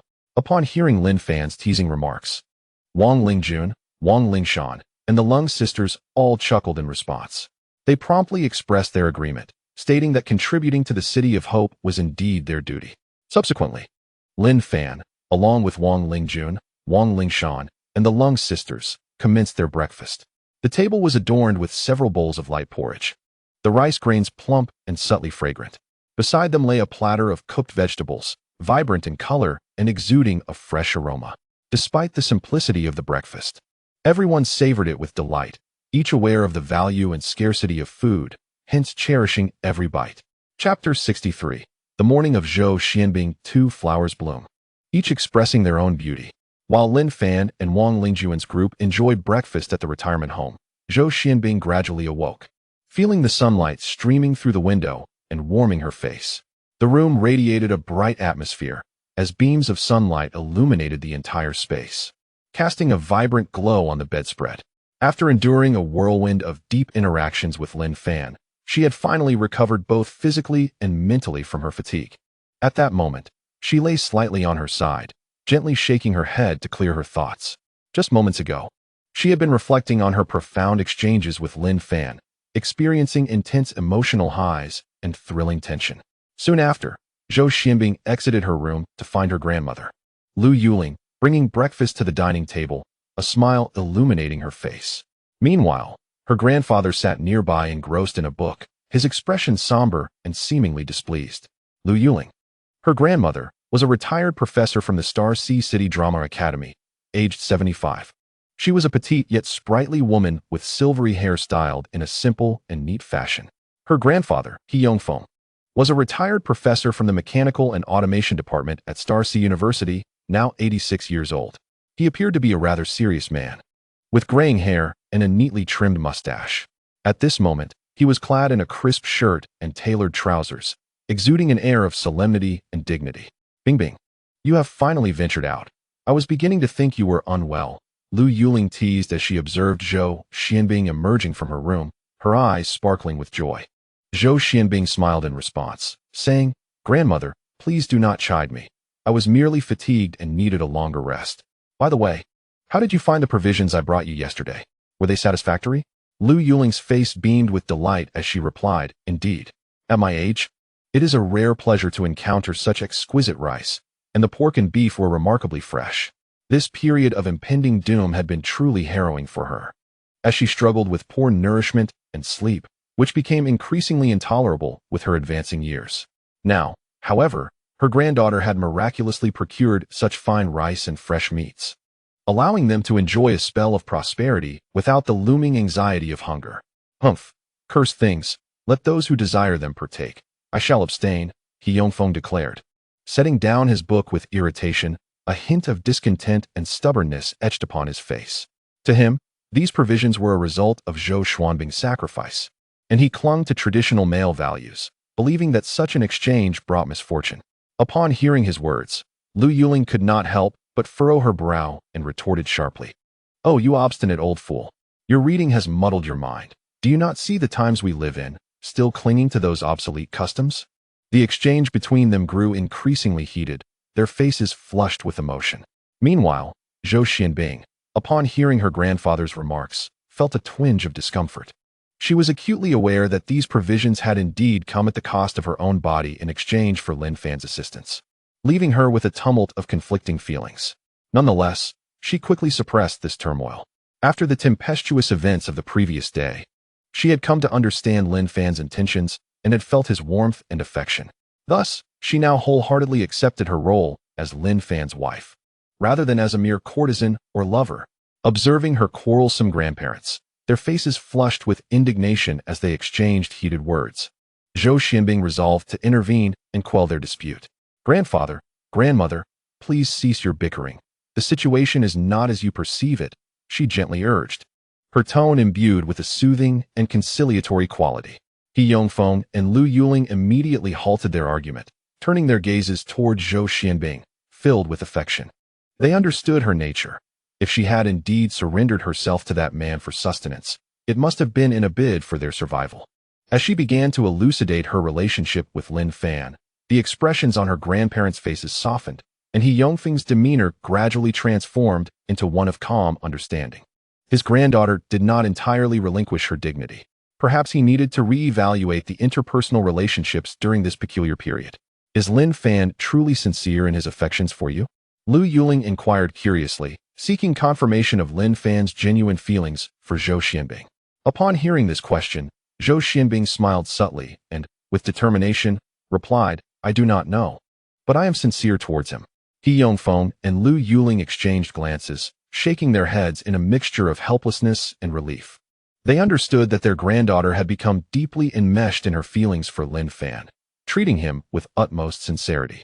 However, this also validated her assertions. She was not the kind of girl to compromise her dignity or her body. Seeing her grandparents finally believe her, Zhou Xianbing felt a wave of sweet satisfaction and beamed with a radiant smile. She realized that, regardless of how the outside world perceived their relationship, she had discovered her own happiness. Subsequently, Zhou Xianbing cheerfully announced to her grandparents, Grandfather, Grandmother, allow me to demonstrate a remarkable magic trick. Her voice was filled with excitement and curiosity, much like a child eager to showcase a new toy to adults. All right, He Yongfeng agreed with a smile. Thus, He Yongfeng and Lu Yuling watched Zhou Xianbing with intrigue, anticipating her performance. Zhou Xianbing extended her flawless right hand and proclaimed, Watch closely, transform. Under their watchful gaze, her right hand suddenly morphed into a steel arm, gleaming with metallic brilliance. He Yongfeng and Lu Yuling's eyes widened in astonishment, their faces reflecting shock and disbelief. Zhou Xianbing stood proudly, her face radiant with confidence and joy, as if she had accomplished a monumental feat. How is this possible, Bing Bing? How did you achieve this? He Yongfeng finally spoke after a moment of silence, his voice laced with wonder and confusion. Having lived nearly a century, he had never witnessed such an extraordinary magic trick. Grandfather, this is my awakened ability. I can transform into anything I have touched, Zhou Xianbing explained with pride. He Yongfeng then earnestly touched her right hand, confirming that it was indeed steel, not a mere facade. Yet, how could a human body suddenly transform into steel? This was entirely contrary to scientific understanding. This is truly astonishing, He Yongfeng murmured to himself. He had devoted much of his life to the study of science and had taught it to others. Yet he found himself confronted with phenomena in the real world that defied scientific explanation. In this apocalyptic world, I now possess the ability to protect myself, Zhou Xianbing declared proudly. She then reverted her steel arm back and joined He Yongfeng and Lu Yuling for breakfast. Meanwhile, He Yongfeng remained deeply engrossed in the perplexity surrounding Zhou Xianbing's extraordinary ability, unable to extricate himself from it. He realized that this world was far more mysterious and wondrous than he had ever imagined. Chapter 64. The encounter of two women after enjoying a simple breakfast. Zhou Xianbing engaged in a brief conversation with He Yongfeng and Lu Yuling before rising to depart. However, she did not descend to seek out Yang Huangguang, but ascended instead to the 12th room on the 24th floor, which was Lin Fan's residence. Her purpose for this visit was to meet the enchanting Jie Yanji, as mentioned by Lin Fan. Soon, Zhou Xianbing arrived at the 24th floor, encountering no zombies or people along the way. As she walked down the corridor, her gaze fell upon a horrifying scene. A strong stench of decay permeated the air, and before her lay a gruesome tableau. Countless corpses of zombies sprawled across the floor, with dismembered limbs scattered everywhere. This place had once been a battleground, the brutal evidence of conflict still starkly visible. A sense of dread and oppression enveloped Zhou Xianbing as she cautiously stepped over the bodies and debris, striving to avoid the grotesque sights. She inwardly lamented the lack of any attempt to clean the area. Eventually, she arrived at the door of room 12, which stood firmly shut. She extended her hand to knock, but suddenly felt an invisible force impeding her movement. What was happening? A deep sense of confusion washed over her. However, just as she pondered this, the invisible barrier seemed to sense something and abruptly vanished, as if it had never existed. What could this possibly mean? It was astonishing. Zhou Xianbing was utterly perplexed, yet recalling Lin Fan's myriad of extraordinary abilities, she found herself less surprised. She gently tapped on the door, her fingers lightly rapping against the surface, producing a faint sound. Her gaze was focused and eager, unwavering as she awaited a response from within. Meanwhile, inside the room, Yang Yanji reclined on the sofa in the living room, engrossed in a book. Her figure was delicate, exuding an air of elegance. Her long hair cascaded softly over her shoulders, and her attire was tasteful, reflecting her refined demeanor. At that moment, her thoughts were not on the book in her hands, but were wholly concentrated on Lin Fan, who was distant yet ever present in her mind. In another room, Yang Guo and Li Yinla were seated on the floor, joyfully playing with the children's games that Lin Fan had brought them. Yang Guo's face was radiant with a smile, her eyes twinkling with innocent and brilliant light. Suddenly, a soft knock echoed through the tranquility of the room. Upon hearing the sound, Yang Guo swiftly dashed out, brimming with anticipation as she asked Yang Yinji, "Mom, is Uncle Lin Fan back?" Her eyes sparkled with innocent hope, while Yang Yinji remained far from that naivete. She was certain that the person outside was not Lin Fan, for he would never knock. He could simply let himself in with the key. Subsequently, Yang Yinji shook her head at Yang Guo, signaling her to remain silent. Obediently, Yang Guo pressed her lips together, uttering not a single sound. Slowly, she approached the door and cautiously peered through the peephole to observe the visitor outside. Her gaze was vigilant and meticulous, not a hint of carelessness in her demeanor. There stood a beautiful young woman, possessing delicate features and bright eyes.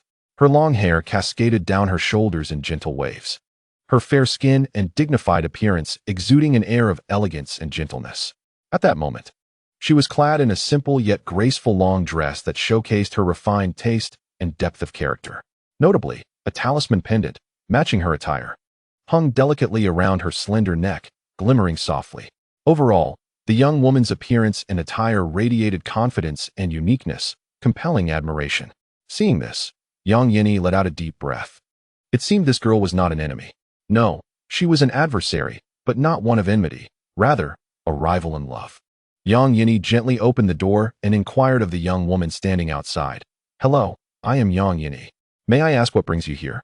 Zhou Xuanbing's gaze fixed upon the strikingly mature woman before her, whose beauty epitomized the allure of femininity.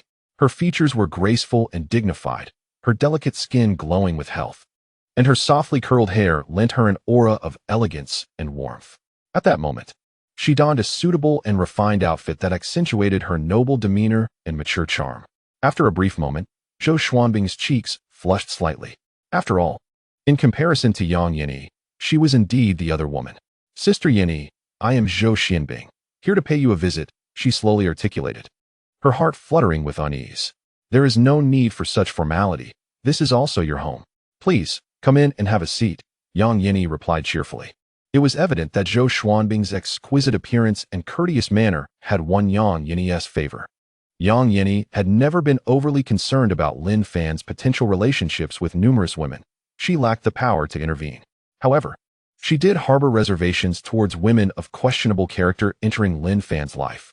Zhou Xuanbing's image, however, did not strike her as that of a woman of ill repute. Subsequently, Yang Yinji welcomed Zhou Xianbing into the living room and poured her a cup of tea. Zhou Xianbing humbly remarked, "Thank you, sister. It should be I serving you tea." She bent slightly, her movements exuding utmost deference. "There is no need for such formalities between sisters." Yang Yinji smiled warmly, her expression gentle and amiable. After a brief exchange, Yang Yinji and Zhou Xianbing gradually accepted and treated each other with kindness, eventually addressing one another as sisters. When Yang Guo noticed a stranger entering the room, her curiosity sparked as she inquired, "Mom, who is this beautiful sister?"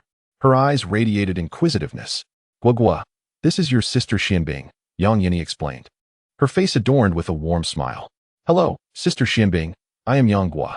You can call me Guo." Yang Guo joyfully introduced herself to Zhou Xianbing, her expression brimming with vitality and enthusiasm. Zhou Xianbing, captivated by Yang Guo's adorableness, instinctively reached out to gently stroke her hair, her demeanor tender and affectionate. "Sister, is this your child?" she curiously inquired of Yang Yinji. "Yes, this is my child with my ex-husband," Yang Yinji replied with calm assurance, her expression serene and confident. Zhou Xuanbing's response to Yang Yinji's revelation was one of understanding. "Hello, Guo. From now on, we are all family." Zhou Xianbing greeted Yang Guo with joy, her face glowing with happiness. "Really? That's wonderful. From now on, my mom, Sister Yinla, Sister Xianbing, and Lin Fan will all be family," Yang Guo exclaimed, her eyes gleaming with anticipation and longing. "Indeed," Zhou Xianbing replied with a smile, her gaze filled with warmth and affection. Suddenly, Zhou Xianbing felt a twinge of confusion upon hearing Yang Guo mention Sister Yinla. She turned to Yang Yinyi and asked, "Who is Yinla?" "Oh, Yinla is Lin Fan's girlfriend. Didn't he mention her to you?" Yang Yinyi responded. Zhou Xianbing felt a slight discomfort but endeavored to mask her emotions, smiling as she said, "He was in a hurry and didn't he elaborate." In truth, she, like Yang Yinyi, had become indifferent to how many women Lin Fan had, as long as she held a place in his heart. Now, the world's circumstances had transformed entirely, and her mindset began to shift, necessitating change. "Where is Sister Yinla? I would like to pay her a visit," Zhou Xianbing said with a gentle sigh and a smile. She yearned to gain a deeper understanding of Lin Fan's life and to connect more intimately with his family. "Sister Yinla is in my room. Sister Xianbing, let me take you to her," Yang Guo cheerfully offered. "Sure," Zhou Xianbing replied with a light-hearted laugh.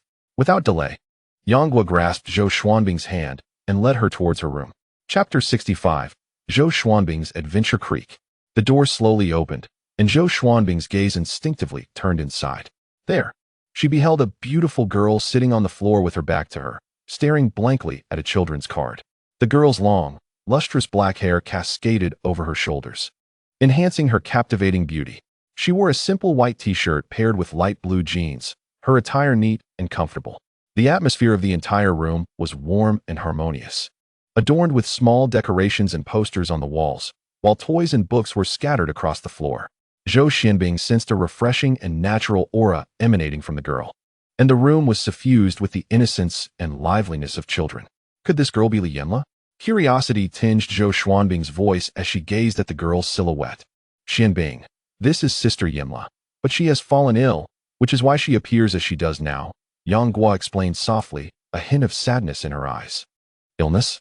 What kind of illness?" Zhou Xianbing inquired with a sense of inexplicable tension.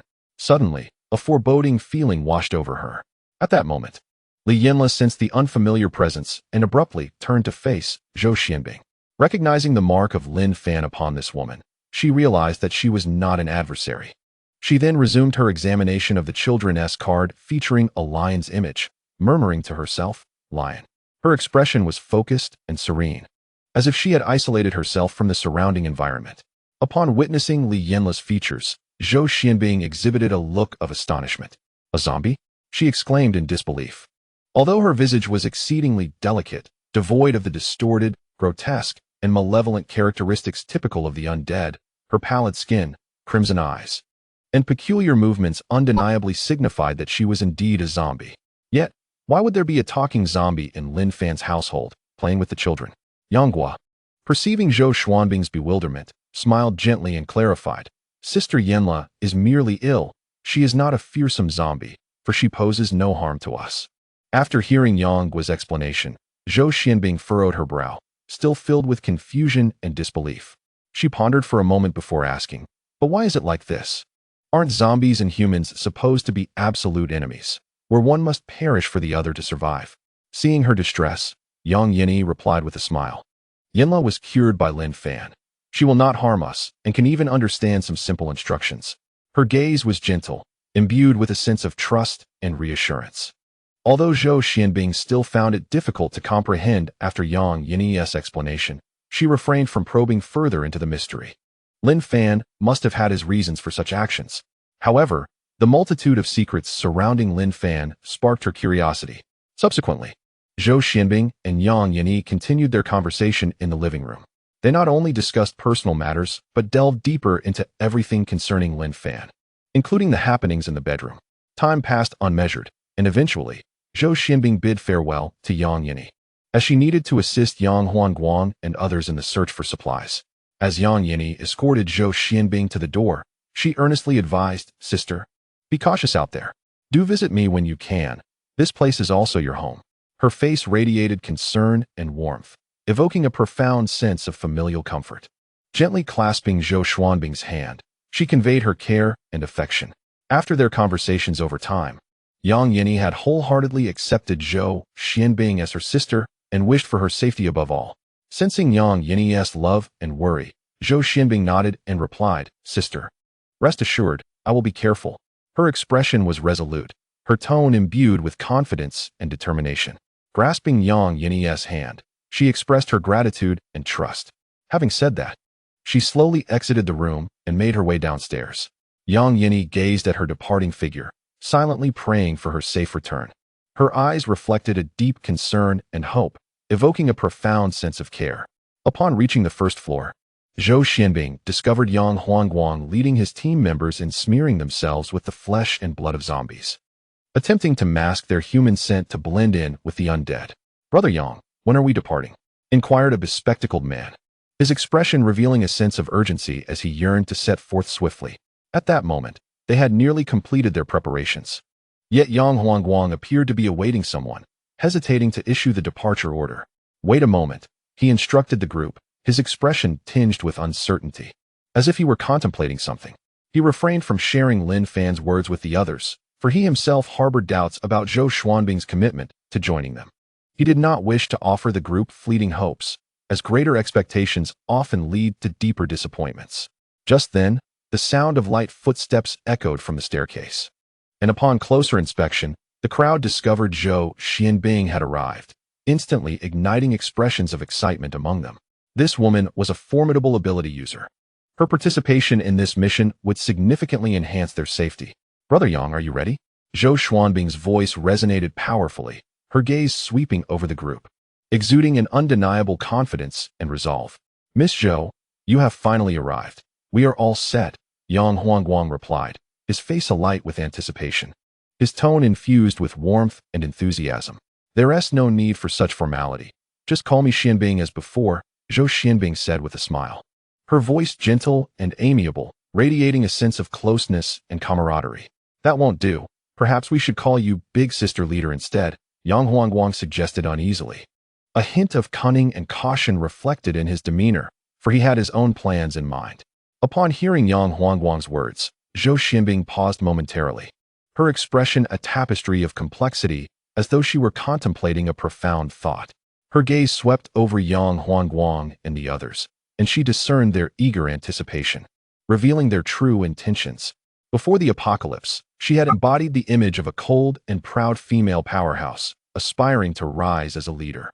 However, in the aftermath of the cataclysm, the harsh reality had once led her to relinquish her dignity, yet the ambition that resided within her remained unyielded. Even in this desolate world, she yearned to ascend as a leader, to become a formidable force rather than a mere follower. This distinction set her apart from Yang Yinhua.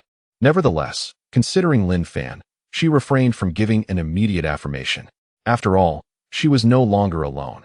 If faced with a choice between career and love, she would undoubtedly choose the latter, for in matters of the heart, Lin Fan was the dominant one. "I must seek Lin Fan's consent." After a moment of silence, Zhou Xianbing gradually responded. Upon hearing her words, Yang Huangguang's expression grew grave, his sigh betraying his inner turmoil. At that juncture, Zhou Xianbing shifted her tone, smiling as she said, "However, for now, you may call me Big Sister." Her demeanor was warm and amiable, exuding a sense of humor and ease. Upon hearing her words, Yang Huangguang's face lit up with excitement as he earnestly replied, "Very well, Big Sister." The others quickly echoed his sentiment. Although some harbored discontent, it remained unexpressed. In this post-apocalyptic world, strength commanded respect. Chapter 66. The Butterfly Zombie. After a while, Yang Huangguang inquired, "Big Sister, do you need to disguise yourself to mask your presence?" His expression revealed concern and worry. "No need," Zhou Xianbing replied decisively, her countenance radiating confidence and resolve, seemingly assured of her capabilities. Suddenly, her form began to undergo a rapid transformation, morphing into a zombie, specifically, an evolved zombie endowed with the power to manipulate sand. The process of her metamorphosis was astonishingly swift. Her muscles and bones contorted grotesquely, as if controlled by myriad fine threads, the sound of cracking bones echoing eerily. Her skin turned pale, devoid of color, becoming unnaturally smooth, as though enveloped in a thin membrane.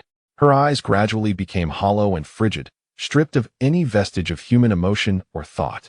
During her battle with Wang Liang, she had already assimilated his information, storing it within her cognitive repository.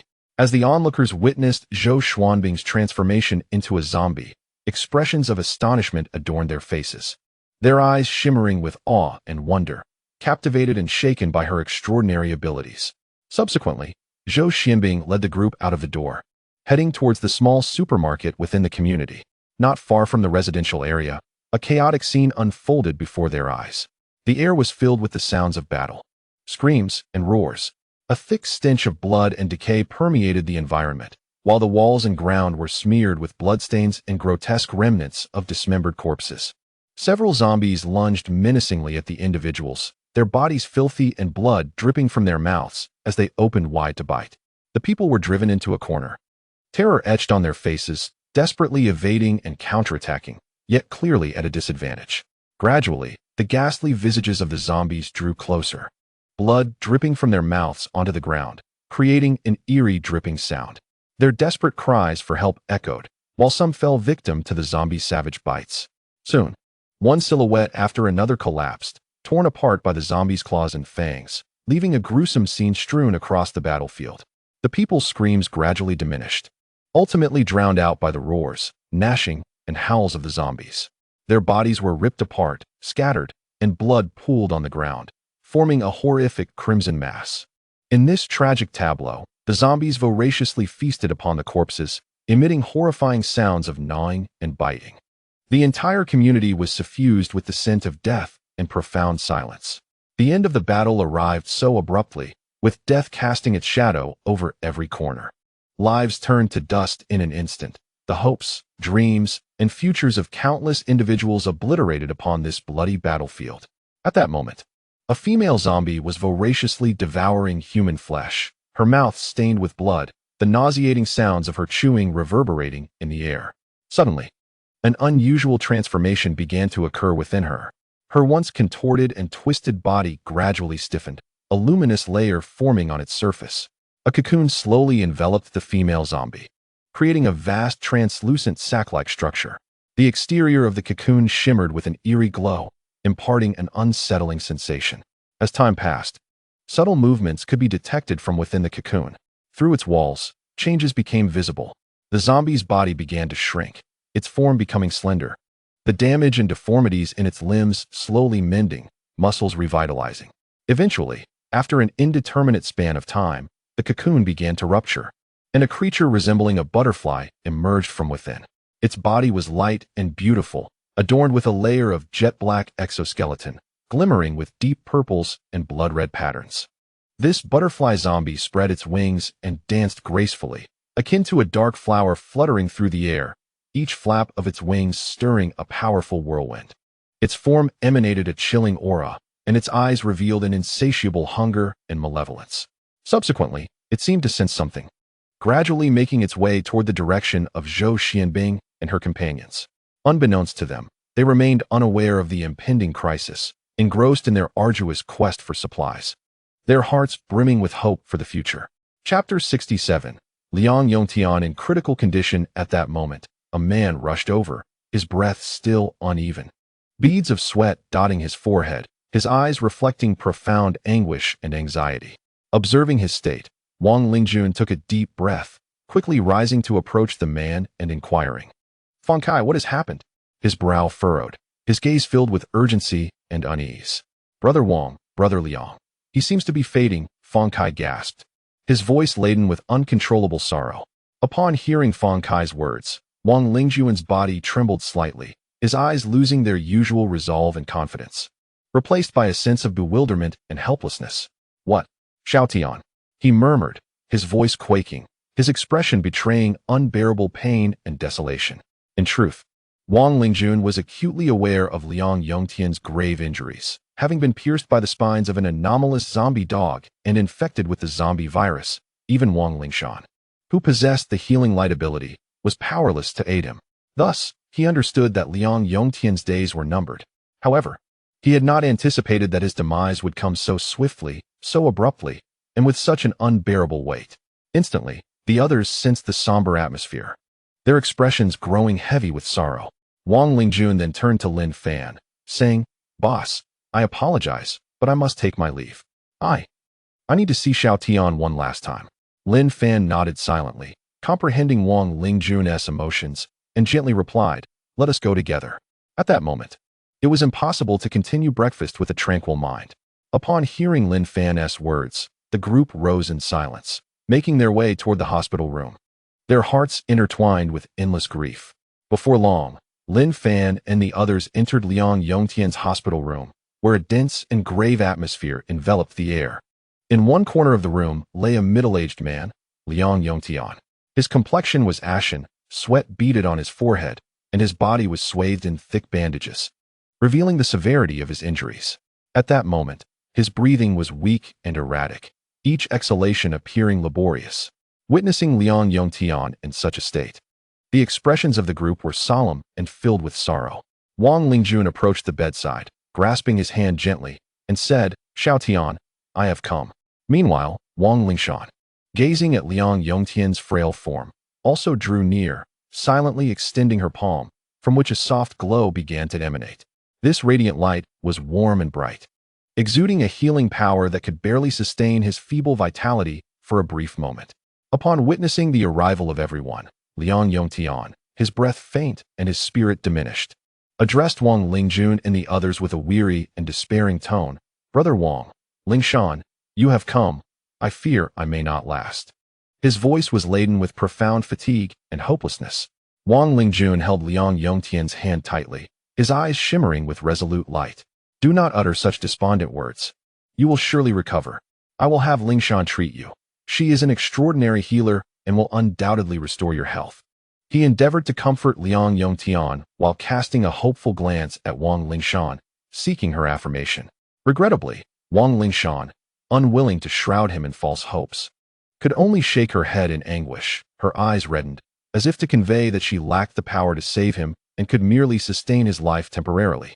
Liang Yongtian looked at Wang Lingjun and forced a light-hearted smile, saying, "Brother Wang, do not burden Lingshan. I am aware of my condition, and I can barely hold on."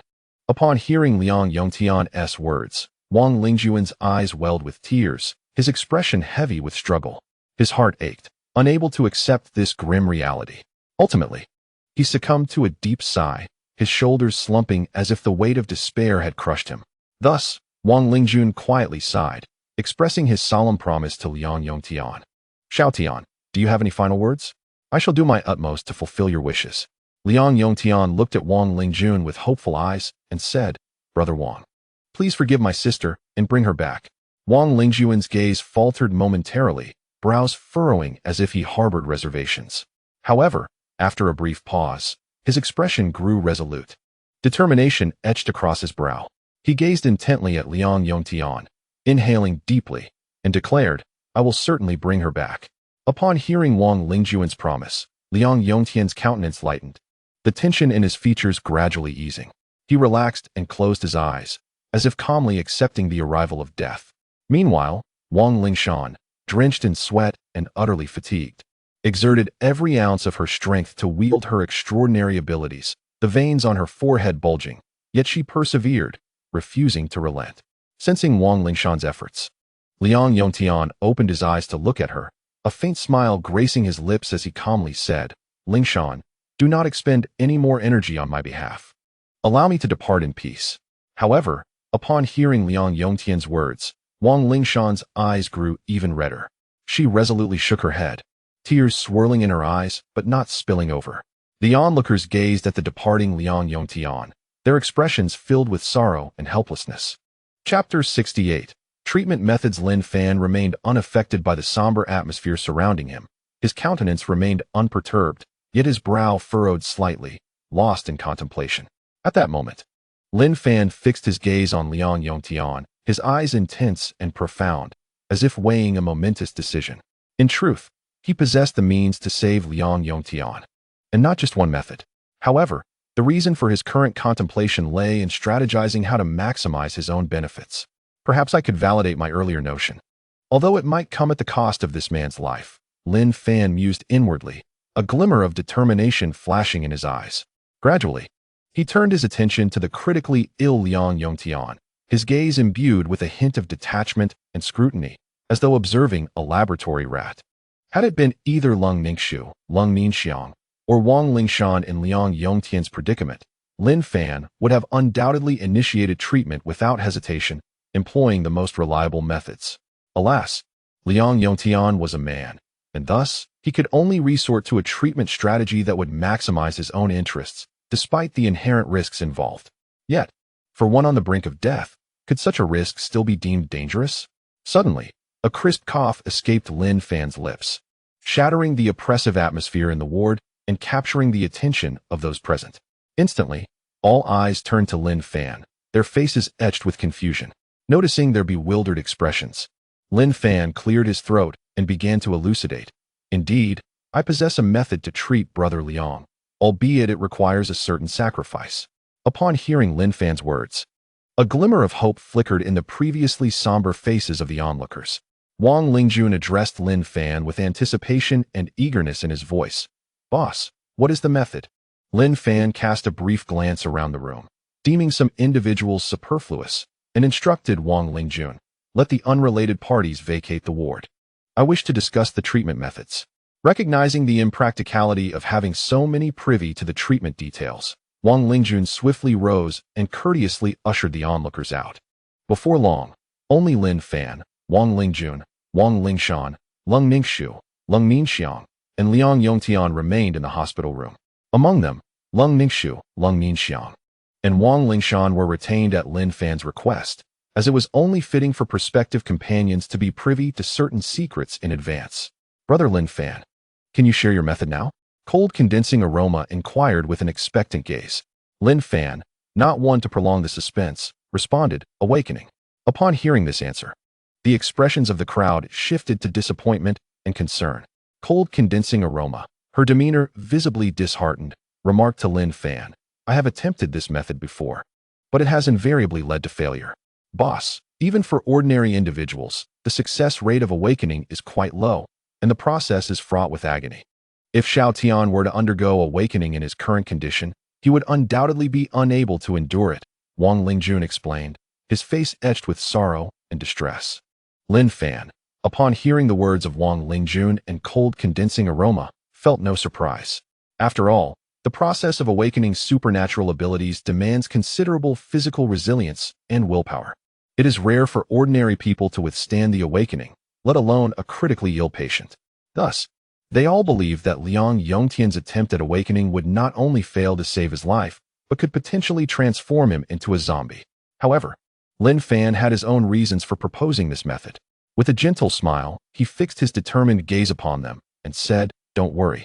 My approach differs from your previous attempts at awakening." He continued to elucidate, "I have a friend who possesses a unique supernatural ability. He can eliminate most of the zombie virus from the supernatural crystal nucleus, ensuring that the awakening process inflicts no pain and that failure does not result in becoming a zombie." After hearing Lin Fan's explanation, cold condensing aroma furrowed her brow slightly, contemplating for a moment before hesitantly asking, "Is this method truly feasible? I have never heard of an ability that can eliminate viruses." Understanding her skepticism, Lin Fan gazed at her with warmth and replied resolutely, "Rest assured, I have tried it, and it is indeed viable." Upon receiving Lin Fan's affirmative response, astonishment washed over the faces of the others. They found it hard to believe. Yet, considering the myriad of supernatural abilities, the existence of powers capable of absorbing energy and viruses seemed plausible.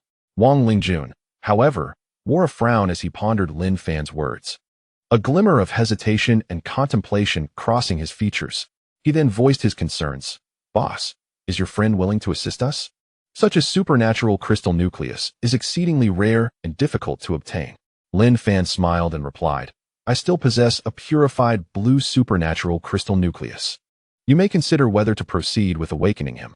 In truth, after observing the successful awakening of Xian Yubing and the failed transformation of Wang Liang into a zombie, Lin Fan had grasped the principles behind utilizing supernatural crystal nuclei to awaken abilities.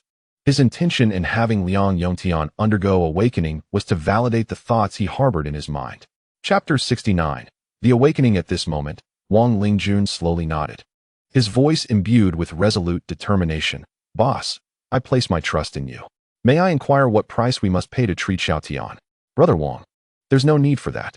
Please do not squander a precious purified blue ability crystal on a dying man like me. It is far too valuable." Upon hearing Lin Fan's words, Liang Yongtian addressed Wang Lingjun, his tone steadfast and composed.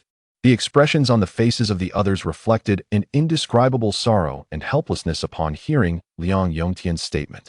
They all understood the worth of the blue ability crystal, a treasure that only ability zombies could drop. Aside from Lin Fan, only Wang Lingjun and Lung Mingxue could jointly slay ability zombies, and in the past few days, they had only managed to defeat two, neither of which yielded a blue ability crystal, underscoring its rarity. A purified blue ability crystal, even more so, was a priceless treasure for anyone. However, Wang Lingjuan's brow furrowed, his countenance growing grave, yet he remained unwavering. He fixed his gaze intently on Liang Yongtian, responding with resolute conviction, "Xiao Tian, do not speak recklessly. I will not save you, regardless of the cost. Brother Liang, I will not abandon you. We are family." Lung Mingxiang's voice was filled with gentleness and determination. Wang Lingshan and Lung Mingshue's eyes also radiated steadfast resolve, their silent exchange conveying a promise to Liang Yongtian and an unwavering commitment not to give up. In that instant, a silent unity and tenacity enveloped the entire hospital room. Lin Fan, his brow furrowed, earnestly questioned Wang Lingjun and the others. "Have you all considered this thoroughly?" Wang Lingjun and the others exchanged glances, affirming, "Boss, we have made our decision. We will do whatever it takes to save our companion." Wang Lingshan, Lung Mingxue, and Lung Mingxiang nodded in agreement, their eyes brimming with determination. Upon hearing this, Lin Fan could not help but smile, his demeanor brightening as he declared with enthusiasm, "Excellent. In truth, my price is quite simple. You need to provide me with 10 blue ability crystals within a year." A wave of relief and comfort washed over the faces of the group upon hearing Lin Fan's terms. It was clear he did not intend to exploit their desperation. After all, trading 10 blue ability crystals for a single purified one was a worthy exchange. Furthermore, while 10 blue ability crystals were indeed valuable, the life of a companion held far greater significance. Besides, the requirement to deliver the crystals within a year was a price they could easily bear. Then, Wang Lingjun turned to Lin Fan and pledged, "I accept your terms." "Excellent." Lin Fan nodded with satisfaction, a smile curving his lips, deeply pleased with the choices made by Wang Lingjun and the others. For him, rescuing Liang Yongtian was a means to win the hearts of those around him, whether subordinates or companions. Additionally, it served as an experiment, as he sought to comprehend the principles behind the awakening of extraordinary abilities. By demanding 10 blue energy crystals from them, he intended to convey that there exists no free lunch in his presence. Moreover, Lin Fan aimed to render his actions justifiable and to bind this team through such measures. Subsequently, Lin Fan produced a blue energy crystal purified by the system and handed it to Wang Lingjun. Upon receiving the crystal, Wang Lingjun sensed its distinct nature. It lacked the violent and chilling aura typical of ordinary energy crystals, instead exuding a gentle and tranquil essence. At that moment, he finally believed Lin Fan's assertions. With an expression of hopeful anticipation, Wang Lingjun placed a hand on Liang Yongtian's shoulder and instructed, "Xiao Tian, open your mouth." His demeanor was serious, yet his tone left no room for ambiguity. "Brother Wang, Liang Yongtian gazed at Wang Lingjun with heartfelt gratitude, tears shimmering in his eyes as he struggled to speak. "Do not utter any more unnecessary words. We shall not abandon a single comrade," Wang Lingjun interjected resolutely. Tears streamed down Liang Yongtian's face as he nodded vigorously. He then surveyed the room, where everyone gazed warmly at him, overwhelmed by emotion. "Thank you, everyone," he exclaimed, his voice brimming with profound gratitude. With trembling hands, he opened his mouth and accepted the blue crystal that Lin Fan had handed to Wang Lingjun, slowly swallowing it. Suddenly, he felt the icy crystal gradually dissolving in his cracked throat, sliding into his shattered insides. A surge of potent energy coursed through his body, which had only just returned from the brink of death. He sensed his damaged organs rapidly mending, the wounds from blood loss healing swiftly. Fractured bones knit together with remarkable speed, and the blood he had lost began to regenerate. The pain that had plagued him started to dissipate. Then, an intense pain surged from the crown of his head as his canine teeth elongated and sharpened. His nails hardened and became pointed, fine hair sprouting from his fingertips. More fur began to cover his limbs. The sounds of the outside world faded, yet he could distinctly perceive the myriad scents in the air. His vision sharpened considerably. The onlookers stared in astonishment at Liang Yongtian's transformation. His body, once on the verge of death, rejuvenated within mere minutes. He convulsed, muscles bulging and crackling, appearing to endure immense suffering. Lin Fan quietly observed Liang Yongtian's awakening process. Possessing divine consciousness, he was privy to visions invisible to others. Moments ago, he witnessed a radiant white door on Liang Yongtian being shattered by the white energy emanating from the ability crystal core, with the residual energy surging into a luminous white star point. Gradually, this star point became saturated with energy, while a pale blue star point was on the verge of being filled as well. Brother Liang, has he truly succeeded in awakening? Lung Ningxiang inquired with an excited tremor in her voice, her hands tightly clasped as she turned to the crowd. Indeed, he has successfully awakened, Wang Lingjun replied, his tone elevated with exuberance, his smile radiating confidence. Upon hearing Wang Lingjun's words, the crowd could not contain their exhilaration, their faces illuminated with joy. Before their eyes, Liang Yongtian's frail body rapidly transformed, becoming robust and muscular, exuding a primal aura. His skull elongated into the shape of a wolf, dense fur enveloped his form. His hands morphed into formidable claws, and his teeth sharpened like blades. Witnessing Liang Yongtian's metamorphosis, the onlookers were ablaze with excitement, their eyes sparkling with unrestrained delight. They understood that he had successfully awakened, entirely healed from his grievous injuries, and had been reborn. Chapter 70. The principle of awakening. Lin Fan silently observed the entire process through his divine consciousness. Liang Yongtian's successful awakening confirmed his suspicions. He comprehended the principle of awakening abilities through the use of the ability crystal core. Upon consuming the crystal core, it transforms within the human body into two distinct energies. One is black energy, associated with the zombie virus, and the other is white energy, akin to spiritual energy. Within the human body, two doors exist. One is the gate to hell, and the other, the gate to heaven. The black energy surges into the gate to hell, while the white energy flows into the gate to heaven. Breaching the gate to hell results in zombification, whereas breaching the gate to heaven signifies the awakening of abilities. Factors such as individual willpower and physical constitution determine the strength of the gate to hell, while innate talent dictates the strength of the gate to heaven.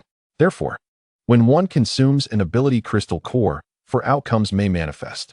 1. Neither gate is breached, resulting in awakening failure without zombification. 2. The dark energy breaches the gate to hell, while the white energy fails to penetrate the gate to heaven, leading to zombification. 3. The white energy breaches the gate to heaven, while the black energy does not breach the gate to hell, resulting in a successful awakening and transformation into an ability user. 4. Both gates are breached, resulting in a zombie ability, transforming the individual into an ability zombie. Among these four possible outcomes, the third is undoubtedly the most desirable. Yet there remains another phase before one becomes an ability user. Behind every individual's gateway to paradise lies a constellation of star-like points, each adorned in various hues, symbolizing distinct types and intensities of extraordinary abilities. These star points exist in a hierarchical order, arranged from the weakest to the strongest. Within Liang Yongtian resides 3 such star points, each a different color. The first is white, the second a pale blue, and the last a vivid blue. As the white energy pierces through the gateway to paradise, it expends energy. Upon breaching the threshold, the residual energy surges into the star points. Concurrently, once the gateway within the body is breached, a surge of energy flows out into the star points, with the quantity varying from person to person. This phenomenon resembles an individual having their meridians unblocked, thereby gaining energy. A similar occurrence follows the breach of the gateway to hell.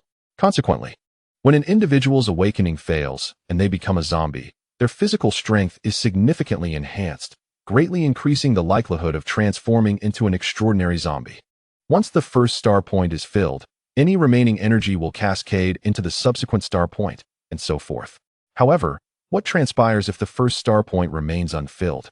This scenario represents a partial success in awakening, one devoid of extraordinary powers, yet still experiencing an enhancement in physical prowess. In Liang Yongtian's case, he has filled his second star point, thus acquiring the pale blue level of extraordinary ability, beastification, wolf form. At this moment, Lin Fan gazes enviously at the nearby Lung Ningxiang and Lung Ningxue, who each possess 5 star points, the last of which is a previously unseen golden hue. Meanwhile, Lin Fan's most potent star point is merely a light orange, ultimately awakening the ability of time, the time capsule. Now, he finds himself deeply intrigued by the prospect of a more formidable golden extraordinary ability. Suddenly, a long howl reminiscent of a beast's cry erupts, signaling the complete awakening of Liang Yongtian's powers as he transforms into a half-man, half-wolf creature. His previously diminutive and frail physique rapidly expands into a tall and robust form. He throws back his head, releasing a frenzied howl, his muscles bulging like mountains while his bones creak in response to the transformation. This metamorphosis is filled with unrestrained joy and exhilaration. His hands morph into claws, his feet into wolf paws, and his head elongates into a canine shape, his mouth curving into a fierce arc. The wild aura emanating from him is potent and alarmingly intense. Approaching Lin Fan, Liang Yongtian gazes up at him, his excitement and gratitude evident as he exclaims, "Thank you, boss." He understands that without Lin Fan's assistance, he would have become a lifeless corpse rather than possessing such formidable power. Lin Fan smiles gently, his eyes reflecting contentment. There is no need for such gratitude. Subsequently, the crowd gathers around the half-wolf Liang Yongtian, rejoicing in his rebirth. They smile broadly at him, and he responds with exuberant cheers, reveling in his newfound vitality and complete revitalization. At this moment, the entire room was infused with vitality, brimming with energy and exuberance. That genuine warmth and fervor resembled the most splendid moment of springtime life. Gradually, time flowed like a river, ceaselessly slipping away. Lin Fan sensed that it was time for him to take his leave. After all, he had matters to attend to and could not remain indefinitely in the nursing home. Accordingly, Lin Fan bid farewell to Wang Lingjun, Lung Mingxue, and the others one by one. "Boss, want to you stay a little longer? Let us properly host you and express our gratitude for your assistance," Wang Lingjun implored Lin Fan. He stepped forward urgently, his tone laced with a plea, "Boss, please stay and keep us company. We wish to honor you for your help." Lung Mingxue also approached, earnestly requesting, "Just stay for a meal with us." Her hopeful gaze rested on Lin Fan. With a kind smile, Lin Fan replied, "There is no need. I have matters to attend to, and I do not wish to impose. Let us meet again next time." Lung Mingxue expressed her concern, saying, "Please take care on your journey." Lin Fan nodded with a smile, assuring her, "I will." Suddenly, as if recalling something significant, Lin Fan solemnly cautioned Wang Lingjun and the others, "By the way, you should be careful lately. Someone may have ill intentions towards you." "What is happening?" Wang Lingjun asked, bewildered as he regarded Lin Fan. "Surely you do not think that last night's battle was merely a coincidence?" "Someone is scheming against you," Lin Fan remarked. "Thank you for the warning, boss. I will be vigilant." Wang Lingjun's expression grew grave. He had already sensed that the events of the previous night were too strange.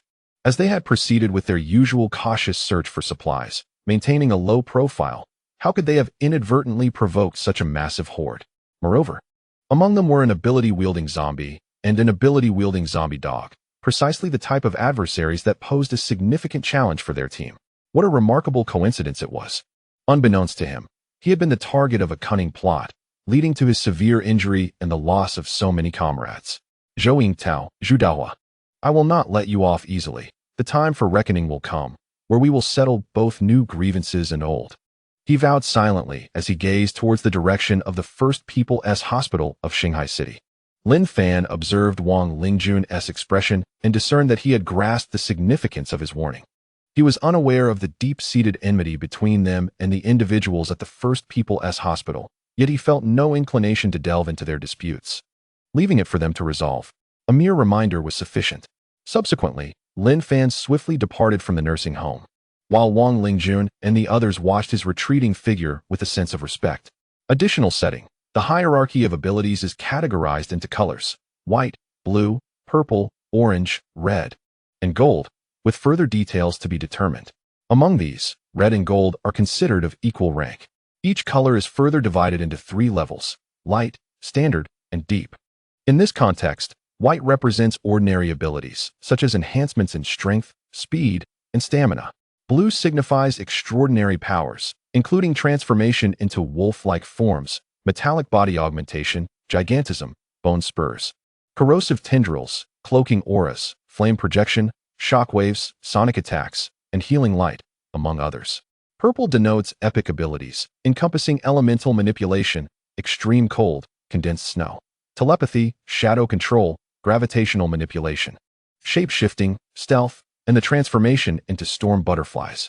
Orange symbolizes legendary abilities, which include, but are not limited to, certain time or space-related powers and energy manipulation, such as time capsules, foresight, spatial teleportation, pocket dimensions, energy absorption, seizure, purification, and transformation. Other classifications are yet to be determined. Red indicates special abilities, such as immortality, destruction, invulnerability, eternal life, rebirth, devouring, and evolution, all of which are relative concepts rather than absolute definitions. Gold signifies mythical abilities, awakening mythic powers like the Misty Fairy or the Celestial Blade, or awakening the bloodline of mythical beasts to gain partial capabilities, such as those of Xiang Lu or Qiyu. In the earlier stages, most ability users possess blue abilities, while purple abilities are reserved for the formidable. Abilities of the same type may also exist at varying levels. As ability users ascend in rank, the level of their powers may increase, or they may activate higher-tier abilities to replace their original ones, provided they possess more advanced star points. Chapter 71. Scheming in an office within the Sea of Stars City Hospital. The environment is clean and spacious, with sunlight streaming through the windows, illuminating the entire room. At this moment, two men are engaged in a clandestine discussion. One of them, seated behind the desk, is a stout man, towering like a mountain. He has neatly cropped hair, and his sharp gaze reflects decisiveness and determination. The other man, standing before him, is of slight stature, with shifty eyes, appearing somewhat anxious. He sports a tousled head of short hair and is dressed in plain, unassuming casual attire. Is it true that your actions last night ended in failure? The seated man inquires, his piercing gaze sweeping over Zhu Dahong with an air of undeniable authority. He is none other than Zhou Yingtang, the nemesis referred to by Wang Lingjun, who successfully awakened lightning powers during the apocalypse, claiming the title of the Thunder General. They were once comrades, allies in arms, but now they have become irreconcilable foes. The man in dialogue with him is Zhu Dahong, a trusted aide of Zhou Yingtang and an ability user himself, possessing the power to manipulate corpses, calling himself the puppeteer. Lin Fan's perceptions were accurate. The battle at the nursing home last night was indeed the result of their scheming. Under Zhu Dahong's control, a deceased zombie was directed to lure nearby ability zombies and zombie dogs to the vicinity of Wang Lingjun and his associates, thus instigating a conflict that culminated in a fierce battle, leading to the tragic loss of many lives within the nursing home. At this moment, Zhu Daquan found himself under the intense gaze of Zhou Yingtao, causing a wave of panic to wash over him. He felt the weight of pressure and tension. His eyes flickered with anxiety and unease as he endeavored to mask the fear within. His throat felt parched, and he compelled himself to maintain composure. Lowering his head as he replied, "Elder brother, I was on the verge of annihilating them, but suddenly a figure akin to Cheng Yaojin appeared, rescuing Wang Lingjun and that mysterious woman." Zhou Yingtao's gaze was sharp and unyielding. He let out a dissatisfied huff and continued to press Zhu Daquan. "So, you did not even catch a glimpse of his appearance?" Zhu Daquan forced a bitter smile and shook his head, his eyes shifting nervously as he spoke in a subdued tone. "Yes, he quickly incinerated the zombie I had controlled, leaving me no time to discern his features." Zhou Yingtao's brow furrowed slightly as he reprimanded him with displeasure. "Incompetent fool, not only do you lack knowledge of this Cheng Yaojin's appearance, gender, and strength, but you are also oblivious to whether they are one individual or several. Indeed, they had been lurking in the shadows from the beginning, swiftly identifying and dealing with the zombie I controlled. However, I did observe that they utilized fireballs for their attacks." Zhu Daquan sensed Zhou Yingtao's dissatisfaction with his failure. Instinctively, he lowered his head, filled with a sense of resentment and bitterness. Upon hearing Zhu Daquan's response, Zhou Yingtao fell into deep contemplation. Through their brief exchange, he had grasped the formidable nature of this unknown force, yet their intentions remained elusive. "Have they discovered our location?" he inquired after a moment of reflection. Zhu Daquan pondered for a moment before responding. "They should be unaware, as I did not control any zombies within the hospital, but rather about 5 kilometers away. After the enemy discovered the zombie corpses, I circled back cautiously." Zhu Daquan's actions were indeed prudent, which was also the reason he reported to Zhou Yingtao the day after the events of last night. Nodding in response, Zhou Yingtao regarded Zhu Daquan with a hint of mild satisfaction. Very well. For now, let us set aside the group at the nursing home and this unknown force. We have pressing matters to attend to. He spoke with a calm demeanor, his tone imbued with determination. Understood, Zhu Daquan assented, indicating his compliance with Zhou Yingtao's directives. What is the status of those enhanced zombies? Zhou Yingtao inquired with concern, his gaze reflecting the gravity of the mission. He tapped his fingers on the desk, revealing a sense of urgency. Zhu Daquan stood to the side, his head slightly bowed, his brow furrowed, acutely aware of the pressure at hand. They are still in development. We should be able to commence harvesting the day after tomorrow. Upon hearing this, Zhou Yingtao's expression grew serious, the veins on his forehead pulsing with intensity. His gaze hardened, betraying his worry and sense of urgency regarding the situation. Accelerate the process. Feed them more fresh meat. The circumstances are becoming increasingly dire, and I fear that delay may lead to unforeseen complications.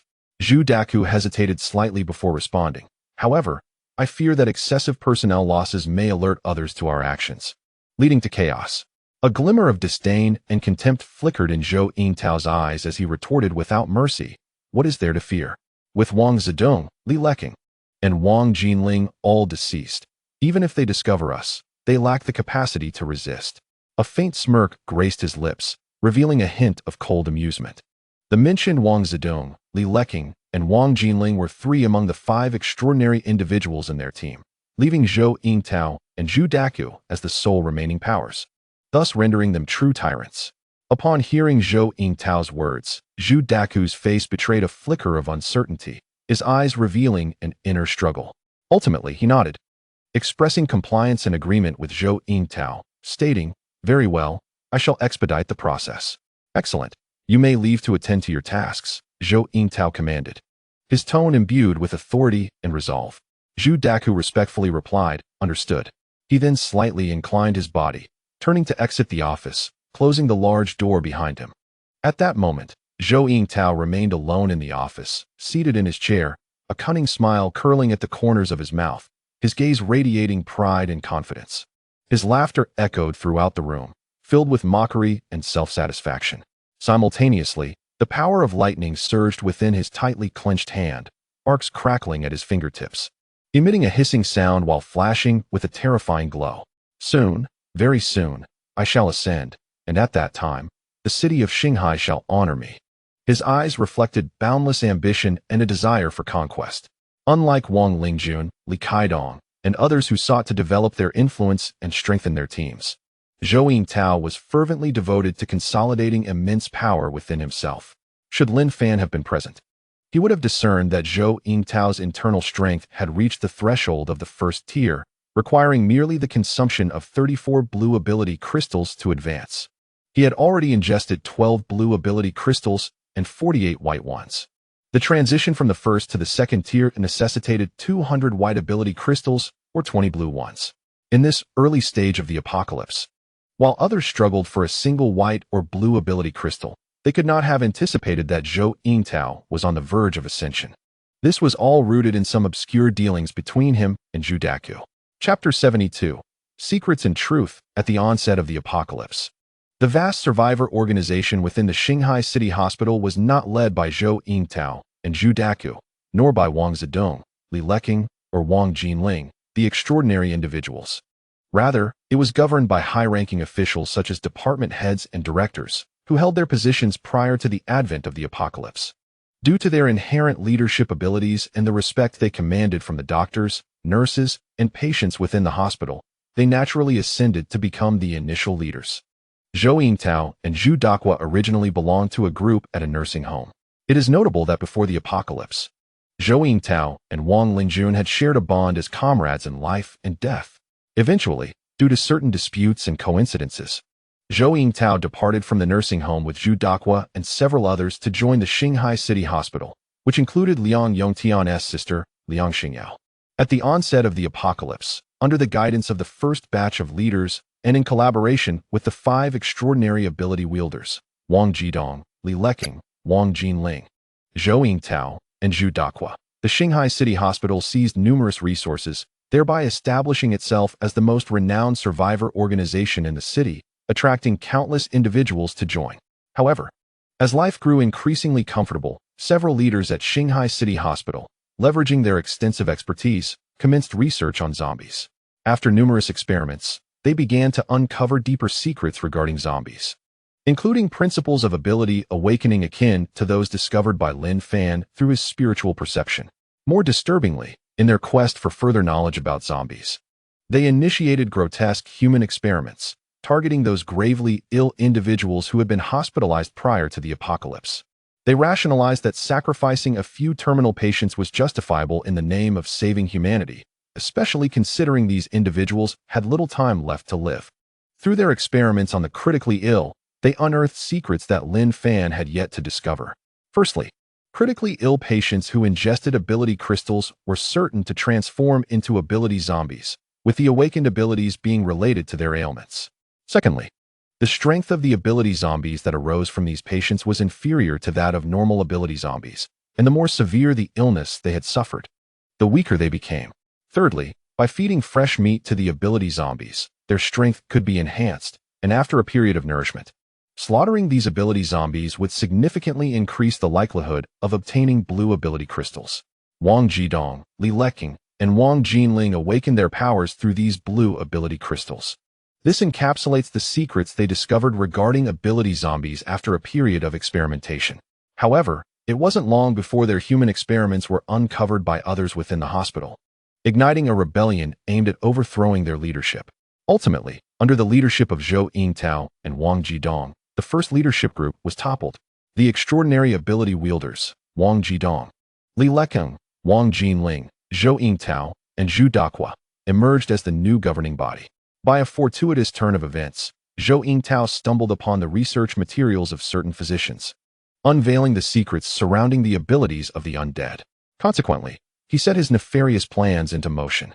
Initially, alongside Zhu Daquang, he systematically eliminated Wang Jidong, Li Leking, Wang Jinling, and others, establishing themselves as the undisputed leaders of the survivor organization within Shanghai City Hospital.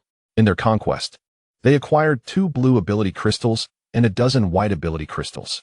Subsequently, Zhou Yingtao and Zhu Daquang transformed the gravely ill patients in the hospital into capable zombies, sustaining them through the feeding of the living, which yielded multiple blue ability crystals. Thereafter, Zhou Yingtao concentrated all the acquired ability crystals within himself, aspiring to ascend swiftly and claim the title of the fastest ascendant in Shanghai City and perhaps the world. Now, he found himself at the precipice of advancement, acutely aware of the burgeoning power coursing through him, yet cognizant of the impending limits. Once I succeed in my ascension, Wang Lingjun, Li Kaidong, and that unknown faction shall bow to my will. He laughed with exuberance, brimming with confidence. Simultaneously, in a dimly lit room of the first hospital of Shanghai City, the faint glow illuminated a modest bed. A strikingly beautiful young woman was diligently attending to an injured girl and boy, the air thick with the scent of medical disinfectants and pharmaceuticals. This young woman was Liang Xingyao, possessing a delicate yet dignified visage. Her skin was fair and smooth, radiating a healthy glow, utterly flawless. At that moment, she donned a crisp and tidy white medical coat, which hugged her figure, accentuating her graceful silhouette. The girl under her care lay upon the bed, her face etched with pain and anxiety, her brow furrowed. Beside her stood an older boy, clad in tattered attire, his eyes brimming with anger and resentment. After a brief interval, the girl gazed at Liang Xingyao, tears glistening in her eyes as she quivered her lips. Her voice choked with emotion as she inquired, "Sister Shaoling, have you found my mom and dad? Are they gone?"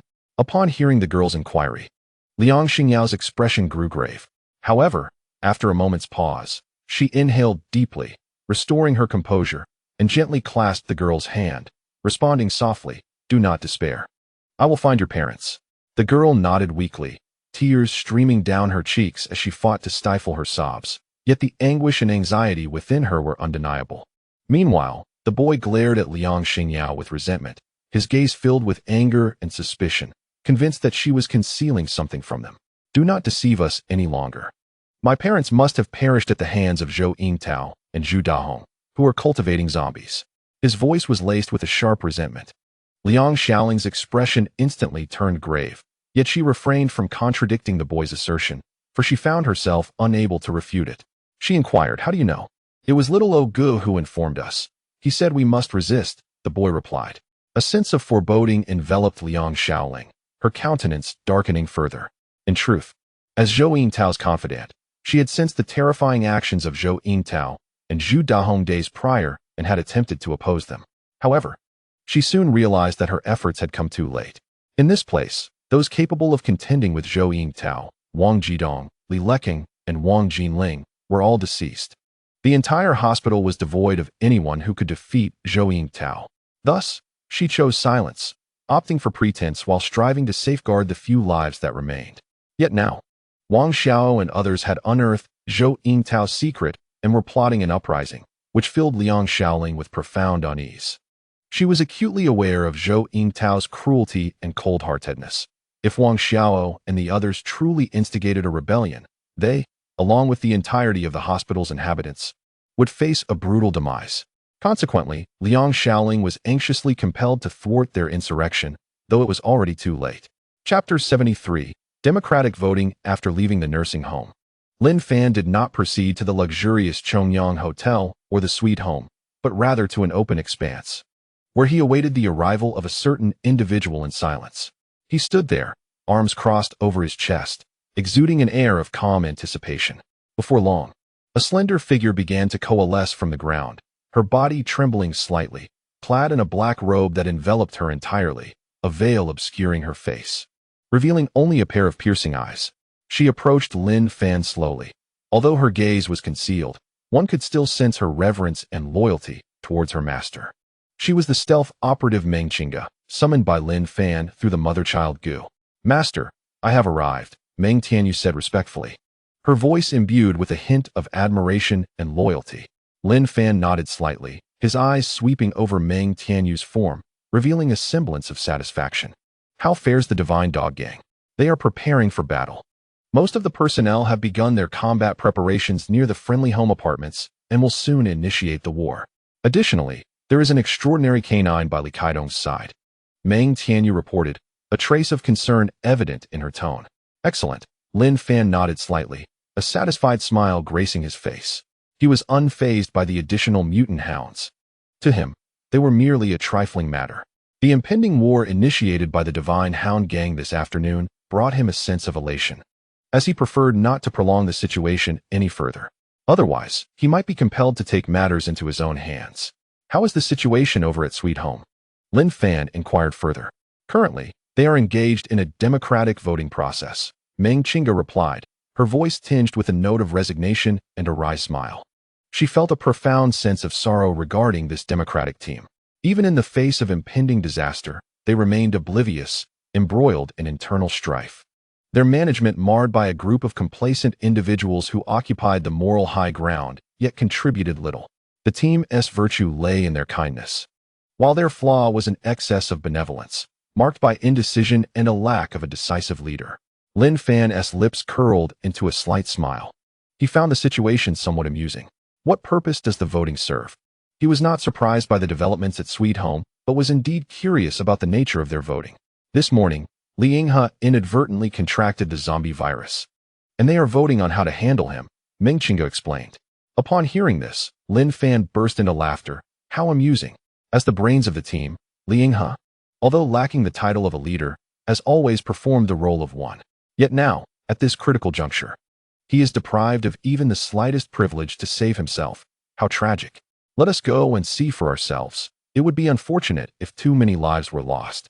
With that, Lin Fan and Meng Qingge hastily departed, their figures gradually fading from view as they made their way to the Sweet Home apartment.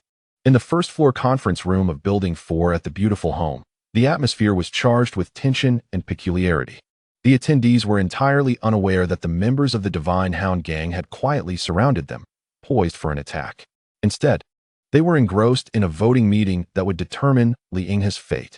The central figure of the meeting, Li Yinghe, sat quietly beneath the podium, his face pale and body trembling slightly, as if enduring excruciating pain. Nevertheless, his expression radiated calmness and composure, as though he were deep in thought. At that moment, a bald, short, middle-aged man ascended the podium to deliver a brief address. We are now to vote on whether to grant the soul blue ability crystal to Li Yinghe for his awakening. His tone, though flat, carried an undercurrent of insidiousness and cunning, particularly as he emphasized the word soul, revealing his ulterior motives. Undoubtedly, the speech delivered by the middle-aged man incited a tumultuous atmosphere within the conference room. Whispers filled the air, and a palpable sense of anxiety enveloped the attendees, who found themselves at a loss regarding the choices before them. Simultaneously, the nefarious intentions of this man sparked discontent among Li Yinghe and his companions, including Lin Fan and the individuals he encountered at Malvo Supermarket, such as Su Momo, Song Minhe, and Lin Shanyu. Particularly, Li Yuding, Su Momo, and Han Meiling regarded the middle-aged man with expressions that suggested they wished to devour him whole. Suddenly, Su Momo ascended the podium, her demeanor resolute and her gaze unwavering. Her voice resonated throughout the conference room, conveying her determination and conviction. While the ability crystal is indeed significant, the lives of our family members hold greater importance. Li Yinghe is our kin, and we cannot forsake any member of our family. If any of us were also afflicted by the zombie virus, would we wish to be so ruthlessly abandoned? As Su Momo's mellifluous voice filled the room, the crowd began to focus their attention upon her, their expressions revealing contemplation and uncertainty. Gradually, her words began to resonate within the confines of the conference room, and the collective demeanor of the attendees shifted, their eyes reflecting newfound resolve.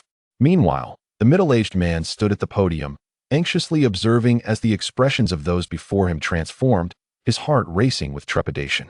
At last, unable to contain himself any longer, he hurried to the center of the podium to deliver his address, striving to alter the course of the discussion. I believe everyone understands the rarity of the blue ability crystal, which can significantly enhance an individual's chances of awakening their powers. By adding another ability user to our team, we can substantially bolster our strength. This is paramount to the safety of us all, and we cannot afford to squander it on someone who is on the brink of death. Upon hearing the middle-aged man's words, the expressions of the crowd began to shift once more, plunging them into even deeper indecision and turmoil. Observing this development, Su Momo and her companions revealed looks of urgency. Consequently, differing opinions emerged as the attendees engaged in fervent discussions, and opposing voices echoed throughout the conference room. Amidst the chaos, Song Minhe's voice rang out, "Let us vote and decide. We cannot waste any more time." His expression was grave and resolute. He had noticed Li Yinghe's complexion growing increasingly pallid, recognizing that he had reached his limit, and thus urged everyone to swiftly reach a decision. In response to the words of the strongest member of the team, the bickering subsided, and the attendees began to cast their votes. Soon, the voting concluded. Song Minhe stood at the podium, meticulously counting the ballots. Support, 1 vote. Oppose, 1 vote. Oppose, 2 votes. His calm voice reverberated in the conference room, each vote tugging at the nerves of those present. As Song Minhe meticulously tallied the votes, a palpable tension enveloped the conference room. Gradually, they approached the final stage.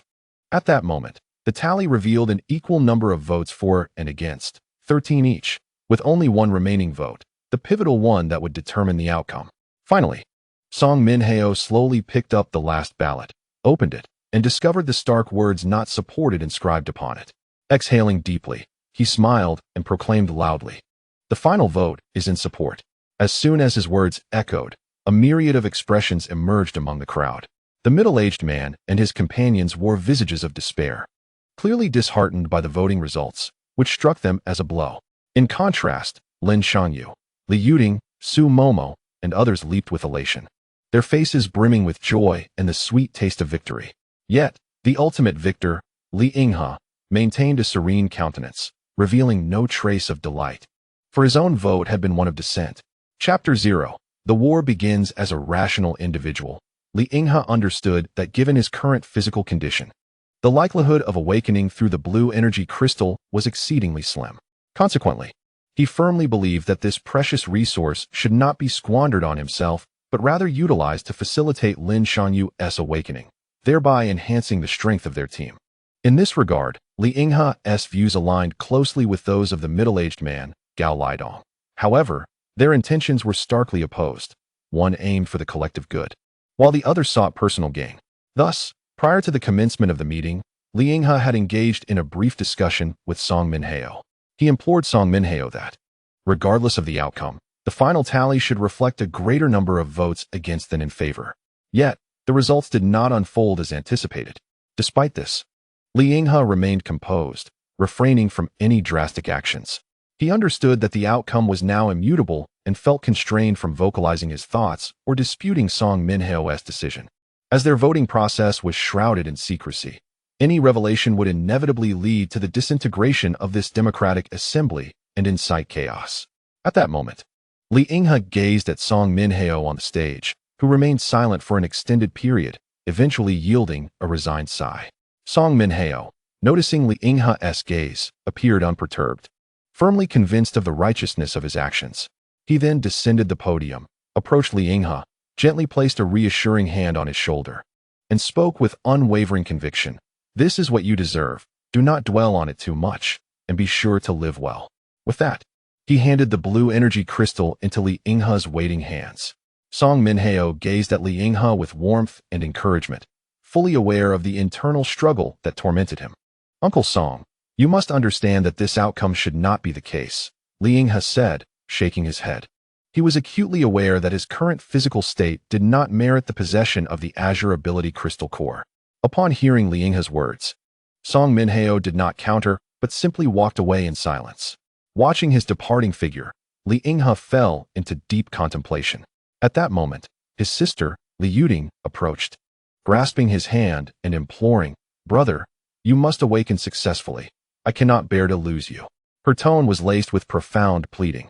Li Yinghe looked at his sister and smiled, reassuring her, "Do not worry, I will not disappoint you. Sister, I do not wish to leave you either. Perhaps this time I should be a bit selfish." As he gazed at her, his resolve gradually solidified. Suddenly, a man rushed into the conference room.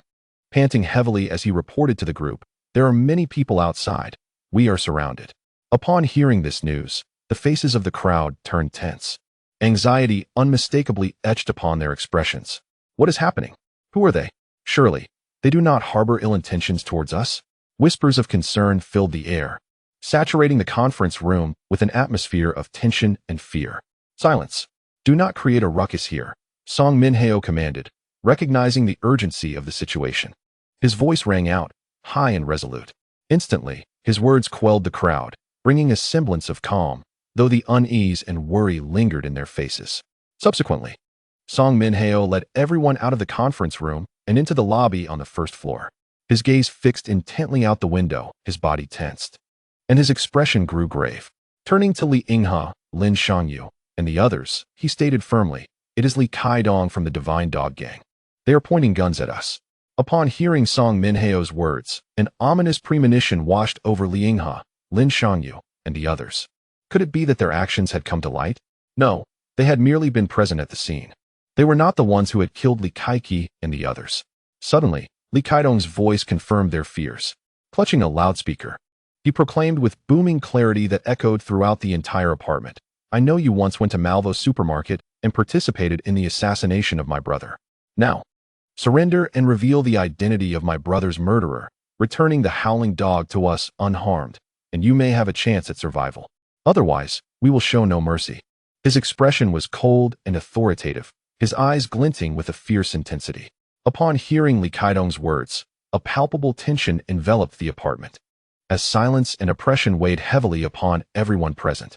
Li Yinghe, Song Minheo, and others exchanged glances, their eyes reflecting profound bewilderment. Who could have divulged the details of Li Kaiki's death while they were on site? They had not disclosed their whereabouts to anyone. They had merely ventured to Malvo supermarket in search of supplies. Furthermore, they had dealt with all members of the Divine Dogs present, leaving no witnesses behind. Why then did Li Kaidong believe that the Shoutian dog was in their possession? Were they victims of a conspiracy? Or was Li Kaidong merely using this as an excuse to eliminate them? What was he implying? Were they responsible for the death of his brother? What exactly was the Shoutian dog? Surely, they could not truly be in danger of being killed. Confusion reigned as the group engaged in heated discussions. Casting doubts upon Li Kaidong's accusations, they needed to unravel the tangled web of events. At that moment, a voice filled with resentment emerged from the crowd, asserting that it was their fault for causing such chaos during their search for supplies at Malvo supermarket. Gao Lidong glared at Li Yinghe and the others, his face contorted with anger and dissatisfaction. Following Gao Liedong's remarks, several individuals in the crowd directed their hateful gazes toward Li Yinghe and his companions, blaming them for the current predicament. If it weren't for their desperate efforts to retrieve supplies, they would not have survived to this day. Han Meiling vehemently pointed at those accusing them, her voice laced with conviction and indignation. Yet, a woman retorted, anger and fear flickering in her eyes, stating that it was not a justification for causing such grave trouble. We should surrender to them and disclose the identity of the one who killed his brother, as well as hand over this Shoutian dog. Perhaps we might have a chance at survival, a man suggested calmly. That is impossible. We did not participate in Li Kaiqi's murder. We do not know the identity of the assailant, nor do we understand what the Shoutian dog is. They may simply be fabricating reasons to eliminate us, Li Yinghe responded, maintaining a demeanor of composure and resolve, his gaze imbued with a profound strength. One mountain cannot accommodate two tigers, unless one is male and the other female. This is the situation we face. He believed the circumstances were indeed dire. The tiger does not allow others to slumber beside it. Reality is merciless, he continued. We must not descend into infighting. Only by uniting against a common foe can we hope for survival. Song Minheo furrowed his brow slightly, voicing his own thoughts. Meanwhile, several men could no longer endure the oppressive atmosphere, their eyes shimmering with despair and helplessness, their faces pale. After absorbing Li Yinghe and Song Minheo's words, they sank further into despondency. Suddenly, they flung open the iron gates, rushing out while exclaiming, "Do not shoot, do not shoot. I come to surrender." However, the deafening sound of gunfire erupted. Bang, bang, bang. The fierce hounds of war disregarded their plea for mercy, mercilessly gunning them down. The onlookers within the apartment were struck with shock and despair, a palpable tension enveloping them all. "Quickly, everyone, get down and seek shelter," Li Yinghe shouted emphatically. His voice jolted the stunned crowd, awakening them to the urgency of their peril. They scrambled to find cover, desperately seeking refuge from the impending doom. Li Yinghe tightly embraced his sister, Li Yuding, swiftly retreating behind a sturdy barricade, shielding her with his own body. Concurrently, Song Minheo reacted swiftly, demonstrating remarkable agility as he heaved a massive steel table in front of several elderly and vulnerable individuals, offering them a makeshift shield. Outside the door, countless gun barrels unleashed their fiery tongues, piercing the air with a cacophony of anguished wails. The ferocious bullets wove a dense tapestry of destruction in the atmosphere, ruthlessly claiming the lives of those caught unaware. Panic-stricken, people fled in all directions, seeking concealment, yet the grim reality ensnared them tightly. Bullets sliced through the air, carrying the stench of death, mercilessly shredding flesh, blood splattering in a gruesome display that painted the scene in terror. The cries of anguish, moans of despair, and shrieks of fear intermingled, forming a haunting elegy of sorrow. Helpless, individuals collapsed to the ground, beseeching divine mercy, only to be drowned by the relentless storm of gunfire. Despair and terror reflected in each pair of eyes, ensnared in the shadow of death, unable to grasp even a glimmer of hope. Ultimately, the air thickened with the scent of blood and mortality, weaving a tragic tableau of grief and hopelessness. Outside the apartment, the sky lay shrouded in dense, ominous clouds, sunlight unable to penetrate, casting a somber hue over the entire scene. The wind howled, sweeping through the barren streets, carrying dust and a chilling breeze. The vegetation lay withered, devoid of life, with only disheveled weeds swaying in the gusts. Li Kaidong regarded the brutal scene before him with a detached gaze. His expression remained unyielding, almost frigid. At this juncture, the anguish over his brother Li Kaiqi's demise and the resentment towards the perpetrators had diminished significantly. In this apocalyptic world, each life felt so insignificant, so pallid and powerless. Thus, he was entirely indifferent to the identity of the perpetrator responsible for the murder of Li Kaiqi. Nor did he concern himself with whether Li Yinghe and others had truly participated in this heinous act. His current actions were motivated by several factors. Firstly, a need for catharsis. Although his resentment had diminished, the simmering anger and discontent within him remained unabated. This sentiment was not solely his. It resonated throughout the entire Shinkong gang, rendering Li Yinghe's faction the ideal target for their pent-up frustrations, making the question of their involvement in Li Kaiqi's demise inconsequential. Secondly, it was a demonstration of power, a stark warning to surrounding forces that the Shinkong gang was not to be trifled with. Lastly, It was a matter of territorial integrity. One does not allow others to rest easy beside a tiger. Thus, irrespective of whether the murder of Li Kaichi had indeed transpired, the Shinkong gang would seize any opportunity to obliterate the sweet sanctuary they had established. Gradually, the gunfire subsided, and a heavy silence enveloped the apartment. The expressions of the onlookers varied. Some, having timely crouched and sought refuge behind cover, remained unscathed but bore expressions of fear. Others, slow to react, had been struck and their pained groans echoed in the room. While many were tragically slain, their bodies sprawled on the ground, blood staining the surrounding debris. Li Yinghe slowly released Li Yuding from his embrace, his countenance tense and anxious. "Ting Ting, are you all right?" Li Yuding's voice trembled as she responded, "Brother, I'm fine." Yet, her face was etched with terror and unease, unable to calm herself as the harrowing moments they had just endured replayed in her mind. Soon after, as the gunfire ceased, the group began to hastily relocate, ushering some injured individuals into a secure room. Upon taking stock of the situation, they discovered that Gao Wei, who possessed hidden powers, along with Gao Lidong and others, had managed to escape through the back door. "Damn it, they abandoned us to flee," someone exclaimed. Indeed, they took a substantial amount of supplies with them. "Our hopes of survival are utterly extinguished now." Despair swiftly corroded the spirits of those present, plunging them into a profound sense of helplessness, their hopes for escape shattered. The sound of weeping arose softly, faces reflecting fear, helplessness, and despair. Li Yinghe turned to his companions, Song Minheo, Lin Shangyu, Han Miling, and Su Momo, inquiring, "Are you all unharmed?" "We're fine. Thankfully Officer Song reacted promptly and protected us," Han Miling replied, her voice tinged with relief and gratitude. "That's good to hear." Coughing lightly, Li Yinghe struggled to speak, his complexion pale and beads of sweat dotting his forehead. He then began to cough violently, his body racked with intense pain as he fought to remain upright. Lin Shangyu, quick to respond, rushed to support Li Yinghe, steadying him with great care. "Brother, are you all right?" Li Yuding gazed at Li Yinghe with deep concern, tears streaming down her cheeks, her eyes filled with anxiety. "Li Yinghe, you must awaken using the blue ability crystal core swiftly, otherwise you won't be able to endure," Lin Shangyu urged, gripping Li Yinghe's hand tightly, his voice tinged with urgency. "No, Shangyu, it is already too late," Li Yinghe replied calmly, his demeanor imbued with serenity and acceptance as he held Lin Shangyu's hand. He then placed the blue ability crystal core into Lin Shangyu's palm, continuing, "Shangyu, you should be the one to awaken with this blue crystal core. Only then can we save everyone." Upon hearing her brother's words, Li Yuding's emotions shattered entirely, tears cascading down her face. Angrily, she shouted at Li Yinghe, her voice cracking with an uncontrollable sob. "Li Yinghe, what are you saying? Did you not promise that you would never leave me? You wouldn't let me down, would you? What are you doing now? Can't you think of yourself?" As she spoke, her tears flowed freely, uncontrollably. She could neither comprehend nor accept that her only family member would willingly relinquish the sole hope for survival, even if he claimed it was for the greater good. At that moment, she clutched Li Yinghe's hand tightly, fervently wishing he could retract his words, longing for him to accompany her in this cruel apocalyptic world. "Ting Ting, do not be willful. I do not wish for us both to perish here. I can face death with composure, but you should not die here," Li Yinghe asserted firmly, his expression revealing profound anguish.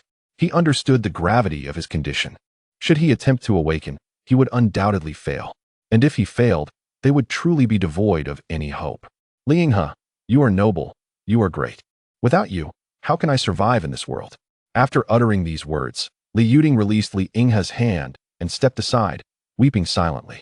Chapter 0. Fearless of death. Observing the scene, Su Momo hurried to Li Yuding's side, embracing her as they both wept in shared despair. She too wished for Li Yinghe to hold on to his life and wanted to persuade him, yet the words eluded her. She understood that what Li Yinghe was doing was indeed the right choice. Though she possessed a hint of idealism, she was not naive. Were she in Li Yinghe's position, she too would choose to sacrifice herself for the greater good. Meanwhile, Han Miling, Song Minheo, and Zhu Yuhao, seated in his wheelchair, turned away, unable to bear the sorrowful sight. Their faces mirrored helplessness and impotence, acutely aware that they could do nothing to alter the situation. Lin Shangyu, gazing at the blue ability crystal core Li Yinghe had offered, found himself ensnared in a dilemma, his voice trembling as he spoke to Li Yinghe. I cannot accept this. I truly cannot accept such an arrangement. Brother Shangyu, observe your wife and daughter and the faces of those present. If you wish to save everyone, heed my words. Li Yinghe declared resolutely. At that moment, Lin Shangyu gazed upon his wife, daughter, and the expectant faces of the crowd, gradually realizing the course of action he ought to take. With a deep sigh, he slowly accepted the blue ability crystal core from Li Yinghe's hands. Watching Lin Shangyu take the core, Li Yinghe felt a weight lift from his heart. His complexion appeared extremely pale, beads of sweat dotted his forehead, indicating a significant drain on his strength. Does anyone else possess an ability crystal core? Li Yinghe surveyed the assembled individuals, his face pale, yet exuding an air of authority. He understood that the members of the Divine Dog Gang were numerous and formidable. Relying solely on Lin Shangyu's awakening would be insufficient. Others needed to awaken and become ability users to stand a chance against them. I have one here, Song Minheo said, producing a white ability crystal core from his pocket. Han Meiling also slowly revealed a white ability crystal core from her own pocket. The others exchanged glances and shook their heads in succession. Ultimately, Li Yinghe managed to gather only 2 white ability crystal cores from the crowd, while the remaining cores seemed to have been taken by Gao Lidong and others. Nonetheless, he felt a sense of satisfaction. Given the current circumstances, they could only allow 2 more to awaken. 2 cores are just right. We need 2 individuals to undergo awakening. If you are willing, please step forward, Li Yinghe inquired of the crowd. I will do it, a man declared as he slowly stood, limping slightly yet with a resolute expression. He was a newly enlisted soldier whose plans had been shattered by the onset of the apocalypse. His body bore multiple bandages, blood seeping through. It appeared he had sustained injuries during the recent gunfight, though they were merely superficial wounds. Beside him, Su Momo pondered for a moment before raising her hand, intending to express her willingness. However, Han Meiling swiftly pulled down Su Momo's hands and stepped forward, proclaiming, I will do it. Her voice rang out strong and determined, embodying the spirit of a woman who would not yield to men. Excellent, Li Yinghe responded, exhaling deeply, clearly pleased with their reactions. These 2 individuals were his ideal choices. He smiled at them, offering encouragement and support. He then divided the 2 white ability crystal cores between them, placing them in their hands. Finally, he turned to Song Minheo and said, Brother Song, would you kindly oversee the Order of the Awakening? Perhaps you should preside over it instead, Song Minheo suggested to Li Yinghe. No, I must go outside to buy us some time. Li Yinghe now felt the impending end of his life, yearning to contribute something meaningful to his team before his demise. Despite the minuscule chances of success, upon hearing Li Yinghe's resolution, Song Minheo incredulously exclaimed, Have you lost your mind? This is nothing short of a death wish. Venturing out to delay the inevitable is merely courting doom. Li Yuding, Su Momo, and others gazed at Li Yinghe with profound astonishment. I am already succumbing to the zombie transformation. I do not wish to burden you any longer, Li Yinghe declared, revealing his arm that had begun to exhibit signs of the transformation. He resolutely articulated his decision, fully aware that he would soon become a zombie. He did not want to perish at the hands of his loved ones, leaving them engulfed in guilt. Thus, even knowing that stepping outside meant certain death, he pressed on without hesitation. Song Minheo, Li Yuding, and the others beheld his arm and his pallid, bloodless face, sinking into a deep despair. Li Yuding, overwhelmed by the thought of losing a beloved family member, began to weep inconsolably in Su Momo's embrace, consumed by boundless sorrow and hopelessness. Song Minheo solemnly vowed to Li Yinghe, I will take charge. You can trust me. Very well, Li Yinghe replied, and with heavy steps, he made his way outside. The onlookers watched his departing figure, their expressions a complex tapestry of admiration and melancholy. Moments later, Song Minheo addressed Lin Shangyu, Han Meiling, and Li Shuqing, instructing, prepare yourselves. We shall commence the awakening immediately. The trio nodded gravely, then crouched down, placing the ability crystal cores into their mouths to initiate the awakening process. Meanwhile, Su Momo, Li Yuding, Song Minheo, and Zhu Yuhao stood ready with weapons, their gazes tense, prepared to eliminate anyone who might fail the awakening and succumb to zombification. On another front, Li Yinghe, dragging his weary body, raised his hands and slowly exited the apartment door. Several members of the dog gang immediately noticed his emergence and opened fire. Bang, bang, bang. Bullets rained down, striking Li Yinghe's body, instantly staining his form with crimson, particularly his thighs and arms. Nevertheless, he did not falter nor cease his advance. He continued to move forward with unwavering determination. His face bore little evidence of pain, as though he had grown numb to it. Clenching his teeth, sweat beaded on his forehead, yet his gaze remained resolute, undeterred. What parts were hit? His body, thighs, abdomen, or head? Li Yinghe, already in the throes of the transformation, gradually became desensitized to pain. His reactions dulled, as if his body's neurons had ceased functioning. The dog gang members, astonished by this spectacle, halted their gunfire, turning their attention to Li Kaidong, awaiting the next directive. Li Kaidong displayed a hint of astonishment, turning to his aide, Zhou, and inquired, "Is this man truly Li Yinghe?" "Indeed," Zhou affirmed with unwavering conviction, his expression imbued with respect. As a man of military background, he regarded this figure with the appropriate reverence and awe. "Interesting. Bring me a handgun," Li Kaidong commanded, requesting a firearm from his subordinates. He then gripped the gun firmly and fired several shots at Li Yinghe's feet, each crack of gunfire resonating sharply in the tense atmosphere. The echoes of gunfire reverberated through the street as bullets struck the ground, sending fragments of stone and dust into the air. Yet, Li Yinghe appeared utterly unfazed, continuing his slow advance with steady steps, seemingly impervious to the pain and injuries he had sustained. When Li Kaidong finally exhausted the bullets in his gun, he halted, disbelief flickering in his eyes. He had clearly witnessed the bullets strike Li Yinghe's legs and body, yet Li Yinghe remained unresponsive, pressing onward.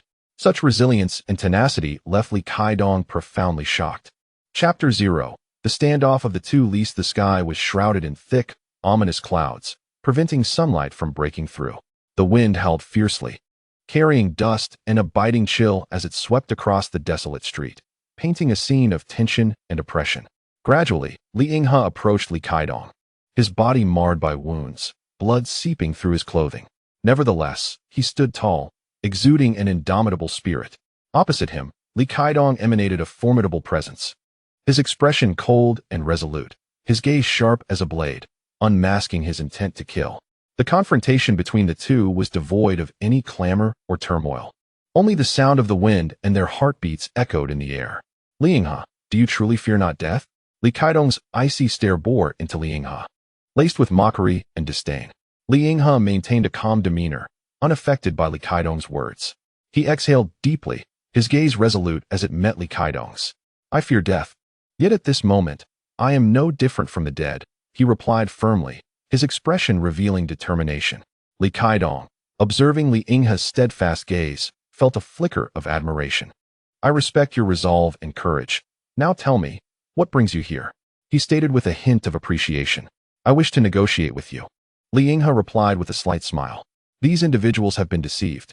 He had successfully bought himself a moment's respite. How long he could prolong this standoff would depend on his subsequent actions. "Negotiate? What right do you have to negotiate with me?" Li Kaidong scoffed derisively at Li Yinghe's assertion of a negotiation.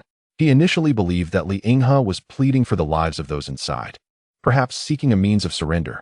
To his astonishment, he found that Li was actually negotiating with him, which struck him as rather absurd. Negotiations could only occur between forces of comparable strength, yet the Divine Dog Gang was effortlessly overpowering the Sweet Home, capable of annihilating them without breaking a sweat. "We are in no position to negotiate with you, but do you not wish to know the identity of your brother's killer and the whereabouts of the Howling Dog?" Li Yinghe responded with unwavering composure. "It seems you indeed participated in the plot against my brother," Li Kaidong remarked, his gaze flickering momentarily, a flash of anger crossing his features before it was swiftly masked. He refrained from directly answering Li Yinghe's inquiry. Yet his expression revealed that Li's words had struck a nerve. Although he had grown indifferent to the identity of his brother's murderer, and his rage and bitterness were gradually subsiding, it did not mean he could remain unperturbed in the presence of his brother's killer. "Yes, we were present at the scene, but we did not partake in the act of killing Li Kaiki," Li Kaidong replied calmly to Li Yinghe's accusation. Suddenly, in a fit of rage, Li Kaidong seized the frail yet resolute man before him, scrutinizing his face closely. Gazing upon Li Yinghe's visage, which had begun to resemble that of a zombie, he finally grasped the meaning behind his words, that he was now indistinguishable from death. "So, you are on the brink of becoming a zombie. No wonder you appear so peculiar." seemingly devoid of pain, yet your indomitable spirit is indeed admirable. Hearing Li Kaidong's words of praise, Li Yinghe remained unfazed, harboring no thoughts of resistance or retaliation. He understood the might of the ability users, who were entirely immune to the zombie virus. Any attempt at defiance or attack would be futile. It would be wiser to buy some time. Do you not wish to uncover the identity of your brother's murderer and the whereabouts of the howling dog? Li Yinghe posed the question once more. Tell me, Li Kaidong replied, his tone cold, yet unable to conceal the simmering anger and resentment within. Release the people inside. Li Yinghe demanded. Ha ha ha. Utterly ridiculous, Li Kaidong laughed heartily, taken aback by his naivety, believing there was even a possibility of saving those within.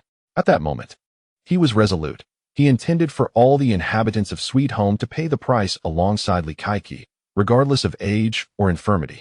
He understood well the principle that if one does not eradicate the roots, the weeds will flourish anew with the spring breeze. I will grant you this. Tell me who is responsible for my brother's death. As Li Kaidong finished speaking, a glint of coldness flashed in his eyes. However, upon hearing Li Kaidong's response, Li Yinghe felt no joy, as he understood that he would not be spared, and his sole intention was merely to buy time. Thus, Li Kaidong's promise held no significance for him or those within. The murderer of Li Kaichi was a formidable wielder of lightning abilities, named Zhou Tao, and the only information I possess about him pertains to the howling celestial dog. Naturally, Li Yinghe would not betray Lin Fan's whereabouts. Instead, he redirected the focus toward Zhou Tao at the Star Sea City Hospital. From what he gathered, this individual was far from virtuous. At that moment, he comprehended that even if he betrayed Lin Fan, it would not salvage the lives of everyone, and would only lead Lin Fan into peril. Moreover, his subsequent plan was to have Li Yuting, Su Momo, and Song Min Hao ally with Lin Fan. Consequently, he had no intention of betraying Lin Fan from the outset. Li Kaidong's fury became increasingly palpable upon receiving this information. His fists clenched tightly as he struggled to suppress his inner rage. However, after hearing Li Yinghe's answer, he could no longer contain himself. Are you mocking me? Li Kaidong demanded furiously, feeling as though he had been deceived. Bang! He forcefully slammed Li Yinghe to the ground, unleashing his pent-up dissatisfaction and anger. Li Yinghe may not have had any previous encounters with Zhou Tao and thus lacked insight into his character. In contrast, Li Kaidong was familiar with Zhou Tao's nature and caution, knowing he would not indiscriminately harm his own brother, as such actions would yield no benefits for him. Moreover, there was no trace of lightning energy within the Malvo supermarket. Even if he were to kill his own brother, he would not spare the witnesses, but rather eliminate them immediately. Therefore, he recognized that Li Yinghe was lying, attempting to divert blame and harbor malicious intent. This was why Li Kaidong felt such intense anger. Li Yinghe, having been forcefully thrown to the ground, felt numerous bones within him shatter. Yet he did not register the pain. He seemed to be growing increasingly numb to it. Struggling to open his eyes, he breathed heavily and laboriously. Yet he gradually fought to rise. As he attempted to stand, the chilling sound of cracking bones echoed around him, sending shivers down one's spine.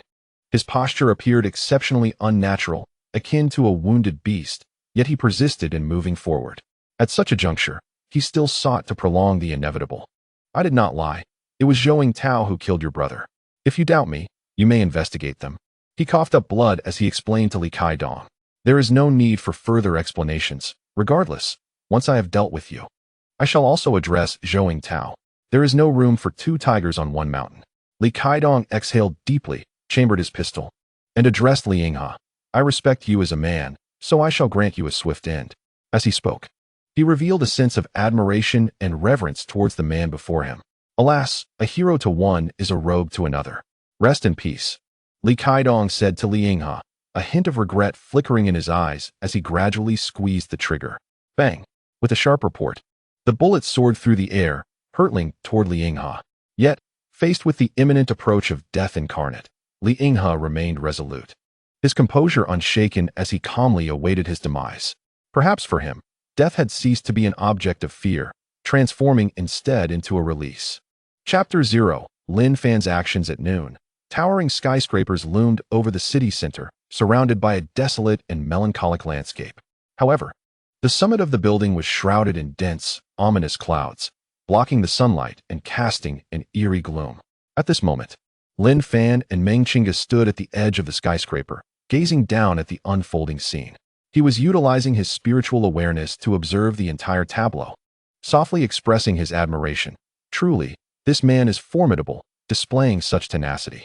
Beside him, Meng Qingge, witnessing Li Yinghe's perilous situation, spoke with concern. Master, will you not intervene to save him? At this juncture, she too felt a profound respect for the man in jeopardy. Why do you not reach out to save him? Lin Fan replied coolly, questioning her resolve. With her stealth capabilities, it was still feasible for her to rescue Li Yinghe. Meng Qingge's expression turned to one of shame, her head drooping slightly as she confessed, I do not dare to take the risk. When faced with the choice between another's life and her own, she had always leaned towards self-preservation, unless, of course, it concerned her mother, Lu Qingyao. Indeed, I find your disposition quite admirable. It mirrors my own. Lin Fan remarked with a smile, his eyes gleaming with appreciation. It was true that Meng Qingge's character closely resembled his own, for the sake of her survival. She could lower her moral standards significantly.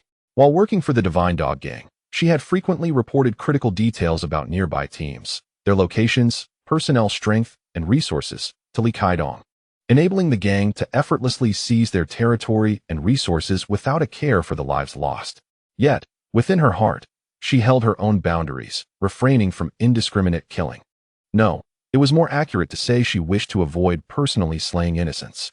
As for those who perished due to her schemes, calculations, or betrayals, did she consider those deaths her doing? Not at all. She had not laid a hand upon them. Others had acted on her behalf.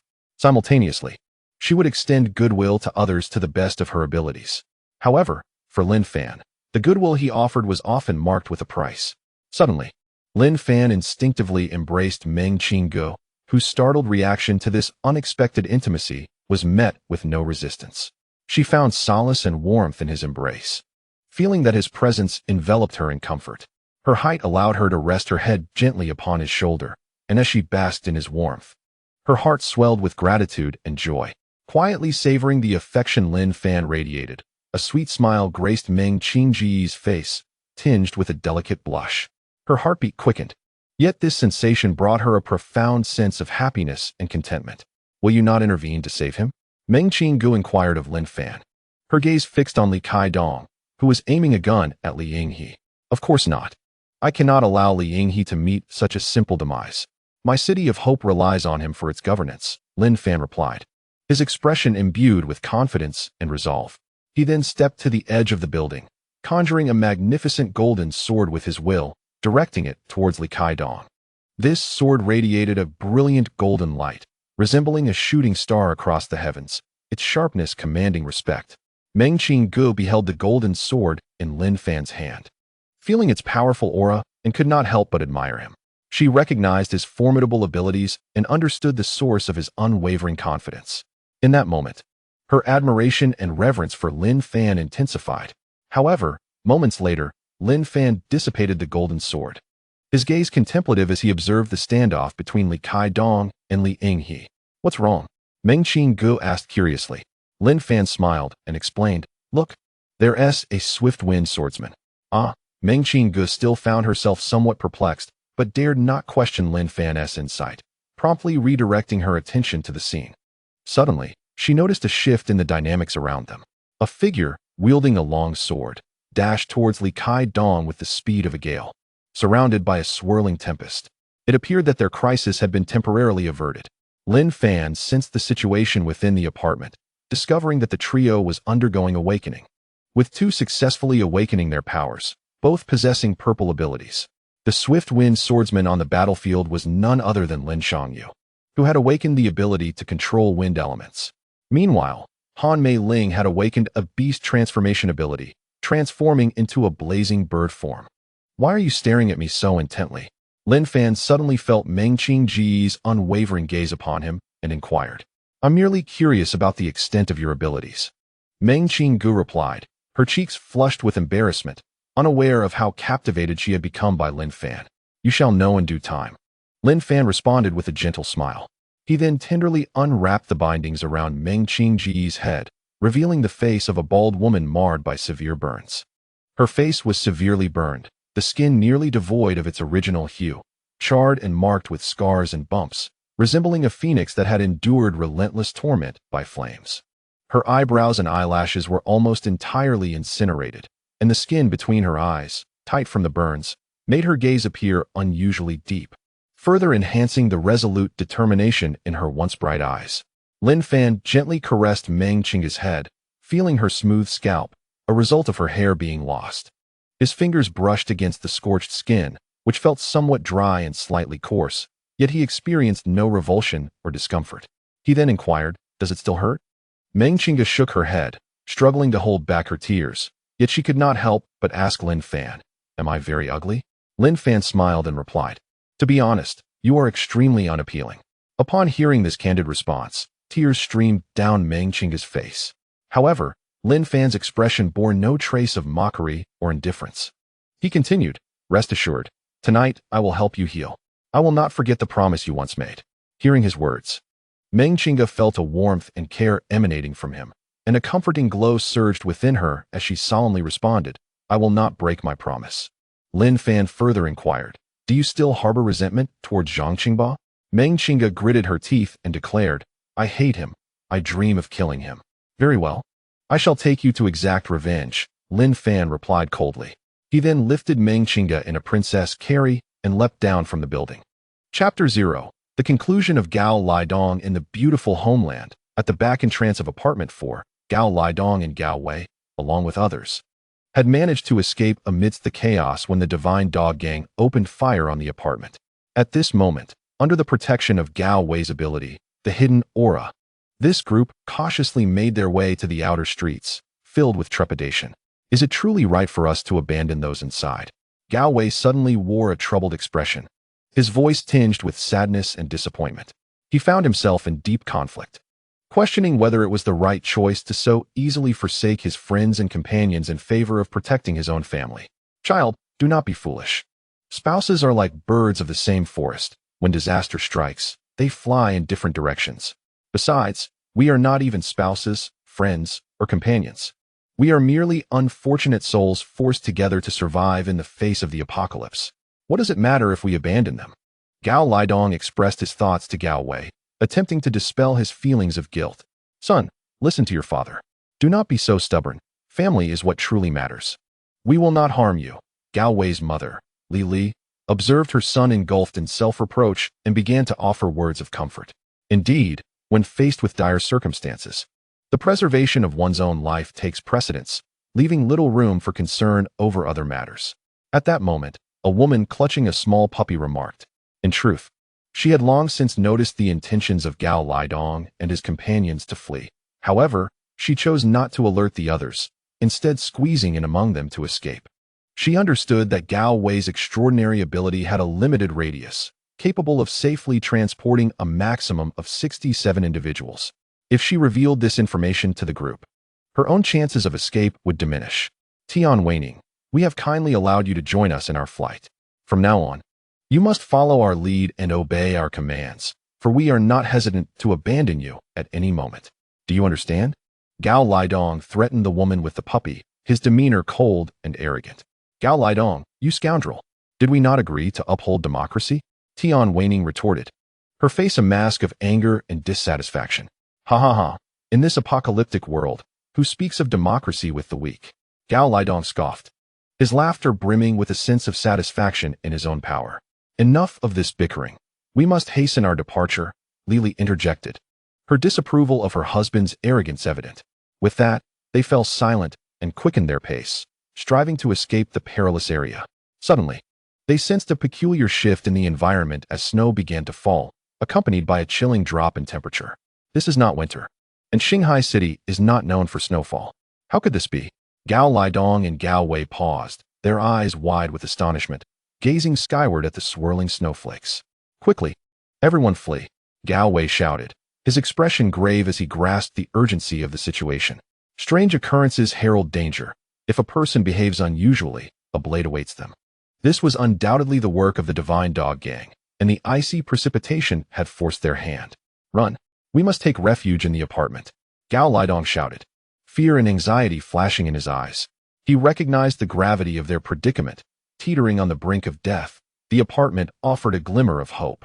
Suddenly, a voice pierced the air, resonating in their ears like the grim call of death. I did not expect you to discover it so soon. I thought I could toy with you a bit longer. Since you found out, I shall escort you to Yama post-haste. The voice dripped with cruelty and arrogance. In that moment, Zhang Qingba, accompanied by numerous members of the Divine Dog Gang, appeared on the desolate street.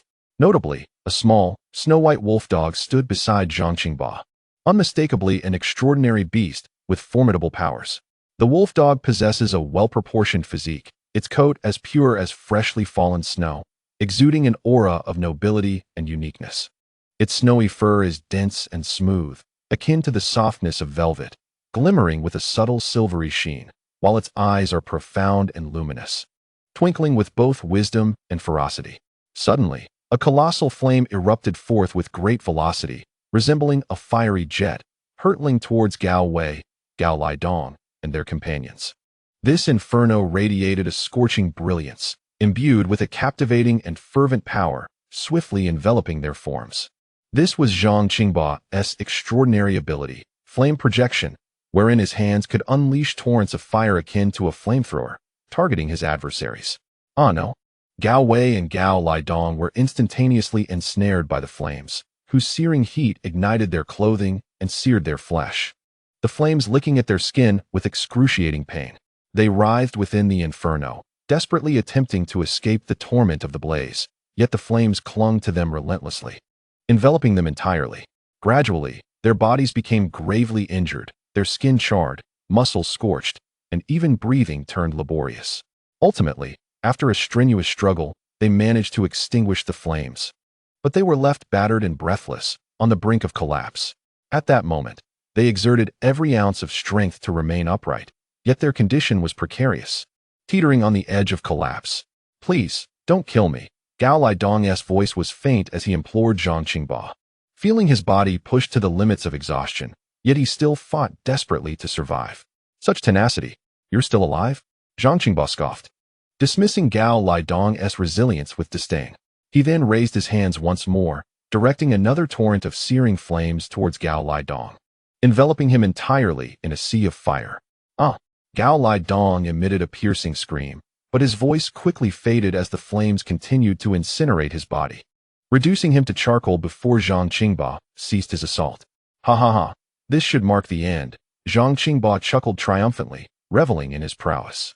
However, at that moment, a voice resonated from above, causing his expression to shift to one of grave concern. The game has only just begun. How could it possibly end now? The voice was cold and mocking, sending a chill down their spines. Zhang Qingba and the members of the Divine Dog Gang immediately became alert, hastily scanning their surroundings. They beheld Lin Fan descending from a balcony above, cradling Meng Qingba, landing gracefully on the ground. He gently set Meng Qingba down before facing Zhang Qingba with a sardonic smile, uttering, "TSK, you truly are the third in command of the Divine Dog Gang. Formidable in strength, yet your methods are so merciless." Meanwhile, Meng Qingba, having regained her footing, fixed an indignant gaze upon Zhang Qingba. Chapter 0. The Death of Zhang Qingba. Who are you?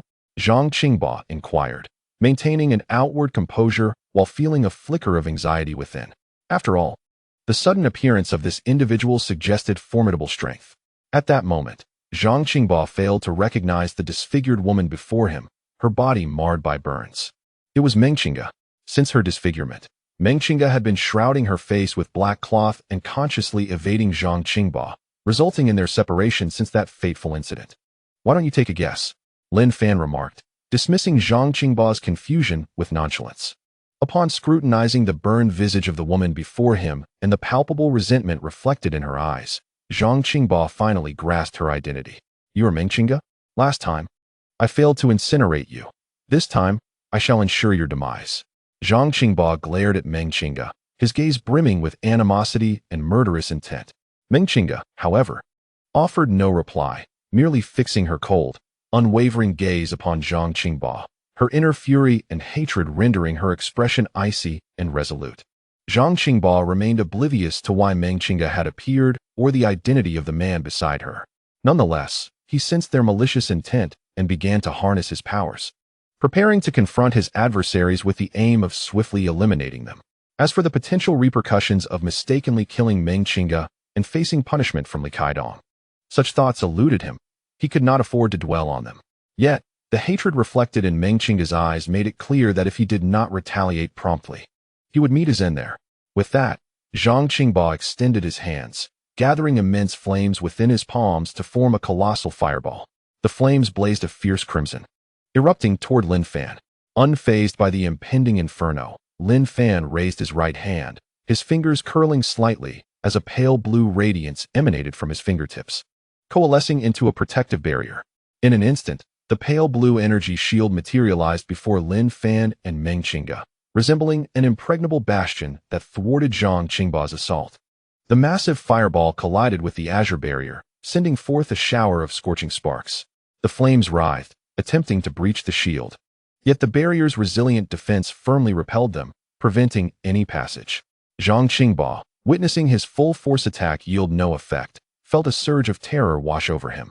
He had believed his fiery onslaught to be sufficiently potent to obliterate any foe, yet now it was thwarted by a pale blue shield, leaving him with an unprecedented sense of defeat. However, this was merely the tip of the iceberg of Lin Fan's displayed prowess. Maintaining a calm demeanor, Lin Fan remained unfazed. His body relaxed and undeterred by Zhang Qingba's threats. Everyone, attack the enemy together.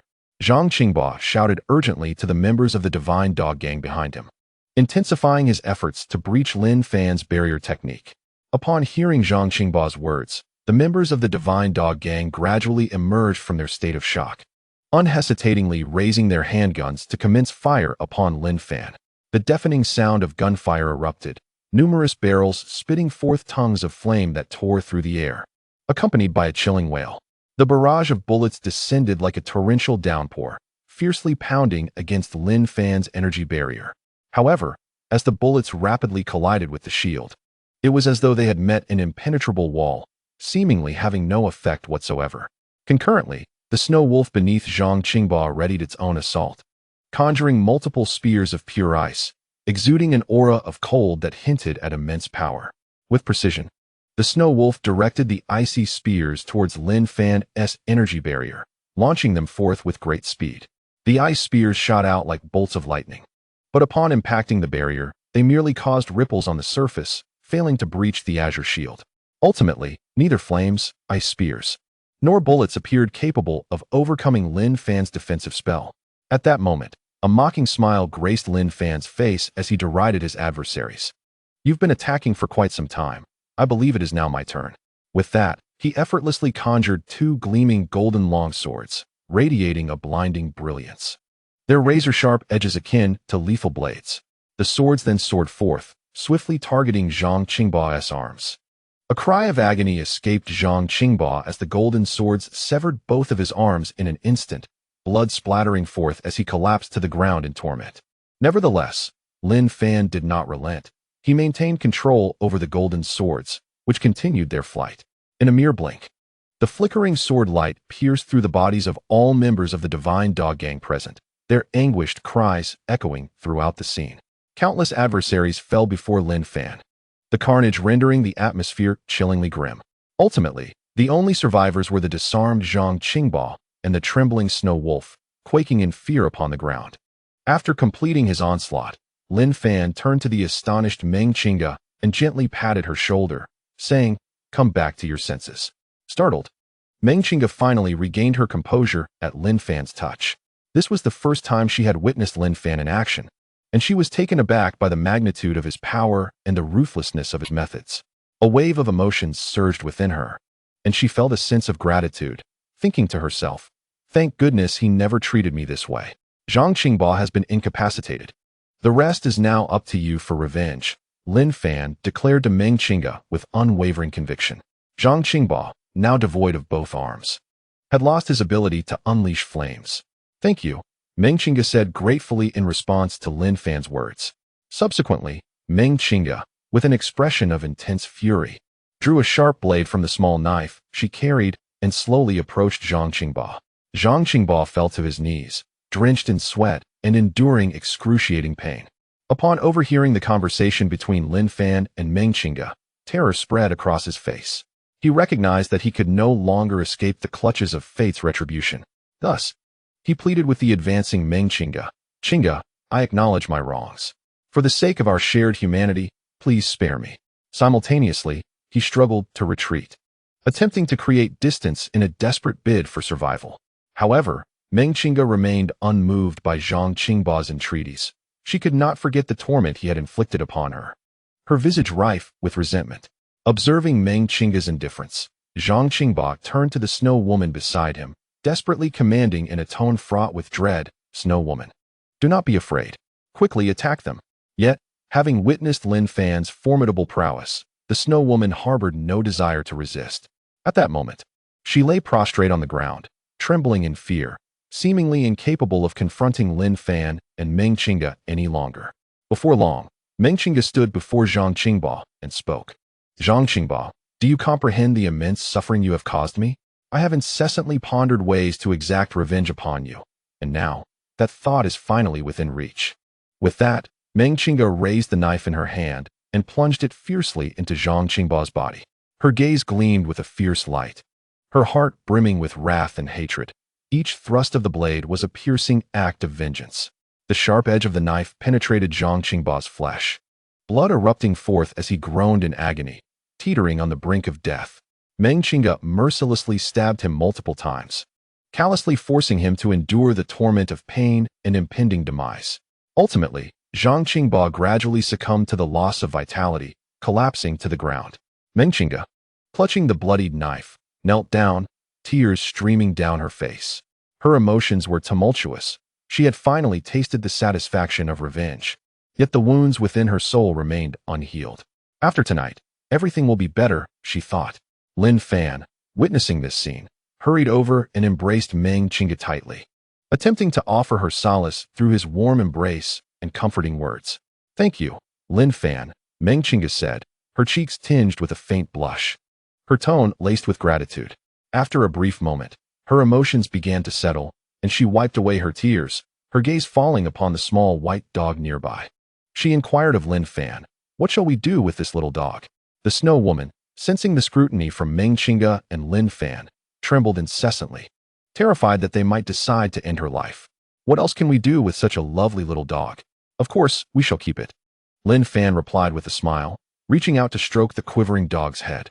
Meng Qingge said, gazing at the beautiful, snow-white puppy before stepping forward to embrace it. Lin Fan was rummaging through the corpse in search of his spoils. Ultimately, his efforts bore fruit, yielding 2 blue ability crystal cores and over 20 white ability crystal cores. It was time to depart. Lin Fan addressed Meng Qingge, who was playfully teasing the terrified white puppy, saying, let us go. All right. Meng Qingge swiftly approached Lin Fan, and together they entered through the back door of the apartment. Having left the gruesome battlefield behind, they silently navigated the desolate streets. Chapter 0. The Gale Sword Saint. Lin Shangyu let us rewind time to a few moments prior, where another battlefield was enveloped in a heavy atmosphere. At this juncture, Li Kaidong aimed his pistol at Li Yinghe, prepared to take his life. Bang! A crisp sound echoed, and the bullet whistled forth, hurtling towards Li Yinghe. Ting ting. Brother is sorry, I can no longer protect you. Li Yinghe made no attempt to resist. Instead, he quietly closed his eyes, burdened by guilt towards his sister, awaiting the arrival of death. However, in that critical moment, a sudden gust of wind swept in, coalescing before Li Yinghe into a solid wall of air, fording the bullet's path. Li Kaidong's face registered surprise as he shouted at the unexpected adversary who had joined the fray. Who goes there? The members of the Divine Dog Gang and the Fierce Dog Gang immediately sought out the source of the intrusion. A man appeared on the battlefield, clad in black, donning spectacles, and wielding a tang sword, his eyes ablaze with fury. He was none other than the newly appointed Gale Sword Saint, Lin Shangyu. In an instant, Lin Shangyu closed the distance to Li Kaidong, the tang sword emanating a chilling wind, its blade transforming into a streak of light, roaring like a mighty dragon. The gale enveloped the tang sword, causing blue gusts to surge along the blade, its tip glimmering with a frosty sheen, radiating an overwhelming aura. At that moment, Lin Shangyu's assault was relentless, fierce enough to seem as if he aimed to cleave through any adversaries that stood in his way. Li Kaidong, confronted with such formidable aggression, understood the gravity of the situation and could not afford to be complacent.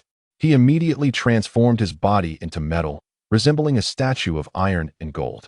In an instant, the tremendous wind collided violently with his metallic form, producing a thunderous sound. The furious tempests surged around them, dust swirling in the air, compelling those present to shut their eyes to shield them from the debris.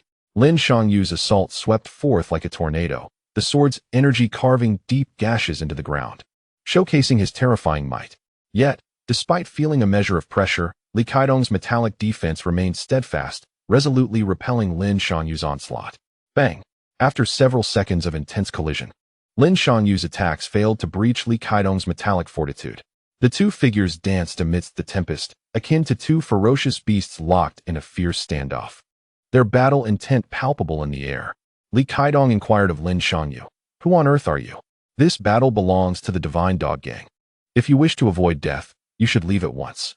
I am the one who intends to kill you." Lin Xiangyu replied with fury, his eyes brimming with hatred. Simultaneously, he perceived the formidable metallic defense of Li Keidong and resolved to amplify his attack. With a deep breath, he summoned a more potent gale force. As he moved, the surrounding air became tempestuous, coalescing into a massive tornado that surged towards him. The tornado roared forth with astonishing speed, leaving Li Keidong no time to react. As he was swept off his feet and propelled several meters away, ultimately crashing to the ground in a disheveled manner. Fortunately, his metallic defense shielded him from any harm despite the impact. "Eliminate them," Li Keidong commanded the members of the Divine Dog Gang and the Fierce Dogs. Although Lin Xiangyu's strike had not inflicted any injury upon him, the humiliation of being hurled backward ignited his fighting spirit and wrath to their zenith. Observing the situation, Lin Xiangyu chose not to linger, rushing to Li Yinghe's side to lift him, preparing to return to their apartment. However, the members of the Divine Dog Gang were not inclined to relent. They launched a fierce assault targeting Lin Xiangyu and Li Yinghe. Bang! Bang! Bang! A barrage of bullets rained down like a torrential downpour, forming an impenetrable curtain of fire that entirely encircled Lin Xiangyu and Li Yinghe. Once again, Lin Xiangyu harnessed the power of the gale, raising his palm to swiftly conjure a wall of wind. This wind wall was towering and solid, resembling an indestructible barrier that stood between them and the oncoming hail of bullets. Bang! Bang! Bang! The bullets incessantly struck the wind wall, producing sharp, resonant sounds. Nevertheless, the wind wall remained exceptionally sturdy, barely quivering. Lin Xiangyu then cast a cold, resolute gaze, rapidly manifesting multiple wind arrows that glimmered with a metallic sheen, remarkably sharp. With a swift motion of his right hand wielding the Tang sword, he unleashed a multitude of wind arrows aimed at the members of the Divine Dog Gang, intending to eliminate these bothersome adversaries. Yet, just as the wind arrows were poised to strike, a fierce dog suddenly enlarged, resembling a colossal mammoth as it appeared before them, intercepting the onslaught of arrows. This formidable creature was Xiongda, endowed with the ability to grow in size, belonging to Li Keidong. With a thunderous roar, the gigantic fierce dog unleashed a deafening howl, its towering and muscular form shielding against the wind arrows' attack. However, the keen wind arrows, with their incredible velocity, still managed to inflict wounds upon the massive creature, droplets of crimson blood cascading from its body like a gentle rain. At that moment, the colossal fierce dog roared in fury, its expression contorted with anguish and rage. However, before Lin Xiangyu's assault could fully settle, another ferocious beast, Xiong'er, had already showcased its lightning-fast abilities. Surrounded by crackling electricity, it charged toward Lin Xiangyu like a bolt of lightning. The wind barrier shattered instantly under the onslaught of the lightning, and in the blink of an eye, Xiong'er appeared before Lin Xiangyu, its claws glinting like blades, delivering an elusive and rapid series of strikes. With his keen perception, Lin Xiangyu sensed the overwhelming speed of Xiong'er's attack and promptly raised his Tang sword in defense. The sound of clashing echoed, bang, bang, bang. As the Tang sword met the razor-sharp claws, the rapid collision of thunder and wind creating a deafening cacophony. The two combatants were evenly matched, and the battle was extraordinarily fierce. Suddenly, amidst the flurry of Xiong'er's assaults, Lin Xiangyu swiftly scooped up Li Yinghe, enveloped in a gust of wind, and dashed toward the apartment. He recognized the urgency to vacate the battlefield to avoid falling into a more perilous predicament. Xiong'er, unwilling to relent, crackled with electricity, its gaze fixated on Lin Xiangyu, in hot pursuit. Clearly, Heirs' speed surpassed his own, quickly closing the distance.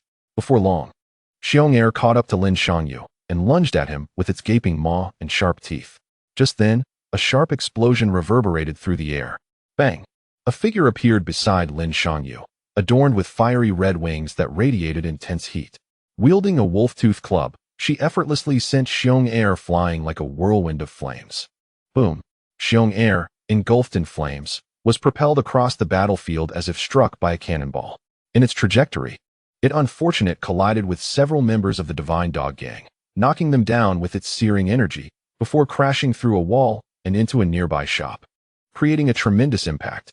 The arrival was none other than Han Meiling, who had successfully awakened her beast transformation ability, taking the form of a blazing bird. After sending Heirs flying, she did not linger in battle and returned to the apartment alongside Lin Yu. Li Kaidong watched the departing figures with a perplexed expression. Feeling a surge of pressure, Chapter 0, re-entering the battlefield. Qing, instruct a few individuals to summon Zhang Qingbo and the Snow Woman. We must unite our strength to decisively eliminate this group, Li Kaidong said solemnly to his aide, Zhou. Damn Ming Tianyu, I will ensure your demise. At that moment, he harbored suspicions about the long-hidden Meng Qingge, believing she orchestrated this grand scheme for revenge, attempting to annihilate them through the Sweet Home. Initially, he had doubted Meng Qingge, deeming Sweet Home's capabilities too feeble to warrant concern. Yet, having now witnessed Sweet Home's true strength, he seemed to comprehend that Meng Qingge and their intelligence department had long since betrayed them, providing nothing but false information all along. With such thoughts, his eyes burned with fury. Very well, Chief. Deputy Officer Zhou received Li Kaidong's orders, and upon observing his grave demeanor and furious gaze, he understood that there could be no delay. Immediately, he began instructing his subordinates to summon Zhang Qingbo and the Snow Wolf, Snow Maiden, from the other side of the battlefield. Meanwhile, within the apartment, Song Minhao, Su Momo, Li Yuding, and others anxiously awaited the return of Lin Yu and his companions, hoping for their assistance in rescuing Li Yinghe. On the ground lay the lifeless body of a zombie, clearly the result of a failed awakening attempt by a soldier. Soon, Lin Yu did not disappoint their expectations. He swiftly arrived at their side and gently laid Li Yinghe down. Following closely, Han Meiling unfurled her wings, wielding a wolf-toothed club, and flew over with astonishing speed, akin to a rocket, leaving everyone in awe. The sight of Li Yinghe, riddled with bullet wounds and showing signs of gradual zombification in his limbs and face, stirred a profound sadness and despair within them. His complexion was pale, lips tinged with purple, and blood flowed incessantly from his wounds, placing him on the precipice of life and death. Unable to restrain herself, Li Yuding embraced him, tears streaming down her face as she wept uncontrollably. Do not cry anymore. I am not dead yet, Li Yinghe weakly uttered, managing to muster a faint smile. Yet, this smile appeared more terrifying than his sorrowful expression. Li Yinghe, hold on a little longer. You must not fall. I have brought back a blue ability crystal core for you, Lin Yu declared with unwavering resolve, gently patting Li Yinghe's shoulder to convey his determination. Han Meiling and Song Minhao stood resolutely alongside Lin Yu, their eyes filled with conviction. Where can we find a blue ability crystal core? It must be outside. If we defeat Li Kaidong or one of the two enhanced beasts, we are sure to obtain it. No, that won't be necessary. It is already too late. I will soon be unable to hold on, Li Yinghe replied with a smile, declining their offer. You must leave me behind and quickly vacate this perilous area. Whether for revenge or survival, we must devise a long-term plan. No, as long as there is a glimmer of hope, we cannot abandon our comrade, Han Meiling asserted firmly. Li Yinghe, hold on until we return, Song Minhao encouraged him. All right. Be careful, Li Yinghe nodded gently, striving to make his voice sound resolute. Subsequently, Lin Yu, Song Minhao, and Han Meiling exited the apartment together, poised to commence their 3 versus 3 battle.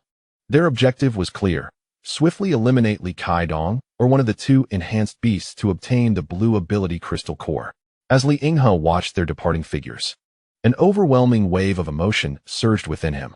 Yet, could he truly endure? He felt not a shred of confidence within. At that moment, Li Yuding observed her brother's furrowed brow, seemingly aware of his inner turmoil. She spoke to him, Brother, you must hold on. Otherwise, I shall forever harbor resentment towards you. All right, Li Yinghe replied with a warm smile, his heart brimming with affection for his beloved sister. Regardless of the circumstances, I shall endure until their return. Gradually, Li Yinghe's gaze grew resolute. Outside the apartment, dark clouds loomed overhead, and the autumn wind howled, casting a desolate atmosphere. Just then, the apartment door creaked open, revealing 3 figures on the battlefield, 2 men and 1 woman. One of the men gently polished his Tang sword, his eyes sharp and piercing, while the other, a robust figure, wielded a massive steel door as a shield. The woman, clad in athletic wear, brandished a formidable spiked club, her expression fierce and her face ablaze with fury. Li Kai-dong regarded the approaching adversaries with utmost caution, recognizing their formidable strength, particularly that of the sword-wielding man and the woman with the spiked club. 2 fierce dogs fixated on the newcomers, emitting low growls, sensing the threat emanating from them. Li Kai-dong then gestured to his aide, his expression grave and brows knitted, as if deep in thought. The aide, Zhou, quickly comprehended Li Kai-dong's intent and approached promptly. Kai-xian, you and the others should retreat. Your presence here serves no purpose, Li Kai-dong declared, his voice subdued yet resolute. He had realized that the ammunition of those present was dwindling, and in the face of powerful supernatural adversaries, their attacks would prove ineffectual, rendering them a liability. Boss, are you certain? Zhou inquired, his demeanor tinged with hesitation. Your battlefield does not lie here. One must understand the art of camouflage. Li Kai-dong replied, a cunning smile gracing his lips. Zhou immediately grasped the implication, responding, understood. He then began leading all members of the Divine Dog Gang away from the battlefield. What are they doing? Han Meiling asked Lin Shangyu and Song Minhao, her brow slightly furrowed with concern. Lin Shangyu and Song Minhao exchanged glances, uncertain of Li Kai-dong's true intentions. Perhaps they have exhausted their ammunition, and to avoid unnecessary losses, they are withdrawing from the battlefield, Song Minhao speculated, his expression revealing a thoughtful analysis of the situation. Let us not dwell on that. We must advance swiftly to eliminate the enemy and obtain the blue supernatural energy cores, Lin Shangyu stated with unwavering determination, his face reflecting resolve and combat fervor. Upon hearing his words, Han Meiling and Song Minhao nodded in agreement, endorsing his plan. Chapter 0. The battle suddenly. Lin Shangyu's gaze turned icy and merciless. He swiftly conjured multiple wind arrows, each radiating a menacing sharpness. He understood that he could not allow the members of the Divine Hound Gang to escape easily, for they would pose a potential threat. Without hesitation, Lin Shangyu aimed at the retreating members of the gang, unleashing the wind arrows like arrows from a drawn bow, striking with the speed of lightning. Han Meiling immediately grasped Lin Shangyu's intentions. She unfurled her fiery wings, her form darting into the air like a bolt of lightning. Taking a deep breath, she unleashed a barrage of flames towards those attempting to flee. The flames surged forth like cannonballs, swiftly and ferociously assaulting their targets. The inferno burned with intense power, distorting the air and emitting a piercing hiss. The members of the Divine Hound Gang turned back in shock, but they had no time to evade. The wind arrows and flames struck them in an instant. A piercing scream echoed as one was pierced through the chest by a wind arrow, while another was scorched by the flames engulfing his limbs. Others were also caught in the onslaught, forced to halt their escape and frantically seek cover, their faces etched with terror. Lin Shangyu and Han Meiling offered them no respite, continuing their relentless assault. The wind arrows rained down like a tempest, while the flames pursued the enemies with unwavering precision, launching devastating strikes. In a heartbeat, the members of the Divine Hound Gang found themselves in a dire predicament, struggling to fend off the sudden and formidable onslaught. Xiongda, act now, block their attacks, Li Kai-dong ordered, realizing he could not allow his subordinates to be slaughtered at will. He then summoned his colossal canine, endowed with the ability to enlarge, to obstruct Han Meiling and Lin Shangyu's unbridled assault on the members of the gang. With a thunderous roar, the massive Xiongda swiftly expanded in size, transforming into a colossal form akin to a mammoth. Its immense bulk nearly occupied half the battlefield, instilling both awe and dread. It positioned itself as a barrier, hoping to shield the fleeing members of the Divine Hound Gang. The onslaught of Lin Shangyu and Han Meiling had coalesced into a formidable barrage of fireballs and wind arrows, surging towards Xiongda and the members behind it. The fireballs radiated an intense heat, while the wind arrows exuded a chilling sharpness, both launching ferociously at their targets. With a mighty roar, Xiongda attempted to withstand these powerful attacks with its massive body. The fireballs collided against Xiongda, erupting in a blaze of searing flames. Yet the beast stood firm, leaving only charred patches on its fur. Simultaneously, Lin Shangyu's wind arrows approached, sharp as blades, seeking to bypass Xiongda's defense and strike at the members of the Divine Hound Gang behind it. However, the imposing physique of Bear Da was simply too formidable. With a mere turn of its body, it successfully deflected the majority of the wind arrows, sustaining only minor scratches. The battlefield was ablaze, with flames dancing amidst the howling winds. Bear Da roared defiantly, bracing against the relentless assaults of Han Meiling and Lin Shangyu. Bear, quickly, let us join forces. Li Kaidong realized that Bear Da was struggling alone and urgently commanded the other powerful canine, Bear, to enter the fray. The arrival of Bear only intensified the chaos of the battlefield. This extraordinary canine, enveloped in crackling lightning, charged swiftly towards Lin Shangyu, its claws shimmering with electric brilliance. Its gaze imbued with ferocity and murderous intent, its form flickering like a tempest, exuding an aura of peril. Lin Shangyu's expression grew grave as he swung his tang, sword with fervor, summoning a gust of fierce wind. The whirlwind coiled around the sword, manifesting as a brilliant blue sword aura. He met the formidable assault of the canine. The clash of the tang sword against its claws erupting in a deafening cacophony of thunder and wind. The canine's speed was blinding, each strike imbued with tremendous force, while the electricity coursing through its claws rendered its attacks even more fearsome and penetrating. Yet, Lin Shangyu was no slouch. His tang sword harnessed the power of the tempest, with a razor-sharp aura capable of slicing through the very air. The two forces collided, creating ripples of turbulence and bursts of energy in the atmosphere. Sparks of lightning intertwined with the blue sword energy, painting a breathtaking tableau of light and shadow. The battlefield swirled with tumultuous winds and flickering electricity, creating an atmosphere that dissuaded any onlookers from approaching. On the opposite side of the battlefield, Li Kaidong and Song Minhao faced each other, their gazes sharp as blades. The tension thick and palpable. Li Kaidong was encased in metal, resembling an indomitable iron tower, his demeanor cold and composed. In contrast, Song Minhao, empowered by enhanced physical strength, radiated formidable might, wielding a steel door as both shield and weapon, his expression brimming with confidence and resolve. Suddenly, the battle erupted. Song Minhao launched an aggressive assault, nimbly closing the distance to Li Kaidong, delivering a relentless barrage of punches and kicks, each strike resonating with the force of a tempest.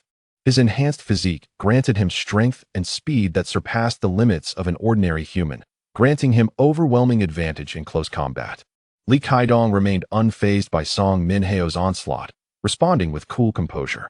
His metallic form continuously absorbed the barrage of attacks, as resilient as iron, nearly impervious to damage. The sound of Song Minhao's strikes echoed against his body, crisp yet failing to inflict any significant harm. Meanwhile, Han Meiling soared through the air, her wings unfurling, ready to unleash a fiery projectile upon the colossal canine. The ferocious hound roared with rage, lunging at Han Meiling with bared fangs and flailing claws. But she deftly evaded each of its charges. With nimble hands, Han Meiling dodged the beast's assaults, wielding her spiked club imbued with the force of flames, striking the hound with tremendous force. Each blow erupted in violent explosions and searing flames, forcing the hound to retreat, leaving visible wounds upon its body. Han Meiling danced gracefully around the hound like an elegant flame sprite, exploiting the creature's moments of vulnerability to unleash fiery projectiles that inflicted further damage. As the hound grew increasingly agitated, each of its charges was thwarted by her agility, while the scorching flames sapped its strength, leaving it weary. Han Meiling's relentless onslaught rendered the hound powerless and frustrated, as it became a mere plaything in her hands. Over time, the creature accumulated more injuries, struggling to maintain its stance, nearly succumbing to unconsciousness. Seizing the opportunity, Han Meiling soared above the hound, preparing to deliver a fatal blow. However, in her haste for triumph, she underestimated the hound's remaining strength. Just as she was about to execute her decisive strike, the seemingly incapacitated hound suddenly flipped over, delivering a powerful strike towards her with its massive claws. Taken by surprise, Han Meiling was struck by the hound's force, losing her balance and being hurled uncontrollably through the air. Ultimately, she crashed violently against the wall, letting out a piercing scream as she became embedded within it. Chapter 0. Crisis. Suddenly, a loud gunshot echoed through the apartment, shattering the intensity of the battle. This was not good.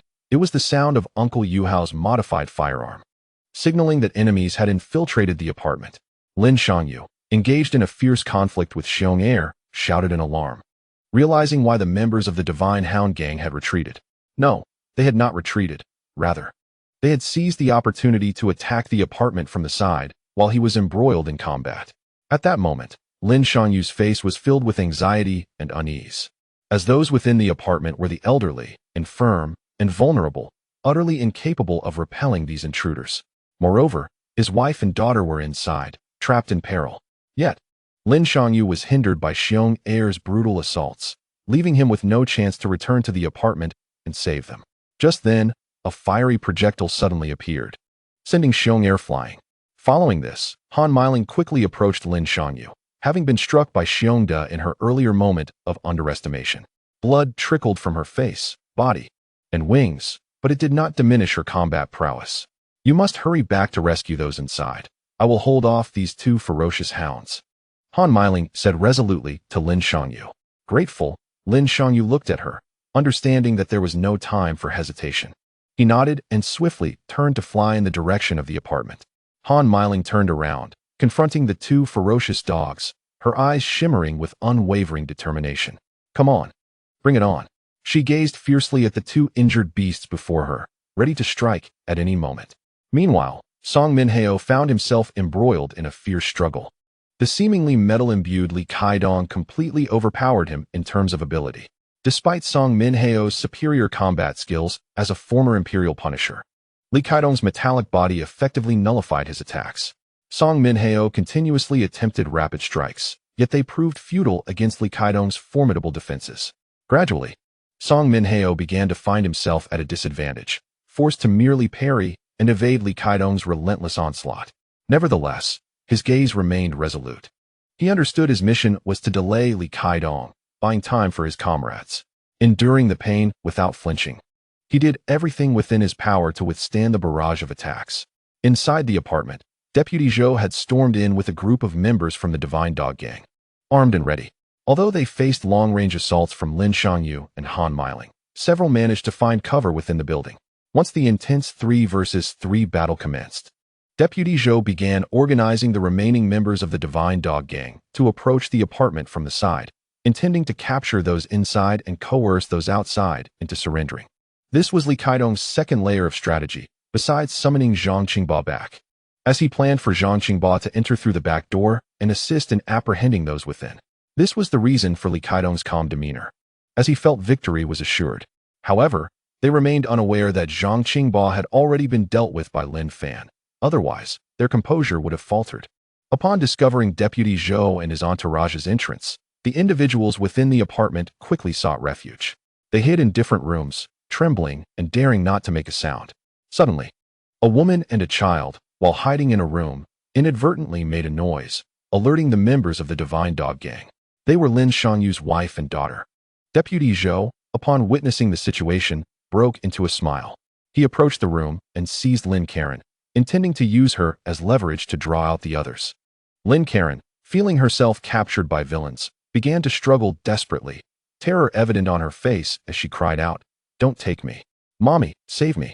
Faced with this sudden peril, Wang Lian's expression turned anxious and helpless. She pleaded with Deputy Zhou, "Please don't harm my child. I can be the hostage instead. She is just a child." However, Deputy Zhou, unmoved by Wang Lian's plea, coldly kicked her aside and commanded his subordinates, "Seize her."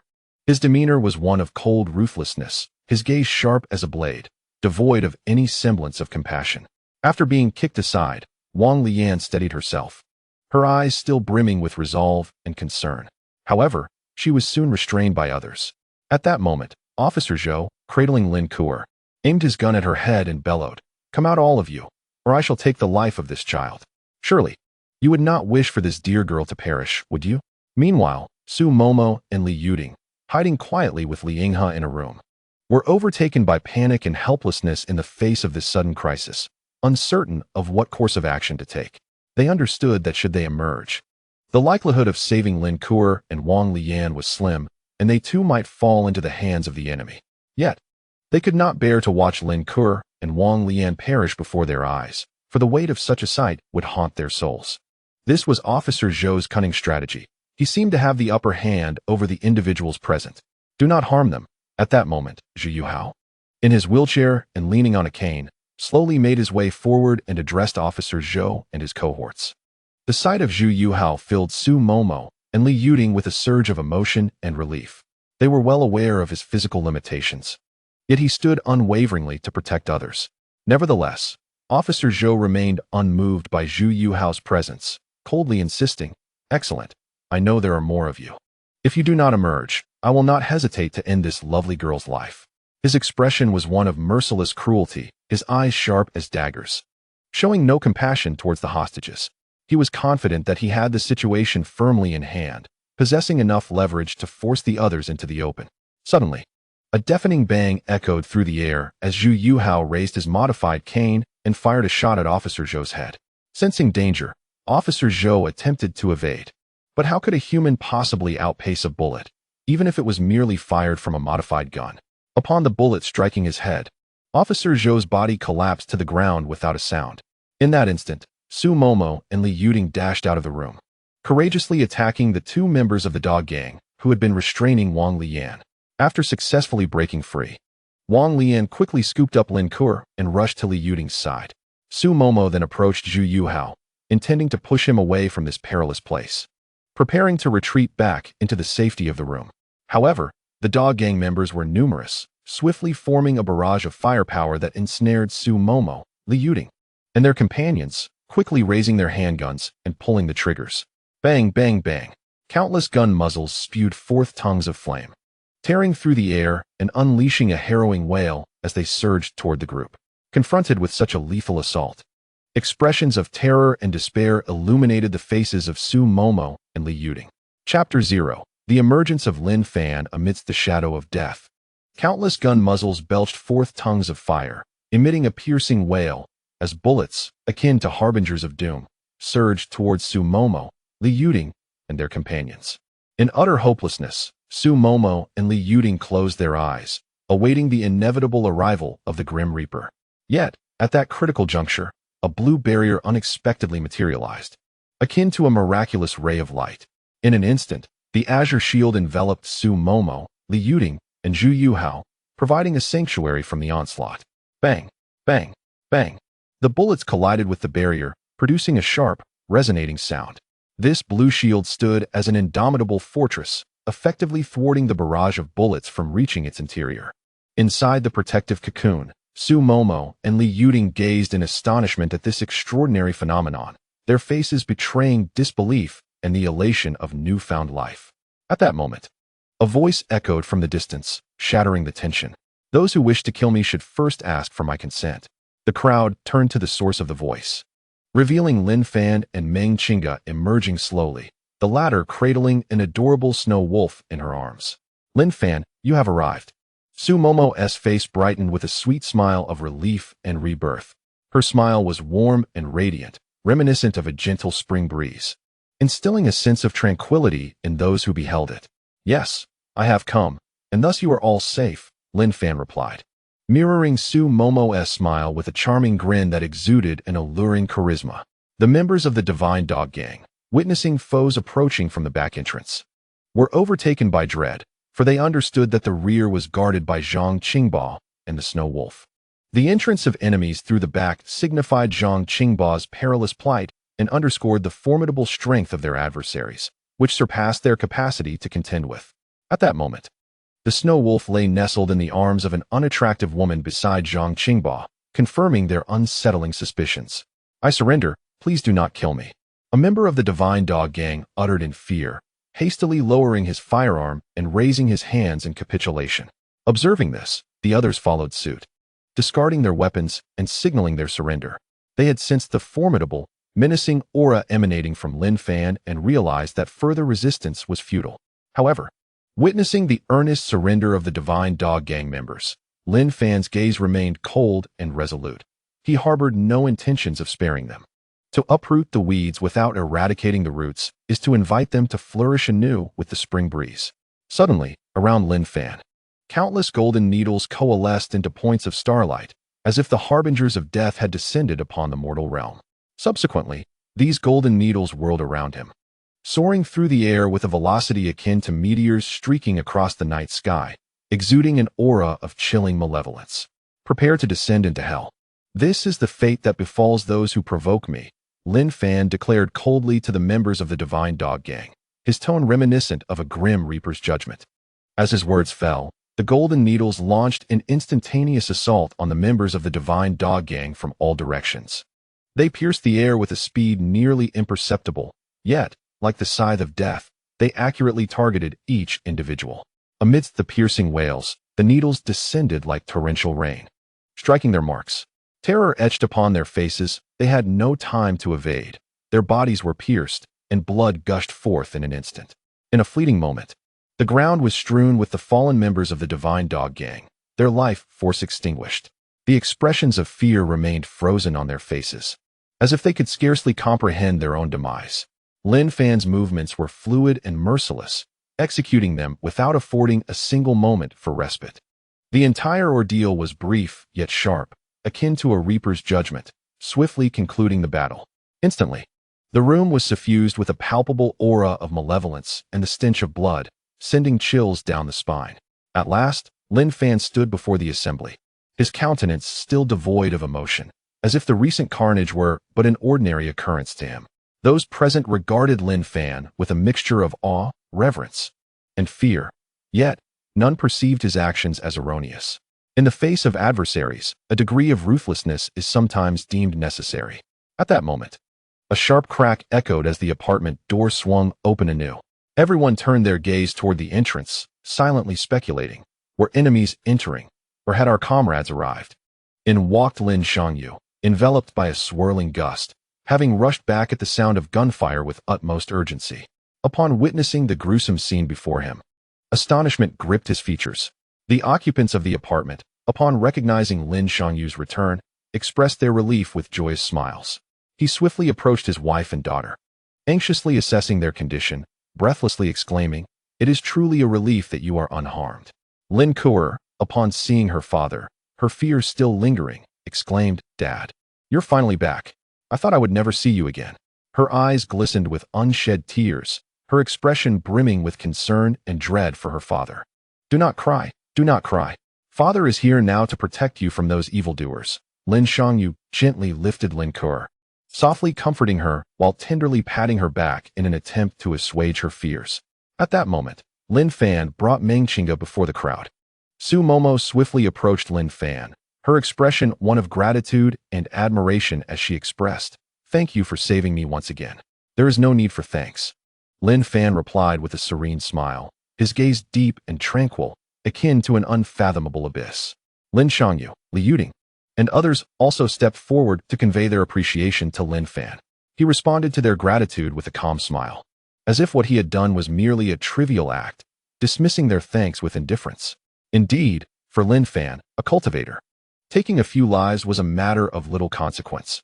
Weakness itself is the original sin.